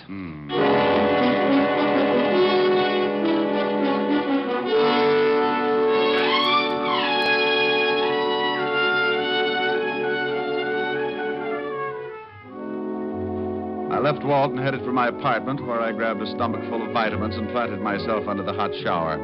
It felt so good I fell asleep. And if Walt hadn't phoned, I'd have probably become the only man in history to drown in the shower. Walt shocked me wide awake with the news that he was holding a $1,000 reward for me. I gave him my nicest thank you and made a mental note to drop by and give half of it to Jean to make up for her losing her job. Around about 8 o'clock, after I'd taken care of dividing the reward, I steered for 975 Park Avenue, made it with no trouble, and rang the bell to Helen's apartment. Oh, good evening, Mr. Diamond. Miss Asher's expecting you, sir. She's in the library. Thank you, Francis. How's your health? My health, sir, is very good, thank you. Well, now, this may come as a shock. But, Francis, about the money I owe you. Oh, don't fret about it, sir. We'll tell. I'm going to pay you what I owe you. You're going to? Oh, dear. Perhaps I better sit down. Oh, my word. Oh, there, Francis. Rick, darling, is that you? It ain't Tom Swift, baby. Come on in the library. Well, okay. But it'll do you no good, my dove. I'm a cripple, a battle-torn veteran. I don't want your muscles, Rick. I'm blue, and I want you to sing to me. Oh, Helen, baby, I don't want to sing. I want Rick, I'm blue. I need cheering up. Now be nice and sing. Well, okay, honey. How's this, huh? I can see, no matter how near you'll be, you'll never belong to me. But I can dream, can't I? Can't I pretend that I'm locked in the bed of your embrace? For dreams are just like wine, and I am drunk with mine. I'm aware my heart is a sad affair. There's much disillusion there, but I can dream, can't I? Can't I adore you? Although we are oceans apart, I can't make you open your heart, but I can dream, can't I? Now there. Still feeling blue, baby? Oh, Ricky, come here. Here I am. Oh, now I'm contented. You in my arms, my bills paid off, and my bills... Oh, for Pete's sake, I forgot Francis. Francis? What are you talking about? Come with me. I'll show you. Now, there he is. Francis, you all right? Oh, yes, sir. I think so, sir. Rick, will you tell me what's going on in my own home? Well, honey, I paid Francis off, and the shock of having to give back my gun and badge undid him. Oh, well, are you feeling better, Francis? Not very much, Miss Asher. It's that badge and license. Will you miss him that much, Francis? Well, sir, to be very honest, there's a waitress in a tea shop down the street with whom I've been, if you'll pardon the expression, having a fling. Francis, you? Oh, that's not the worst, Miss Asher. I'm afraid I've been a bit of a fraud with her as well. In fact, with several of the waitresses there. Now, wait. Where does my badge and license enter into it? Did you hock them for crumpets? Oh, much worse, Mr. Diamond. You see, to all the waitresses of Miss Tuppingham's tea shop, I am Richard Diamond, private detective. Oh,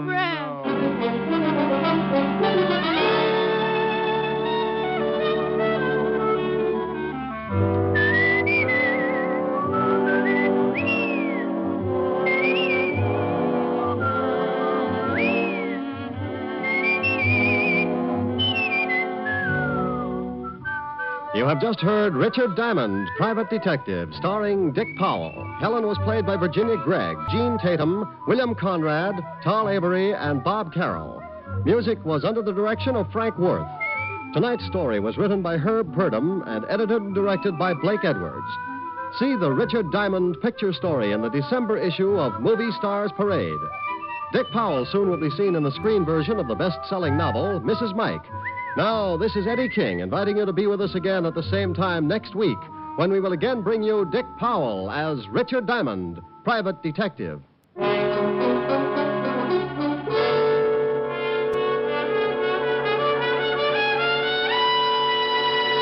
Listen tonight to NBC for a star lineup of entertainment. Every Saturday on NBC, you can hear such stellar programs as Hollywood Star Theater, Ralph Edwards' Truth or Consequences, Your Hit Parade, A Day in the Life of Dennis Day, The Judy Canova Show, Grand Ole Opry, and songs by Morton Downey. There's always a program of interest on NBC, so keep tuned here. Shortcut to Death with Fred McMurray is next on NBC. Here is another in NBC's great parade of new shows.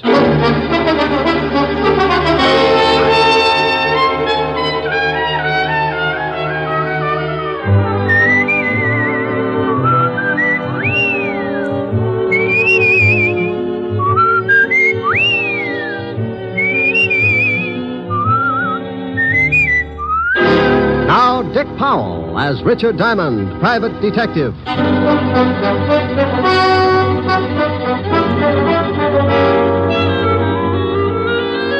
Hello there, this is Diamond. You know, there are a lot of people in a big city like this, good ones and bad ones. They walk down Broadway and rub elbows, and you can't tell them apart. Why can't you?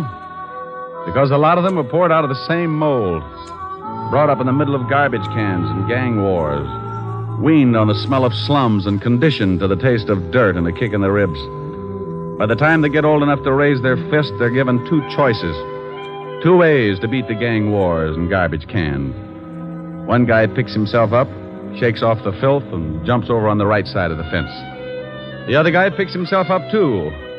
But when he does, he raises that fist and shakes it at the whole world because he wants things the easy way. He continues to shake his fist until someone shoves a gun in it. Then he's a swaggering giant. Sometimes he climbs over with his little bag of rot and hides in the lap of society. But take away the gun, and he ends up right back in the middle of the garbage cans with his face in the dirt. What about the guy on the right side of the fence? Well, you rarely ever hear of him, unless he becomes president or gets mixed up with the guy on the wrong side of the fence.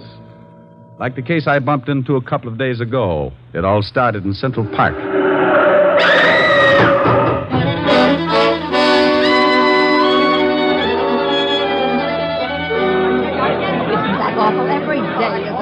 What happened? Some crook run over that young guy over there, ran over with his car. I came up right after it happened. He was leaning over her and crying. A little late for crying, I'd say. Says he didn't kill her. Says someone pushed her in front of his car. Ain't that a good one? All right, everybody back. Here comes the ambulance. Come on, you. But I tell you, I didn't kill her. I was in love with her. That's the last thing you should have said. But I swear I didn't do it. I was going to meet her about a half a block up the street, and someone pushed her out in front of my car. I couldn't stop in time. Look, I just got to write a report and take you down to the station. You can tell it to the inspector. Now look out. Here's the ambulance. Hello, Crockett. You're too late. The body's ready for the morgue. Ah, Central Park's turning into a graveyard. I'm going to start taking my girl someplace else. What do you mean? Somebody else got run over in the park? Somebody got shot full of holes. Call came in just for this one. That gangster Chino Scabo. Scabo got knocked off. He was due, wasn't he? Please, officer, can't I get to a phone? Shut up. One of the biggest gangsters in town gets rubbed out, and I got to show up at the station with you. You know, Sonny, I'm not pleased with you at all.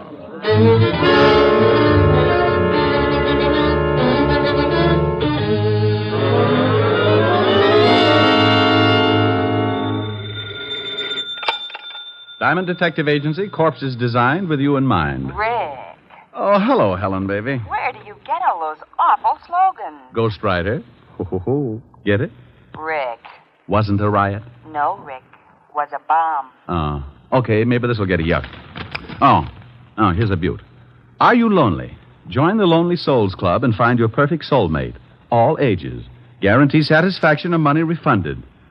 Well, I wonder if Mighty Joe Young knows about this. Rick, what are you talking about? I'm reading the personals. Hey, get a load of this one. Will give ride to coast, must be young companion, pretty, easy on the eyes. Think I ought to apply, baby? You're ridiculous. Oh, here's an odd one. Anyone witnessing unusual accident at the 72nd Street Transverse, 11 p.m. Wednesday night, when young girl was killed, call Skylar 6036. Urgent. That's in Central Park. Yeah, somebody's got troubles. Mr. Diamond? Hold it a minute, baby. Yeah, I'm Diamond. What can I do for you? I want to hire you. Helen. Yes, I know. $100 a day in expenses, sir. That's your fee? Yep. I like to give it to the prospective client first. If he turns green and faints, we both save a lot of time and talk.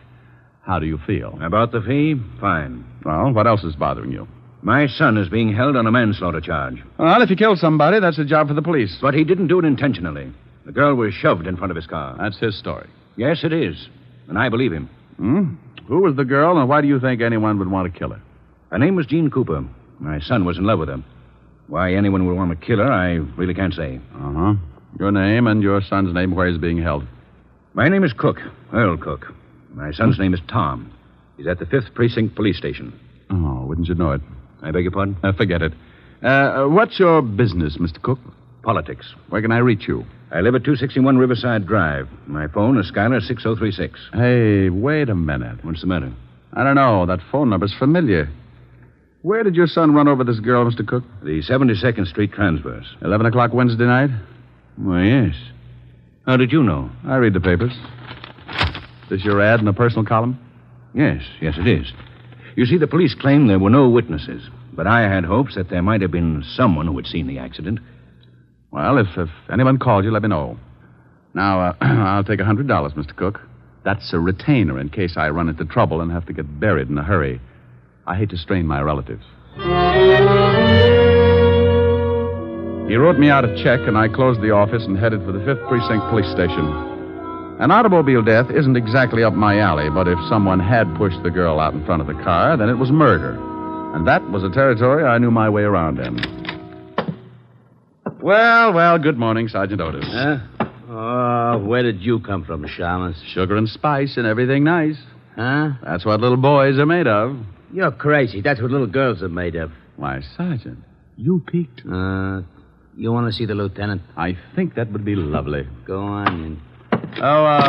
Otis. Huh? I just had a horrible thought. Yeah? Wouldn't it be awful if there was a whole room full of you? Hello, Walt. Diamond, you get out of here. Every time you wander into this office, I grow another ulcer. Why, Walt, I'm surprised at you. Well, you wouldn't be if you had to listen to Otis bellyaching all over the precinct 12 hours a day. Why don't you leave that poor guy alone? Don't listen to him. Don't listen to him? How can I help it? He screams so loud only dogs can get with it. Have you got a boy booked here on the manslaughter charge, Tom Cook? Yes, we have. I knew darn good and well you'd be springing something before you'd sit down and act like a normal human being. What do you want Cook for? He ran over a dame last night, and that's that. Maybe you want to give him a driving lesson? You're turning blue again, Walt. I'll light up like a pinball machine if you don't start giving me some peace and quiet. Can I see Cook? No, you can't. Well, why not? I know you. You'll end up by proving he wasn't even in the city last night. Before the day is gone, we'll be booking Otis for the killing. Did he do it? Who? Otis. Now, you stop that. Don't you dare start that routine again. I'm the biggest sucker in the world for that thing, and I admit it, but I am prepared. I know who's on first base today. Who? Williams. He's playing for... Otis! Yeah, Lieutenant? Yeah, Lieutenant. Yeah, Lieutenant. Is that all you can say? Take Diamond down to see that guy Cook. And if you let him back in this office, I'll break every bone in your fat head. Yeah, Lieutenant. Oh, where is that bicarbonate? Bye, Walt. I left Walt coming on like Vesuvius, and Otis took me down in the tombs to see Tom Cook. Cook was a man about 25 or 26, put together like a high jumper. He had sandy hair and a nice face. Also, he looked pretty worried. I tell you, Mr. Diamond, I didn't intentionally run over Jean. She called and asked me to meet her in the park. Why? Well, we always met there. Oh. You say she was pushed in front of the car? Well, that's what it looked like. There were some bushes right near the sidewalk. She came flying out of them and fell in front of me before I could put on the brakes. What did she want to see you about? It was personal. Now, look. You're up on a manslaughter charge. You can get a lot of time for that. Now, what did she want to see you about? I can't tell you. I just can't tell you. It would ruin someone. It's going to wreck you if you don't.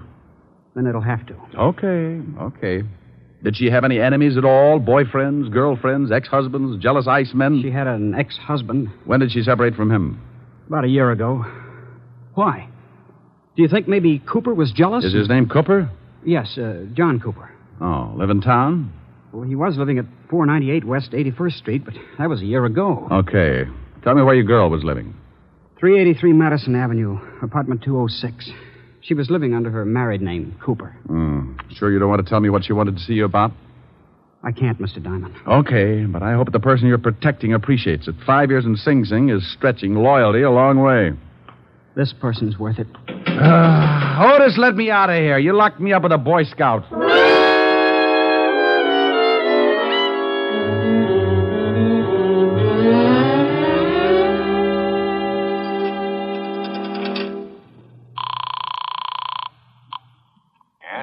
Mr. Cook?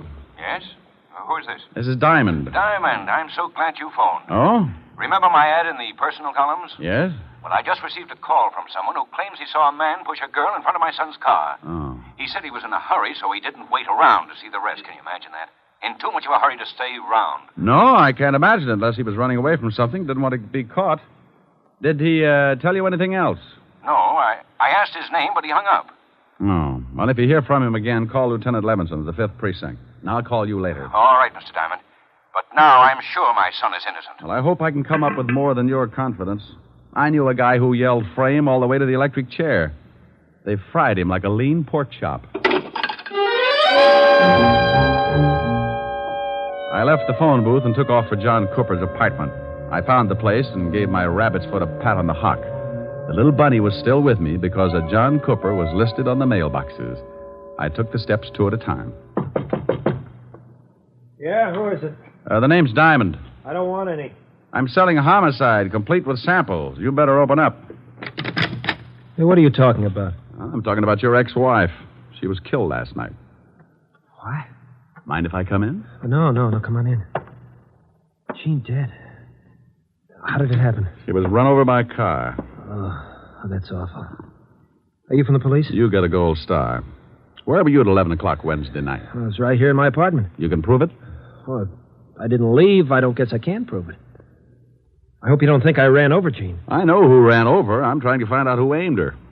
I don't understand. She was pushed in front of the car. How do you know that? Why shouldn't I know that? Well, I don't know. I guess you should. When was the last time you saw your ex-wife? Oh, about 8 months ago. We didn't get along, so we didn't speak after we split up. You haven't seen her since? No. Were you jealous of her new boyfriend? Jealous? Why should I be? Good question. I'll see you later, Mr. Cooper. Yeah. I hope I've been of some help. You've been dandy. I left Cooper pinning up his gold star and headed for the dead girl's apartment. I knew the law had already been there and that it would probably be locked tighter than a wine truck on Skid Row. I found the landlady's door and gave it a jolt. Yeah? Oh, what do you want? I'm looking for the landlady. You want an apartment? We got one coming up in a couple of days. The dame that was in it croaked. You can pay in advance if you want it. Can I take a look at it? Nah. Lousy coppers told me not to let anyone in. You got my word, it's a good one. Oh, well, then you'd better let me talk to your mother. My mother?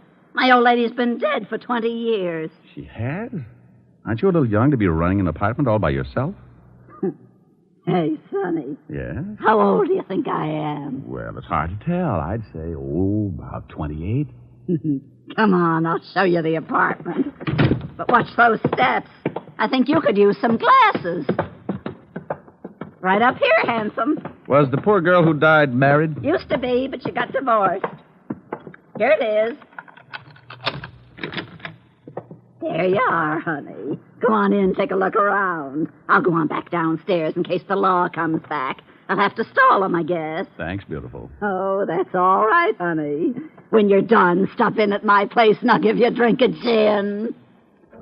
I waited until I heard the old bat fly down the stairs, and then I took the place apart. It took me exactly 10 minutes, and even if I do say so, it was a pretty neat job. I was on the last lap, going through the wastebaskets, when I spotted something on the magazine stand. It was just below eye level. It was a late issue of a magazine, and it was addressed to Mr. John Cooper, 498 West 81st Street. I grabbed it and picked up the phone. Homicide, Sergeant Otis. Oh, this is Wooly. Wish you talking to Lieutenant Levinson? Oh, how are you, Wooly? Get it for you, chop chop. Pretty good, huh? Oh, very fine. Chop, chop. Your head, maybe. Huh? Wooly say very fine. You speak very fine Chinese. Oh. Lieutenant Levinson. Oh, this is Diamond, Walt. It is. I told Otis I didn't want to talk to you. He said Wu Lee was on the pipe. Oh, this is Wooly, too, Walt. Oh, that lame brain Otis. Oh, what is it now, Diamond? I got a liar in the balcony, Walt. What are you talking about? I've spoken to 3 people about the girl that was run over. One of them lied to me.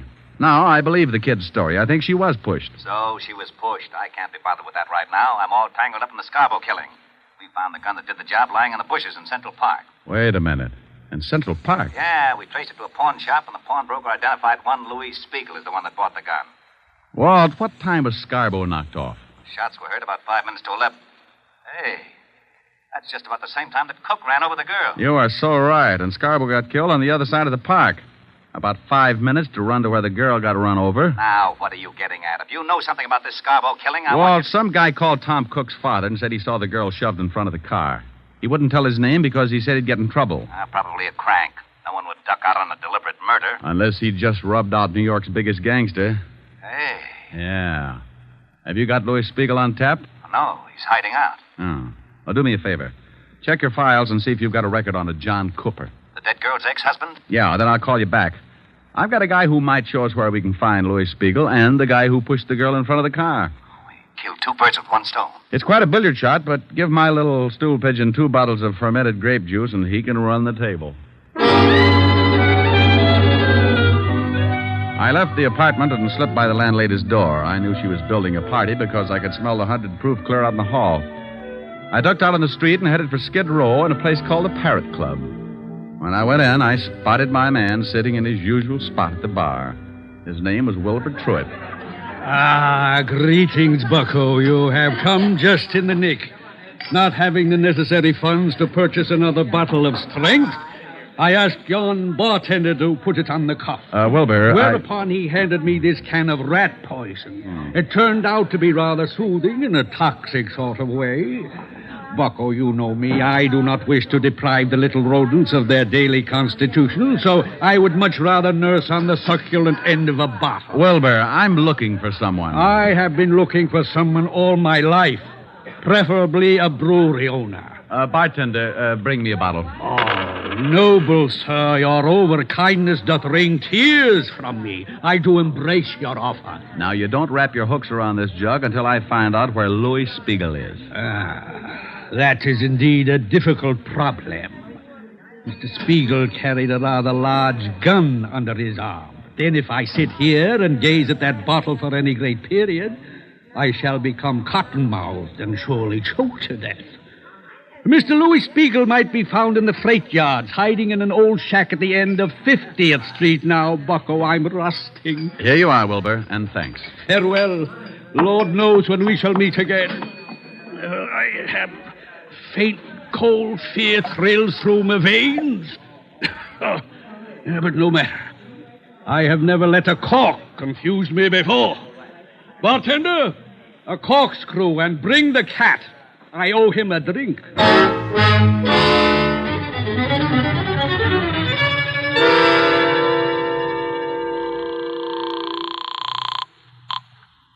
Homicide, Lieutenant Levinson. Diamond, Walt, what did you find out?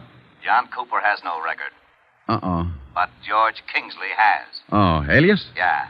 George Kingsley, alias John Cooper, did 10 years for embezzlement. Oh, fine. Thanks, Walt. Now, here's the pitch. Lou Spiegel is in a shack in the freight yards at the end of 49th Street, North River. Get some men to surround the place and have Otis pick up John Cooper and bring him down there. I'll be there in half an hour and give you a couple of killers.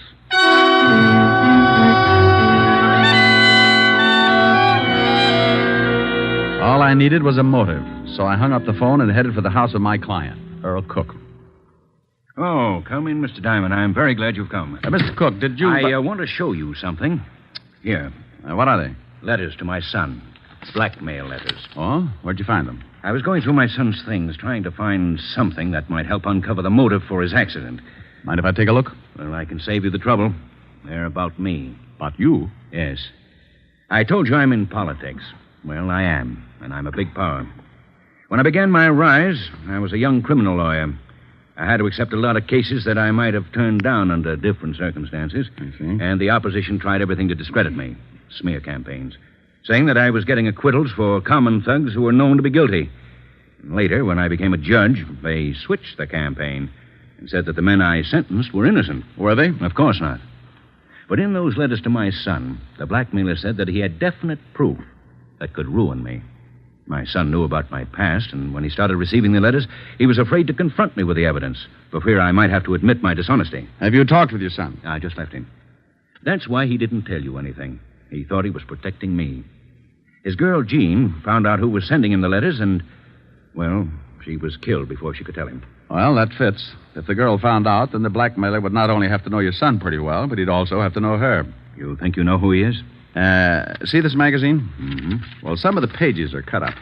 Now, take a look at these blackmail notes. They're formed with cut-out letters to spell out the words. The type is the same as the type on the magazine.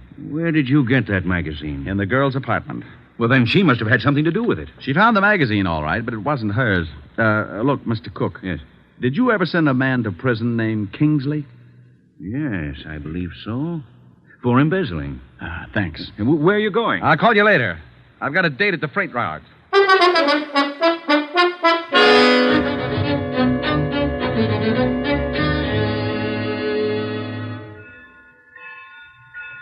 Oh, hello, Rick. We've got Spiegel boxed up. He's in that shack down there. Will he come out? If he does, it'll be feet first. Well, I guess he'd rather have it that way. Any shooting? He tried a couple, but I had the boys hold their fire until you got here. I see. Where's John Cooper? Otis hasn't showed up with him yet. Let me use your loudspeaker, Walt. Oh, sure, go ahead, but keep your head down. Spiegel, Lou. Why, that lowlife, I'll blast him to kingdom come. Hold it, Walt. Spiegel knows me. Louis, this is Diamond. I want to talk with you. You better get out of here, Diamond. This ain't none of your business. Lou, you've got my word there'll be no shooting. I want to talk to you. Look, Diamond. I know they want me for the Scarborough killing, and I say, okay, I done the job. But I'm allergic to electricity, and I don't like cops. You blow this place apart, I say okay, too. And that's the way I want it. Now, do you still want to talk? I want 5 minutes. Okay, come on down, but keep your hands behind your neck. Walt, no shooting, huh? Okay, but I think you're crazy. He kills guys for practice. I moved out from behind the boxcar and put my hands behind my head.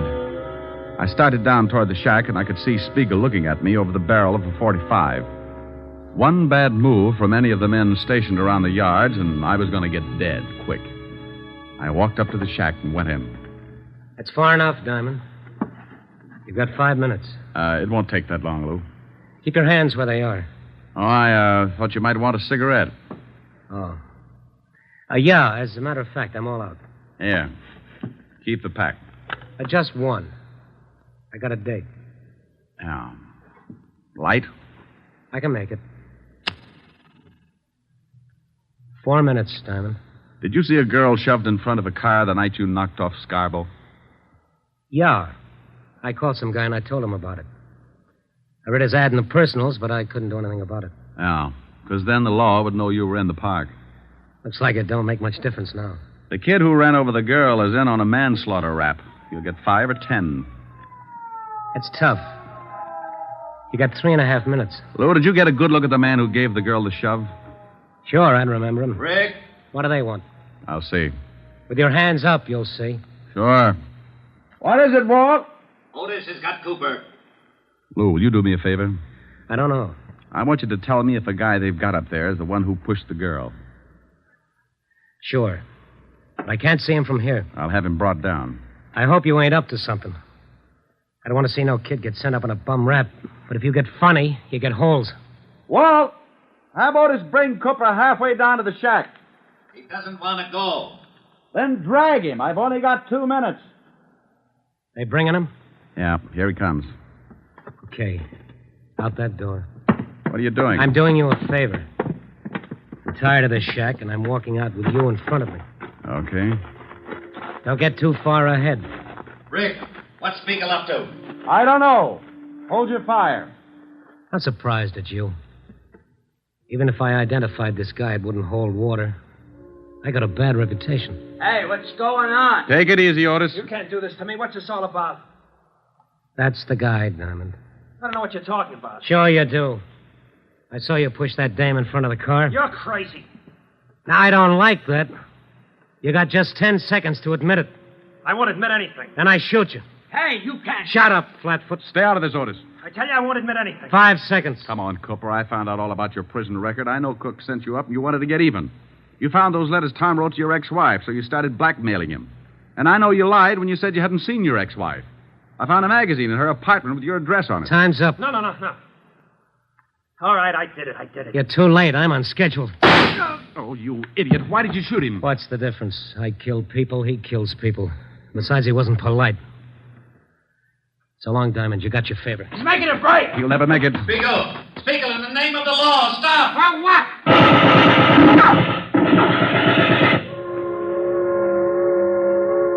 Yeah, they got him. They sure did. You know something? He wasn't such a bad guy. Wasn't he? I guess he's killed a dozen people in his time, but maybe you're right.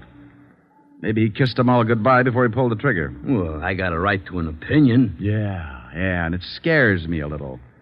You're lucky you didn't try to pull a gun on him. You'd look pretty silly telling everybody what a nice guy he was after he'd shot off the top of your head.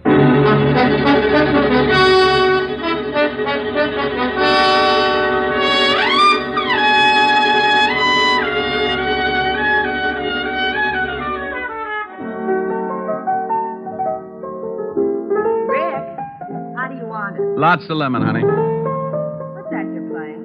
I don't know. It says on the sheet music for kazoo and voice. You idiot. Here, see how this tastes. Oh, that's swell. But can't you drop a mussel in it or something? Now, that's plenty strong. Oh. The last time you complained about my weak drinks, Francis had to carry you home piggyback. Yeah, remind me to buy him a saddle. I hear they let the cook boy out of jail this evening. Well, how the dickens did you know that? Never mind, I find out things. You have been snooping. Well, you won't tell me anything about your cases. How did you find out? Helen? No. You'll be sorry. Here. You sing this, and I'll tell you how I found out. Well, I don't know whether I can. Your lips tell me no, but there's yes, yes in your eyes. I've been missing your kissing just because I wasn't wise. I'll stop my scheming and dreaming, 'cause I realize your Rick, lips. that's wonderful. Oh, okay, now make like a truth serum, or I sing 20 courses of McNamara's band. Well, I was looking for you, so I called Walt Levinson. He told me all about it. Very elementary, my dear Diamond. Oh, get her. Do I look smug? Close your eyes and let's see. Now, that's silly. Why do I have to close my eyes? Close your eyes. Oh, that's better. Rick, aren't you nice? I certainly am. But people always notice my dimples first. Come here. Helen, you're looking smug again.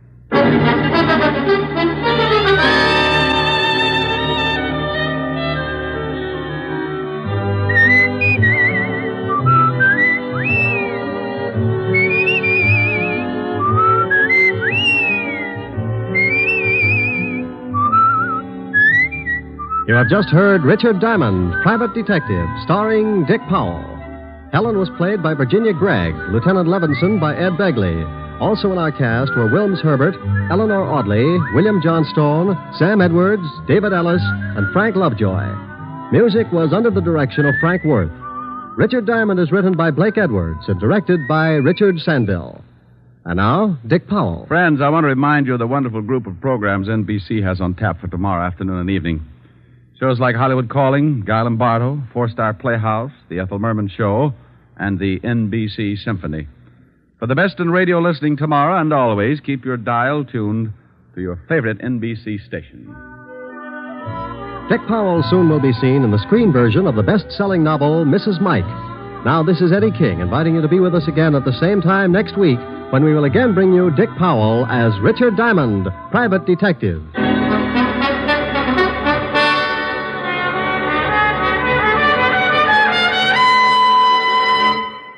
This is NBC, the national broadcasting company.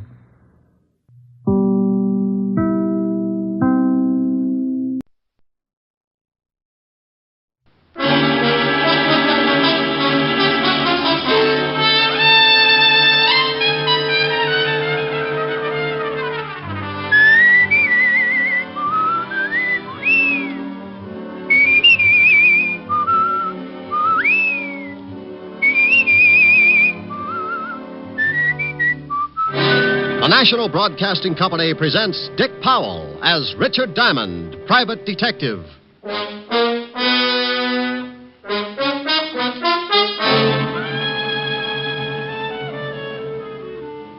Mr. Diamond, the reason you're here is because I want someone to talk to the mayor. I don't know whether it was explained to you or not, but unless His Honor has done away with himself by noon, a lot of people are going to get hurt. Including yourself. Oh, that doesn't really matter. You see, in making my escape, a guard attempted to stop me. I had to kill him. Here's another exciting half hour with Richard Diamond, Private Detective, starring Dick Powell.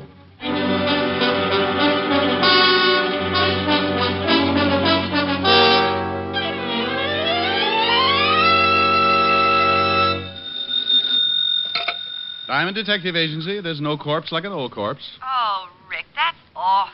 Yeah, but what am I going to do? I can't be witty and handsome at the same time. Well, don't be greedy. Just concentrate on one of them. Oh, you're pretty nothing today. Why don't you come on over and we'll both try and improve? Shame on you. You know I've got to work. Oh, have you got a client? Well, not yet, but I've set bear traps all the way down the hall. Well, now that's silly. How can you be sure you'll catch a client? Well, I can't be, but, I get so lonesome up here with no one to talk to. It's fun setting broken legs. You're impossible. Diamond! Oh, my gosh. What's wrong, Rick? Those traps. I think I've caught something terrible. Diamond, I gotta talk to you. Who is it, Rick? Sergeant Otis. Says he's got to talk to me, but I'll be darned if I'll teach him how. Oh, say hello for me. Helen says hello, Otis. Tell her hello, then get off the phone. This is serious. Hey, what's with you? Somebody steal your catnip? Can't you stop being funny, Shamus? I mean it. This is serious. Helen, I'll call you back. Why, something wrong? Well, Otis looks worried, and he's making sense for the first time in 11 years. Oh, well, call me later and tell me about it. Bye. Bye. Now, Sergeant, what's on your pretty I want you mind? to come down to the station with me in a hurry. Of course, you'll think this is a silly question, but why? You remember Louis Spence? Louis Spence? About 4 years ago. Caught him running around sticking dynamite under the homes of some of our city officials. Oh, yeah. Socialistic nut. Put him away, didn't they? Yeah, crazy as they come. Well, he's out. What do you mean he's out? If they cured his head, he'd still face a lot of years up the river. Oh, he ain't cured. Not a bit he ain't cured. You mean he busted out? Yesterday. Now, do me a favor and come on down to the station. Oh, wait a minute, and take it easy. What's going down to the station got to do with Louis Spence? He's down there with the lieutenant. Well, great. Put them both in fancy jackets and send them home. We can't. He walked in 20 minutes ago and asked to see the lieutenant. I didn't recognize him, so I let him in. Now we can't get him out. Well, why the devil can't you? He won't let us in, and he won't let the lieutenant out. He's sitting there holding a big bomb, and it's ready to go off.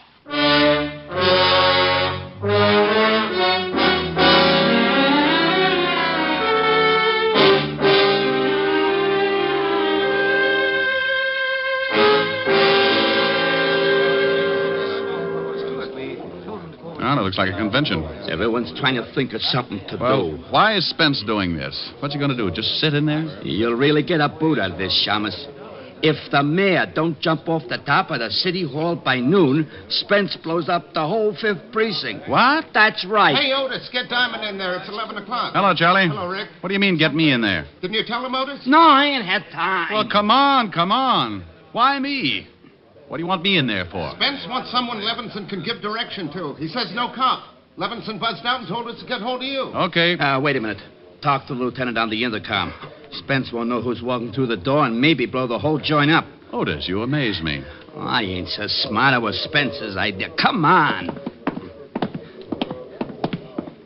Here. Go ahead. Walt? Rick? Yeah. Wait a minute. Diamond's outside now. Okay? Tell him to come in. But just him. Anyone else? Okay.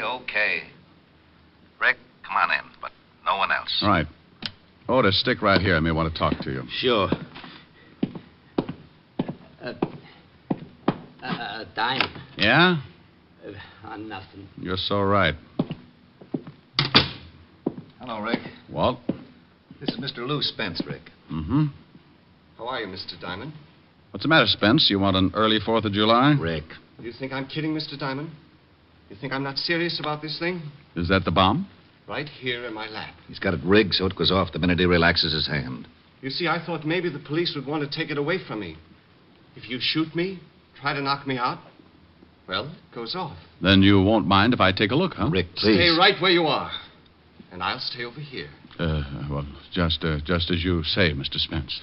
Mr. Diamond, the reason you're here is because I want someone to talk to the mayor. I don't know whether it was explained to you or not, but unless His Honor has done away with himself by noon, a lot of people are going to get hurt. Including yourself. Oh, that doesn't really matter. You see, in making my escape, a guard attempted to stop me. I had to kill him. He split his head open with a crowbar. That's right. Oh, mind if I sit down? Not at all. But it's 4 minutes after 11.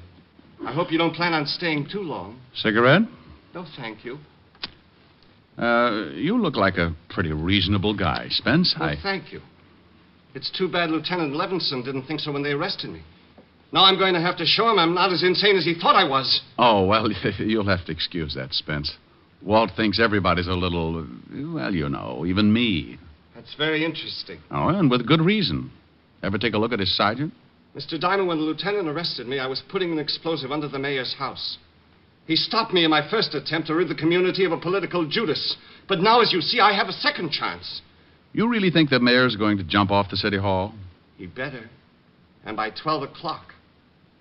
By the way, you have 55 minutes. Now, look, Spence. Forget it, Mr. Diamond. I know just what you're thinking. How to get me without the bomb going off. You'll never make it. It's too well thought out. I've planned this for 4 years. In case you're wondering how much dynamite he's got, Rick. Oh, Mr. Diamond needs convincing. Well, under this overcoat, Mr. Diamond, are some 100 sticks. Does the mayor know about it yet? Yeah. Oh, you want me to talk to him, huh? I don't care whether you talk to him or not. I just want you to be there when he jumps. Swell. And just because you come back and tell me he's jumped, that isn't enough. I want his body in this room. Walt, I don't know what to say. Don't say anything, Rick. Just get out of here. I'm sorry I dragged you over, but I needed time. You still do. It's 54 minutes to 12. Clear the building, Rick. Yes, do that, Mr. Diamond. I think the lieutenant is going to make a hero of himself. Look, Spence, I've got till 12 o'clock, haven't I? Unless someone tries to get me. Oh, well, good. Well, then sit tight, Walt, and give me till 12. Okay, Rick. I hope you spend the time wisely. I'm sure you'd rather see the mayor die than your best friend. Oh, Spence, if you forget about this, they'll probably just put you back Goodbye, Mr. Diamond. 53 minutes. Okay. Walt? Go ahead, Rick. Like you said, 53 minutes. Goodbye, Mr. Diamond. Come back soon. Otis. Yeah? What's going to happen? Clear the building. Well, what about it, Rick?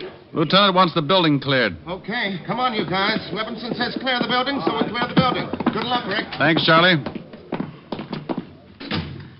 Okay, what do we do? I don't know. What do you mean you don't know? It's 10 minutes after 11. In another 50 minutes, this whole building is going to get blown higher than a kite. Okay, do something. Huh? Well, go ahead. Well, You see, Otis, you're in just as tough a spot as I am. Yeah, but you're smarter than I am. You can usually come up with something. Well, usually my problems are a puzzle, Otis. Spencer's a problem and a puzzle. I don't know about guys like him. Well, for Pete's sake, who does? Well, that's an idea. Huh? Stay here and keep close to the intercom. Don't let the lieutenant get any crazy ideas. Hey, wait a minute. Where you going? You're acting screwy. Well, Otis, I'm going to go see someone who takes care of people who act screwy sometimes.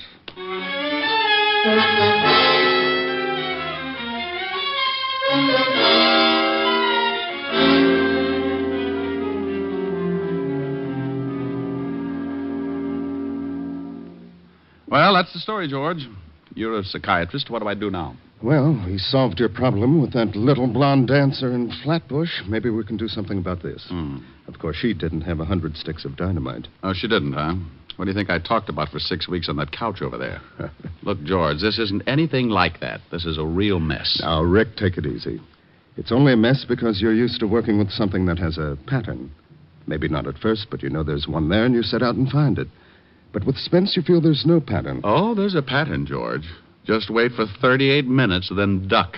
There's no possible way to get the bomb away from him without it going off? Not the way he tells it. He only has to relax his hand. That's the way he tells it. Well, I'm not going to take the chance and call him a liar. If I only knew for sure just how that bomb worked, I could reason with him. Well, before you can reason with him, you've got to know something about him. And what do you know about Louis Spence? Arrested a couple of years ago for planting dynamite under the homes of some of our more prominent city officials. Found insane, sent to the state asylum, killed a guard, broke out, turned himself into a human bomb, and took a seat in the 5th Precinct police station. That's all? Well, isn't that enough? Well, I'll tell you what, Rick. I know Dr. Carroll at the state asylum. Suppose we give him a call and see what we can find out. You think it'll help? I don't know. It might.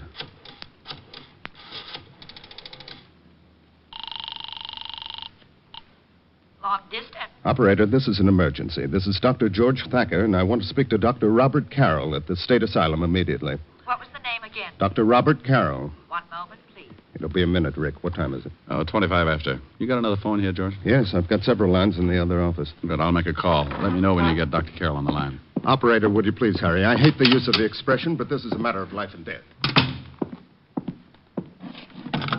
You're on my line, Rick. Use the other phone.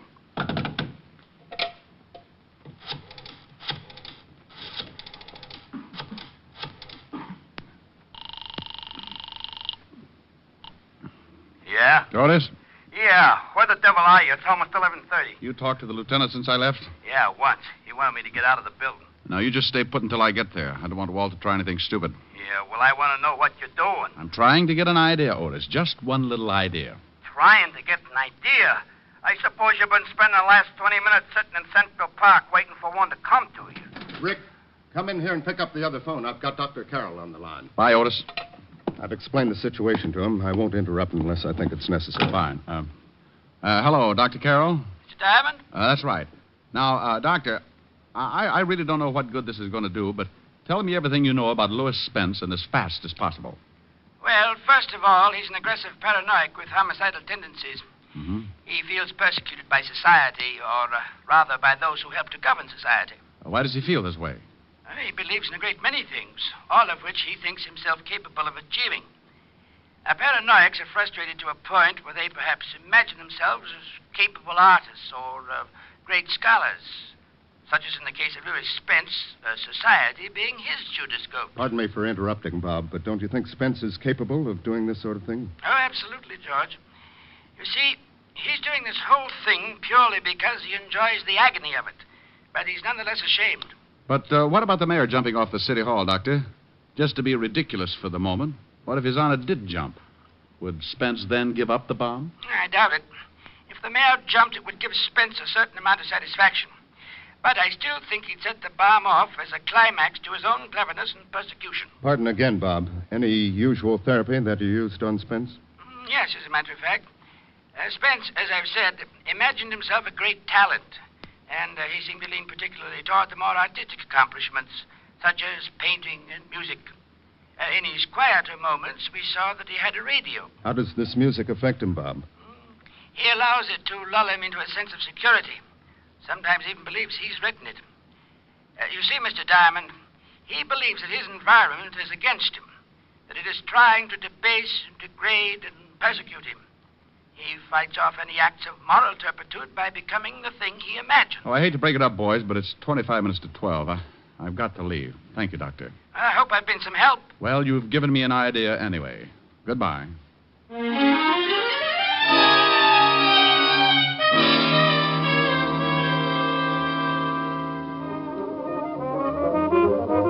Miss. Just a minute, just 1 minute. I'll be right with you. Oh, look, I'm in a hurry. So you're in a hurry. So's everybody else. You'll have to wait until I'm through with this gentleman. Sweetheart. Now look. You look. Oh, a badge. Yeah, no, this is police business. Got to be in a hurry. Is that clock right? Yeah, it's 11:45. 16 minutes to. All right, 16 minutes. You want to split hairs? No, I want a portable phonograph and quick. Okay. Here's one right here on the counter. 3 speeds, interchanging. I'll take it. Okay, I'll go back to the storeroom and get you a new one. Forget it. I'll take this one. Look, mister, we got a policy here. I can't say nothing off from the counter, supposing it don't work when you get it home. You'll hear about it? You see? That's just what I mean. Well, does it play now? Certainly, like everything. Listen. Oh, boy, that's Pete Rugelow's new arrangement. He's crazy. Okay. Don't dig it, huh? Give me a record by Debussy or Ravel. Oh, no wonder. Well, let's see. We got the Engulf Cathedral by Debussy. No, something with a little more excitement. All right. I'll read them off. Debussy or Ravel? Ravel. La Waltz, I guess. We got Bolero. I'll take it. Which one? The Bolero. Okay. I'll have to play it for you. I've heard it. So what? It's another policy of the store. There might be an imperfection. Give me the record. Hey, don't get so grabby. Now, look, dear. You want me to have you locked up for obstructing justice? Huh? Well, unless you give me that record and this machine, this one right here, I'm going to snap the cuffs on you and haul you down to headquarters. Oh. You want me to do that? Well, you can't. All right. What's your name? Well, take the machine and the record. Thanks. Charge it to Lieutenant Walter Levinson, 5th Precinct, Homicide Division. If it works, you get paid. If it doesn't, don't even bother sending over a repairman.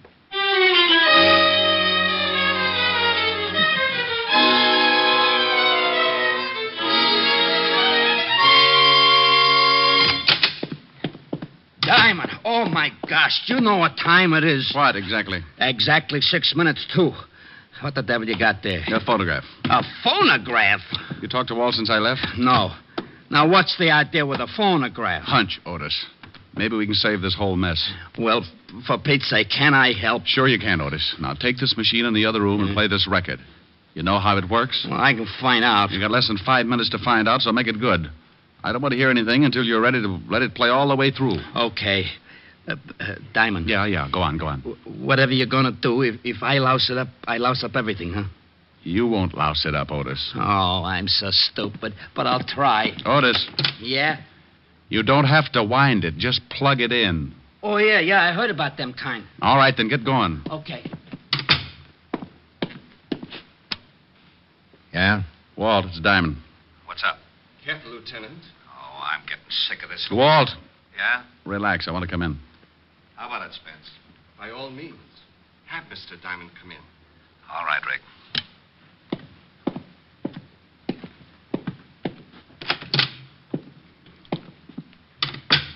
You have some news for me, Mr. Diamond? Well, in a way, yes. Mind if I sit down? Not at all. How do you feel, Walt? Dandy. I'm afraid the lieutenant is growing uncomfortable. It is getting late, isn't it, Lieutenant? Rick, I want you out of this building. This crackpot is... What? Oh, wait a minute now. What did you Wait call a minute. me? Now, look, I've taken what enough... What does it make now at 12 o'clock? Well, sure it does. Why? Because the mayor may jump. What? Yes, he's locked himself in his office. They can't get him out. He just may jump.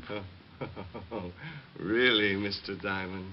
Well, what's the matter? I know the mayor won't jump, no matter how many people die when I release this trigger. I just want him to have to face it the rest of his life. I want everyone like me that his kind won't let fulfill their potential talents to realize what a Judas he really is. What all men like him really are. Well, you know, that makes sense. Don't try to get on the good side of me, Mr. Diamond. I know what you think about me. I know what you all think. It doesn't make good sense to you or anyone else. How could it? You don't understand those of us who have a truly great talent. Well, I'll buy that. I don't understand it. Of course not. Well, maybe he doesn't, Spence, but how do you know? Maybe I do. Stop playing, Mr. Diamond. Look at the time. 5 minutes. 5 minutes and I become a martyr. We'll all get blown to kingdom come. Rick, get out of here. All right, Spence, I'm going to prove you're wrong. Rick, for the love of... Shut up, Walt. All right, go ahead, Mr. Diamond.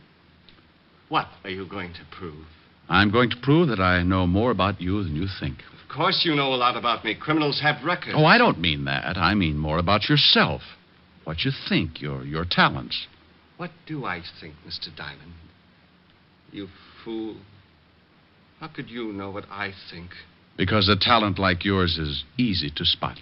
4 minutes, Mr. Diamond. No, it's not hard to tell about people like you. People like me? What about people like me? Well, Spence, I meant that, well, there are not many of them. They're few and far between. They're gifted. What? Certainly. There's something you have that very few are lucky enough to be gifted with. Rick, please. Nearly 12, Mr. Diamond. I can tell that you are an artist, Spence. An artist? Yes, and a very good one. How do you know this? Very few people spot it. Do they, Spence? Very few. You surprise me, Mr. Diamond. He surprises me, too. Walt, keep quiet. Yes, Walt, keep quiet. It's 2 minutes to 12, Mr. Diamond. You can leave because maybe you have been honest with me. Perhaps you do recognize something that... What's the matter, Spence? Music. Music? I don't hear anything. Music. Beautiful music. Oh, I don't hear a thing, Spence. Do you, Walt? No? Oh, you must hear it. It's beautiful. Don't you hear that wonderful rhythm? Now, you see, Spence, we're not as lucky as you are. No one is. This is my music. This is what I would write if it wasn't for the people who won't let me. What does the music sound like?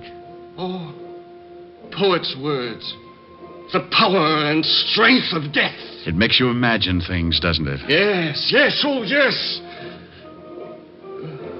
You hear the music and you become powerful. Like making that bomb. Not just anybody could think of that. It takes genius. You understand. You do understand. Well, of course I do, but I'm still amazed. There you sit with the power of life and death in your hands, and no one can do a thing. It must be wonderful. It is. Like the music, it's wonderful. In seconds, we'll all be torn from our earthly bonds, taken away from this dirty, filthy world to a place of clean, wonderful things like that music. No, but you're an artist. How could you ever take a thing like that bomb and put it together? A thing like this bomb? Oh, this is a masterpiece. Just looks like a small box to me. Oh, it took me weeks.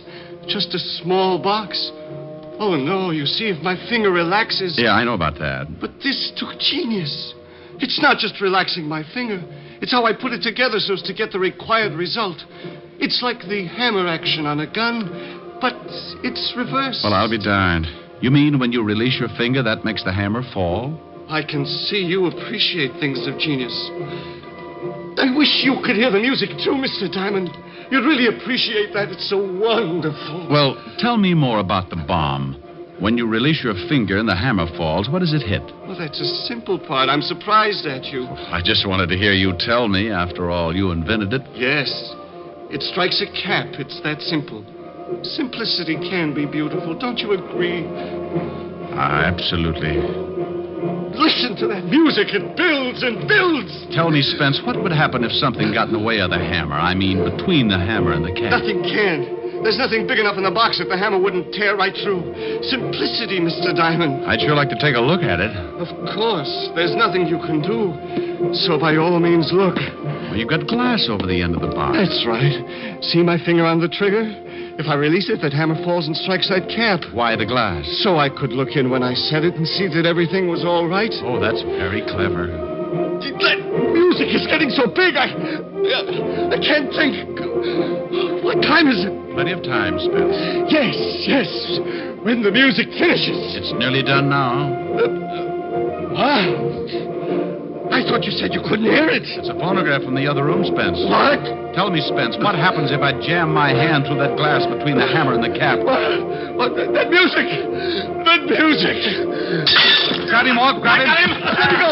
Let me go! You don't understand. You cheated. You did lie. Let me go. Well, that does it. Otis, take him away. With pleasure. And you, Rick. Yeah? How'd you know that music would work? How'd you know you could stop that hammer? How'd you know you wouldn't... Oh. Did you hurt your hand? Well, of all the... Well, did you? No. Well, all right. You just bet it is. Goodbye.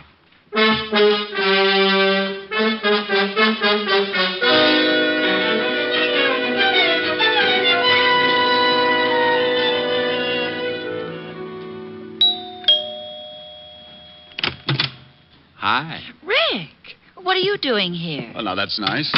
Stop by my place some afternoon and see what kind of a welcome you get. Oh, I didn't mean that.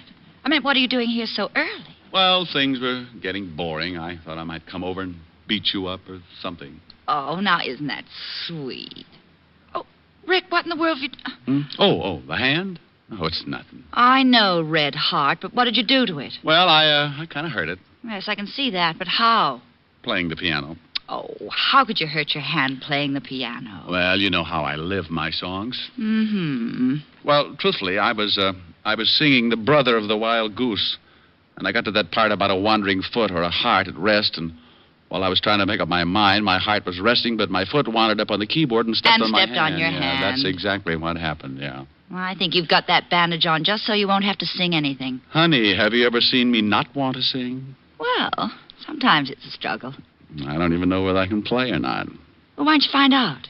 After lunch. Before lunch. Before lunch. Well, maybe I don't need that finger. Go on. Love is a flower that blooms so tender, each kiss a dewdrop of sweet surrender. Love is a moment of life enchanting. Let's take that moment that tonight is granting. There's no tomorrow when love is new. Now is forever when love is true. So kiss me and hold me tight. There's no tomorrow. There's just tonight. You like that? So pretty. Thank you. Oh, that reminds me. We're having spaghetti for lunch. Oh, good.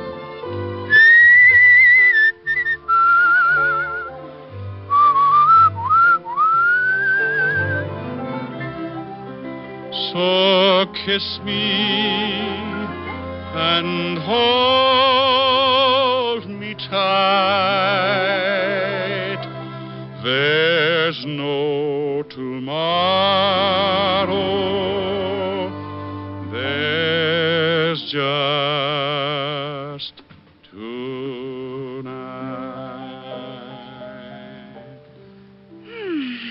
That was nice. Now tell me, how did you hurt your hand? Simple. I was grabbing. Grabbing? Mm-hmm. Like this. Come here. Oh, Rick.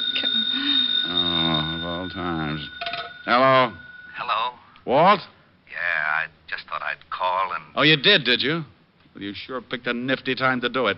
Did I bust up something? Yes, you did bust up something. Well, you don't have to get sore. Well, who's sore? I am. That's the last time I'll let you do me any favor. Okay. If that's the way you feel about it, goodbye. Goodbye. Well, what in the world was all that about? Oh, well, honey, you see, it's like this. Walt got in some trouble, and I helped him out of it. No, you see, I don't want him to feel obligated. But, well, that's not actually it. He doesn't want me to know how he really feels. What am I trying to explain it for? I don't understand it myself.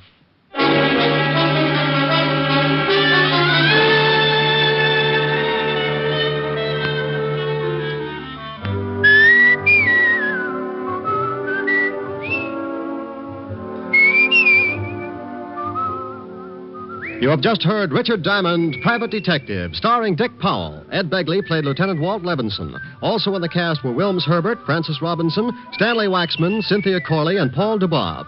Music was under the direction of Frank Worth. Today's show was written by Blake Edwards and directed by Russell Hughes. Dick Powell currently may be seen in the motion picture version of the best-selling novel, Mrs. Mike. This is Eddie King inviting you to be with us next Sunday at this same time, when we will again bring you Dick Powell as Richard Diamond, Private Detective.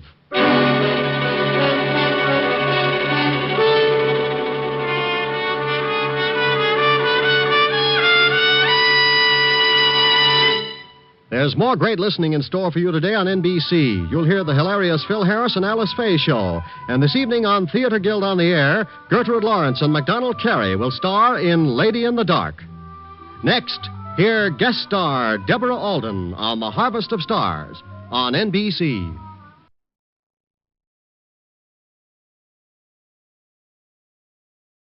Portions of the following program are transcribed.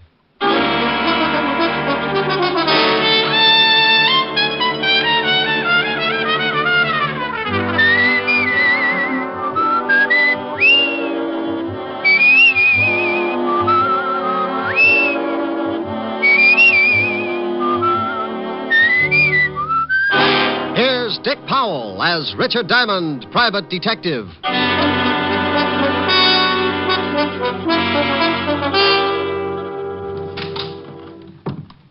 Is this the Diamond Detective Agency? Well, what does the sign on the door say? Diamond Detective Agency. And take a guess. Are you Mr. Richard Diamond? It depends. How much does he owe you? Nothing. You just want to speak to him? I do. You come as a client? Yes, I do. You have $100 a day in expenses? Yeah, I do. Then I now pronounce this man and client. Your name, please? My name's Thomas Jason. The stockbroker? You better pay cash. Oh, I'm retired now, Mr. Diamond. And to end this nonsense, here's your $100. Oh, thank you. Now, what's your trouble? It's Carol, my adopted daughter. We adopted her when she was 12, but my wife died shortly after. Frankly, Carol has been trouble ever since. And now? Now, I'm afraid it is no longer a matter of delinquency. Well, there have been several incidents that make me suspect that she's trying to do away with me. Oh, sweet girl. What's her reason? My money.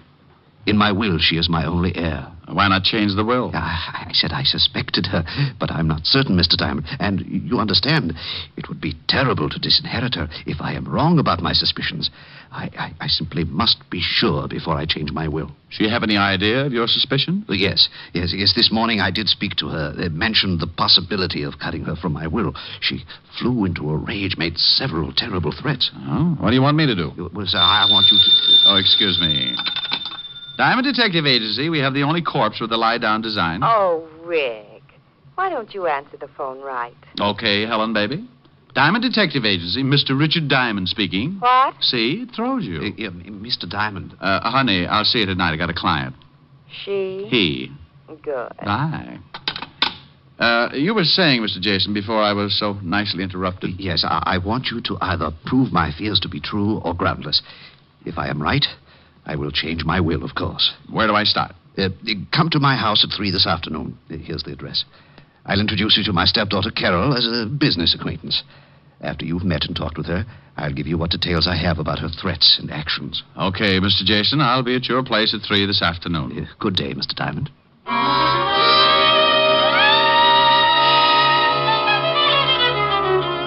I checked the time and found it to be nearly 12, so I beat it out to grab a bite of food before the noon rush began.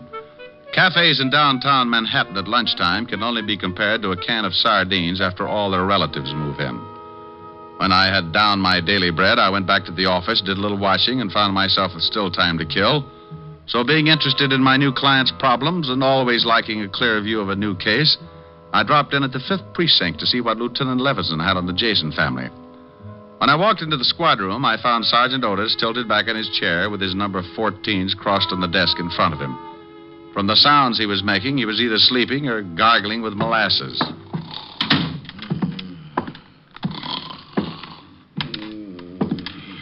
Sergeant Otis. Oh, boy. Sergeant Otis. Some down. Otis, wake up.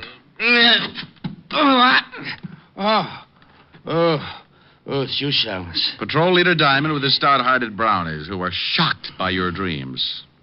Shame on you. Hey, how'd you know I was dreaming about a dame? I peeked.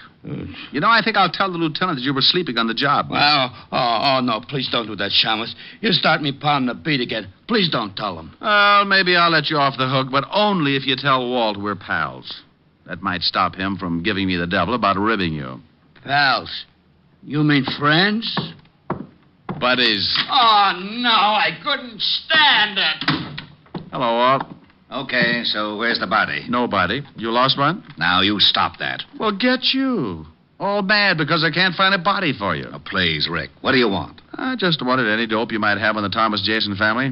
Jason? Yeah, the broker. Oh, nothing on him, but plenty on his stepdaughter, Carol. Like what? Oh, she's a regular. Usually D&D, drunk driving, disturbing the peace. You want to see the file? Yeah, it might be worth a look. Have my pal, Otis, bring it in. Sure, up. Your what? My pal. What did you know? Otis and I are friends. Is that why he tries to hide under the desk every time he sees you coming? Call him in. See for yourself. You think I won't? Otis, get the file on Carol Jason. Bring it in here. Yeah, Lieutenant. Now we'll see. Friend, that's a laugh. It's a laugh yourself. You better be feeling good. Yeah, what do you mean by that? You'll see. Yeah, Lieutenant, here's the file. I'll take it, Otis. Thank you very much. Sergeant Otis, you have an opportunity to do me a great favor. Please, and without profanity, tell me what you think of Rick. Oh, he's nice. What? You're turning blue, Walt. I'll turn blue if I want to. What did you do to Otis? Dope him? You heard him. He thinks I'm nice. We're pals, buddies. I heard him all right, but I wouldn't believe it on a stack of police manuals. Otis, I'll give you one chance. What's this all about? The shamus told you, Lieutenant. I think he's a swell egg. A great guy. Thank you, Otis, my friend. Always kidding, but a good pal. Otis, do your feet ache? My feet? Why, no, Lieutenant. Well, they will. I'm sending you to a beat. A beat? Yes, in Yonkers. Oh, no!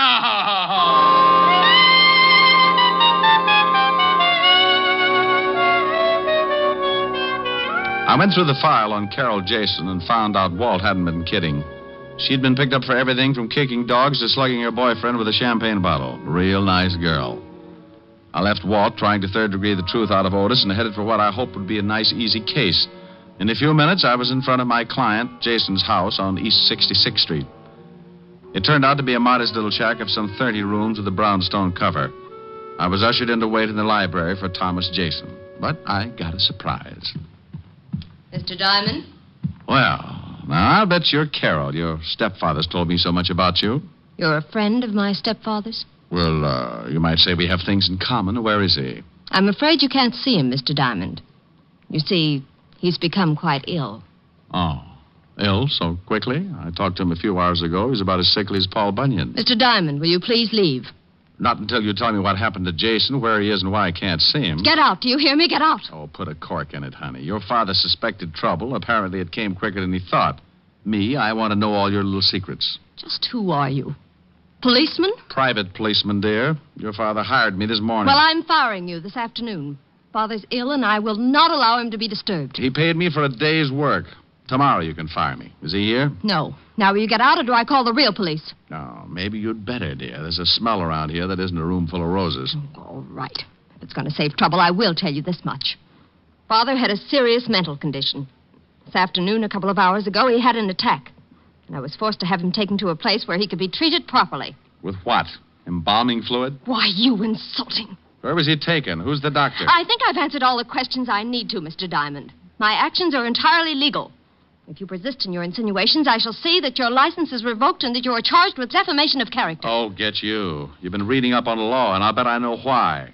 All right, dear. I'll leave now. Go on and don't come back. Temper, temper, temper. I'm going, but we'll see each other again.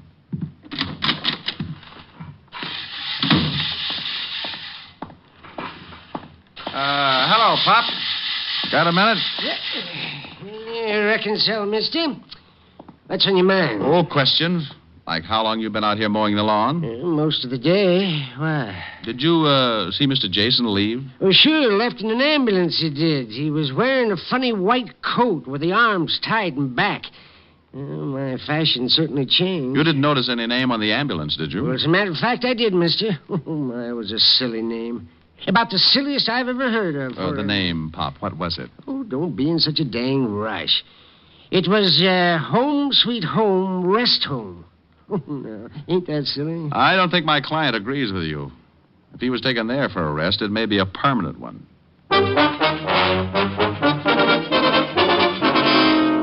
Next stop, a drugstore with a phone book. Said book gave me the address, and I was soon in Baychester, looking at something pretty swank in the way of nut houses. Home Sweet Home was 2 acres of lawn, trees, and a square white blockhouse, and all surrounded by 15 feet of spiked steel fencing. By this time, the setup was really beginning to smell, and I decided that maybe a shamus might not be welcome. So, for a moment, I stood by the big gate debating how I could get in. The answer was fairly simple. I rang the bell. It caused a huge character wearing a white jacket and with arms like hairy telephone poles to appear. Yeah? What can I do for you, mister? Let me in. Why? This is a rest home, isn't it? Yeah. Well, I want to rest. Oh, funny. Beat it. I want to speak to the doctor, King Kong. Is he in? Maybe, maybe not. Who wants him? I do. Who are you? Let's just say I'm a patient. You going to keep me out here dying of schizophrenia? Dr. Thorne is busy now. Come back later. Look, in 1 minute I start throwing fits. Think how that'll ruin your trade. Yeah, the doc wouldn't like that. Maybe you had better come in. Now, that's right neighborly of you, friend.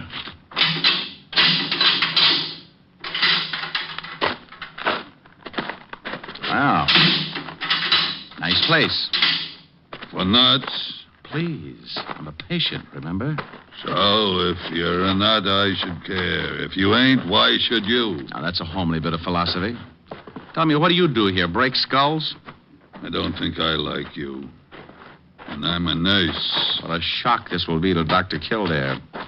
I don't know him. Now, you wouldn't. His nurses are pretty. If he had to have you as a nurse, he'd quit medicine and take up playing the glockenspiel. Sally, you're nuts. Wait here.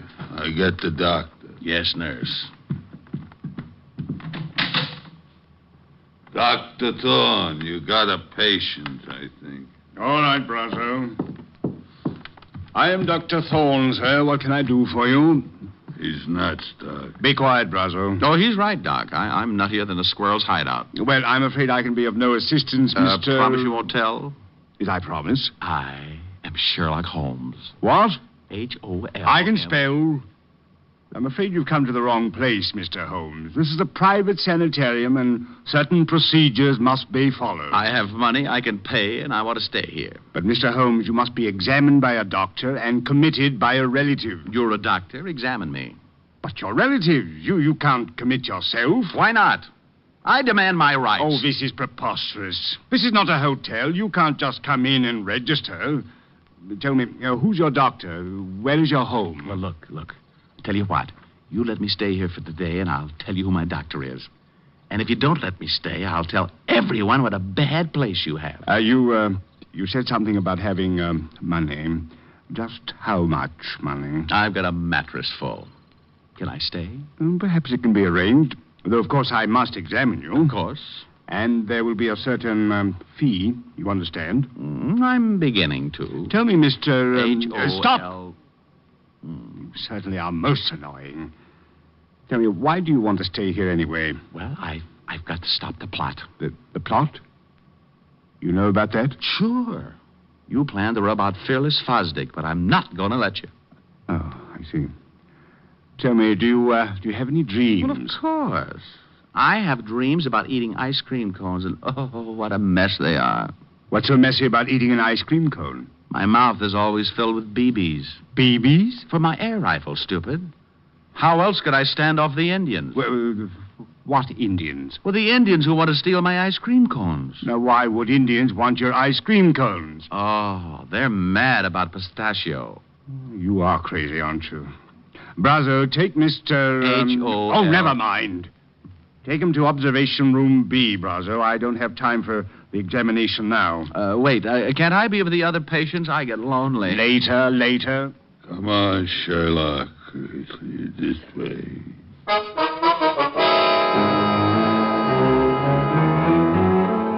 Well, I was in, thanks to the good doctor not being able to pass up a possible easy buck. The big ape Brazo led me to a small room with bars on the window and a spring lock on the door. When he left, I made like a smart gumshoe and went after the lock with my penknife. Due to my early training in picking locks at the automat, I was out like Alabama. I found myself in a long hall with 7 rooms, 3 on each side and 1 at the end. I knocked on every door. Nothing. Not even Bogart. The last one had to be Jason. Are you in there, Mr. Jason? Diamond. Oh, I am glad to hear your voice. Please, get me out of here. Just take it easy. I don't have a key, and this door has a padlock on it. But you must get me out. Sure, but give me time. First, tell me what's the score. Why did they lock you up? Carol had it planned. She has paid Dr. Thorne to keep me here until I go crazy. She wants to have me judged legally insane so she can take the estate. Yeah, well, maybe I can put a few kinks in her plan. Wait, Diamond. Where are you going? There's a phone in the doctor's office. If no one's there, I'll use it to get help. Yes, but what if you can't get to the phone? And I go out and get the Marines. If I can get by that ape man, that locked gate. Don't go away. Oh, there you are, Sherlock. Oh, don't pick on me. I was only 3.5 years old. I'm upset with you, Sherlock. You oughtn't to be running around the halls like this. A guy's got to have his constitutional, Brazo. Yeah, well, you're through with yours. The doc wants to examine you now. I've changed my mind. I don't think I like it I said here. the doc wants you. What the doc wants, he gets. Well, bully for him, but this is one time he won't. I'm leaving. I don't want to break your arm, Sherlock. No? So you don't leave until the doc says so. Well, I'm sorry to disappoint him, but certain things are necessary, like this. Oh. Now, you shouldn't act like that. I might get mad. Oh, my knuckles. What is your jaw made of? Concrete? Come on, Sherlock. Or do you want to try again? No, thanks. One busted hand is enough. And don't try to run. The gate's locked. And if I have to catch you, I'll fix your legs so you can't run again. Oh, friendly little butcher, aren't you? Right in here, Sherlock. The doc is waiting. Here he is, Doc. Good. You can go back to the office, Brazo. I won't need you. Well, you seem to be well trained as a detective, Mr. Holmes. Do you always pick locks so easily? I do better with my erector set. But you needn't examine me further. I've changed my mind. You've changed your... This is odd. First you demand in, now you want out. I just remembered I forgot to pick up my station wagon. But the Indians, you want me to help you keep them from stealing your ice cream cones, don't you? They already got them, and all my money, too. They're both gone. Your money? You don't have any money? Not a bolivar. Now, may I go, Doctor? You're going to stay right here, Mr. Holmes. There's something peculiar about the way you've recovered from your illusions. Doc, Miss Jason to see you. She's in your office. Very well, Brazo. Stay here and guard this man, whoever he is. Holmes, H-O... Will you shut up? And make sure he stays put this time, Brazo. I have some questions I want to ask him. He won't go no place, Doc. You go ahead to the office. Well, Carol, This is a pleasant surprise. Come to visit Jason. Thorne, our plans will have to be changed. Changed? Something has come up that may cause an investigation of stepfather's illness. We can't afford to take a chance of that. But we can't let Jason go now. I had no such intentions. He must be taken care of tonight. Taken care of? But that's impossible. How could I... He must be gotten rid of. What? Oh, no. No, I didn't bargain for murder. Look, Thorne, you're in and you stay in. I've paid you $10,000. Don't forget it. But why all this sudden rush to change our plan? Why can't we A private detective came to see me this morning. He was hired by stepfather. I knew he had suspicions, but I didn't know they'd gone so far. A detective? Oh, he can't act legally, but he's the sort to cause trouble. Detective. Private detective. Sherlock Holmes. Rambling about. I'm afraid we're in serious trouble. Come with me. What? Your private detective. I think he's already found Jason. Come on. You wouldn't like to earn $100, would you, Brazo? No. It is you, Diamond. Uh-oh, fun's over. Thorne, you fool. How'd you get in here? He said he was a patient, Carol, and I swear he seemed crazy enough. He probably said he had money. You seem to understand each other, honey, but do you mind? I'd like to take Mr. Jason home For now. a couple of extra dollars, you let him walk right in. Oh, Thorne, you're an idiot. I suppose he found Jason and talked to him. Well, he did get out of his room and wander about. Well, that's great. So now he knows the whole works. Too bad, baby. Your plan is kaput. Not quite, Diamond. You've just talked yourself into real trouble. This gun says for you not to get any bright ideas. My IQ just dropped 30 points. Shut him up, Brazo. Sure. Hey, now, wait a minute. Oh! Now stay with him while Thorne and I make arrangements. We won't be long. Do I get the... Yes, Brazo, when we're ready. Come on, Thorne. I want to talk to stepfather.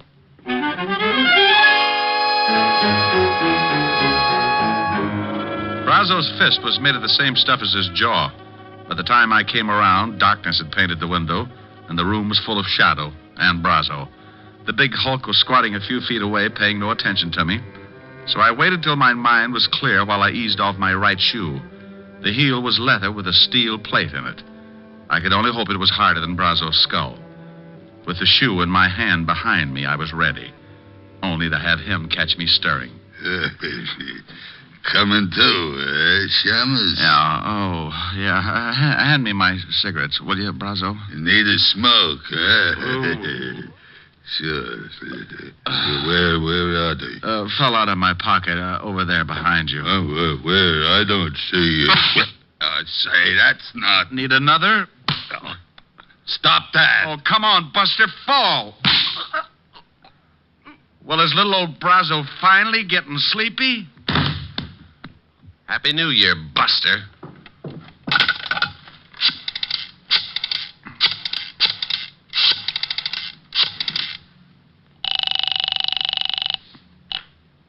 Levinson, homicide. Walt, Rick, if you don't want me to be a customer of yours, get out to the Home Sweet Home Rest Home fast. What? Hey, what kind of a gag is this now? It's no gag, believe me. My client and I are the blue plate specials, and dinner is about to be served. The home suite... Oh, it still sounds like a gag. Who'd call anything that? Now, don't argue, Walt. It's no joke. Okay, Rick, what's the address? 1820 Allerton Avenue, Baychester. And bring a blowtorch to cut an iron gate. You may have to. All right, I'll be there in 30 minutes. Quicker if you can.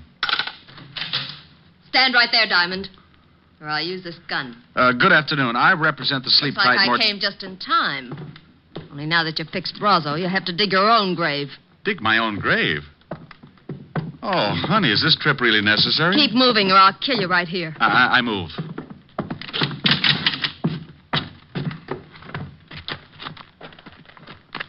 Keep going.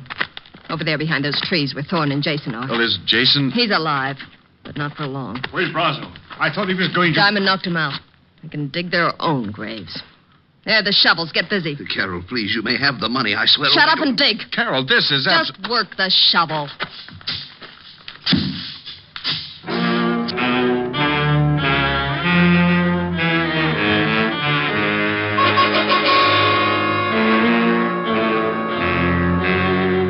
Can you imagine Richard Diamond, private detective, letting a sawed-off female make him dig his own grave? You can't? Well, she did. And for a good half hour. I stalled as long as I could to give Walt Levinson a chance to get there.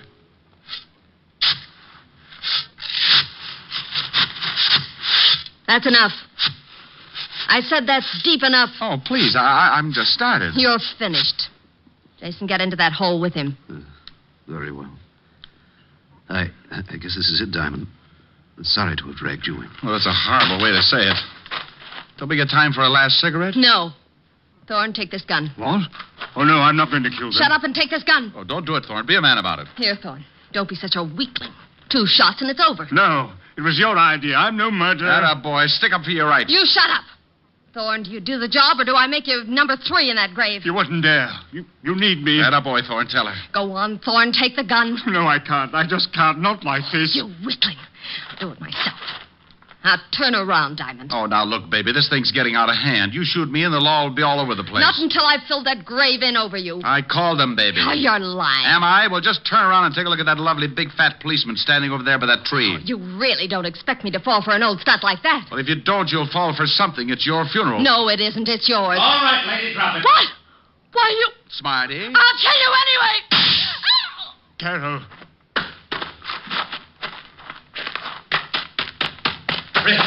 Rick, what the devil's going on here? What are you doing down there? I'm looking at the girl. I think you shot her pretty bad. Who are these 2 guys? The guy with the castanet knees is Doc Thorne. Better put the cuffs on him as an accessory. But you can't do this. I was the one that refused to shoot you. Oh, stop licking my hand. You can tell it to the precinct judge. Otis, snap the cuffs on them and take them out the car. Sure. Come on, you. Now, what about this other guy? The girl's stepfather. How do you feel, Mr. Jason? Sick, Mr. Diamond. How about the girl, Rick? Shall I call the ambulance? I don't know. Carol. Well, Rick? Take your time, Walt. She's not with us.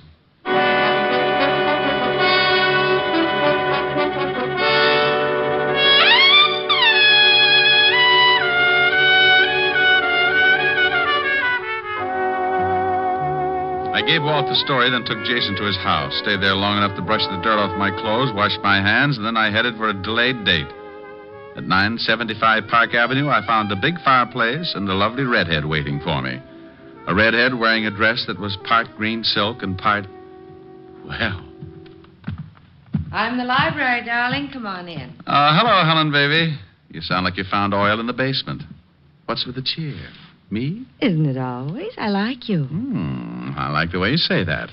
Looking up at me with those big green eyes. They're not green. They're hazel. Oh, are they?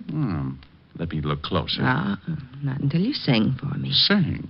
Oh, honey, I'm tired. I want to rest. No, you don't. No, over to the piano. Rick, not here. But, Helen, all I wanted to do was... I know, Rick. Oh, you've been using that Ouija board again. I don't want to sing. Now look in my eyes. Close range? Contact. I'll sing. That's better. Like, you must have been a beautiful baby. Oh, love it. You must have been a beautiful baby. You must have been a wonderful child when you were only starting to go to kindergarten. I bet you drove the little boys wild. And when it came to winning blue ribbons, you must have shown the other kids how. I can see the judge's eyes as they handed you the prize. I bet you made the cutest bow. Oh, you must have been a beautiful baby. 'Cause, baby, look at you now. Like that? That was wonderful, Rick. Come here. About time. Oh, Rick. To think you can do that and sing, too. Honey, when you look at me like that, I could kiss you, sing, and knit a whole sweater at the same time. Rick, could you? Want to try? The sweater will take years. I'll buy that. Come here, we'll start with the neck. Rick. You know something? What? I may even knit you a whole suit.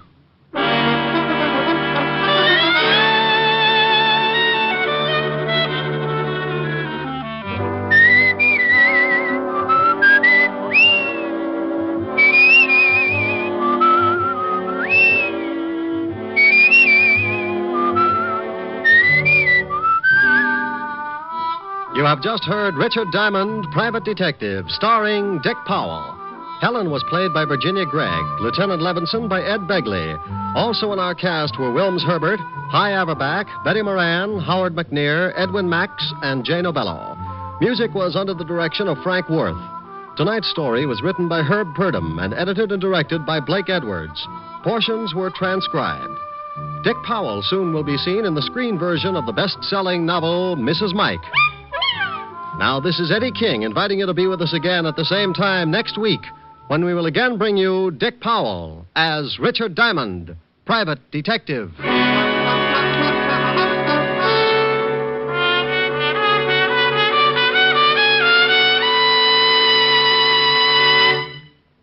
How much is your life worth? Think about that for a minute. Is it worth a little care? Well, that's all that's needed to protect it on America's streets and highways. Only your careful driving and your acceptance of personal responsibility for your own life can guard you from the dangers of the road. The price that you may pay for carelessness is a high one, and it's a price that thousands upon thousands of accident victims have already paid. Their gamble with death behind the wheel is a stark warning.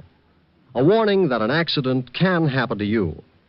Last year alone, some 32,000 persons were killed in traffic accidents, and well over 1 million others were injured. Smash-ups have averaged more than 1 a minute, every minute of the day and night. These are the facts of traffic dangers. As for the facts of traffic safety, well, they all boil down to just 2 facts. Careful driving by automobile owners, careful walking by pedestrians. So drive carefully, walk carefully. The care you take may save a life, and that life may be your own. Saturday night is packed with entertainment when you stay tuned to NBC's star lineup of shows.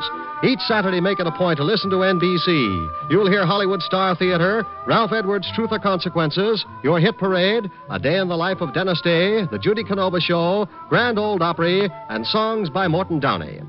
Now, stay tuned for Lionel Barrymore and Hollywood Star Theater on NBC.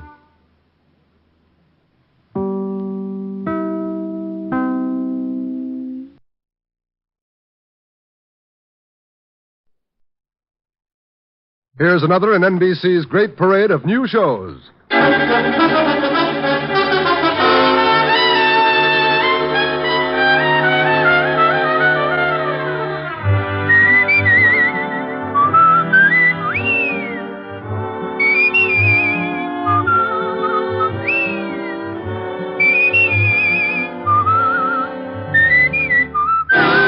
Now, Dick Powell as Richard Diamond, private detective.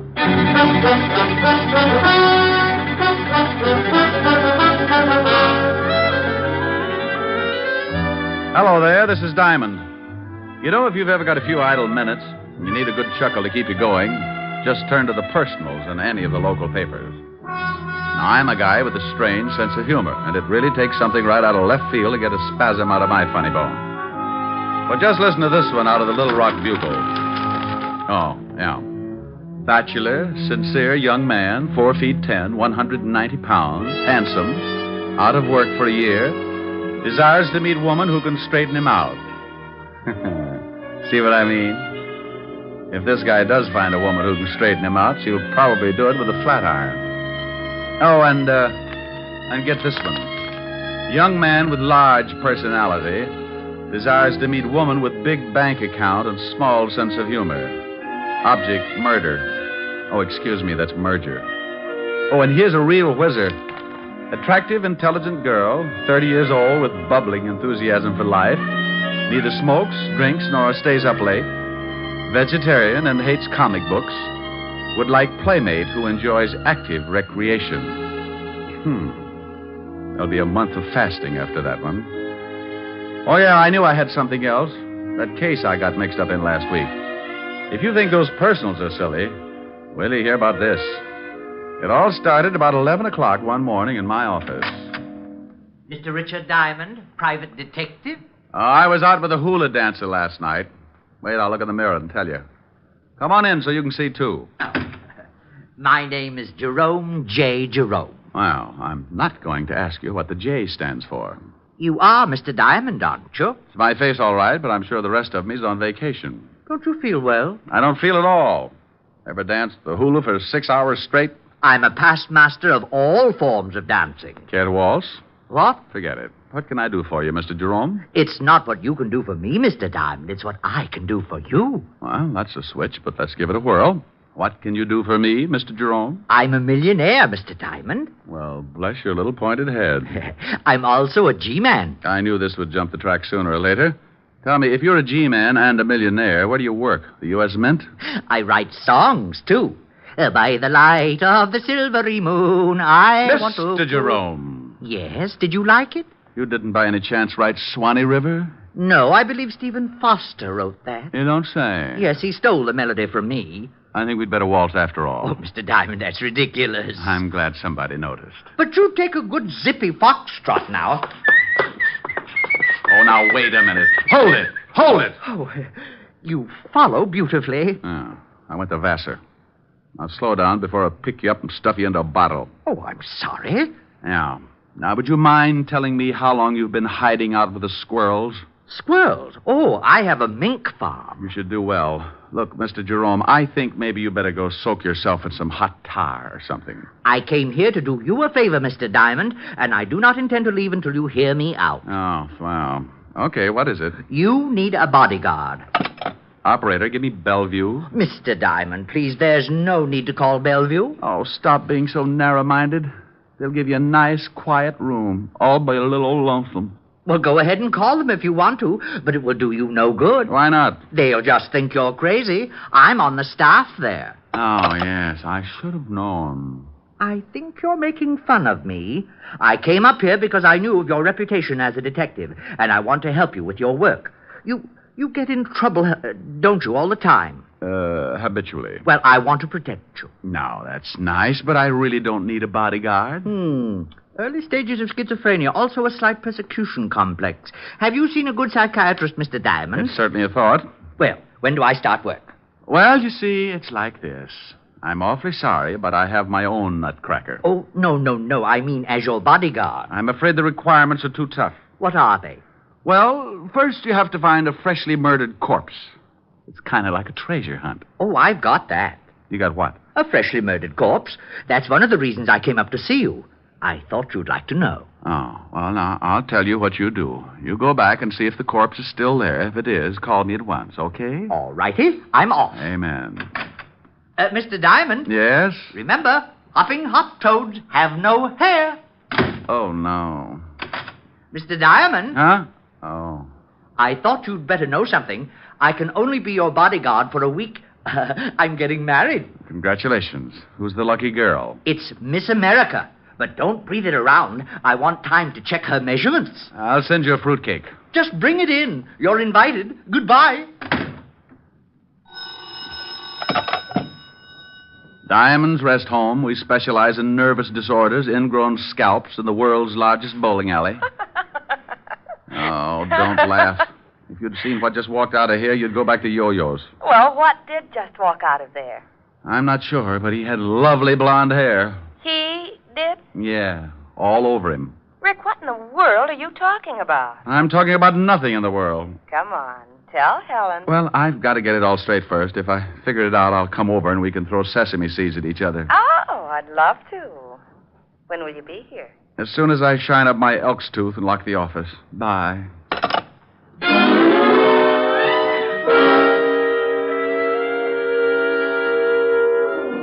Well, I usually get some screwy ones, but this one was the topper of the season. I had a hunch that Jerome would be back, so I locked the office and did a quick sneak down the back stairs. I grabbed a cab, and 10 minutes later, I was sitting in Helen Asher's study at 975 Park Avenue. Do you think his story about the body had any truth behind it? Well, he told me he was a millionaire, a G-man, owned a mink farm, and was going to marry Miss America.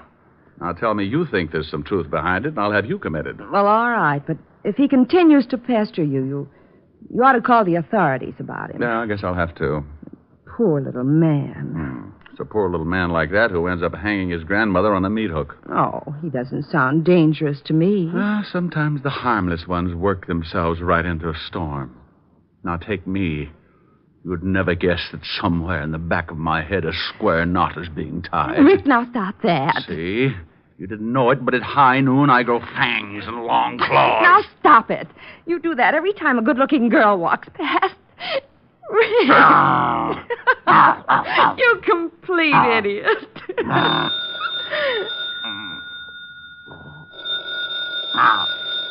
Rick, the phone's ringing. Oh, I hope it's happy.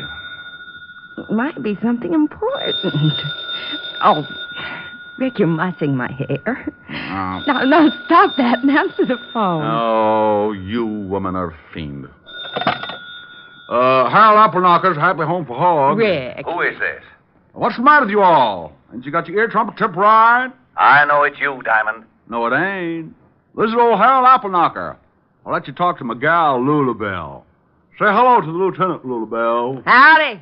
Now, Diamond, you stop that. I just got back from my vacation, and things are already so confused I may turn in my badge before the day is over. Well, come on down to the hog ranch, and I'll cook you up some hocks. Now, come on, Diamond. I'm not in the mood for any of your wild humor. Oh, what's the matter with you, Walt? Did you catch any fish? Oh, wait till I tell you. I got one that was so big. Is that why you called me? Huh? Oh, no. Some guy's been pestering me for the last half an hour. Wants to know where you are. Says he's an old friend. Oh, his name wasn't Jerome J. Jerome, was it? Well, that was the first name he gave me. The last time he called, he said he was a G-man. That's Jerome. Want me to tell him where you are? You do it, I'll handcuff you to Sergeant Otis. Oh, don't say that name to me ever again. Why, Walt, you sound bitter. That hornet head worked nights just messing things up in homicide. Lieutenant Waldo was taking calcium shots. The chief has locked himself in his office. Won't even open the door for food. Well, if Jerome calls again, tell him I've joined the South Siberian Balloon Corps. Now, wait a minute. Well, what do you want now, bonehead? It's that Jerome guy. He wants Diamond again. Says he found the body right where he left it. What? Diamond! Now, you wait a minute, Walt. What are you doing? Oh, picking up my eardrum. You better watch that yelling. You'll have an office full of hogs. Keep Otis out of this. And I'll yell if I want to. Now, you get down here and explain about this body. Walt, I don't know anything about the body. The Jerome guy is off his trolley. Yeah? Well, if there's the smallest possibility of a corpse turning up and you're involved, it'll turn up. Walt, you say it, but you don't mean it. I don't, huh? You get down here in 10 minutes, or I'll have a warrant out for you, and I mean that. Now, step on it. Now, by heaven, I'll forget modern police procedure and drag out the rubber hose. Why don't you use Sergeant Otis's tongue? You could beat an elephant to death with it. I'm not kidding. I've heard two words, diamond and body, and that means overtime in this department. Now, get down here. All right, but you're mean. Oh, and Diamond. Yes? Pick me up some bicarbonate on the way over, will you? I'll get you something, but don't spill it on your car. It'll take the paint off. Bye. Rick, what was that all about? Oh, Levinson's got heartburn again. That nut that wandered into my office told Otis about the body he says he's found. Oh, Walt didn't believe him, did he? Walt's been a cynic ever since we were introduced. I'll see you later this evening, honey. All right, Rick. What do you want to do? Helen. What? What you said.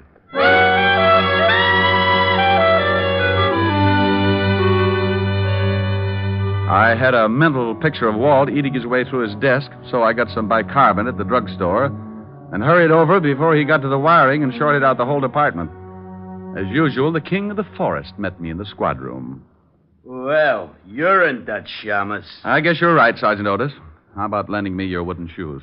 Oh, what do you mean, wise guy? They ain't wood. And why do you use a crowbar instead of a shoehorn? Yeah, very funny. You better go on in. Lieutenant's liable to start breaking things. I hope he doesn't use his bare hands. Yeah? Why? Well, your head's liable to get in the way, and you'll be crippled for life. All right, Walt. Stop chewing on that desk. Here's your bicarbonate. What are you talking about? Now you listen to me, Diamond. That's like telling a man to turn up his hearing aid in a bombing. You can stop being cute. That guy, Jerome J. Jerome, phoned just before you came in, and he sticks to his story about the body, but he won't tell us where he is. You don't really believe him, do you, Walt? He's nuts. Well, he did say something about playing quarterback for Notre Dame. But if you're mixed up in this, I can't take any chances. Oh, don't be an idiot, Walt. This little guy, Jerome, came waltzing into my office this morning, and... Lieutenant. Oh, what is it?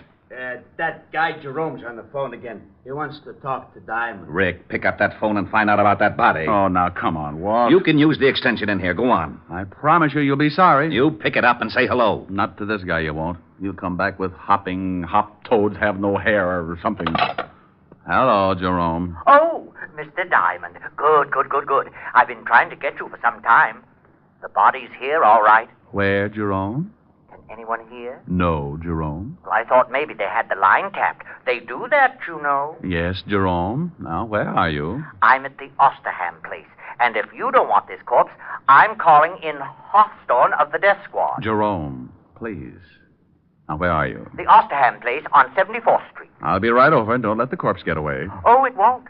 I'm sitting on it. Oh. Well, did you find out where he is? Oh, he said the Osterham place on 74th Street. What the devil's that? The Osterham place? That's old man Hoster Osterham's home. You know, the eccentric old millionaire that died last year? Oh, how did Jerome get in? It's been turned into kind of a museum. The old boy had quite a collection of rare antiques, and when he died, he left the house to the city as sort of a showplace. You mean he's open to the public? Yeah. Well, let's go. Jerome's probably found a mummy for us. On the way over, I told Walt about Jerome's sweet little visit in my office, and the lieutenant was all for stopping off for a straitjacket. When we got there, we looked out of the squad car at an old 3-story brownstone. But more interesting was the sign that hung from the door. Closed Saturdays. And you guessed it. It was Saturday. We got out of the car and went up. Well, don't just stand there. Try the door. I'm with you. Got an axe? Ring the bell. If Jerome's in there, he'll probably answer. Oh, anything to make the police force happy. Mr. Diamond. What is that? That is Jerome, over in the window. You will have to climb in here. Come on, Walt. We can't do that. Who's that with you, Diamond? This is Lonely Levinson, Jerome. He collects bodies. Oh, good. He'll just love this one. Climb in. Coming on? Oh, go ahead. If there's a corpse in there, it's in the line of duty. I'll give you a boost. I can make it. What you read, old Fairberry? You shut up. There. All right, Red Heart, you're next. Up, and away! Oh, I'm glad to see you both. I was getting tired of sitting around with her. The conversation was so one-sided. Sitting around with who? Her. Rick. Yeah. Do I qualify, Mr. Diamond? Young girl. Been dead quite a while. Jerome. Yes, boss. Oh, Ricky, how you found her? Well, this room is supposed to be sealed up. Sealed up? Yes, the building is a museum. Not a very good one. I have much better things in my apartment. We're losing him. Jerome, how you found her? Oh. Well, when the building is open to the public, they take you on tours. When we passed this room, we noticed it was sealed. I asked why, and the guard said it was because the late Mr. Osterham had stipulated in his will that the rest of the house could be shown, but not this room. It was his private study. And he said if he ever wanted to come back, he didn't want a lot of people cluttering it up. Who broke it in? I did. You did? Don't they have burglar alarms in this museum? Mr. Diamond, Lonely Levinson has an extreme case of supersensitivity. Does he always snap like that? Only when he hasn't been fed. Why did you break in? You should be careful, Mr. Lonely Levinson. You'll bite someone. Have you been checked for rabies? Now you listen to me. Walt. Jerome, why did you break in? Well, it's perfectly obvious. When the guard told me the story, I played along with him. Of course, I knew it was just a trick to throw me off. Of course. Oh, would you mind turning your head? It's much better if you just chew on that curtain. Well, I waited until they closed the place. Then I came back, jimmied this window, and found the body. Then I came to you, Mr. Diamond. Simple? Oh, sure. Rick, what are you doing? Oh, just looking at the dead girl. Come here. Did you find something? Yeah. Got on an anklet. Name is, strike a match, will you? Oh, wait a minute. There. Oh, Adelaide. Looks like she's been dead quite a while. Yeah. Jerome, when you found... Hey, Jerome. What? He's gone. Oh, we're a couple of swell sleuths. He's not out on the street. Must have climbed out and run for it. I'll send out a general on him. Yeah, I would if I were you. A guy like that shouldn't be running around loose. He's liable to wind up on Stromboli. Well, Walt put out a general alarm on Jerome and then called in the rest of the experts to give him the dope on the dead girl. I didn't wait around because I had a hunch that Jerome would find me again. I was right. Because at that moment, he was sitting in my office behind my desk. Diamond Detective Agency? Rick? Who is this?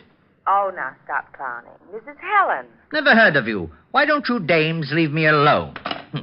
By the light of the silvery moon. I guess I'll have to write some new lyrics. Oh, dear. Yes, what is it? Well, you sure got there in a hurry. Who is this? Now, you stop that, Diamond. You know very well who this is. What do you want, stupid? Stupid? Yeah, rhymes with Cupid. Could do a song on it. Like to hear my latest? I've been working on the railroad all the livelong day. What kind of a song do you suppose I could write with stupid and Cupid? Oh, hello, Mr. Diamond. What's going on? Well, hello, Jerome. Taking my calls for me? Yes, and wait till you hear the pixie I've got on the line. Here. Thanks. Hello, Walt. Rick? Yeah, you were talking to Jerome. I just came in. I might have known it. Don't let him out of your sight. Of course not. Now, what did you find out? Oh, yeah. The dead girl is one Adelaide Smith. Had a record. Blackmail artist. Been dead about 3 days. Working for a Patrick Mahaffey, attorney, on Pine Street. She was strangled. Blackmail artist, huh? Very smooth, or used to be. Any line on Mahaffey's background? We're checking into that now. Well, find out one thing more for me, will you? If I can. What? When that museum was open to the public. Well, that's easy. I'll call you back. Hold on to that Jerome guy. Oh, sure. Walt. Yeah? Jerome's gone again. What? Bye.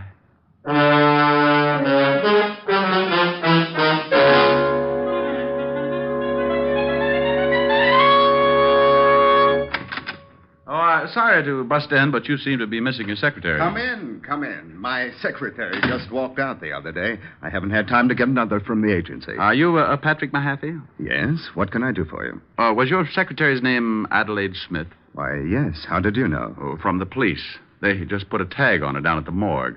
Good Lord. She isn't... She certainly is. The morgue is very choosy about its tenants. Oh, that's terrible. What was it, an accident? Well, if it was, the insurance companies are going to have to set up a new system. She was strangled. Oh, how horrible. Yes. You're an attorney, aren't you, Mr. Mahaffey? Why, yes. Are you from the police? I just left them. What kind of an attorney? Why, just general law. Ever do anything you could be blackmailed for? What? Why, of course not. Ever have any business with the Osterham estate? No, I never handled any of the Osterham business. Why? Oh, nothing. I'll see you later, Mr. Mahaffey.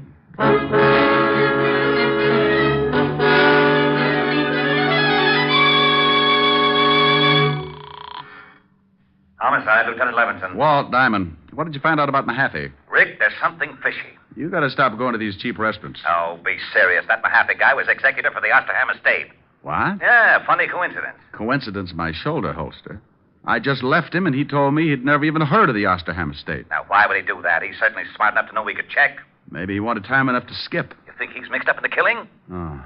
Did you find out when the museum was open to the public? Yeah, the city completed the alterations 2 days ago. And if it means anything to you, that room was sealed up on the last day. Oh, thanks, Walt. And something else. We checked in the dead girl's bank account. She had $22,000 in it. A lot for a secretary, huh? Yeah, but not too much for a high-class blackmailer. Do one more thing for me, Walt. Find out if Osterham had any heirs. Now, what good will that do? I want to find out just how many people would know about that sealed room before the public got wind of it. Okay, I'll have Mahaffey picked up right away. No. Don't do it yet. I want 10 minutes with him. Where's his house? I got it right here. 93rd Street, West End Avenue. But I don't see why you won't let me grab Mahaffey. We know he's lying. You just check on that will. I'm going to throw you a killer.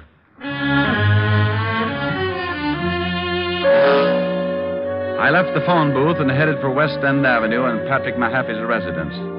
Strangely enough, it was on the west side of town. And when I got there, I spotted a green sedan in front of the house. I started up to the front door, and Mahaffey met me halfway. He had a suitcase, and he was in a hurry. Oh, it's you. Your memory's getting better. Come on, you don't want to leave right now. Let's go back inside. But I have to catch a plane. I'm leaving town on business. Oh, I'll bet you are. Let's go. Now, wait just a minute. You have no legal right. Do I have to show you my biceps? Well, all right, but make it brief. I'm late as it is. Now, just what is this all about? I thought you said you didn't have any business with the Osterham estate. Why, that's right. I checked. Oh. Just exactly what was your capacity? Well, I handled the incomes on the trust account. I was also the executor of the will. You wouldn't be handling it now, would you? When Mr. Osterham died and I executed his will, my job was done. Were there any heirs? 2. Neither of them were able to hear the reading. Who did hear it? Just an official from the city. Why weren't the heirs present? Because one of them couldn't be found. The other one was in a kennel. In a kennel? A cocker spaniel. He received $10,000. Oh, I bet he rolled right over on his back. Who was the other heir? Mr. Osterham's nephew. He hasn't been heard from in 10 years. He went to France to study hat designing, but hat jobs were very scarce, so he just vanished. He was rather eccentric. Oh. Now we come to the jackpot question.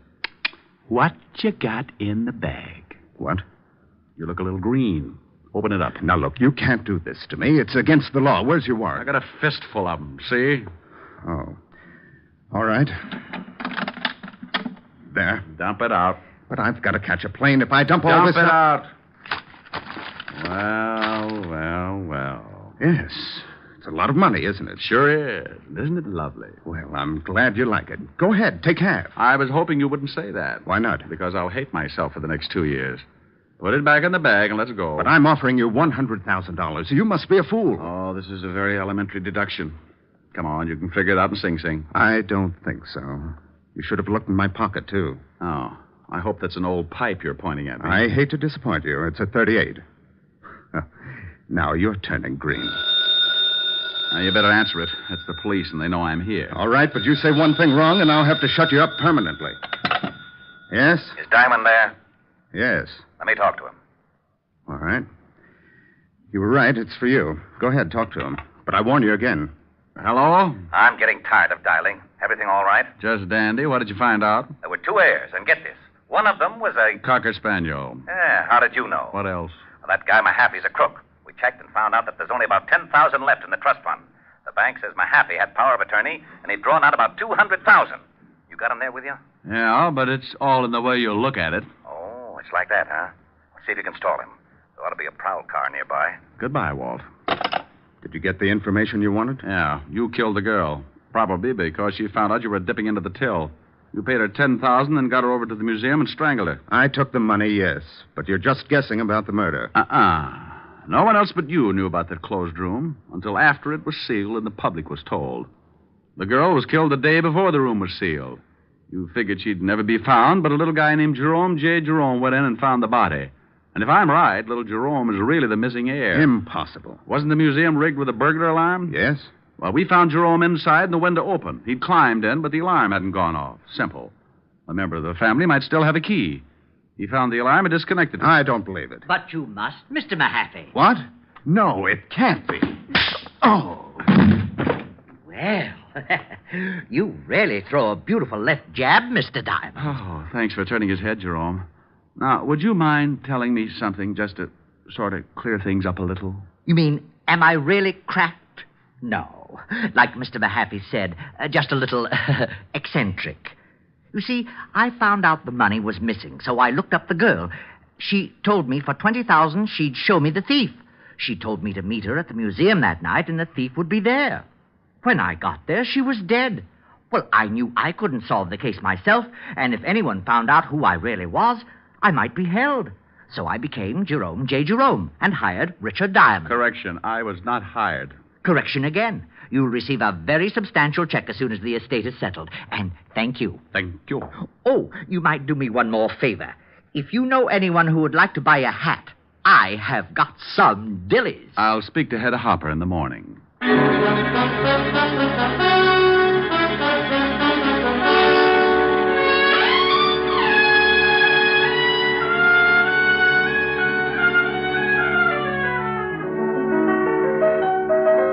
Rick. Mm-hmm, yeah. Well, it's lovely, but... But you don't like it? Well, yes. Well, what's the matter? I don't know what it is. You don't know what it is? It's a hat. A hat? Certainly. Here, give it to me. Now, look, you put it on this way, see? What are you laughing at? Oh, no. Oh, yes. I might even do a Hildegard if I got the right bookings. A pair of long gloves. All of a sudden, my heart sings when I remember little things. The way you Rick, used now to... stop it. I will not. I may have found a way to make $1 million. You're just jealous, that's all. I've got the hat and I'm pretty. Just sing a song. And finish it for a change. Oh, I'd love to. I don't know from nothing, baby. All I know is I love you. I don't care for nothing, baby, if I knew you cared for me too. So won't you make your mind up, baby? Tell me that you love me, please do. For I don't know from nothing, baby. All I know is I love you. We want a sponsor. All I know is I love you. Well, there you are. I finished it. Are you happy? Well, yes, but where did the band come from? Did you like it? Yes, it was great. Well, if it's great, don't ask questions. Thank you, Von Monroe. Honey, the name is Diamond. Oh, Mr. Monroe, I just love your record. No, baby, the name is Diamond. Mr. Monroe, ever since the first time I heard you sing, Come here, I want to tell you something. Racing with the moon, sailing through the midnight blue.